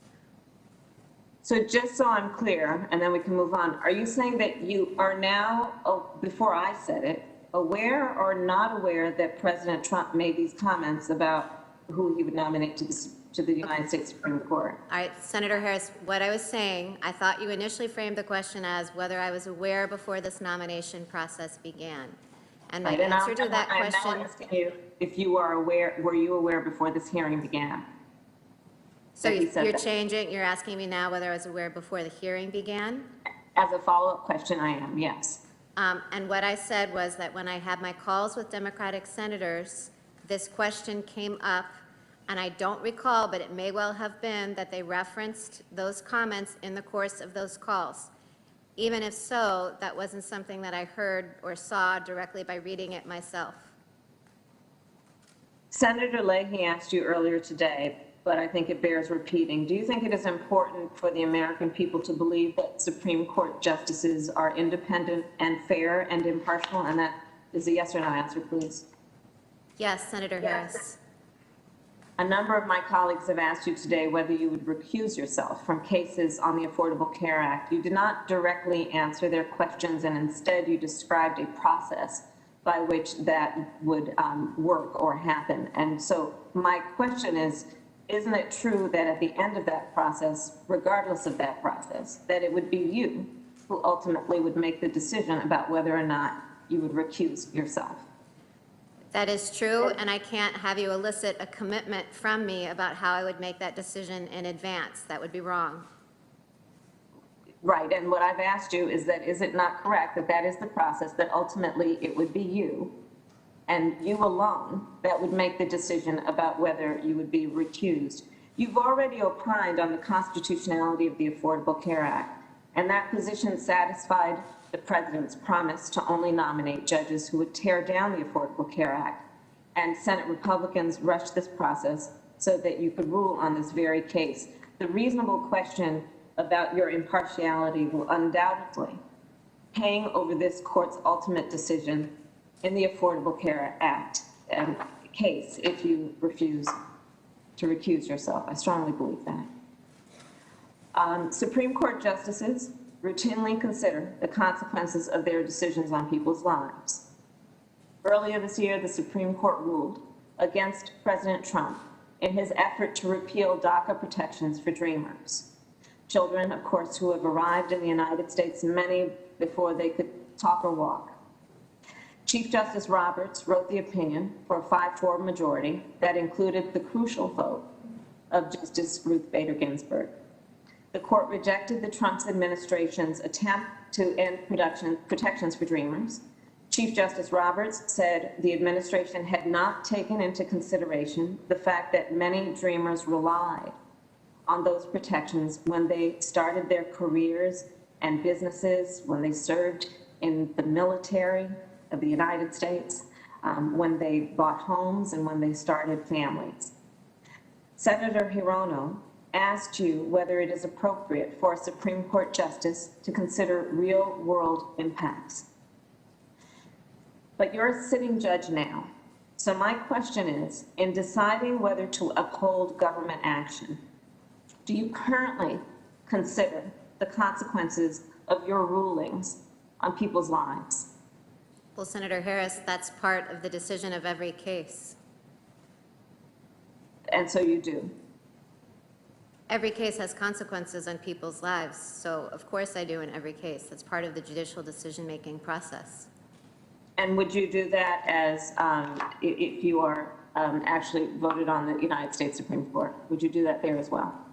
Senator, considering how the resolution of a dispute will affect parties, will affect people, is part of the judicial decision-making process, and I will continue engaging in that process to the best of my ability.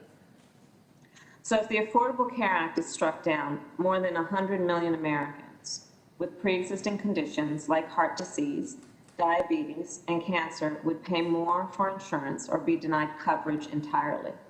More than 20 million Americans could lose their health coverage entirely, including nearly 3 million Black Americans and over 5 million Latino Americans who received access to health insurance because of the Affordable Care Act. Insurers will once again be able to discriminate against that more than 50% of African Americans and nearly 40% of Latinos with pre-existing conditions. Insurers will be able to deny coverage to more than 1/4 of Native Americans with conditions like diabetes, heart disease, and cancer. All of this in the midst of a pandemic that is not going away anytime soon. A pandemic that, when age is taken into account, has been 3 times as deadly for Black, Latino, Pacific Islander, and Native Americans. A pandemic that has killed approximately 1 in 1,000 Black Americans, 1 in 1,200 Native Americans, and 1 in 1,500 Latino Americans. Judge Barrett, would you consider the 135 million people who gained protections under the Affordable Care Act when deciding a case that challenges that law? Senator Harris, if I were to be confirmed and conclude that I was able to sit on the case pursuant to the recusal statute, and then if I heard the case and decided the case, I would consider all the protections that Congress put in place. And as I said earlier during this hearing, the question would be figuring out whether Congress, assuming that the mandate is unconstitutional now, whether that, consistent with your intent, this is Congress's law, would permit this act to stand, or whether the flawed portion of it could just be excised out. And that is a question not of what judges want. It's not a question of the Supreme Court. It's a question of what Congress wanted in the statute. And that is the statute, that you enacted and extended this health care coverage to millions of Americans. What weight would you give the fact that 135 million Americans with pre-existing conditions are now depending on the protections of the Affordable Care Act? What weight would you give that? Well, Senator Harris, as I mentioned to Senator Hirono, stare decisis takes reliance interests into account because, as I've said before, stare decisis is about keeping stability in the law. So the law often takes into account reliance interests. I can't really say, sitting here, how they would play in or weigh in this case, because that's part of the legal calculus of the case. So I can't really give you the kind of commitment or pre-commitment that you're asking from me of how I would weigh factors or how I would structure my decision-making process. I would ask you to consider, if you are confirmed on the court, a credible benefit of the Affordable Care Act, and that a destruction of its protections will have a devastating impact on millions, hundreds of millions of Americans. Judge Barrett, you testified yesterday that Justice Ruth Bader Ginsburg opened the door for many women in law. And I certainly believe and know that to be true as a personal matter. She was a trailblazer for women's equality and gender equity. As a law student, as a teacher, as a civil rights lawyer, and as a second woman ever to sit on the United States Supreme Court, Justice Ginsburg broke many barriers for women across the country. We, I believe, all fondly remember her as a person who had patience. She had the will and the vision to make our country a more equal place and a more just place. And one of the things she fought for was a woman's right to control her own body and to make decisions about her own body and health care and reproductive choices. The Constitution of the United States protects a woman's right to choose whether or when to become a parent. And it protects a woman's right to choose abortion. Women of color, immigrant women, women with low incomes, and women in rural areas face significant barriers when attempting to access birth control, cancer screenings, and comprehensive reproductive health care. Moreover, anti-choice activists and politicians have been working for decades to pass laws and file lawsuits designed to overturn Roe and the precedents that followed. The threat to choice is real. Just last year, the court heard a case that gave it an opportunity to revisit and overturn its abortion precedent. In a case called June Medical Services, the Supreme Court struck down a medically unnecessary restriction that would have closed all but one abortion clinic in Louisiana. Chief Justice Roberts agreed with the court's 4 liberal members that the court was bound by its own precedent to strike down the Louisiana law because it was virtually identical to a Texas law that the court ruled unconstitutional in 2016. As a result, women in the state were able to receive the full range of reproductive care. But Chief Justice Roberts wrote his own separate opinion in the case to make clear that in the future he could not be counted on to uphold a woman's right to choose. Justice Ginsburg provided the critical 5th vote to strike down the unconstitutional abortion restriction in June Medical Services. So we must be honest about the impact of her passing and the impact it will have on the court's decisions in cases regarding women's access to reproductive health care. Now, my Republican colleagues have said that there is a minimal chance that the Supreme Court will overturn Roe. But back in January, 39 Republican senators, including 10 members of this very committee, signed their names to a Supreme Court brief that asked the court to, quote, take up the issue of whether Roe should be reconsidered and, if appropriate, overruled. So let's not make any mistake about it. Allowing President Trump to determine who fills the seat of Ruth Bader Ginsburg, a champion for women's rights and a critical vote in so many decisions that have sustained the right to choose, poses a threat to safe and legal abortion in our country. After all, President Trump said that overturning Roe v. Wade will, quote, happen automatically, in my opinion, because I am putting pro-life justices on the court. Judge Barrett, several times today, you have quoted Justice Ginsburg's testimony about not making predictions in future cases. However, she was far more forthcoming at her confirmation hearing about the essential rights of women. In 1993, Justice Ginsburg's confirmation hearing shows that she testified that, quote, the decision whether or not to bear a child is central to a woman's life, to her well-being and dignity. It is a decision she must make for herself. When government controls that decision, for her, she is being treated as less than a fully adult human responsible for her own choices.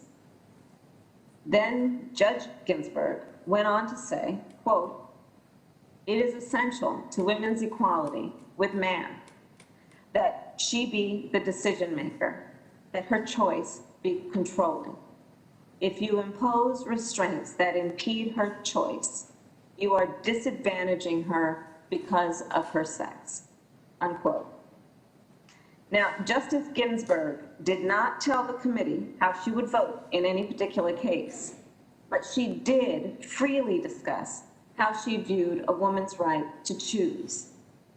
But Judge Barrett, your record clearly shows you hold a different view. In 2006, you signed your name to an advertisement published in the South Bend Tribune. It described Roe v. Wade as, quote, an exercise of raw judicial power, and called for putting, quote, an end to the barbaric legacy of Roe v. Wade. You signed a similar ad in 2013 that described Roe as, quote, infamous, and expressed opposition to abortion. Also in 2013, you wrote an article about Supreme Court precedent in which you excluded Roe from a list of well-settled cases that you said, quote, "No justice would overrule even if she disagrees," suggesting, of course, that you believe Roe is susceptible to being overturned. On the 40th anniversary of Roe, you delivered a speech in which you said that the court's recognition of the right to choose was, quote, "created through judicial fiat," rather than grounded in the Constitution. And during your tenure on the Seventh Circuit Court of Appeals, you have been willing to reconsider abortion restrictions that other Republican-appointed judges found unconstitutional. As the Senate considers filling the seat of Justice Ruth Bader Ginsburg, who was straightforward enough in her confirmation hearing to say that the right to choose is, quote, "essential to woman's equality," unquote, I would suggest that we not pretend that we don't know how this nominee views a woman's right to choose and make her own health care decisions. Mr. Chairman, I ask unanimous consent that the following 3 documents be entered into the record. A letter opposing Judge Barrett's nomination from the NAACP, a statement opposing Judge Barrett's nomination from the Planned Parenthood Federation of America and Planned Parenthood Action Fund, and a report opposing Judge Barrett's nomination from the NAACP Legal Defense and Educational Fund. Without objection. Thank you, Mr. Chairman. Thank you. Thank you very much, Senator Harris. Senator Kennedy.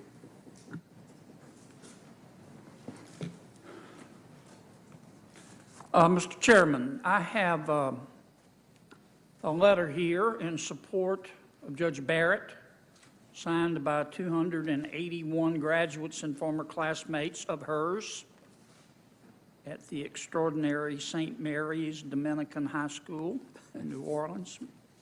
And I'd like to offer that into the record. Without objection. You tired, Judge? I'm looking forward to the end of the hearing today, I must admit. Me too. I'm still going to ask you questions. I was hoping you'd say you were going to yield your time, Senator. No, ma'am.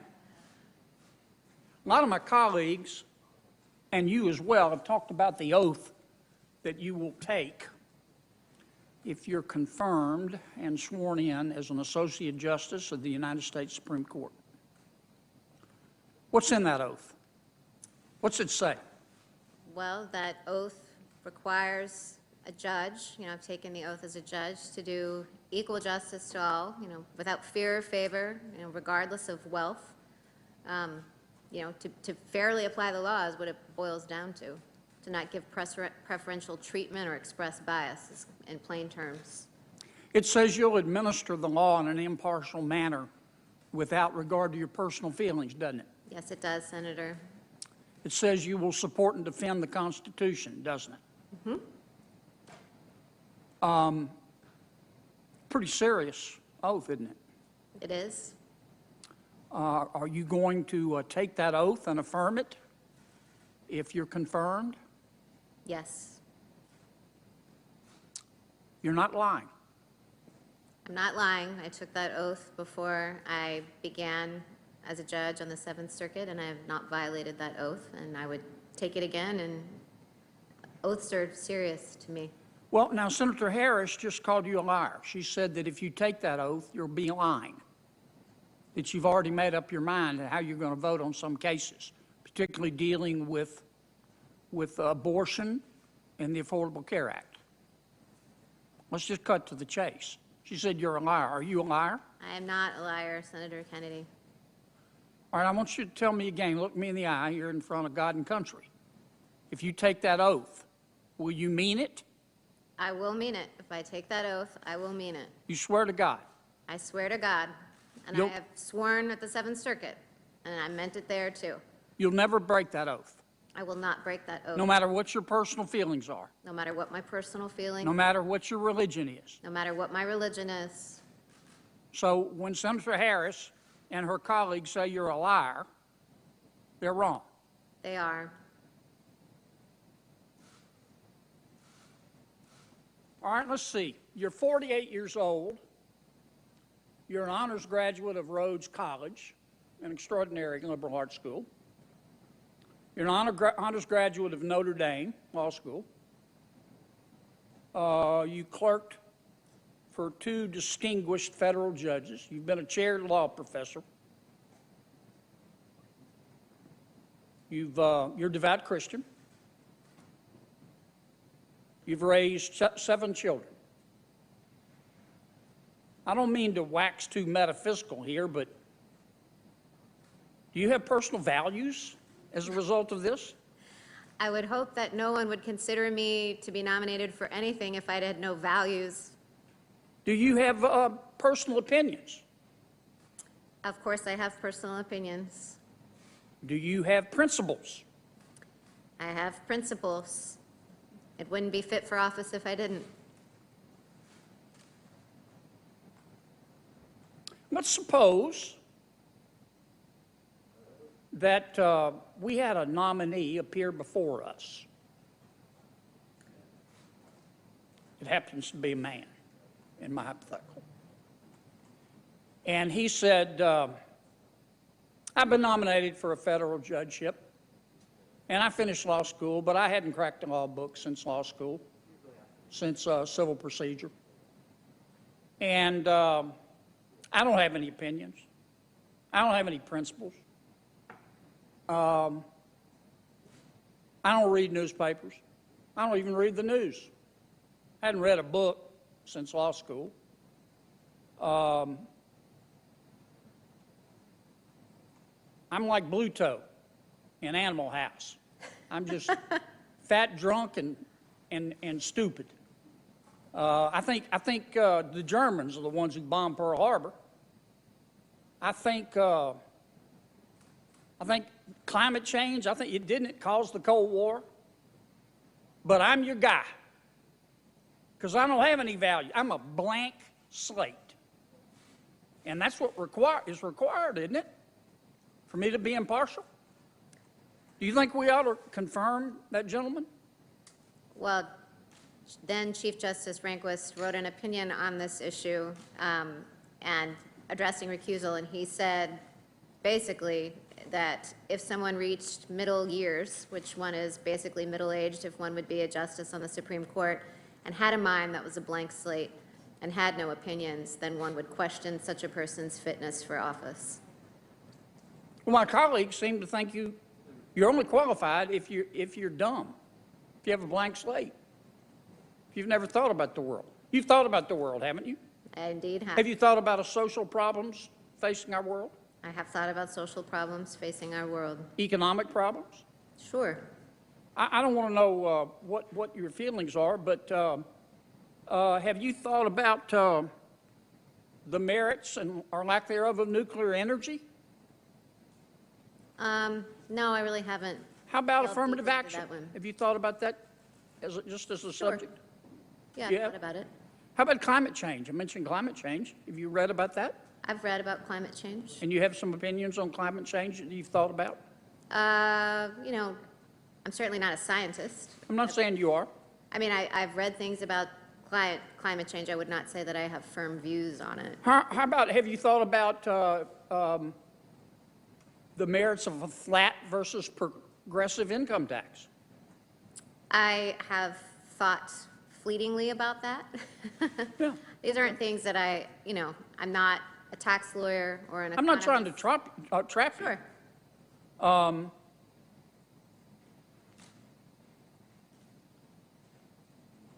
How about Justice Kagan? I've always been impressed with her credentials. Graduate of Princeton, did an MPhil at Oxford. I think she went to Harvard Law, was dean of Harvard Law School.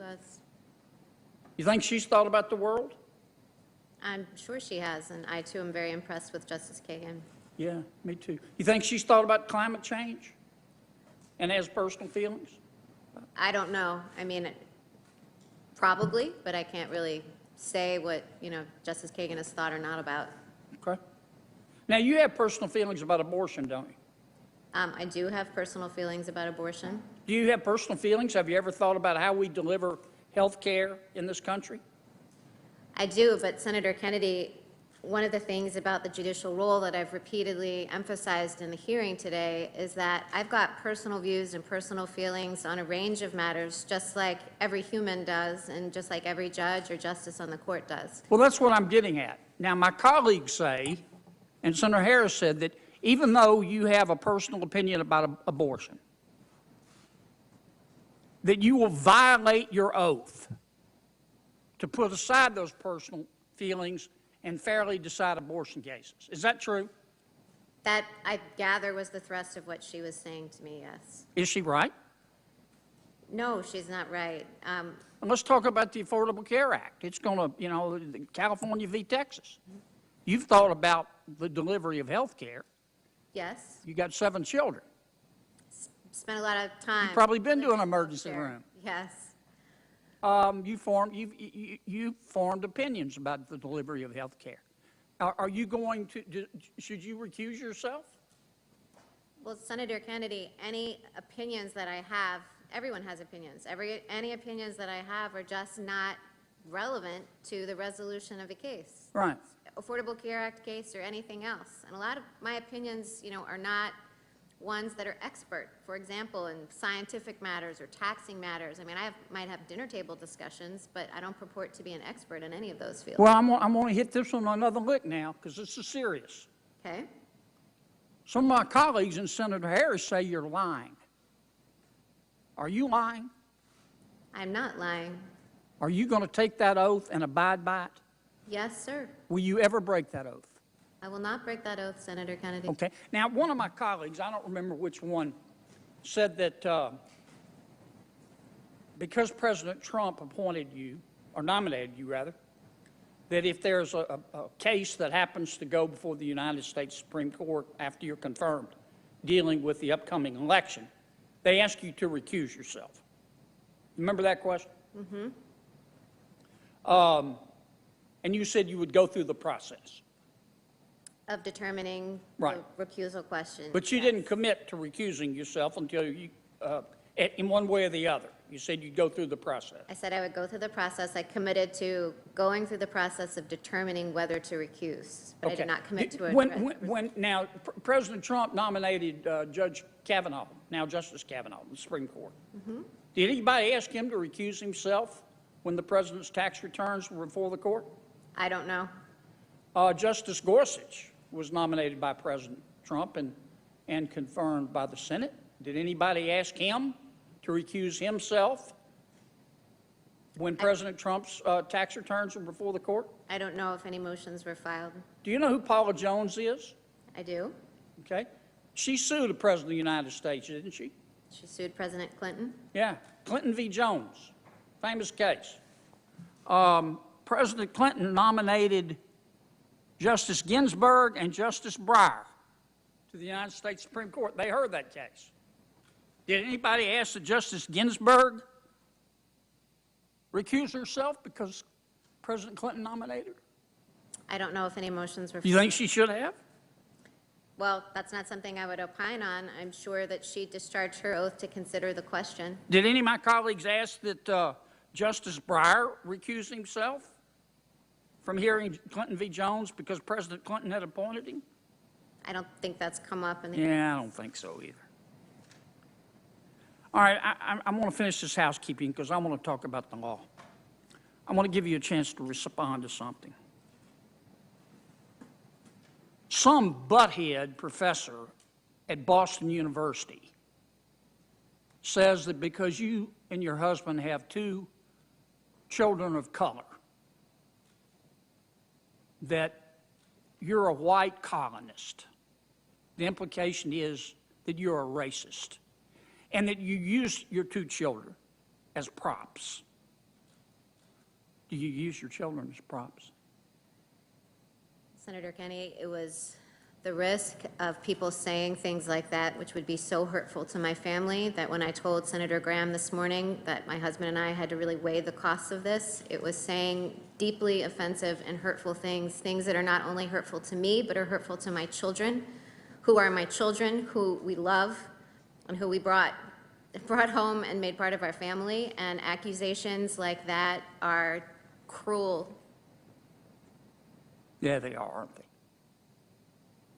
How low can you go? I didn't want to ask that question when your kids were here. I'm sorry I have to go through that. Okay, let's talk about the law.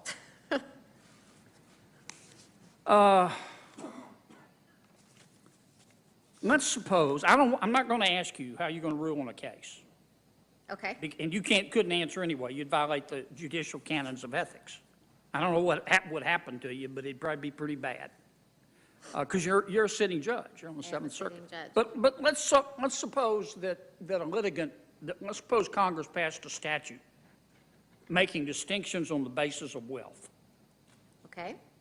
And somebody filed a lawsuit and said their argument is that wealth is a suspect classification. How are you going to analyze a case like that?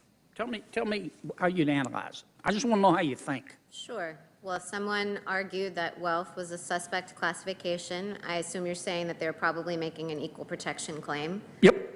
So I would go to precedent would be the first source because the Equal Protection Clause has a rich body of precedent under it that identifies suspect classes. For example, classes drawn on the basis of race are suspect and they get heightened scrutiny. So I would look through Supreme Court precedent to determine whether there was anything relevant to the question of whether wealth was a suspect class or not. Okay. You're familiar with San Antonio School District v. Rodriguez? My mind's getting mushy this many hours into the hearing, so you might need to Well, refresh let me put it another way. Wealth's not a suspect classification, is it? I am not aware of a case saying that wealth would be a suspect classification. Well, here's what I don't understand. I've always wondered about this. Okay, remember, this is Congress passing the statute, not some state. So the litigant is not pursuing this under the 14th Amendment. He's pursuing it under the 5th Amendment. And he's making a substantive, he's making an equal protection argument, not substantive due process. That would be a fundamental right. Where does the 5th Amendment mention equal protection? Well, the Fifth Amendment has a due process clause, but I know. the Fifth Amendment doesn't. But the 14th Amendment has a due process clause and an equal protection clause, but which applies to the states. But the Fifth Amendment clause, Fifth Amendment to the Constitution has a due process clause, but it doesn't say a word about equal protection. That's true, but the Supreme Court has interpreted it as applying the equal protection clause as well against the federal. How can they do that if the words aren't there? Well, there was a case, I believe the case in which the court addressed this was the one that addressed the constitutionality of segregation in the District of Columbia, which is governed by federal law, and the court said the same principle applies, and so essentially the reasoning of Brown applied there. Okay, I remember that. All right, let's talk about Heller. Senator Crapo talked about it a little bit. I went back and took a look at Heller. Scalia wrote, you know this better than I do, Scalia wrote the majority opinion. I think Stevens wrote the leading dissent.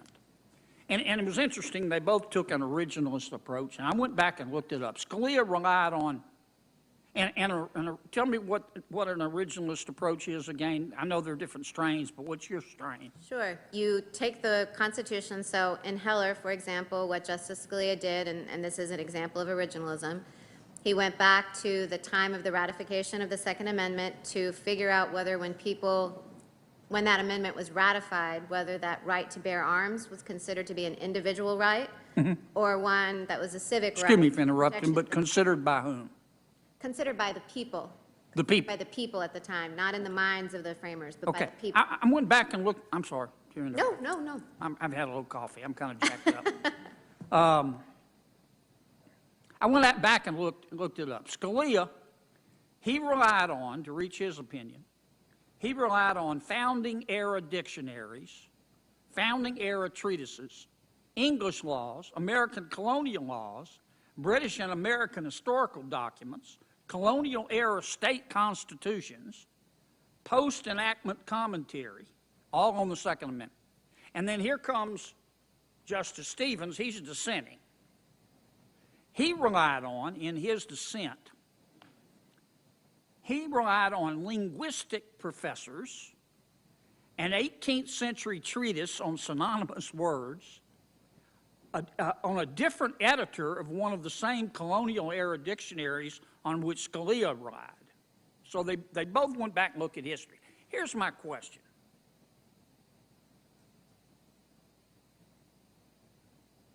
Since when did justices become historians?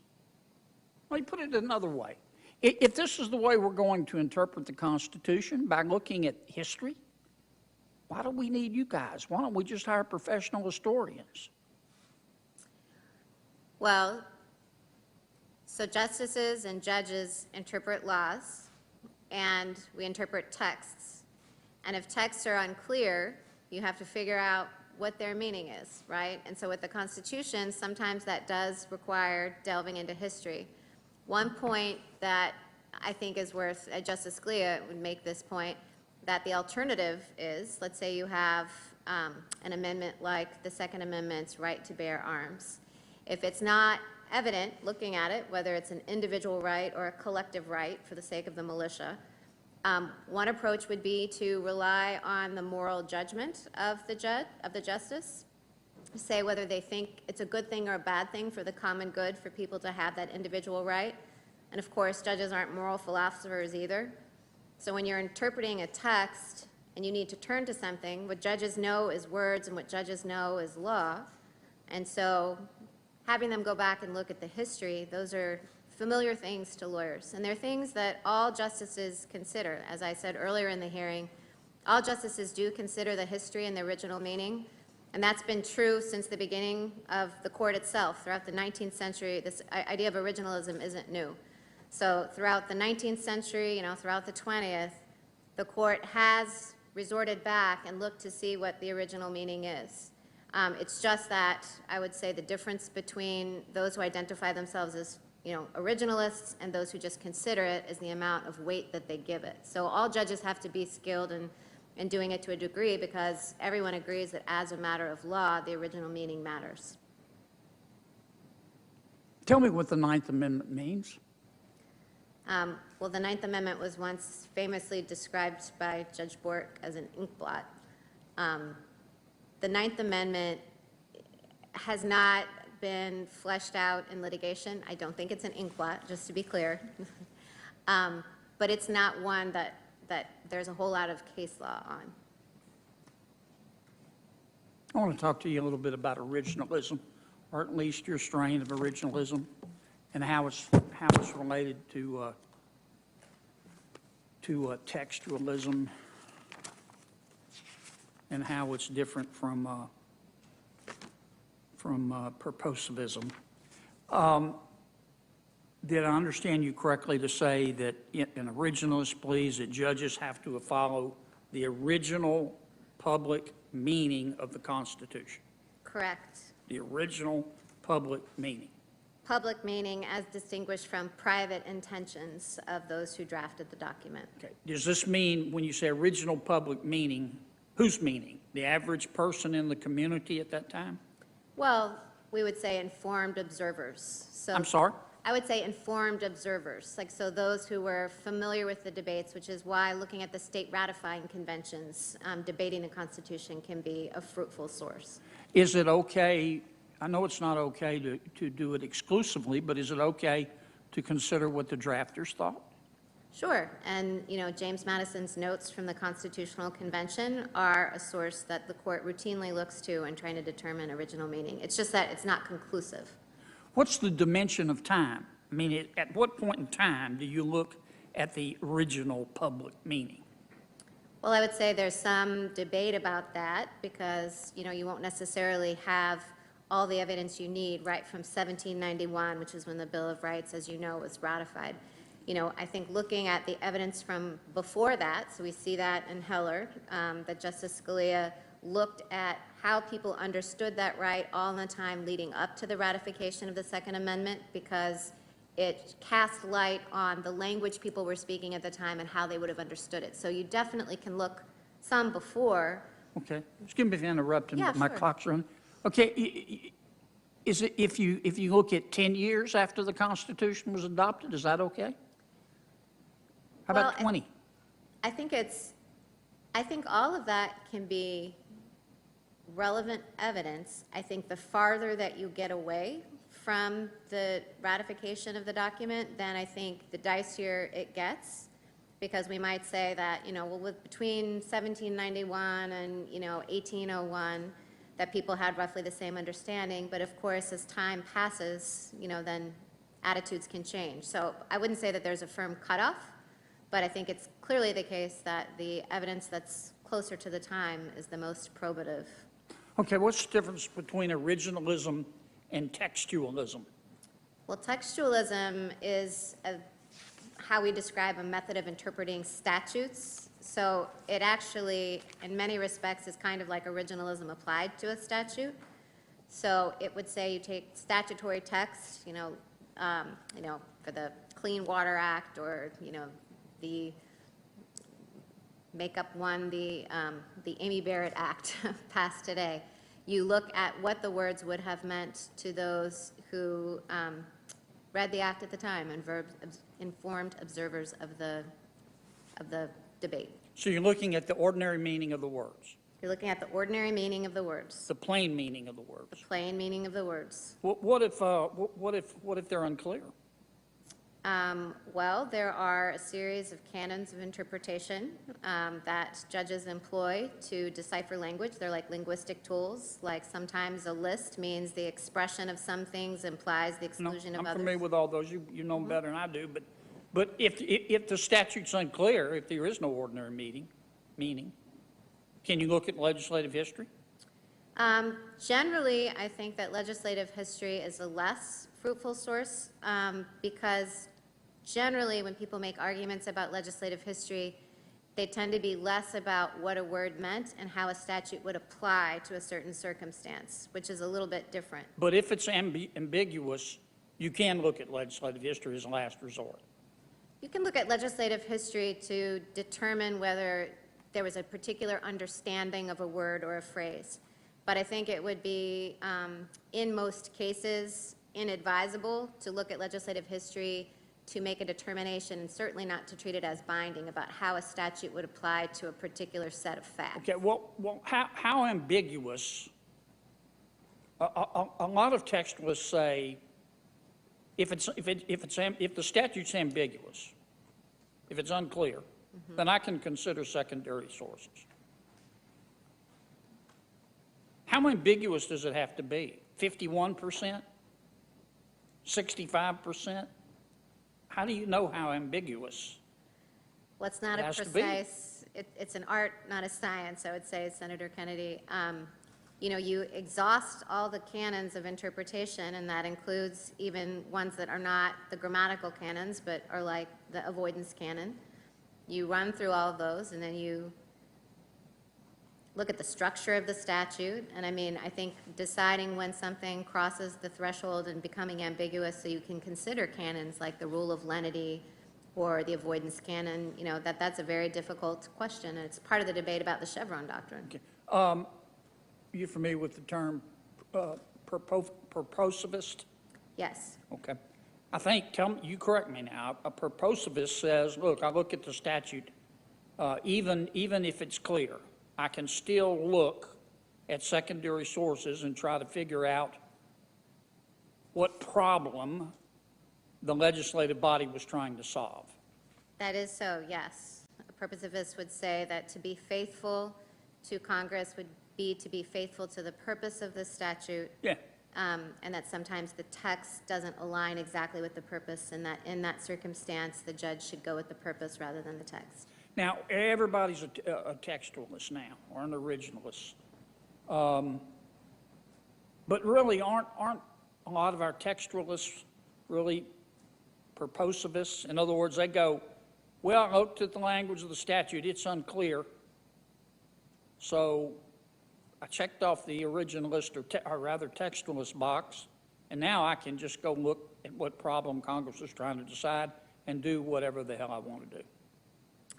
There has been some academic commentary, definitely in the last 5 or 10 years, saying that that's become kind of the new strain of textualism. You might know the case Holy Trinity. Yeah. Yeah, calling it the new. It's been overruled, though, hasn't it?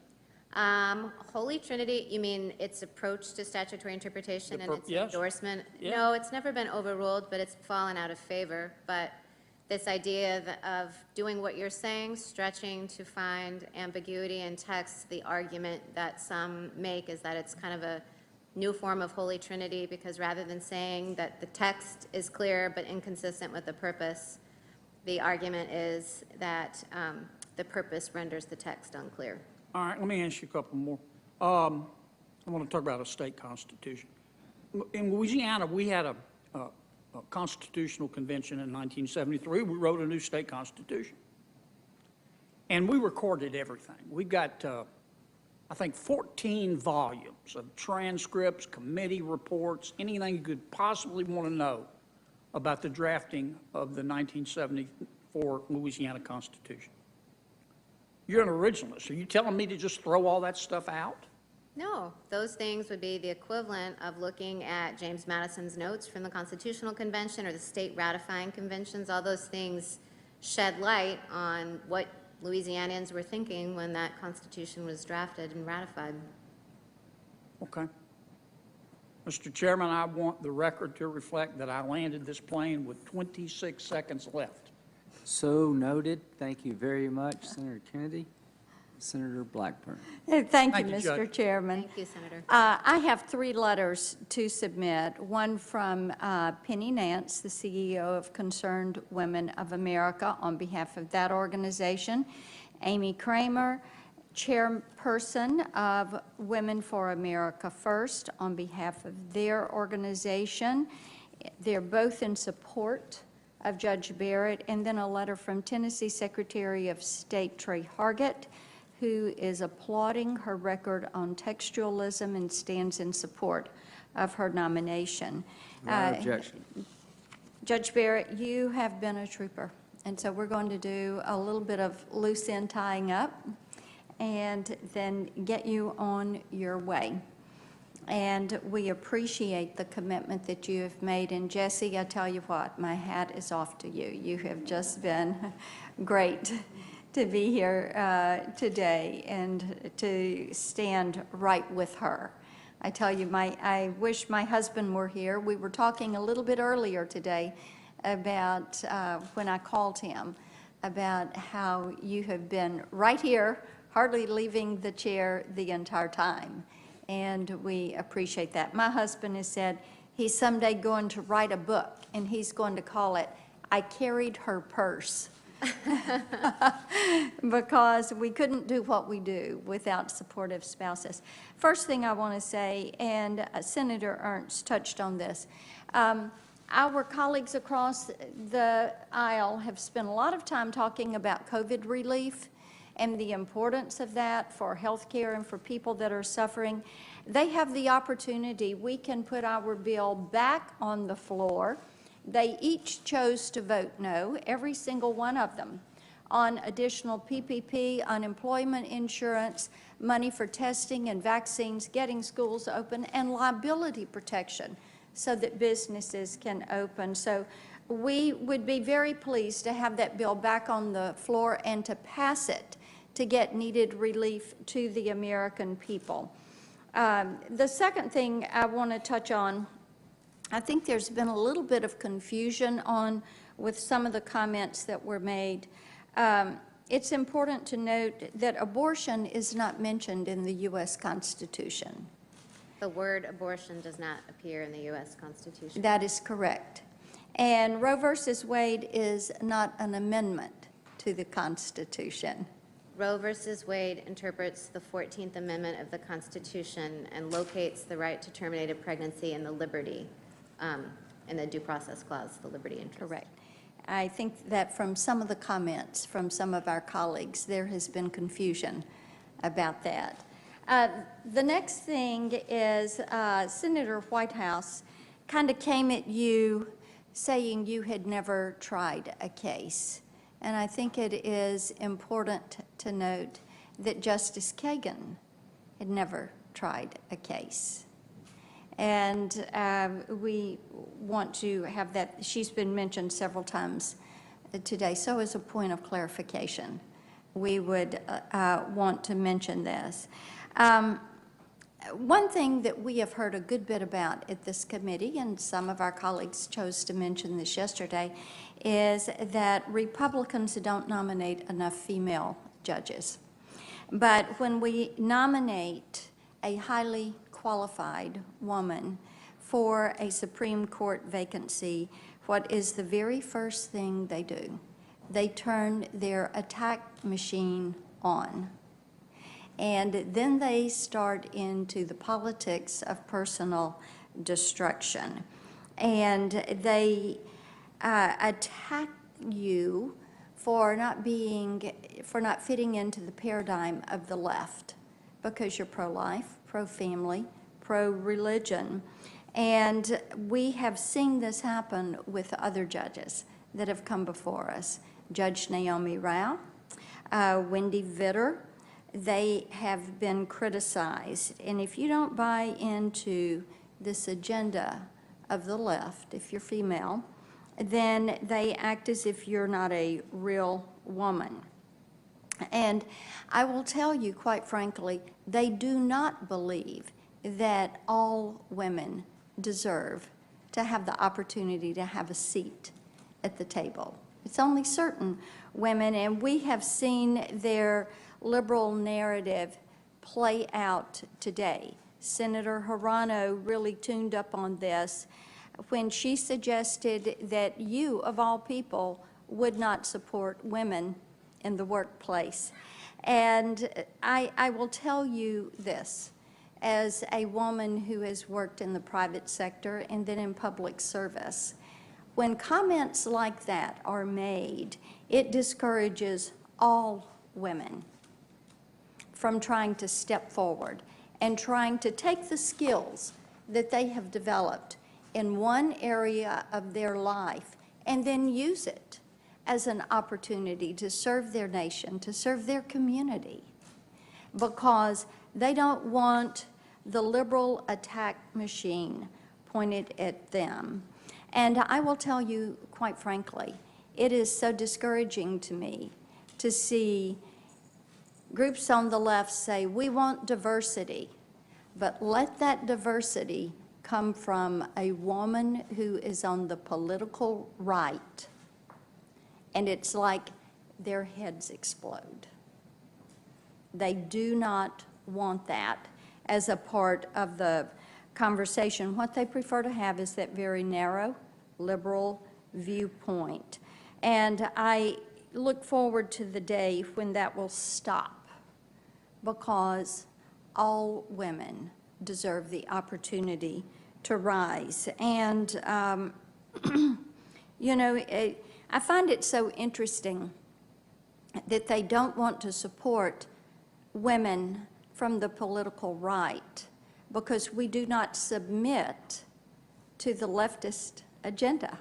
We won't submit to that.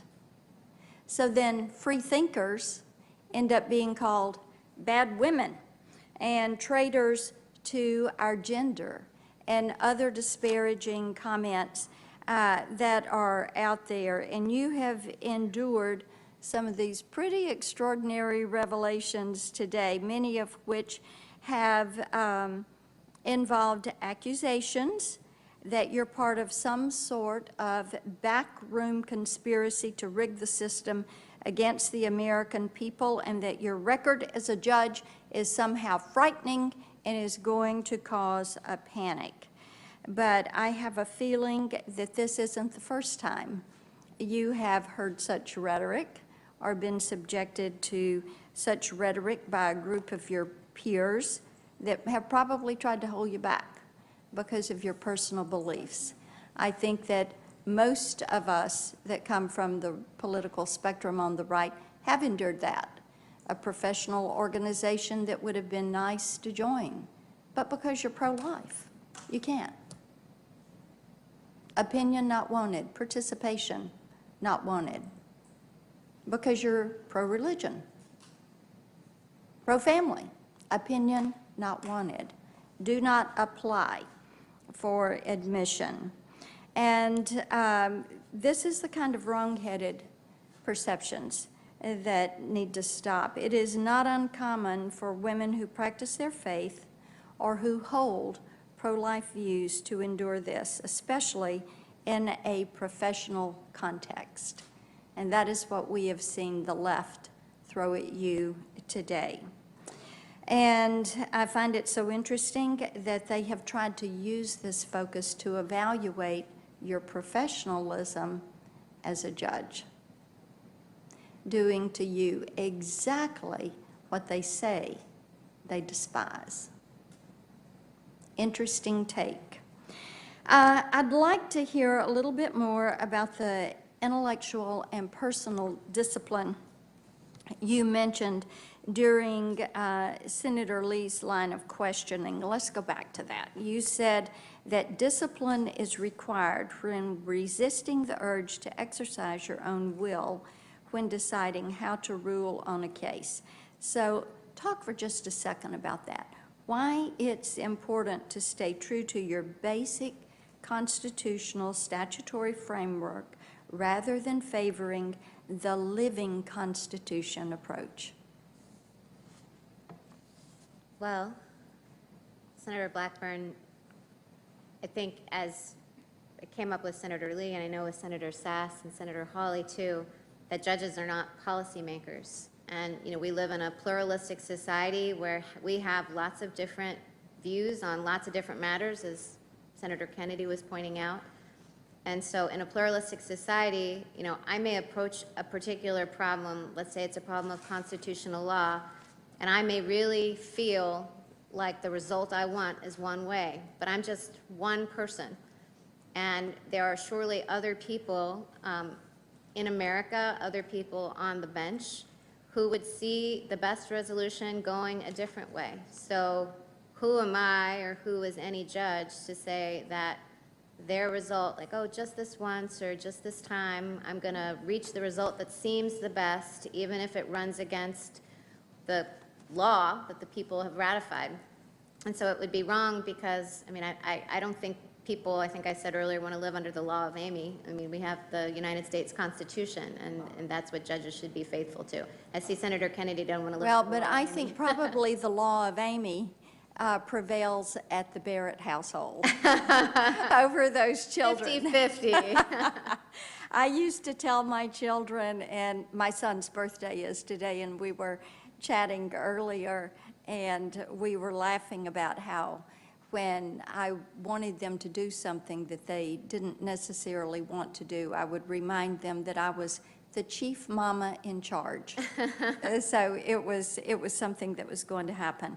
Let me touch just a second on Obamacare, because our friends across the aisle have seemed to express just a deep concern about a case that is coming up on November 10th, the severability clause, and how this would take Obamacare down. Again, this goes into their fear-mongering and causing panic, and we know that, because it's not about the ACA case that is scheduled for November 10th. This is all about their concern that a constitutionalist judge on the Supreme Court just might get in the way of their push to implement government-run health care, to do a socialized medicine plan, or to do the Green New Deal, or to do statehood for D.C. Their wish list of items that they have. But we do, for the record, need to clean up the numbers that are around this. We've heard some wild numbers get thrown around today when it comes to the ACA. There are right now 8.3 million Americans enrolled in the ACA Marketplace Exchange, enrolled in Obamacare. So, and what they're doing is blowing that number up. And they have tacked on the entire individual market and added Medicaid and Medicare to get to their number that they are saying is 150 million Americans are going to lose their health care. What they're not saying is there are 153 million Americans that are in the private health care marketplace. So if they got their way, every one of those individuals in that private health care marketplace would lose their health insurance. So our goal is to make certain that all Americans have access to affordable health care. And I think it's a bit disingenuous the way they're, that 8.3 million is the number that comes to us from CMS and HHS. And then, as I said, they're blowing that up by adding in the entire individual market and Medicaid and Medicare, and forgetting to mention that there are 153 Americans that have a private health insurance.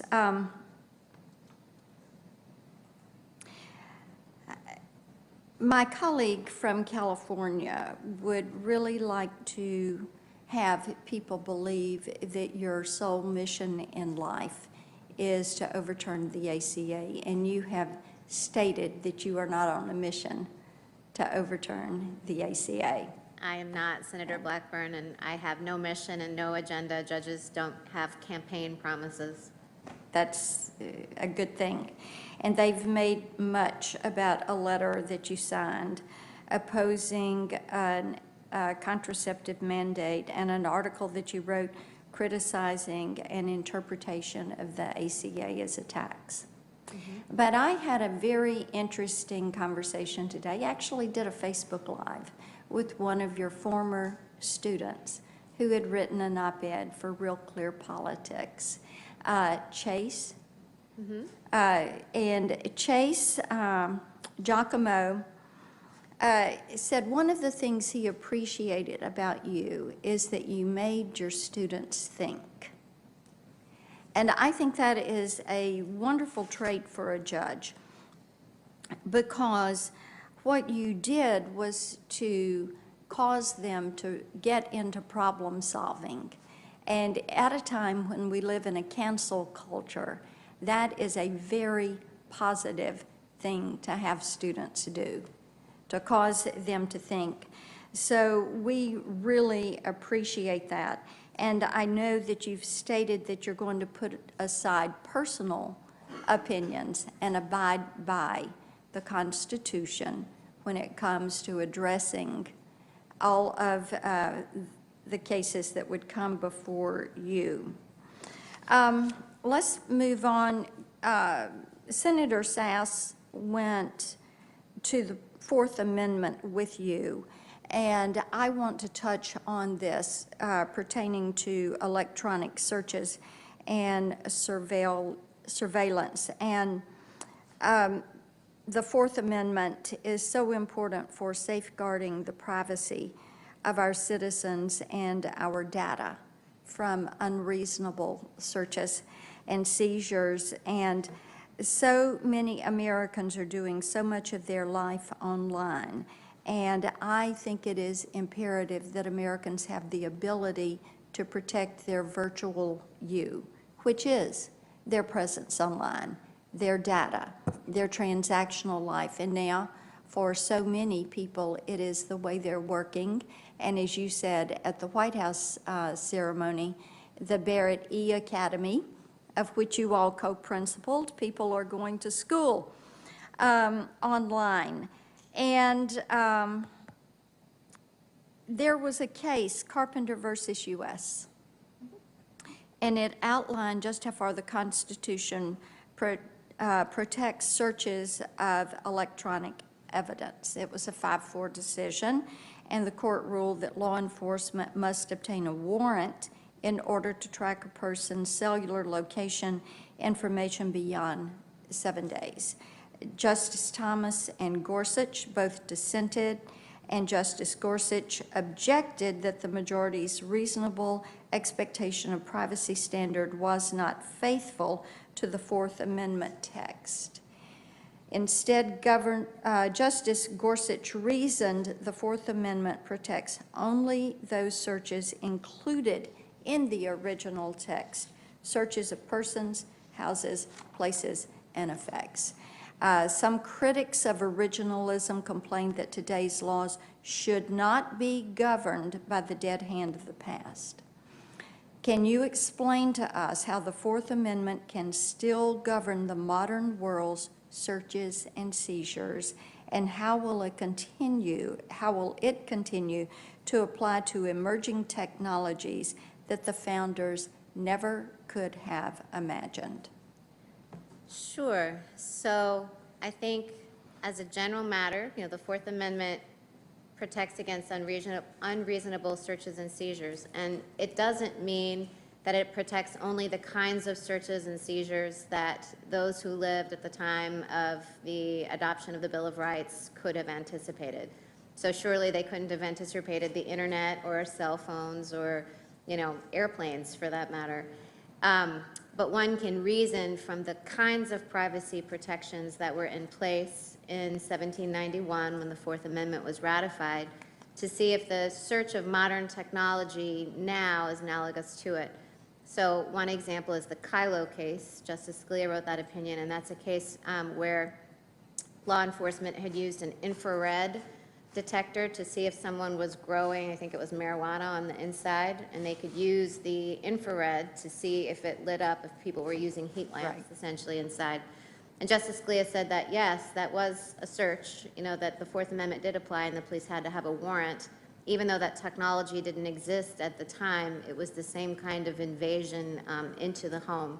And so it didn't matter that, infrared machines were not in the contemplation of the generation that ratified the Fourth Amendment.